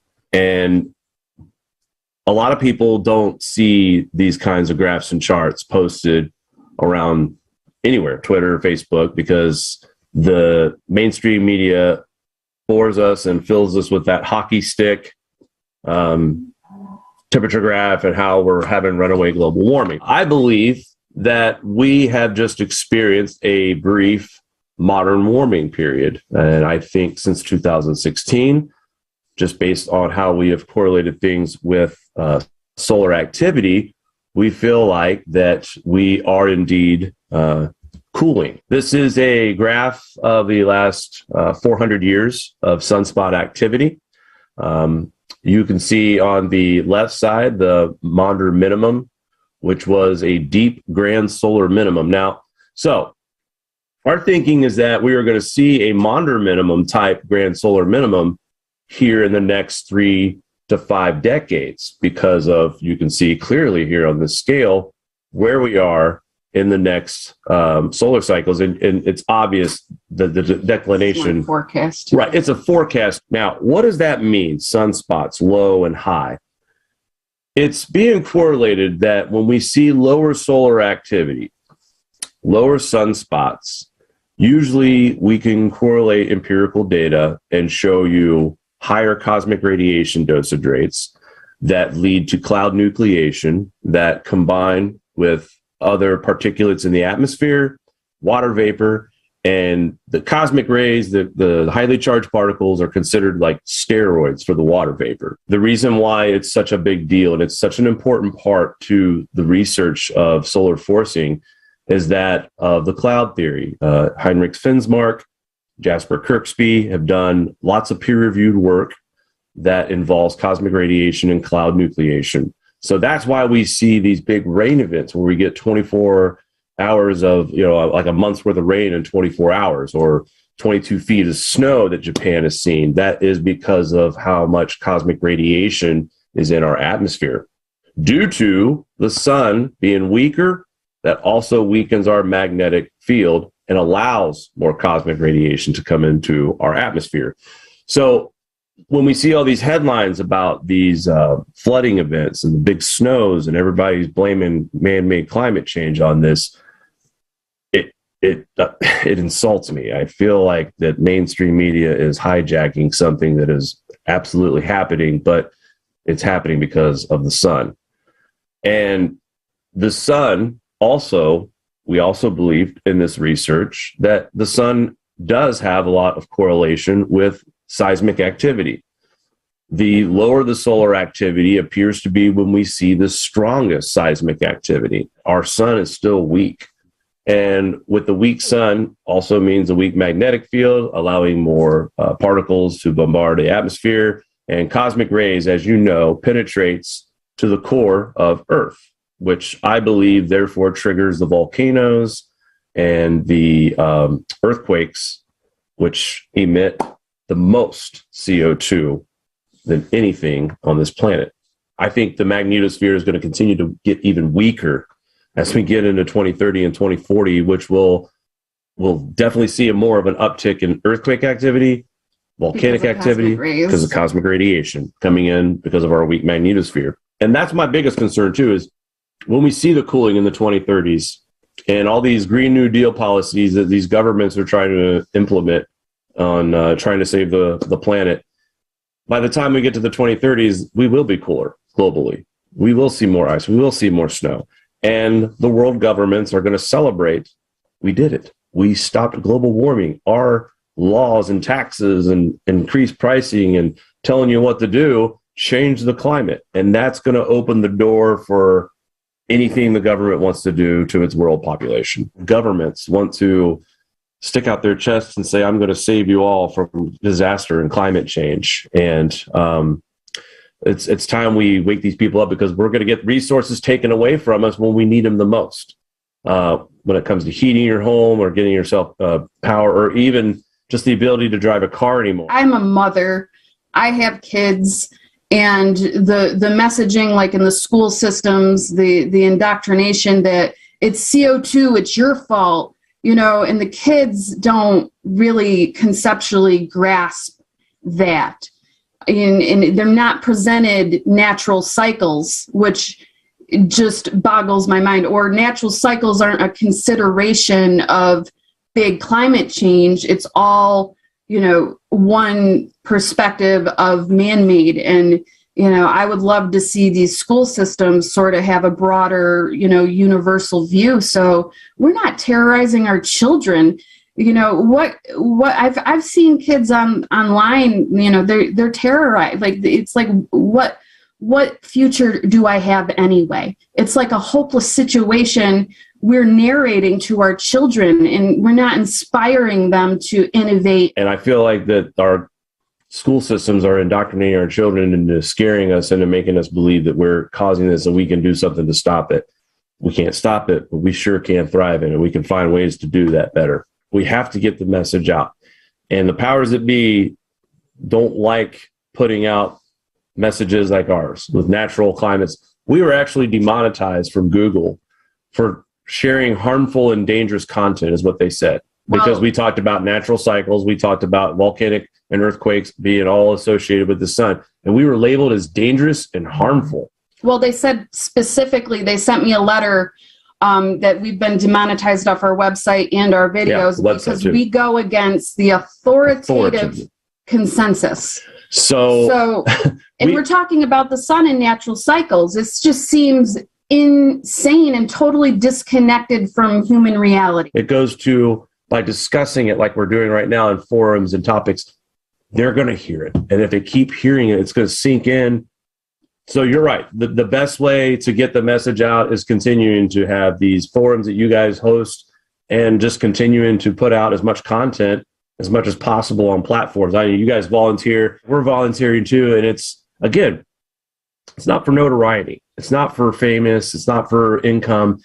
It's for our children. We want to help. So our kids can carry on with life without these absurd new laws and regulations, because everyone's been brainwashed and people like us are suppressed and can't get the message out. We want to change that, or be a part of that anyway. We want to be a part of that movement.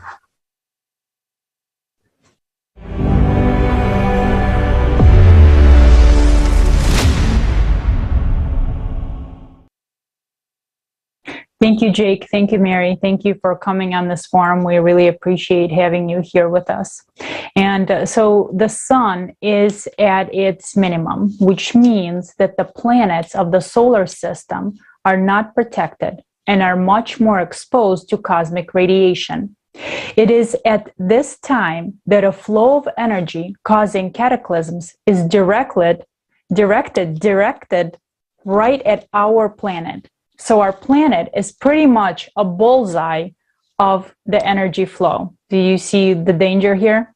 To understand the mechanism of cyclicity, you need to understand the astronomical aspects and the position of our galaxy in the universe. And right now, it is great honor for me to present a fragment from the program Climate Threats, Variants for Survival with the respected Igor Mikhailovich Danilov, who will tell us the essence of the astronomical processes that affect our planet.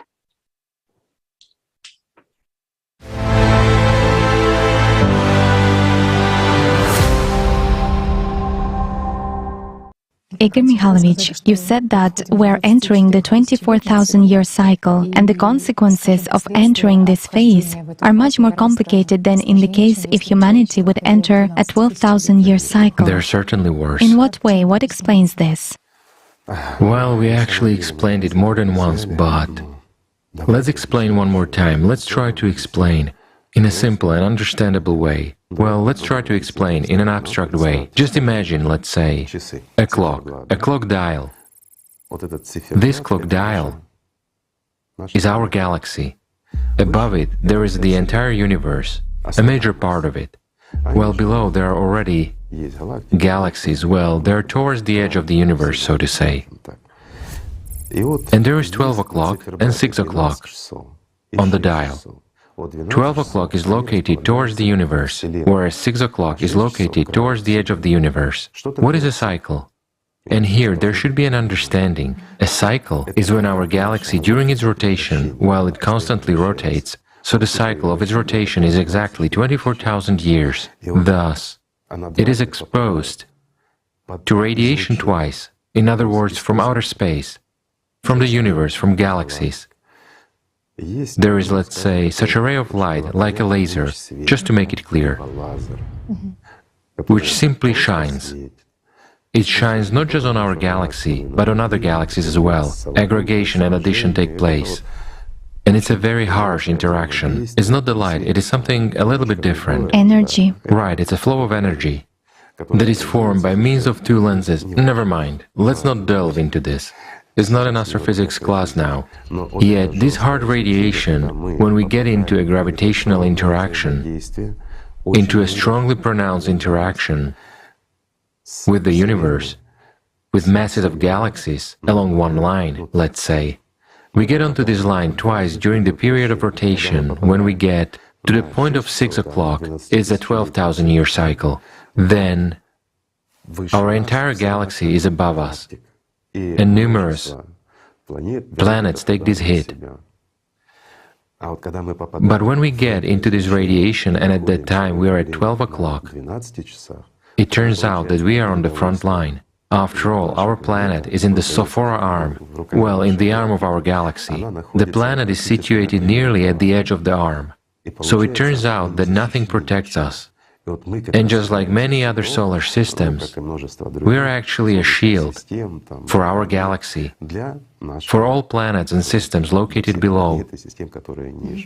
Therefore, a much stronger impact takes place than when we are at the point of 6 o'clock, meaning when we rotate. Let's say, these interactions that take place, many people will come up with the question, how is that? It is clear that the galaxy rotates.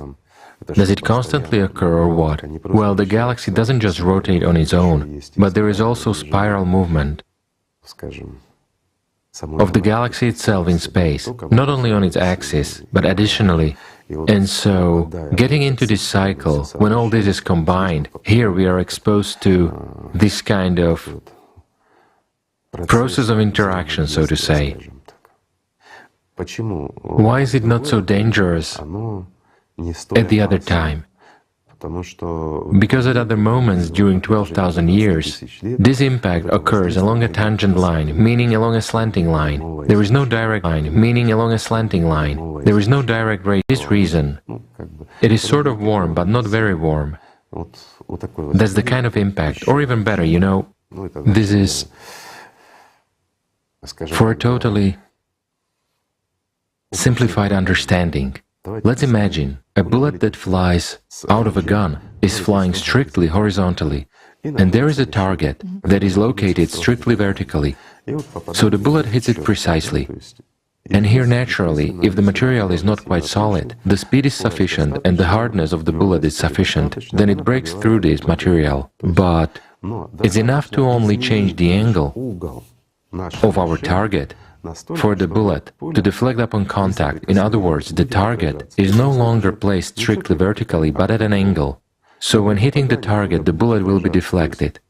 The same is here. At 12,000 years, there is a reflection of these rays, and it doesn't cause us major harm. But when there is a direct impact, that's when the trouble begins.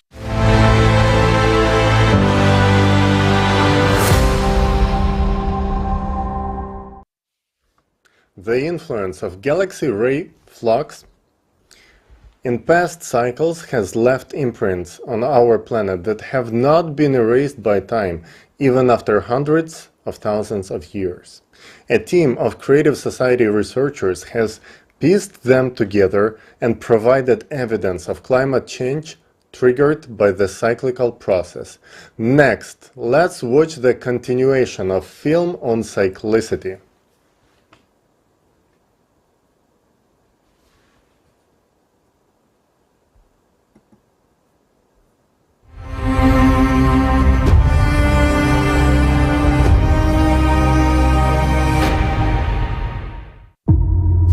If we accept your arguments, then what caused all this?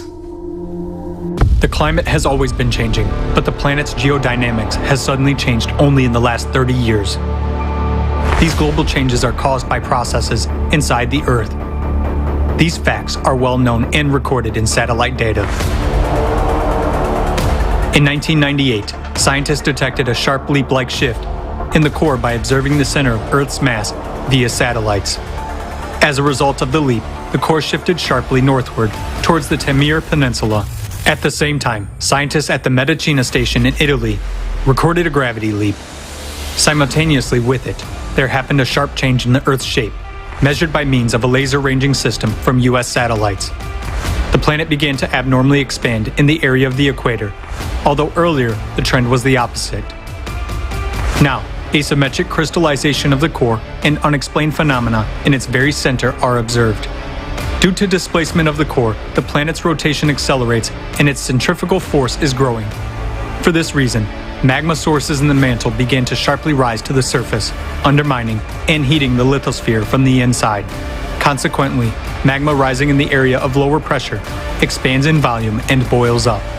Its pressure on the Earth's crust increases. The expansion of magma pushes apart the tectonic plates, increases volcanic and seismic activity across the planet, and causes the number of cracks in the crust to grow rapidly. Through these cracks, water from the surface escapes deep into the crust. The thin oceanic crust is ruptured by magma, causing the ocean to heat up at the bottom. Rising magma leads to an increase in geothermal flow from the Earth's bowels beneath the glaciers of West Antarctica and central Greenland, which melts glaciers from the bottom up.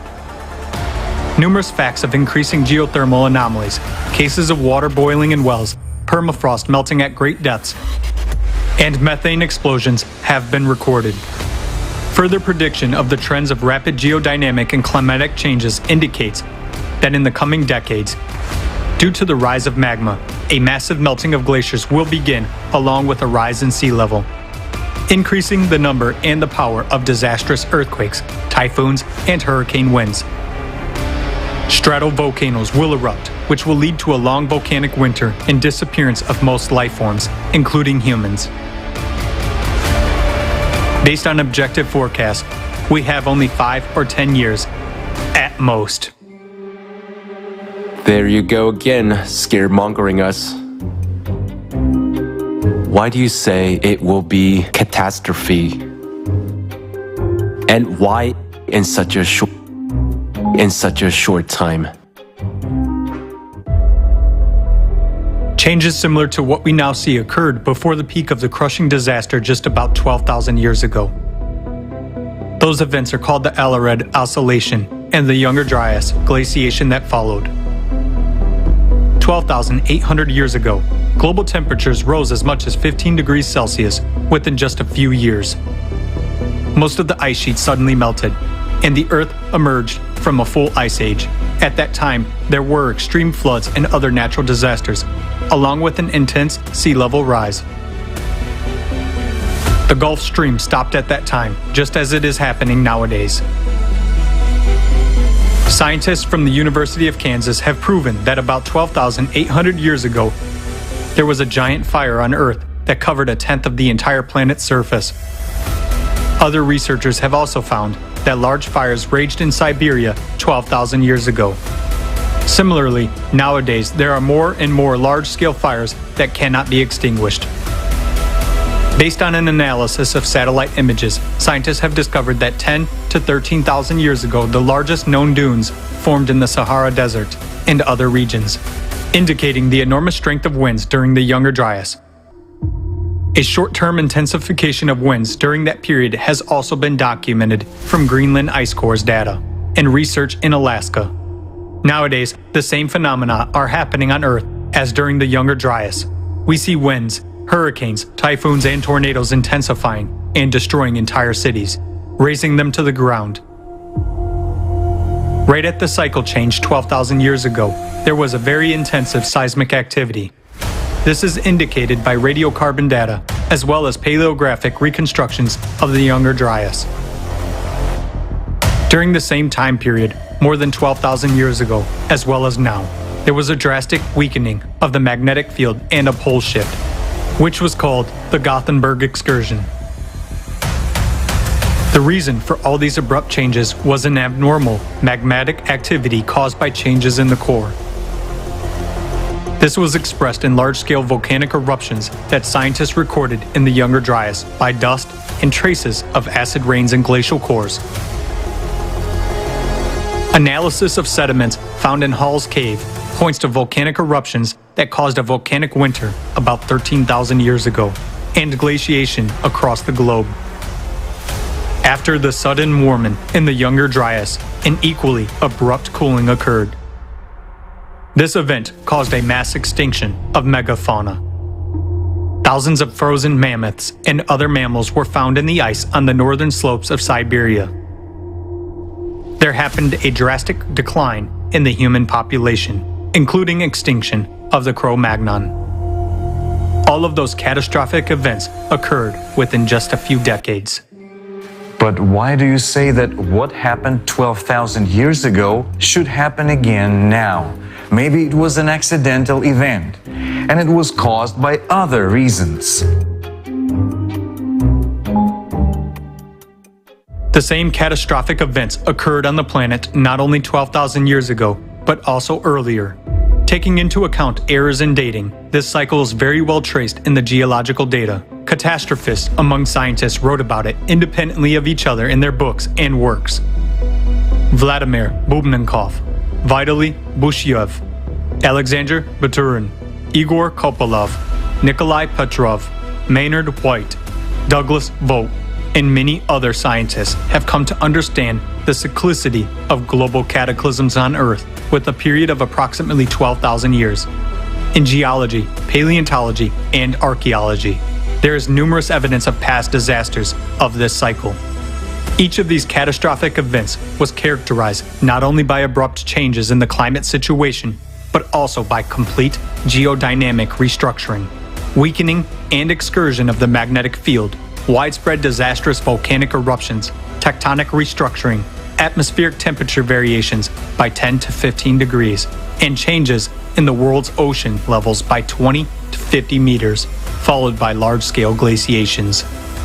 Since every cycle is accompanied by a change in the magnetic field and powerful volcanic eruptions, it clearly indicates that the cycle is associated with changes in the planet's core, just as it is happening now. We are entering the active phase of the cataclysmic cycle.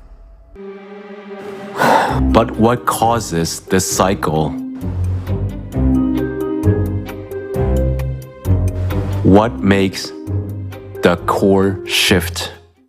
Researchers believe that this cyclicity is galactic in nature. That is, it is related to the rotation cycle of the galaxy. Every 12,000 years, radiation from the center of the universe affects the solar system and even influences the sun.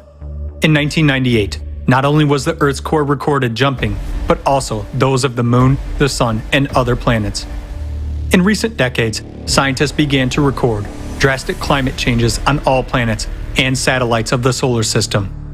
An increase in the number of giant storms and hurricanes, abnormal temperatures, an increase in volcanic and seismic activity. Now, an increased flux of cosmic radiation due to the low activity of the sun is detected on Earth. Scientists have found evidence that a similar bombardment by cosmic rays occurred 12,500 years ago. In addition, every 12,000 years, an unknown flow of violent cosmic energy from the center of the universe comes to our planet. This high-energy impact occurs at the micro level and has enormous potential to trigger a shift of the planet's core. Galactic radiation disrupts the life cycles of the biosphere. Trees begin to massively emit more carbon dioxide, whereas swamps emit compounds of deadly gases. This time, Earth may become another dead planet, just like Mars. The planet's immune system is now destroyed by the toxins that our technogenic civilization has excreted. The planet's diseased organism might not survive the enormous stresses which cyclicity creates every 12,000 years. Every 24,000 years, disasters are even more devastating, since the solar system gets closer to the radiation from the center of the universe. We are now getting into this point of the near interaction. The planet is living its last years, and so are we, if we remain idle. Why are you telling such things? It can only spread panic. People would give up in despair, for there is nothing we can do. Right. There is nothing we can do about it. You can't go against nature. What can we do if it's cosmic radiation? Do you have a specific solution? We can find this solution because there is always a counteraction to any action. A high-energy flow is approaching our planet, and we can put up a defense if we understand what kind of force and in what capacity we should counteract it with. It is necessary to unite all honest, conscientious researchers from various fields of science, technical experts, engineers, practitioners, and theorists who are ready for new discoveries because the task is multidimensional and multi-level. It is necessary to set one common goal at the level of all countries, to provide scientists with funding, access to advanced technologies, and truthful statistics of climatic and geophysical services. Even with our current technology, it is quite possible to counteract cosmic radiation. If the goal is one and society prioritizes preservation of civilization in every human life, then humanity will be able to find a solution on how to manage this high-energy flow. But we have very little time to find the solution. It is possible to unite the scientific potential of conscientious researchers only with the absolute support of the entire society and all countries. There can be no place for competition, private interest, and lust for profit. Openness of information for research may be available only in the creative society format, where there is no reason for wars and conflicts. In order to establish such a format of society, unification of all 8 billion people is indispensable. Creative society? What is creative society? Sounds like some utopian idea. Is this communism?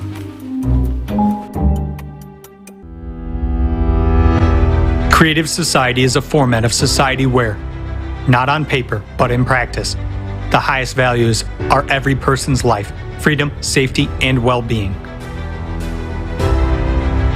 It's a society where there is no power of one person over another, where people themselves make decisions on key issues without shifting responsibility to a few individuals.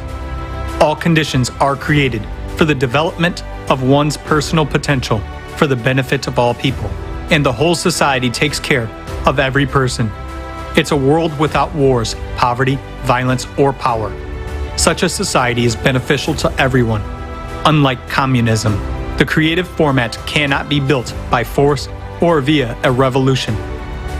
Creative society is an opportunity to peacefully bring our civilization to a new stage of evolution within the shortest time possible. All legal, economic, and social mechanisms are available for that. But this requires true unification of people.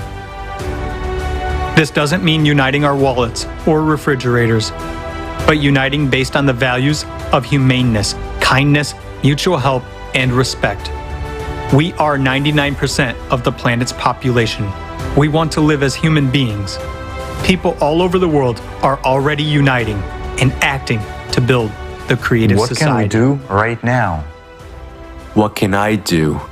Where do I start? You can join the Creative Society platform that already exists. Invite your friends, scientists, and all thinking people. You can tell the truth about climate change and the way out honestly and without smoothing over the rough spots. Through mass media, you can spread information about what is really going on, not to sow panic or fear, but to share the solution. People do not want to hear the truth because they are simply scared until they know there is a way out. Now, everything depends on each person, on you, my friend. Right now, you can tell all your friends, acquaintances, and relatives about what you learned and understood at the forum. Global crisis. We are people. We want to live. We should act now, while we still have time, so that we don't painfully regret later for not finding the right words and not being able to warn about the trouble. Creative Society is not a political or commercial organization. It's an association of ordinary people from all over the world who, despite any circumstance, act to save all of humanity. These are true heroes, just like you. Join us. We can do anything together with you. Look here.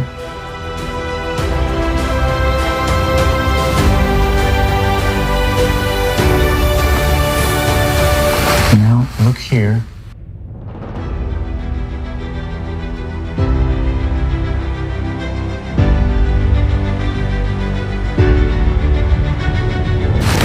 We can do this. It's realistic. Yes, of course. I'm calling the director of the Institute of Volcanology. Good idea.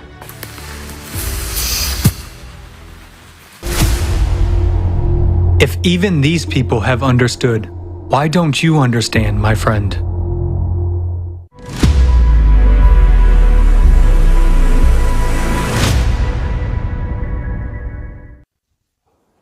Isn't it so, friends, if even these two scientists could get along, then why cannot we? Why cannot we start taking action today to make sure that we can live safely tomorrow? And the action starts from very simple steps, sharing the information, because only notified people who know what is happening can make decisions, can influence our future in the positive way. So share these links on your social media. Make sure everyone knows.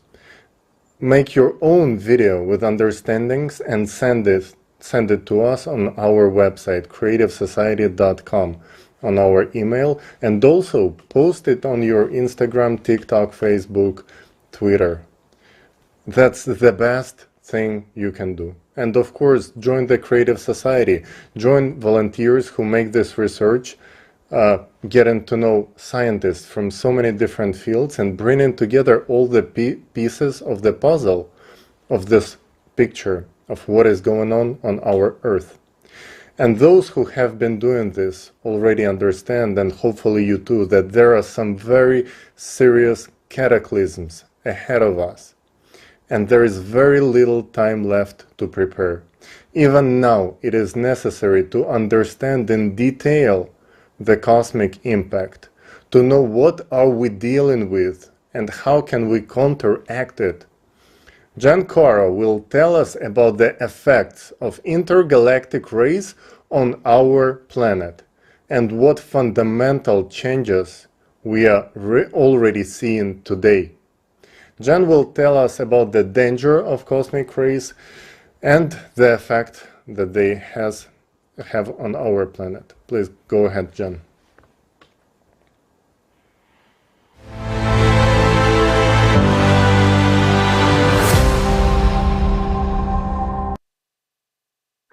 Climate change And the increasing number of natural disasters on our planet are the reality that people have to face almost every day now. The rising frequency and strength of these disasters poses a big threat to our civilization.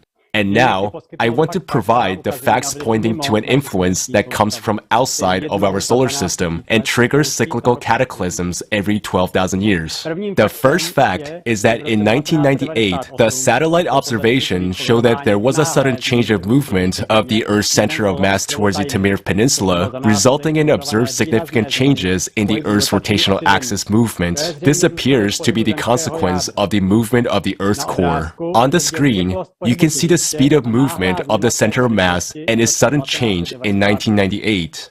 On the right, you can see a corresponding change in the Earth axis precession. These significant changes in Earth's rotation lead to changes in centrifugal force, increase in volcanic activity, and earthquakes. It is noteworthy that since 1994, the movement of the Earth's magnetic pole has speeded up and is also moving towards Taimyr Peninsula. On the screen, you can see the movement of the Earth's magnetic North Pole. Since the Earth's magnetic field is expected to be generated by electric currents in the Earth's core, these two facts are related. That is, some invisible force caused the displacement of the planet's core and magnetic field. Something triggered this process. So far, we were speaking only about Earth. However, at the same time, there are observations of a sudden change in the position of the Moon. On the screen, you can see the lunar distance after removing known influences as measured by laser ranging. You can see that in 1997, there was a sudden jump. Climate changes have also been observed on other objects in the solar system. All this suggests that the influence is coming from outside the solar system. This influence must have enormous energy to cause such dramatic changes. This effect is taking place at the micro level through elementary particles. The changes happen here as well. The proton charge radius is a well-known physical constant. In 2010, another measurement of this constant was made. This measurement resulted in a value that is 4% lower than the original value, far beyond the measurement error of the previous measurements. Both subsequent measurements confirmed the new value of the constant, although there were also measurements confirming the old value. This discrepancy in the measured radius of charge of the proton is a mystery to scientists, and they have no good explanation for it yet. We want to point out that the underlying cause of this change and the changes in the Earth's core are the same.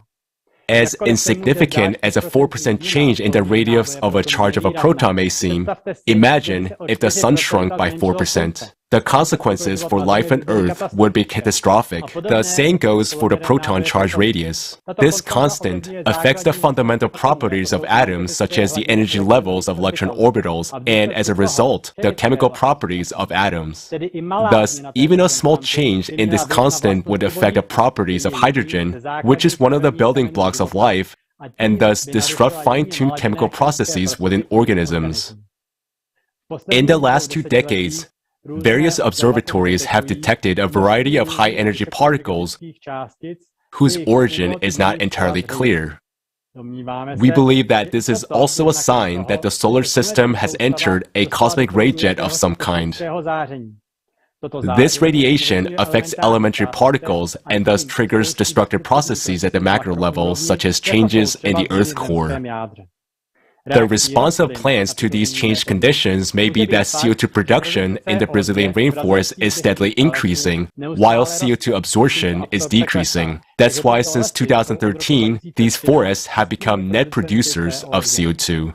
On the screen, in pictures C and D, you can see consumption and production of CO2 of rainforests. Picture B shows a resulting net CO2 consumption.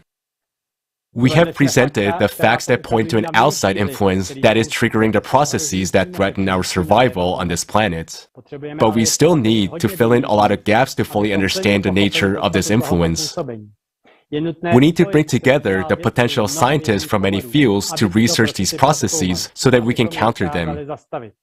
We ask all scientists, especially quantum physicists, geophysicists, and astrophysicists, to join efforts in helping understand these external influences. Many lives are at stake, our entire civilization.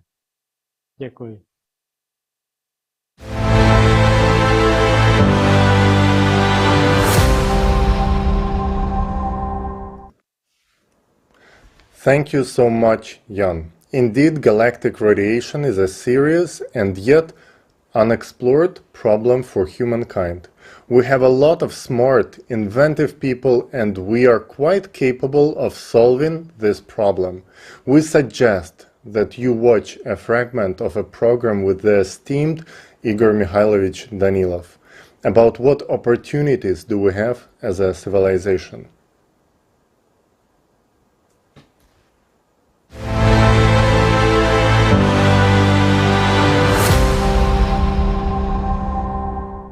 And if we gather all smart people, properly approach it, and start using the resources of our consciousness in the right way, it is not consciousness that will control us, but we will control it.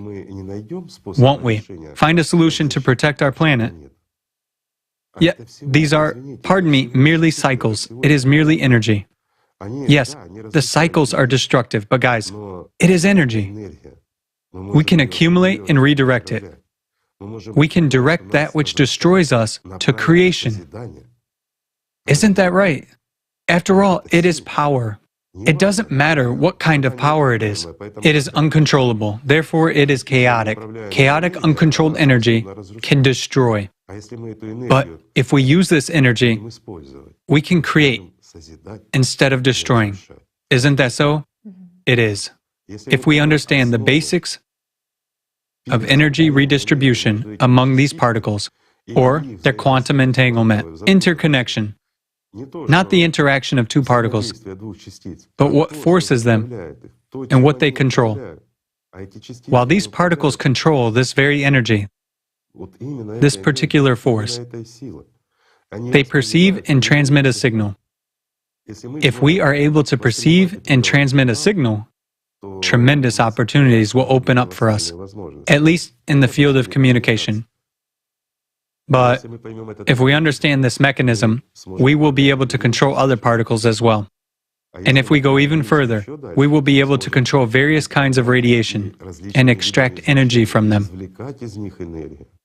And it's a serious step to even find tools to confront climate. Well, climate. It is necessary to confront climate.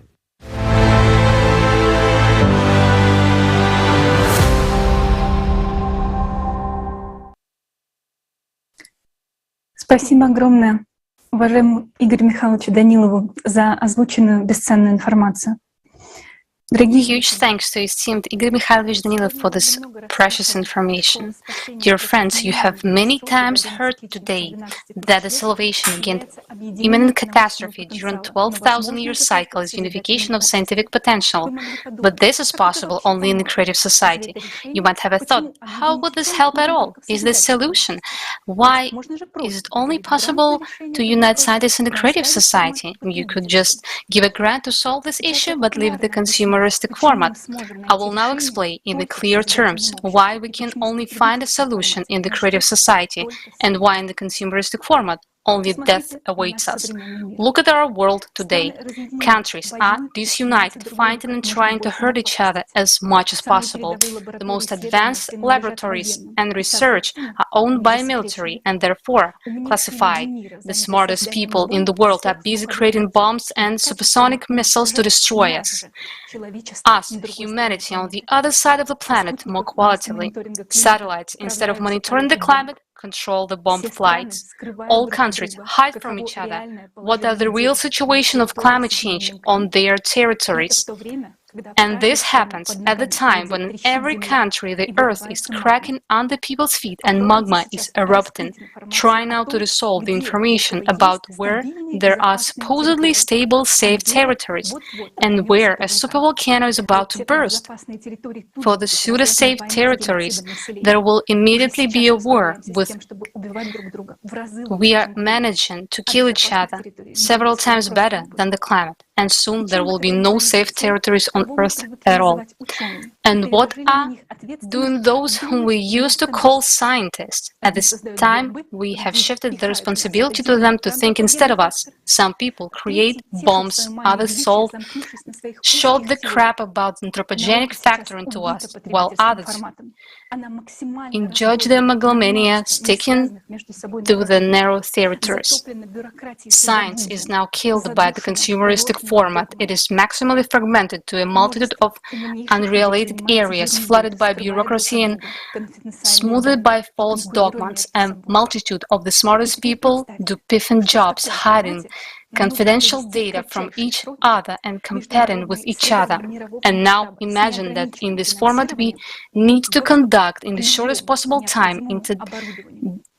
research on a global scale with unlimited funding and access to any necessary equipment, because the task which stands before mankind is global. Do you know what will happen in the consumerist format? The same thing that is happening now in the fight against climate change. All countries will promise to allocate funds and take measures, but in fact they will do nothing, because those who control the capital will only care about their own wallets, while cyclicity devours the planet. In the consumerist format of society, no one needs our lives, not even ourselves. So why is the creative society format is the only solution? Creative society is a united humanity. It is not complicated at all. It is like union of several states, only there are not 28 of them, but 197, and it is not just a unit, but all of society that makes a decision.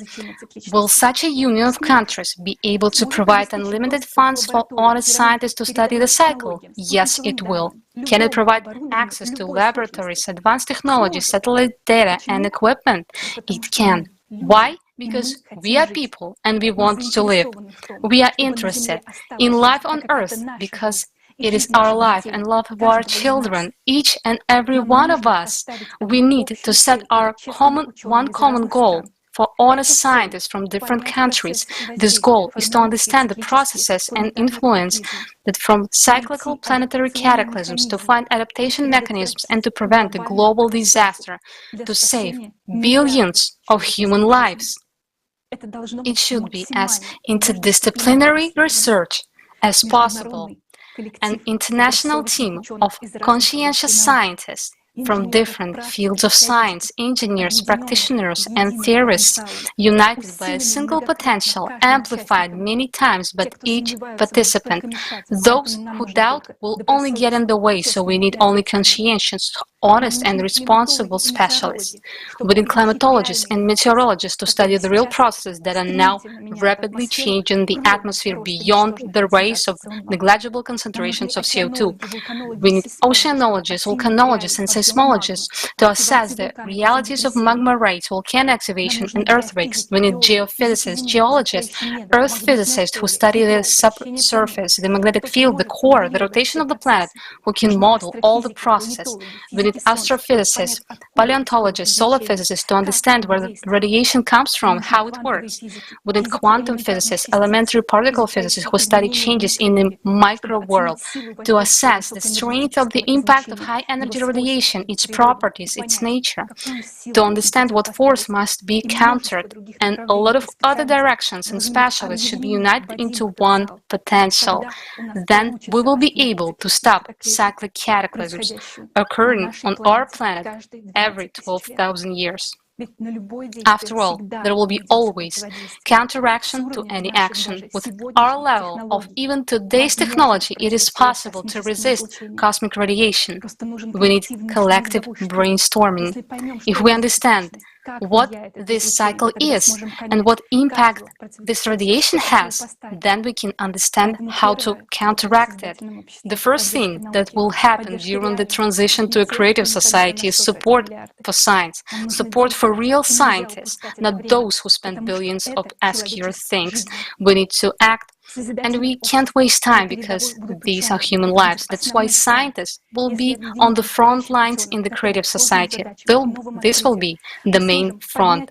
If we bring together true scientists who are willing to face challenges and make new discoveries, we can take our science into skies and beyond. We will be able to make high-precision advanced forecasts to all kinds of cataclysms, even during transition phase. We will be capable of terraforming the elements so that no human lives are lost or left homeless. We will not only be able to study the cyclicity, but to get out of it forever, for future generations of humankind, to learn to control those high-energy radiation and direct them for peaceful purposes, providing mankind with free energy anywhere in the world. We will be able to explore outer space, fly to other galaxies, and discover new planets. Combined scientific potential can bring the level of human development of such heights which we can only now dream of. It is more than real, and all we have to do is to act. We need a united humanity. What does it mean to unite? It means to act towards one common goal. So, is there a more noble and unifying goal than building the creative society?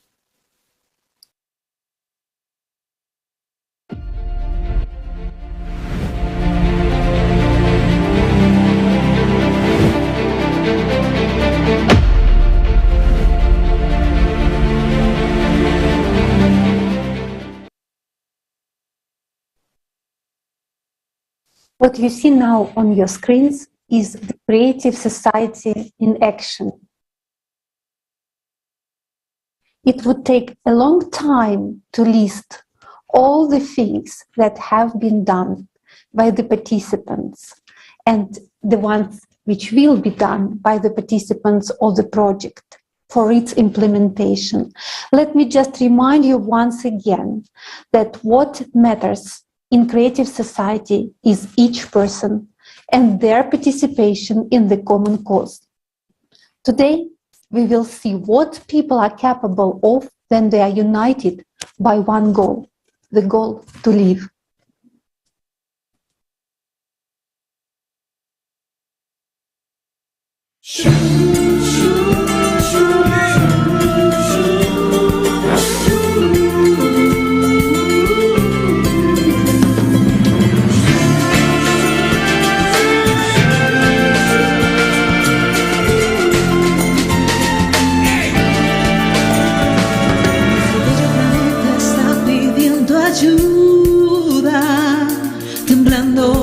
Ardiendo en llamas, no quieren decirte esta verdad tan cruda, ahogándote en vacías proclamas, una muestra sus crueles espinas, la batalla ya ha comenzado, el enemigo no espera pero asesina, en una guerra que no se ha declarado. Es hora de salir de nuestros caparazones. Somos personas que queremos vivir. Para perder la vida no existen razones. Para poder cambiarlo nos debemos unir. Es hora de la verdad, ya no se puede esperar. Es tiempo de actuar, hora de decidir. Gritemos todos, somos la humanidad, somos personas, queremos vivir, somos dignos de vivir en un mundo ideal, es lo que nos mueve a seguir y nos motivará. Seamos breves en actuar para poder luchar, en sociedad creativa lo podemos lograr.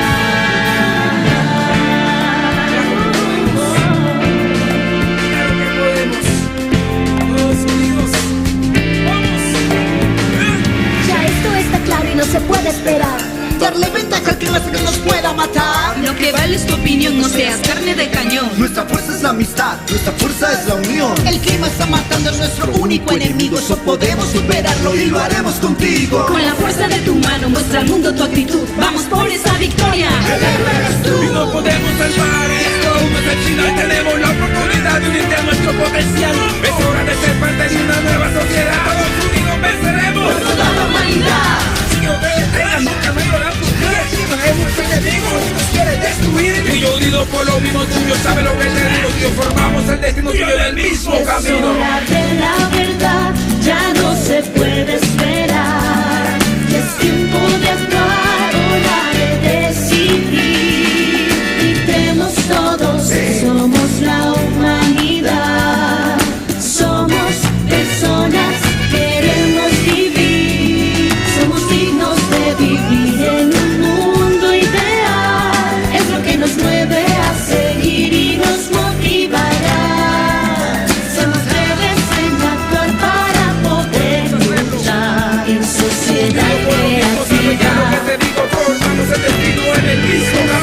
De la verdad, ya no se puede esperar. Es tiempo de actuar, hora de decidir. Gritemos todos, somos la humanidad. Somos personas, queremos vivir.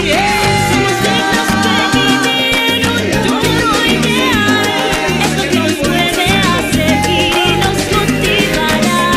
Somos breves en actuar para poder luchar. Sociedad creativa. Sociedad creativa. Queremos vivir en sociedad creativa.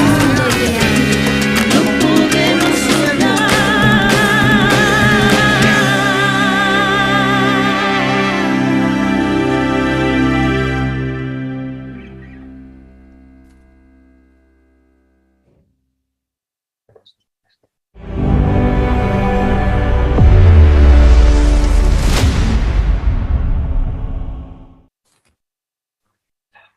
We express our gratitude to our partners around the world for their invaluable contribution to the future of humanity, for building the creative society. And let me remind you once again that all participants of the Creative Society projects are volunteers, people of goodwill, irrespective of their status, profession, personal and professional interests. They are first of all people who are ready to act for the sake of saving our civilization. The Creative Society project is open for sponsorship and informational support. Anyone who shares the views of the project can help and become its active participant.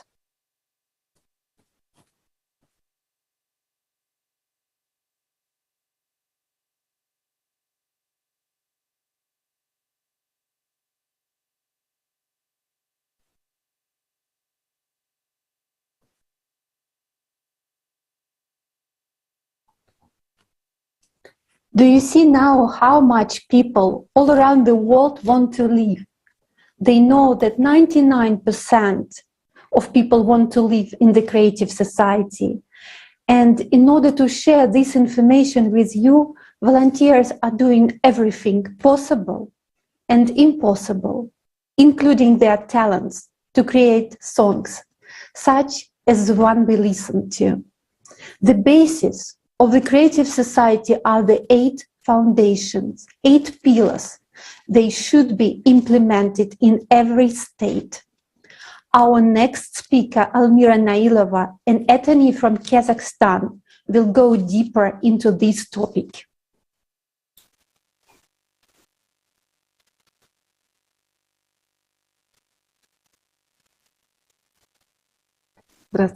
Hello. The facts presented at this forum confirm that the consumerist format of society is a threat to a human's life. But any normal person wants to live in a safe society without war and violence, with confidence in the future. The way people live in society depends on who makes the decisions. There are two variants. The first one is when only a few make decisions. And this is the existing consumerist format. But this is the format of inhumanity. This is the way to everybody's death. We have already seen this. The second option is when the decision about how people should live is made by all people. This is creative society.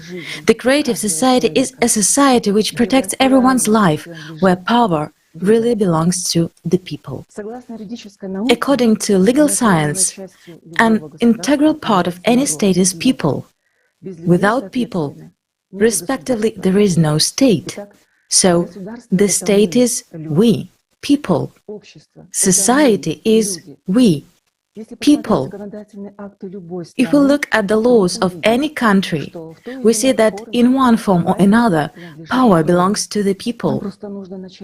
We just need to start exercising our right to decide for ourselves what kind of society do we want to live in, a consumer society or a creative one. We, as people, now exercise our power through public opinion. What does public opinion mean?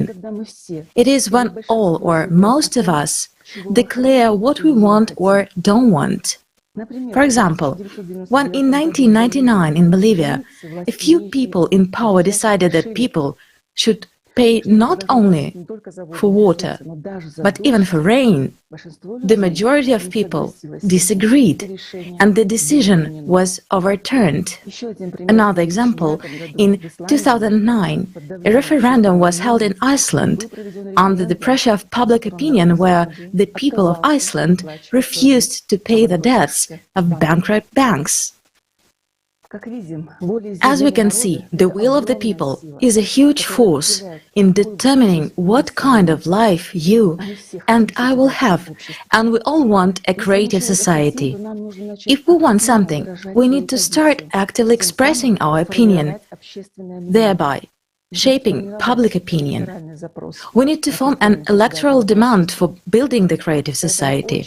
That is why it is very important that you tell each and everyone, your families, friends, colleagues, and even strangers. In Kazakhstan, we actively wrote to politicians, civil servants, and deputies about the Creative Society project. And we received answers that our initiative to introduce the principles of the creative society in all aspects of society is supported. Already today, changes are taking place in the political, economic, and social life of the country aimed at increasing the role of people in the governance of the state, including through electoral processes. As the president of Kazakhstan said, electoral processes are necessary because people have simply stopped believing that their vote matters and is capable of changing life in the country for the better. Pay attention how important people's opinion on what kind of society they would like to live in is. Today in Kazakhstan, a platform for manifestation of the power of people has been restored, the referendum, so that people could really realize that their voice matters. Already today we have declared a decisive position to the culture of consumption and corruption, and we have chosen a creative vector of Kazakhstan development. The principle, not a man for the state, but the state for the man, became a key factor in the development of the country. So when you have the question in your head, who is going to let us? It is us who make it impossible by our doubts, fears, inaction, and indifference to the way we live our lives. Once again, I repeat that the current law of any country allows us to build the creative society today. It is legally realistic, because under the law of any country, power belongs to people. Therefore, people can introduce the 8 foundations of the creative society into the constitution by means of a referendum. When the creative society is supported by more than 50% of the population, our representatives, presidents, deputies, and even monarchs cannot ignore the will of the people, because without support of people, there is no politics. Thus, anything is possible if we just take action. The reason why we have not yet built the creative society is because of us. This means that we are not working enough, not communicating the information, or doing it very slowly. It is necessary to take the initiative of people who already support the creative society and to keep informing in every country. As we can see, the creative society is more than real, but only if we all get involved in informing right now. And when we participate in this forum now, we are expressing our will, expressing our demand for the realization of the creative society and our disagreement with the fact that there are slavery, wars, violence. So this forum is also an active form of public expression. Thank you for your attention. Thank you, Almira. Next, to continue this topic, I would like to give the floor to Mr. Qasim Rashid, who will share his views on the 8 foundations of a creative society. Mr. Rashid is a civil rights attorney, author, human rights activist, and politician.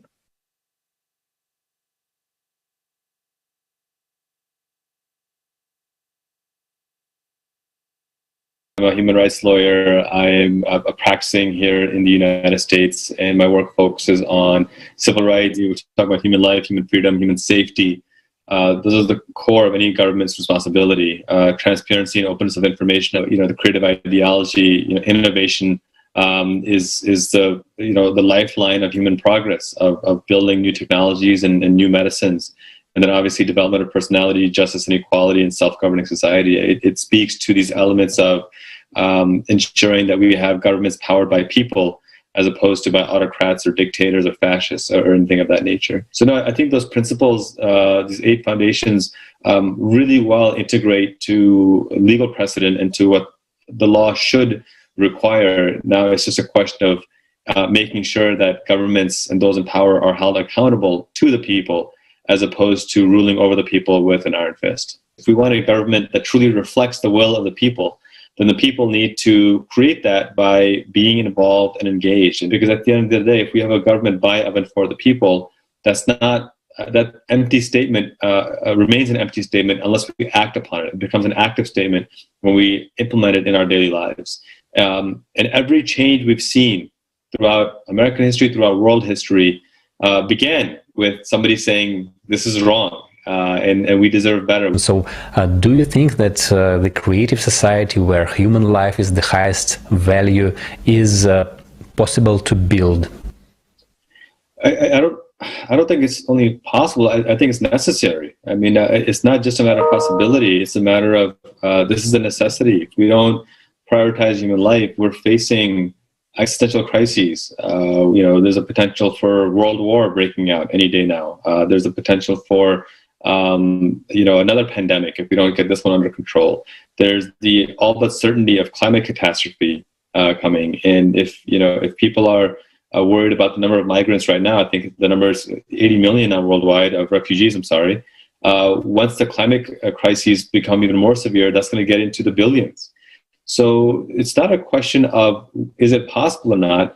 It's necessary, and there's a shift in how we need to think about these things. That it's not a question of want; it's a question of need. And if we don't take action immediately, personally and actively, then this is going to get even worse. So I think it's going to require more than simply politicians doing political things. It's going to require a mass movement of individuals to say, we are going to build a society built truly on justice, where people have freedom of worship, people have freedom of expression, but we do so in a way that truly respects one another as well. And so when we can talk about moving forward, we need to talk about how do we guarantee these things, because once people are fed and they're clothed and they're educated and they have healthcare, then you see true innovation happen. Then you see true economies prosper. Then people can invent the next great widget, or they can invent the next great idea and be successful in it and reap the rewards of their success because they've been given this foundational basis that guarantees their humanity.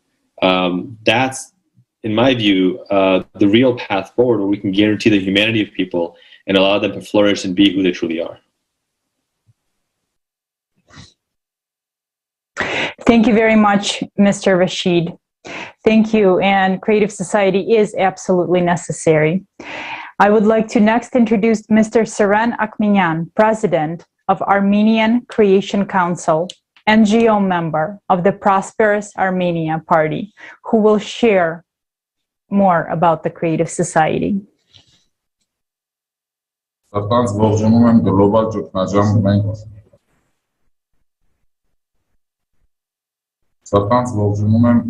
ճգնաժամ, մենք մարդիկ ենք, մենք ուզում ենք ապրել խորագրով ֆորումի բոլոր մասնակիցներին։ Սիրելի բարեկամներ, այսօր մենք շատ կարևոր I warmly welcome all participants to the forum Global Crisis Where People We Want to Live. Dear friends, today we are participants in a very important event. Today's forum is the volition of people of different nationalities, religious views, and social statuses. It is expressed will of united humanity. It is an honor for me to be a participant in this forum, to witness that you and I are making a strategic step towards the salvation of our civilization.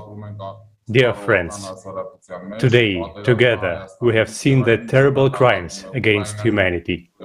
The most important thing for us is to understand this is, as long as we live in the consumer society, the war in Armenia, and what is now happening in Ukraine, and in hotspots around the world, will all continue. Some individual terrorists will be succeeded by the others. They will continue to divide us via different principles and to force us into fighting one another. People all around the world will continue to die. Things can't be in any other way in the present format of society. It's our duty to stop and forever prevent this lawlessness. We are fed up with wars, deaths, and suffering. The only way out of this darkness is to start building peace among people. The only way out is a society in which the first priority is to improve the quality of each person's life. It is a society in which there will be a peaceful labor and continuous development. It is a society in which the value of human life is the highest value for everyone in the world. All this is possible for every person only in the creative society. Creative society is the salvation for the entire civilization and even for Armenia. My dear friends, it is a great honor for me to represent the Armenian people at this forum. It is a great pleasure and honor to announce to the world that the Armenian nation is now engaged exactly in the building of the creative society, and there are results in this matter already. I truly appreciate the tremendous work which has been done thanks to the fortitude, patience, and heroism of my compatriots. This path is full of difficulties, but it's our choice. What gives me strength is knowledge. The knowledge that the only option for the survival of all humankind is the creative society. This knowledge is based on the experience of the people of Armenia, who are taking specific steps to build the creative society. We are constantly looking for new ways to achieve this vital goal for humanity. What gives me strength is sincerity, because only sincerity gives the selflessness due to which we have made immense progress. I see this sincerity in the eyes of every participant of the Creative Society project, and I have seen it in the eyes of every speaker today. This sincerity in my heart gives me confidence in every step we take. Dear friends, the enormous responsibility for the future of all humanity rests on our shoulders. If any of you is still unaware of the importance of your choices, the moment of truth has come. Everyone has a role to play in building the greater society. We should unite and accelerate our progress as we are faced with daunting challenges. Yes, we are busy all on sides, but we are resolute in our pursuit of light and life. President of the Nevada Semipalatinsk International Anti-Nuclear Movement. Please, the floor is yours.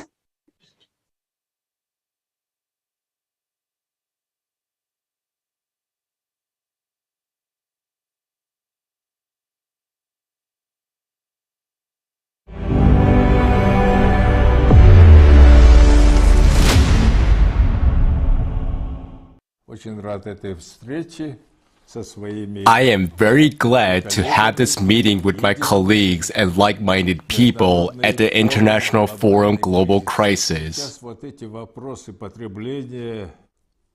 Now, these topics of consumption or creation are the central question. And I am very glad that you're raising this question and creating this dream of ours, that the entire world will become the society of creation. It is necessary to actually create and think about the future for people. And it is very important that politicians become imbued with this ideology. Politicians in all countries, in fact, so that they would think more about this somewhat forgotten concept of creation.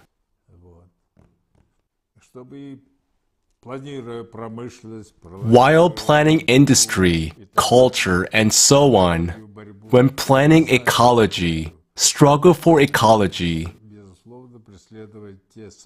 they should, in practice, pursue the very goals that you are talking about.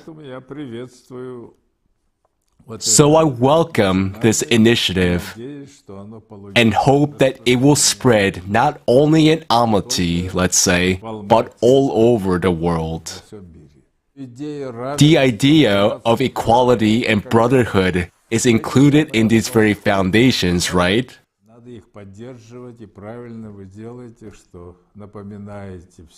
We should support them. You are right to remind everyone. Let us create. Creation is part of these very foundations that you introduced too. Indeed, human safety also depends on it. That is why information and the culture of humankind should be more open, so that it is not a whisper, but so that it is voiced openly. If we think not merely about survival, but about life in such a broad and multifaceted sense. Because the life of one person is one thing, but when we're talking about everyone's life, because unfortunately, we often see, especially in our politics, when the life of one person has become more important than the lives of the majority. That's what we are fighting against. I support the real development of this movement, especially in our country, so I salute you. Way to go, let's work together.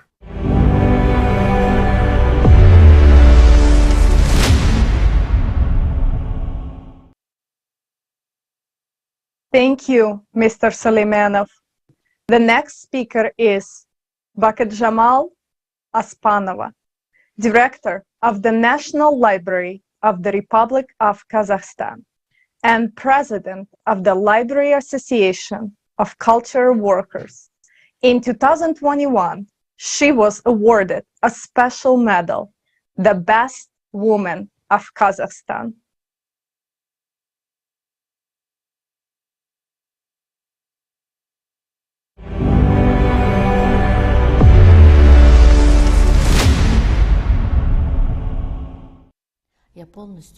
I fully support the 8 foundations of the creative society. They are truly focused on the values of humanity, on improving the quality of each human's life. And indeed, we can build the creative society together. There is no other way to build such a society. That's what I think. We need to unite. Only through our joint efforts can we eradicate all these problems and solve all the issues together, only in unity. We will hardly be able to do it otherwise. Separately, no one would be able to solve them on their own. The issues of ecology, climate, and many others must always be solved by all people together. Creative processes in Kazakhstan have already started and are already well underway. We are creating a new Kazakhstan, and the president himself made a speech saying that he supports the creative society. So we will be creating a new Kazakhstan already without all that, as I said, without anger, without corruption, without anything negative. It seems to me we'll be living in such a way soon. I hope so. But we need to create all of this ourselves and also to take an active part. Only then will we create a new Kazakhstan in such a creative society. If all of us come together and invest our efforts into this idea, and support each other, then there will be a new Kazakhstan in the new creative society.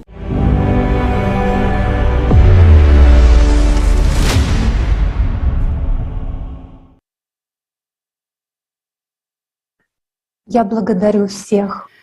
I would like to thank everyone who supports the project Creative Society, everyone who understood that Creative Society is our only chance.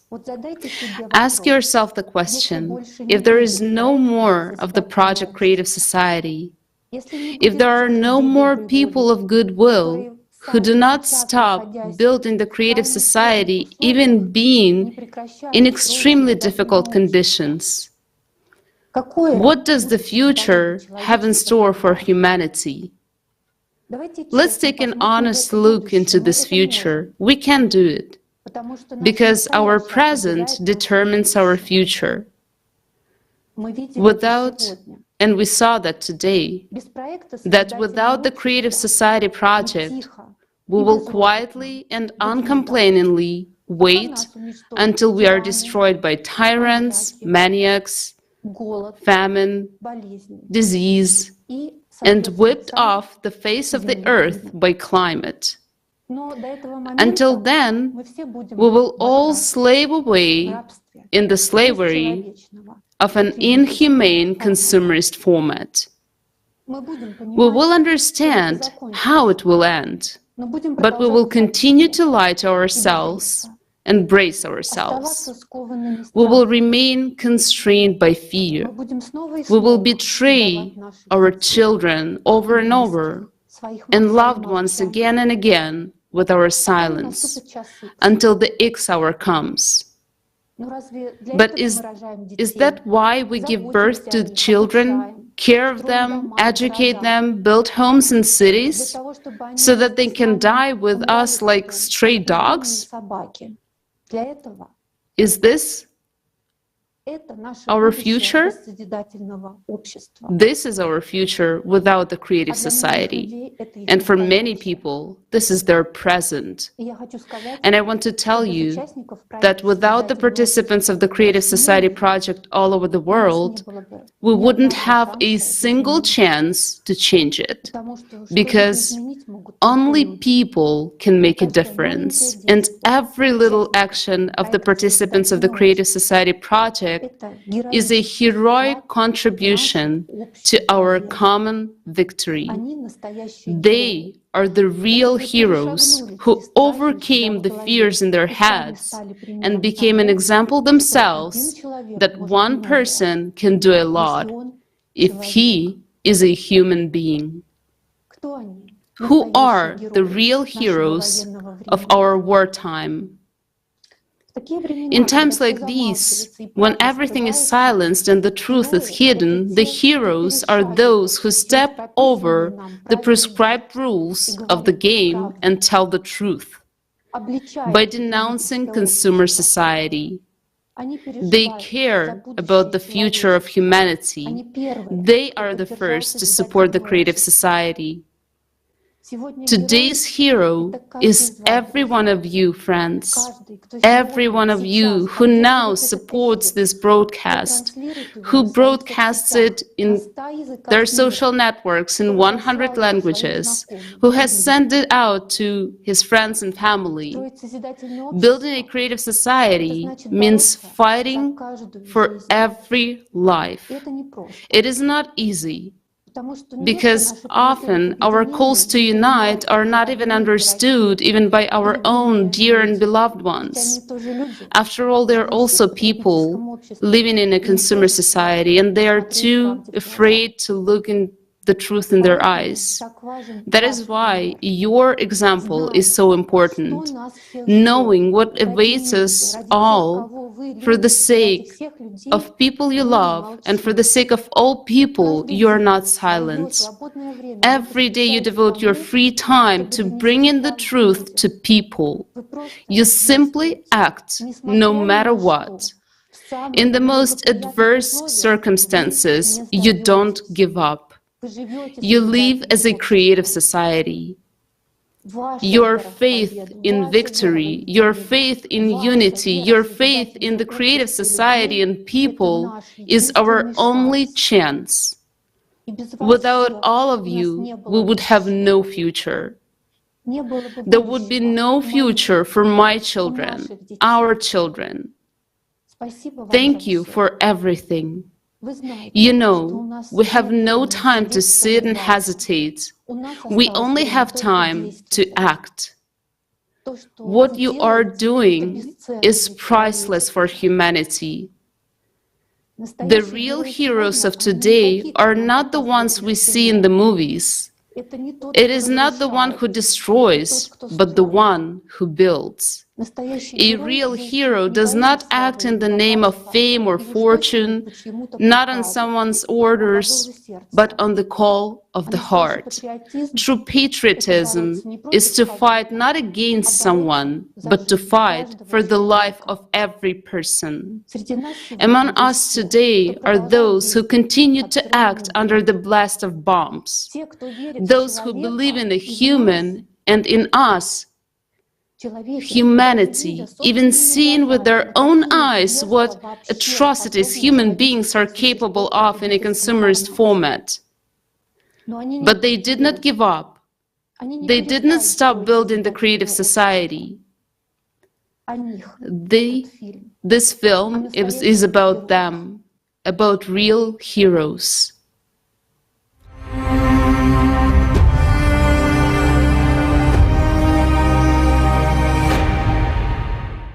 Hello, I'm Anya from Irpin. We are now taking a walk in Irpin with my beloved husband.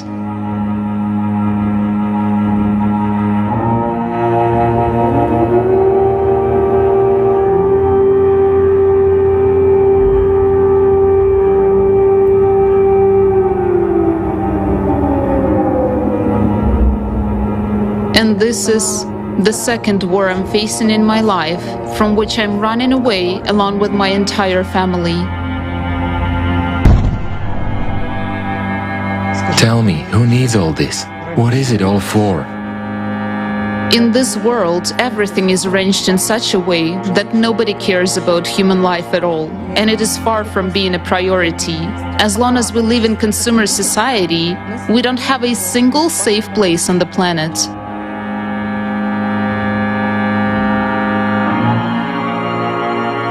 People, answer this question. Do you want to live in such a society? As for me, I don't. The only thing that kept my spirit up all this time was not to give up under any circumstances. As long as I have life, I should do my best, firstly, to remain a human being inside, and secondly, to actually do everything possible and impossible so that we could move from this murderous format, the consumerist format, to a creative format of society, and do my best for the project. Explosions were getting closer and closer. We evacuated the girls because only women and children could be evacuated. They were shooting and bombing from all sides, while we, women and children, were standing like cannon fodder in the middle of the train station.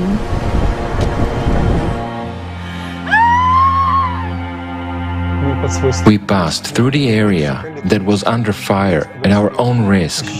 I felt that I was on the verge of a breakdown. At some point, I wanted to scream.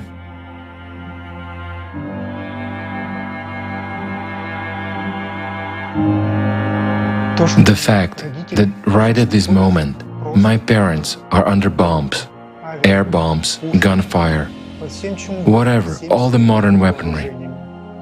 The only thing left is to use nuclear weapons. My brother was killed by a shell that landed on the house where he lived. He was on air until the last minute, as long as they had electricity and the internet. He participated in live broadcasts. He spoke about the creative society. He participated as much as he could.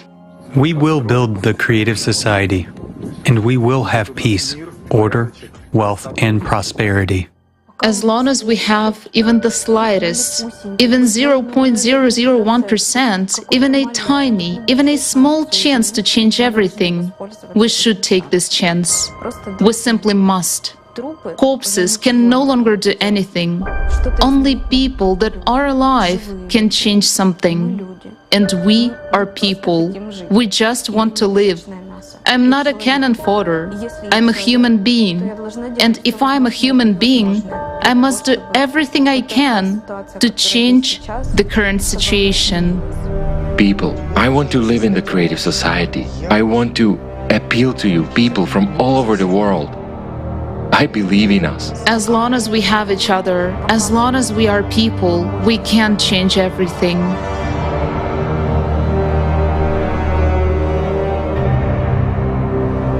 We're now driving along the road that my family and I were taking when we were evacuating. There are so many cars on both sides of the road that were shot, burned, or ran over by tanks. Those pieces of human bodies or what's left, all this is terrifying. It mustn't be like that. Please hear me, it mustn't be like this. We're a human society. We must build a society where your life, my life, the life of our friends, relatives, and any other individual should be valued as one's own. Otherwise,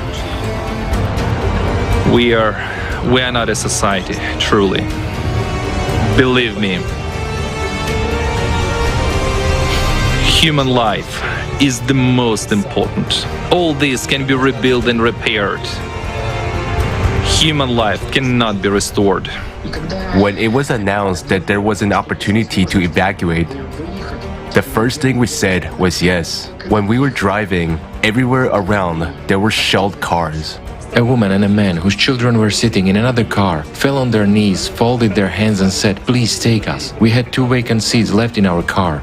We quickly opened the doors and they jumped into the car. We were not only saving our lives, but at that moment, we clearly understood that another person's life is just as important as yours. I think if there had been the creative society, nothing like this would ever have happened. I mean, there wouldn't be anything like that in any corner of the world. I lived in the city of Kharkiv until recently. It was impossible to imagine anything like that, even in our worst nightmares.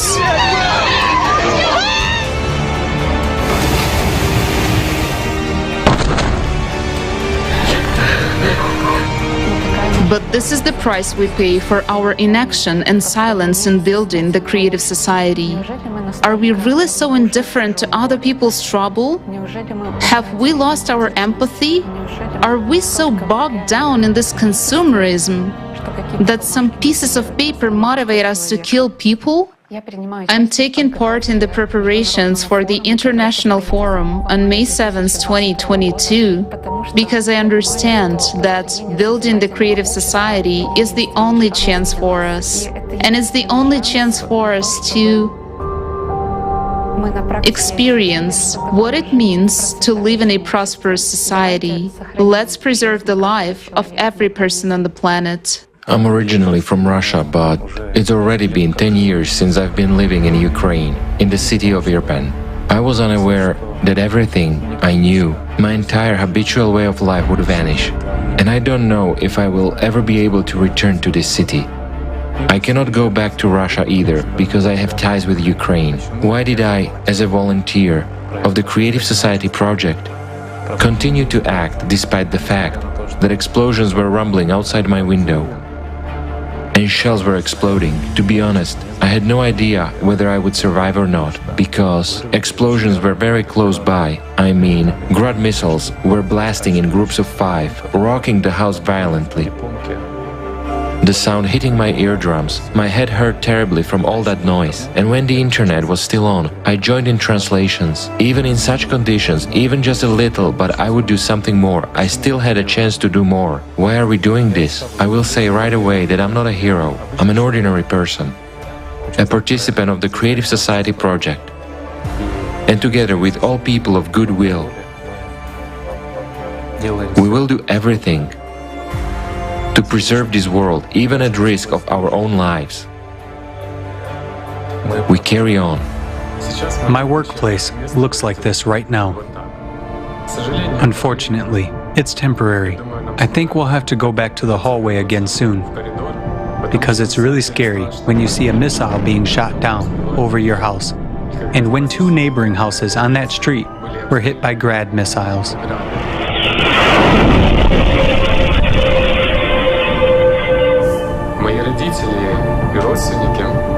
My parents and relatives were at the epicenter of tragedy in Mariupol. It was really scary when we lost contact with them, when we had to search for some news, watch videos to see a familiar face among the living, and to find out that they were alive. It was difficult to live and eat here, realizing that my parents were sitting in the basement of their destroyed house and could lose their lives at any moment. My uncle was shot at by a sniper just because he went to pick up humanitarian aid. He could not get up because the sniper was mocking him. For every move he made, he was shot. It wasn't easy to find the strength under such pressure to continue preparations for the forum. But at some point, when the entire situation had already reached its apogee, the forum and the preparation for it became for me such an inspiring event. Like a guidance, a vector that gives at least some hope for the best. I found time to communicate with friends to continue the development of the Creative Society website. I do not know yet whether I will have the internet or whether I will have an opportunity to participate in the forum. So we are building our collaboration in such a way that people from other countries would be able to pick up the task, and our common cause will not be affected.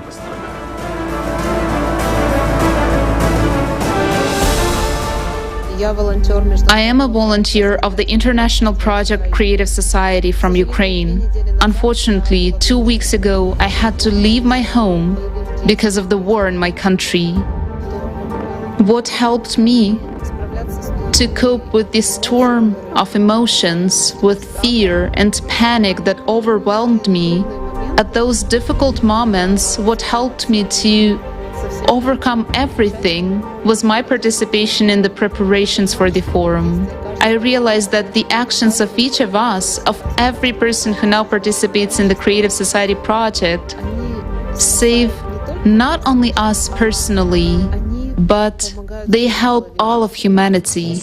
I woke up to the sound of a missile flying over me.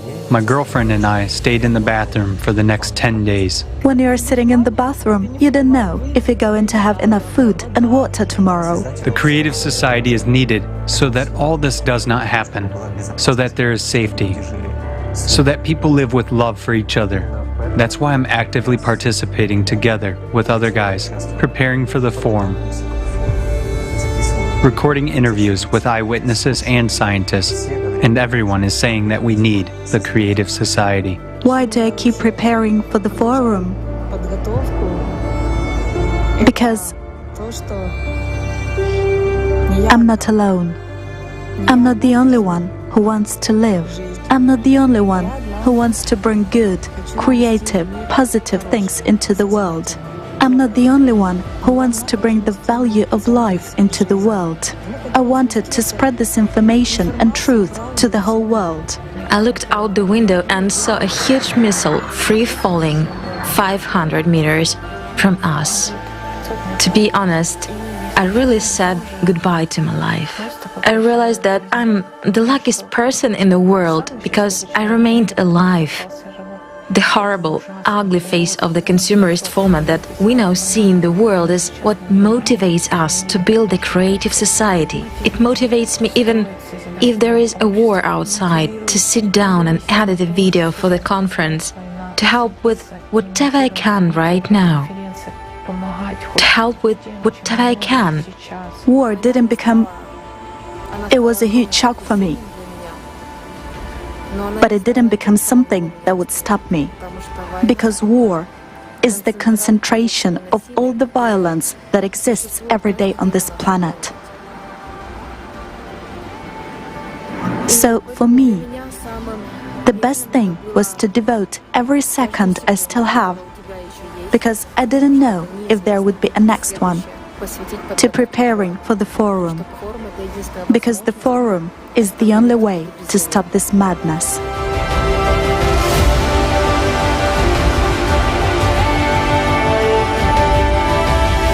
Looking at the situation that is now happening in my country, looking at how people are suffering, I understand that there is no time for inaction, and I don't want to be idle.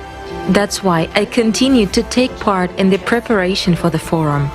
As long as we have even a single opportunity, even a few percent, we have to do everything we can to make the Creative Society come true. Because it's our future. I want to tell you absolutely sincerely and honestly that being in the city of Bucha, with my family, under constant gunfire, under constant explosions of bombs and shells, where every second, every moment could be my last one, and every next explosion could take away my life and the lives of my family and friends. Every day, I pray to God to have a second chance. And I'm truly grateful that He gave me that second chance, that He enabled me today to be involved in the preparation and organization of this forum, that He gave me a second chance to be involved in building the Creative Society. Dear friends, please hear me, listen to all those people who will tell their stories during the forum, that the Creative Society is our only and last chance. Let's not waste it.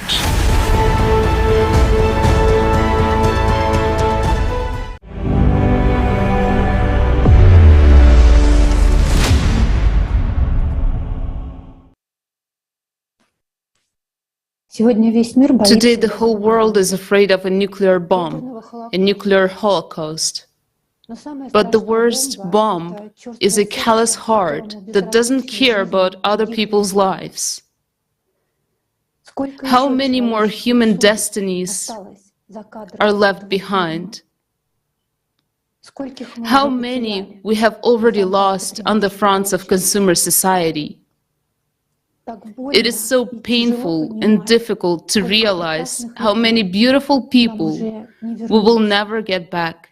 It's not just wars that do this. It's all the ugliness of the consumerist format of society. For these people, our loved ones, our friends, we are too late. We have had no time to build the creative society. This feeling that we didn't have time to save them will stay with us. But for sake of those who are alive, we have an obligation to act. Our heroes all over the world, participants of the Creative Society project, today are doing the impossible to start the hearts of the heartless, to start the beating of the human heart, even in those who have it dead, morally dead, carrying out the reanimation of humanity. And people are standing up all over the world because truth and the will to live drive these heroes. These are the ones who are on the front lines right now. These are all of you. And for those who are still hiding and hoping that humanity's last war will not touch them, I would like to say, previously, like you, we didn't know much, we didn't see much. Just like you, we thought more about our stomach and our selfishness. But let's be honest, you see everything, you just don't see a way out. And we wanted to know the truth and find a way out. And when you know the bottom line, you open your eyes and you start to see other things, things that you didn't see before. You begin to see life, you begin to appreciate life, every life, and then you make your choice. You make it right now. You either turn off this broadcast and continue to live in consumerism, as if nothing is happening and you haven't heard anything today, or you make a choice right now and stand with those heroes who are giving themselves the word that they will do everything in their power to build a creative society, a society where you are a human with the capital letter H, not a cannon folder. Tell me, what have you done for life, for the human future, for our children? What have you done today that disaster will not come to your house tomorrow? And you can do a lot.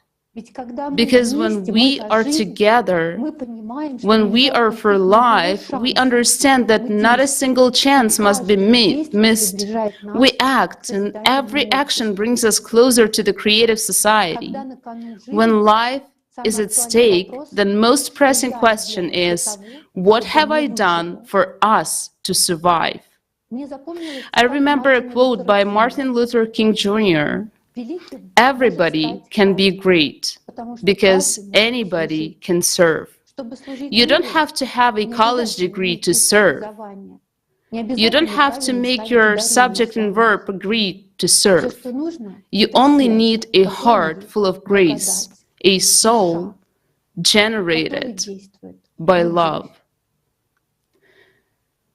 I bow down to all the heroes, thanks to whom we will live in the creative society. I bow down to all the participants of the Creative Society project in the *ALLATRA International Public Movement from all over the world. Thank you. Without you, we don't have a chance to live.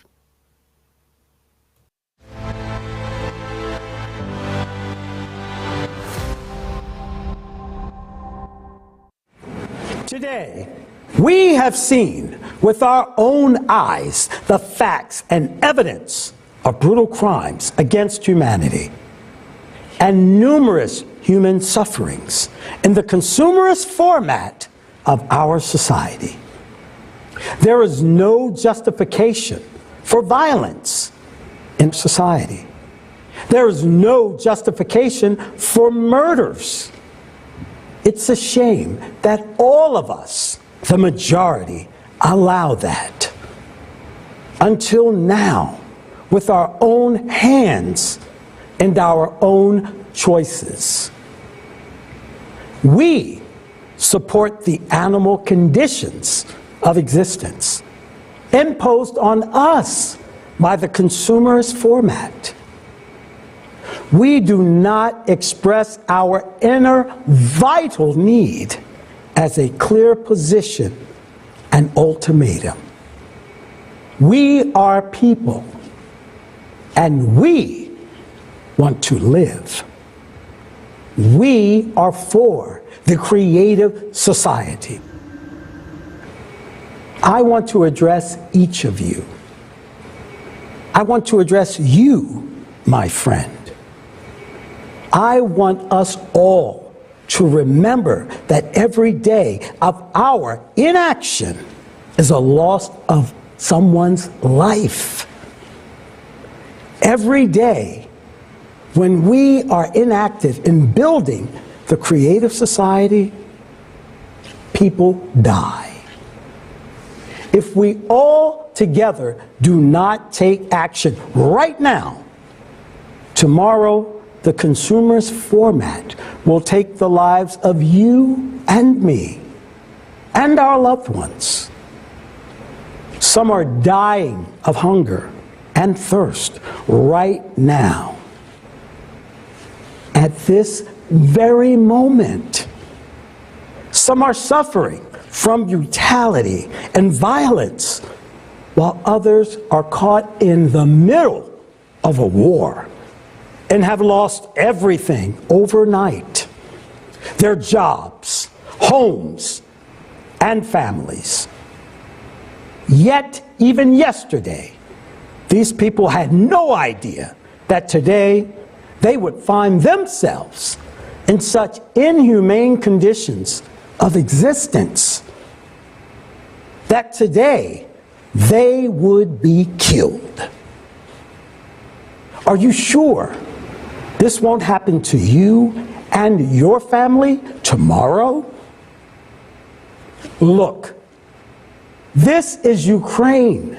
This is the city of Bucha, where masses of people died back on February 23rd this year.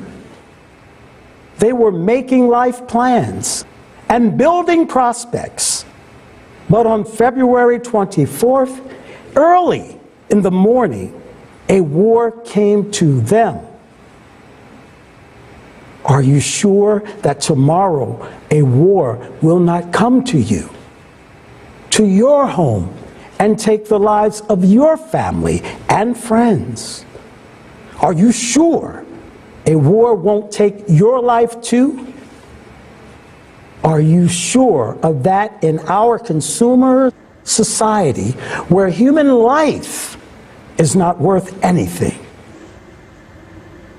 The idiocy and absurdity is that the cause of these horrors and the ruined destinies of millions of people is the result of the ambitions of a few psychopaths who have gained power over us in the consumerist format. Let's take 1 million people. They are all wonderful people, except for just a handful of individuals. But these few individuals, because of their extreme greed and tyranny, use the rest of people for their own selfish, despicable interest. With our own hands, they force us to maintain the conditions of the consumerist format, which turns people into non-humans. And later, they claim that this is the way it should be, that it is our nature, it is natural. But this is not normal. Let's tell the truth. Yes, there are psychopaths in our society, and there will always be. But will they be able to seize power over people in the creative society? No, because power in the creative society belongs solely to the people. In the creative society, psychopaths will not be able to wage wars and destroy millions of us. They will not be able to brainwash us through their corrupt media. They will not be able to be the rightful owners of all human and resource potential. But most importantly, they will not be able to satisfy their own ambitions with our blood at the cost of our lives. Today, in the consumerist format, psychopaths are not locked in asylums. They are at the top of power over us. That is why the genocide of mankind continues every day. And our world is overflowing with the human grief and suffering. We have no right to leave such a world to our children. We need to change the conditions and build the creative society with our own hands. We are constantly divided because it is easier for them to control us. That way, the pit us against each other like dogs, forced to quarrel and hate one another. Are you familiar with a situation when people ask you, whom do you support? These people or the others? Do you support the left or the right? Who do you belong to? That party or the other? That religion or the other? Are we cattle or things that belong to someone? Even when such questions are asked, we are left with no chance of being united, of being one peace-loving humanity. But today, even when attempts are made to artificially set us at odds and separate us from one another, our position in life is clear and unambiguous. We answer all the questions from the corrupt media and collaborationists. We are people. We want to live. We are for the creative society. And only this position is our future. A person with a consumerist worldview cannot understand the sincerity of people, their selfless motive to live and act for the sake of the future of all mankind, not just for themselves. All the more so in our time, when humanity is under the threat of destruction, when we are attacked by the most ruthless enemy, the climate. The consumerist format is cruel, but it is nothing compared to the global climate change that brings devastating cataclysms.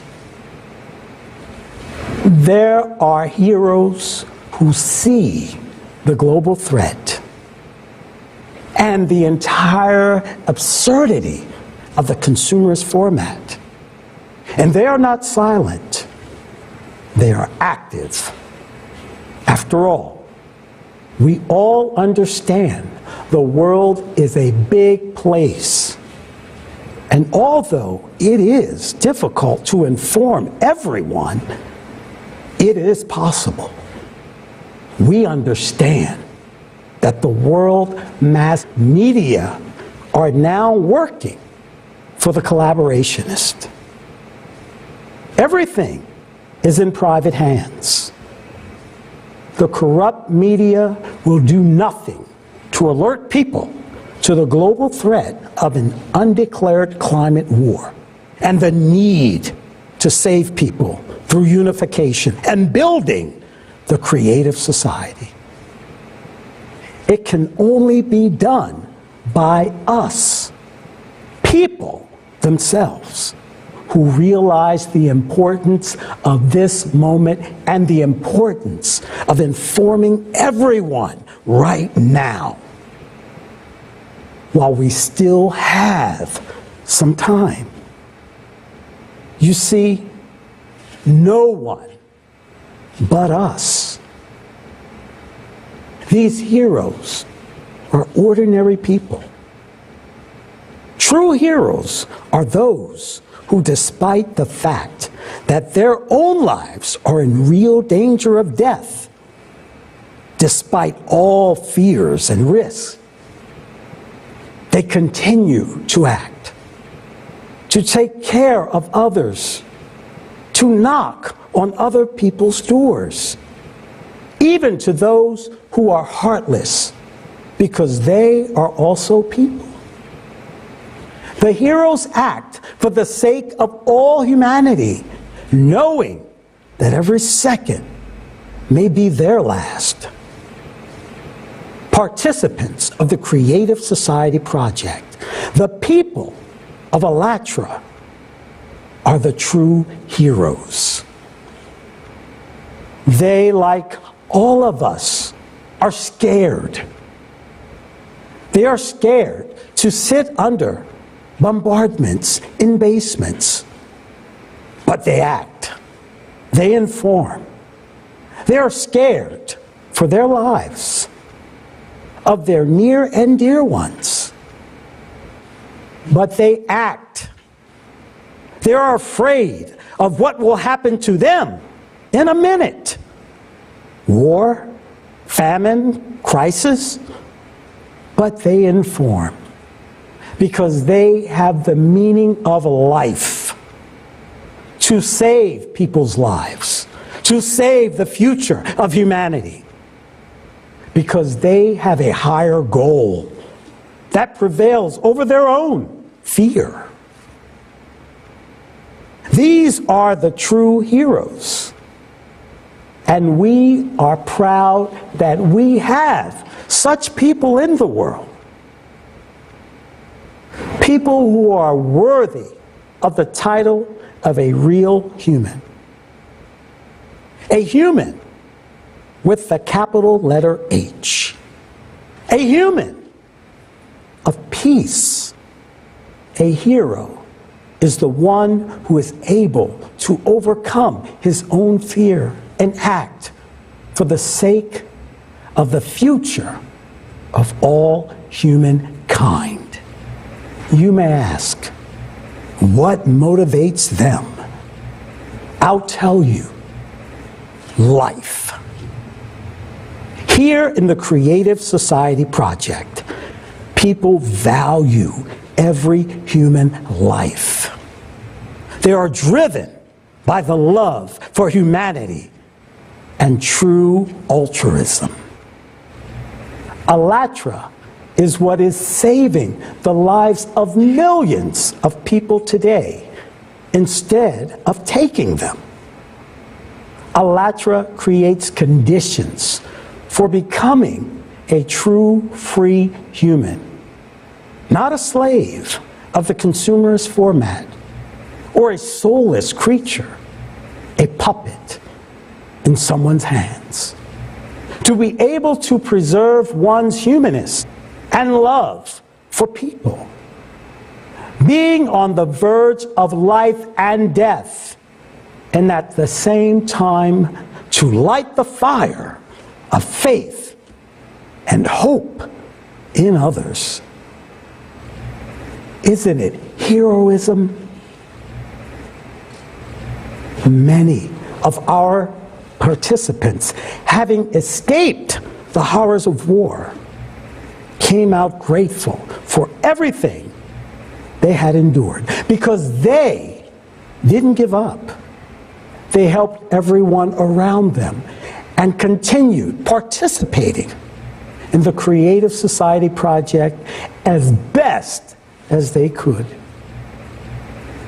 While others were falling into despair and panic, participants of the Creative Society project clearly understood and realized the purpose and meaning of life, the value of time and attention. And most importantly, they became particularly convinced of the great power of unity and solidarity when people help each other selflessly, honestly, and with their own hearts open. Isn't this the dream of each of us? To live in a world of love and friendship? The hardest part of building the Creative Society is to explain so that people understand that it benefits everyone, for each and everyone. It's the only salvation, the only chance to survive and gain real life. After all, the Creative Society opens up tremendous prospects and frontiers for all of humanity. Now, our weapon is the word. There's nothing stronger than words. Wars begin and wars end with words. Words can destroy, divide, and kill, or they can create, unite, and save. We have been brainwashed into thinking that we are stupid, worthless, and incapable of anything. But this is not true. We are the ones on whom the entire consumerist format is based. But we are also the ones who can change it.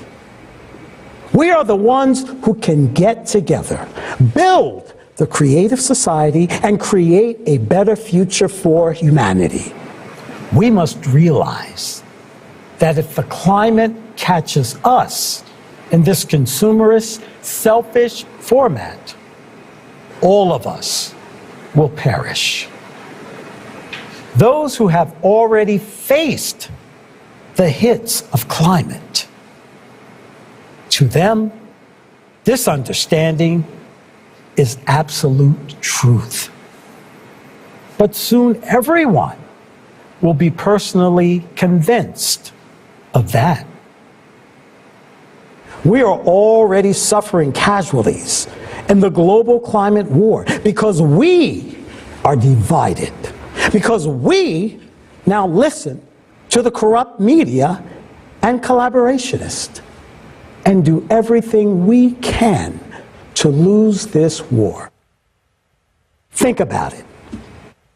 Is there any idea in this consumerist format worth your life?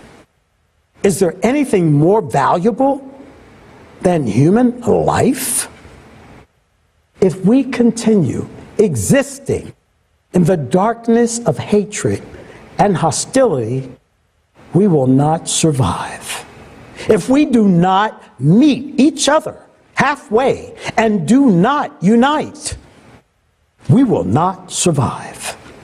If we do not build the Creative Society, we will not survive. We must make sure that we will never be in another war again. We must keep our children safe and build a different world, a world of justice, equality, and freedom. The most valuable thing every person has in this world is life. Your life and the life of others. We can only survive together. And it is life that we must learn to value and cherish above all. Do you want to live? I'm sure you do. Then it is time to do whatever it takes to survive. We have a choice. Either all of us will die, remaining scattered egoists, or we will learn to live together in one peace and mutual respect as one humanity. We can only survive if we unite and win. I wish all of us to live under peaceful skies, in freedom and prosperity, in accordance with the true values of a healthy human society. I believe we can do that. I look forward to the day when we walk together out of the darkness into the sun and become one true civilization. I dream of looking into the eyes of my children and grandchildren with pride and no longer being afraid for their future.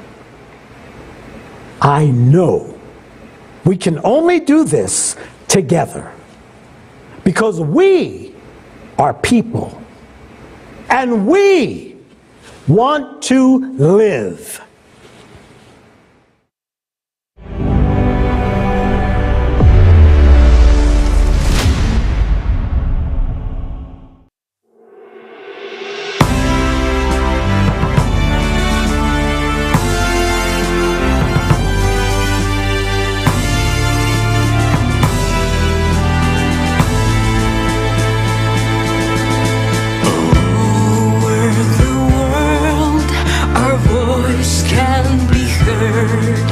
Way up in blue skies, in deep and up high.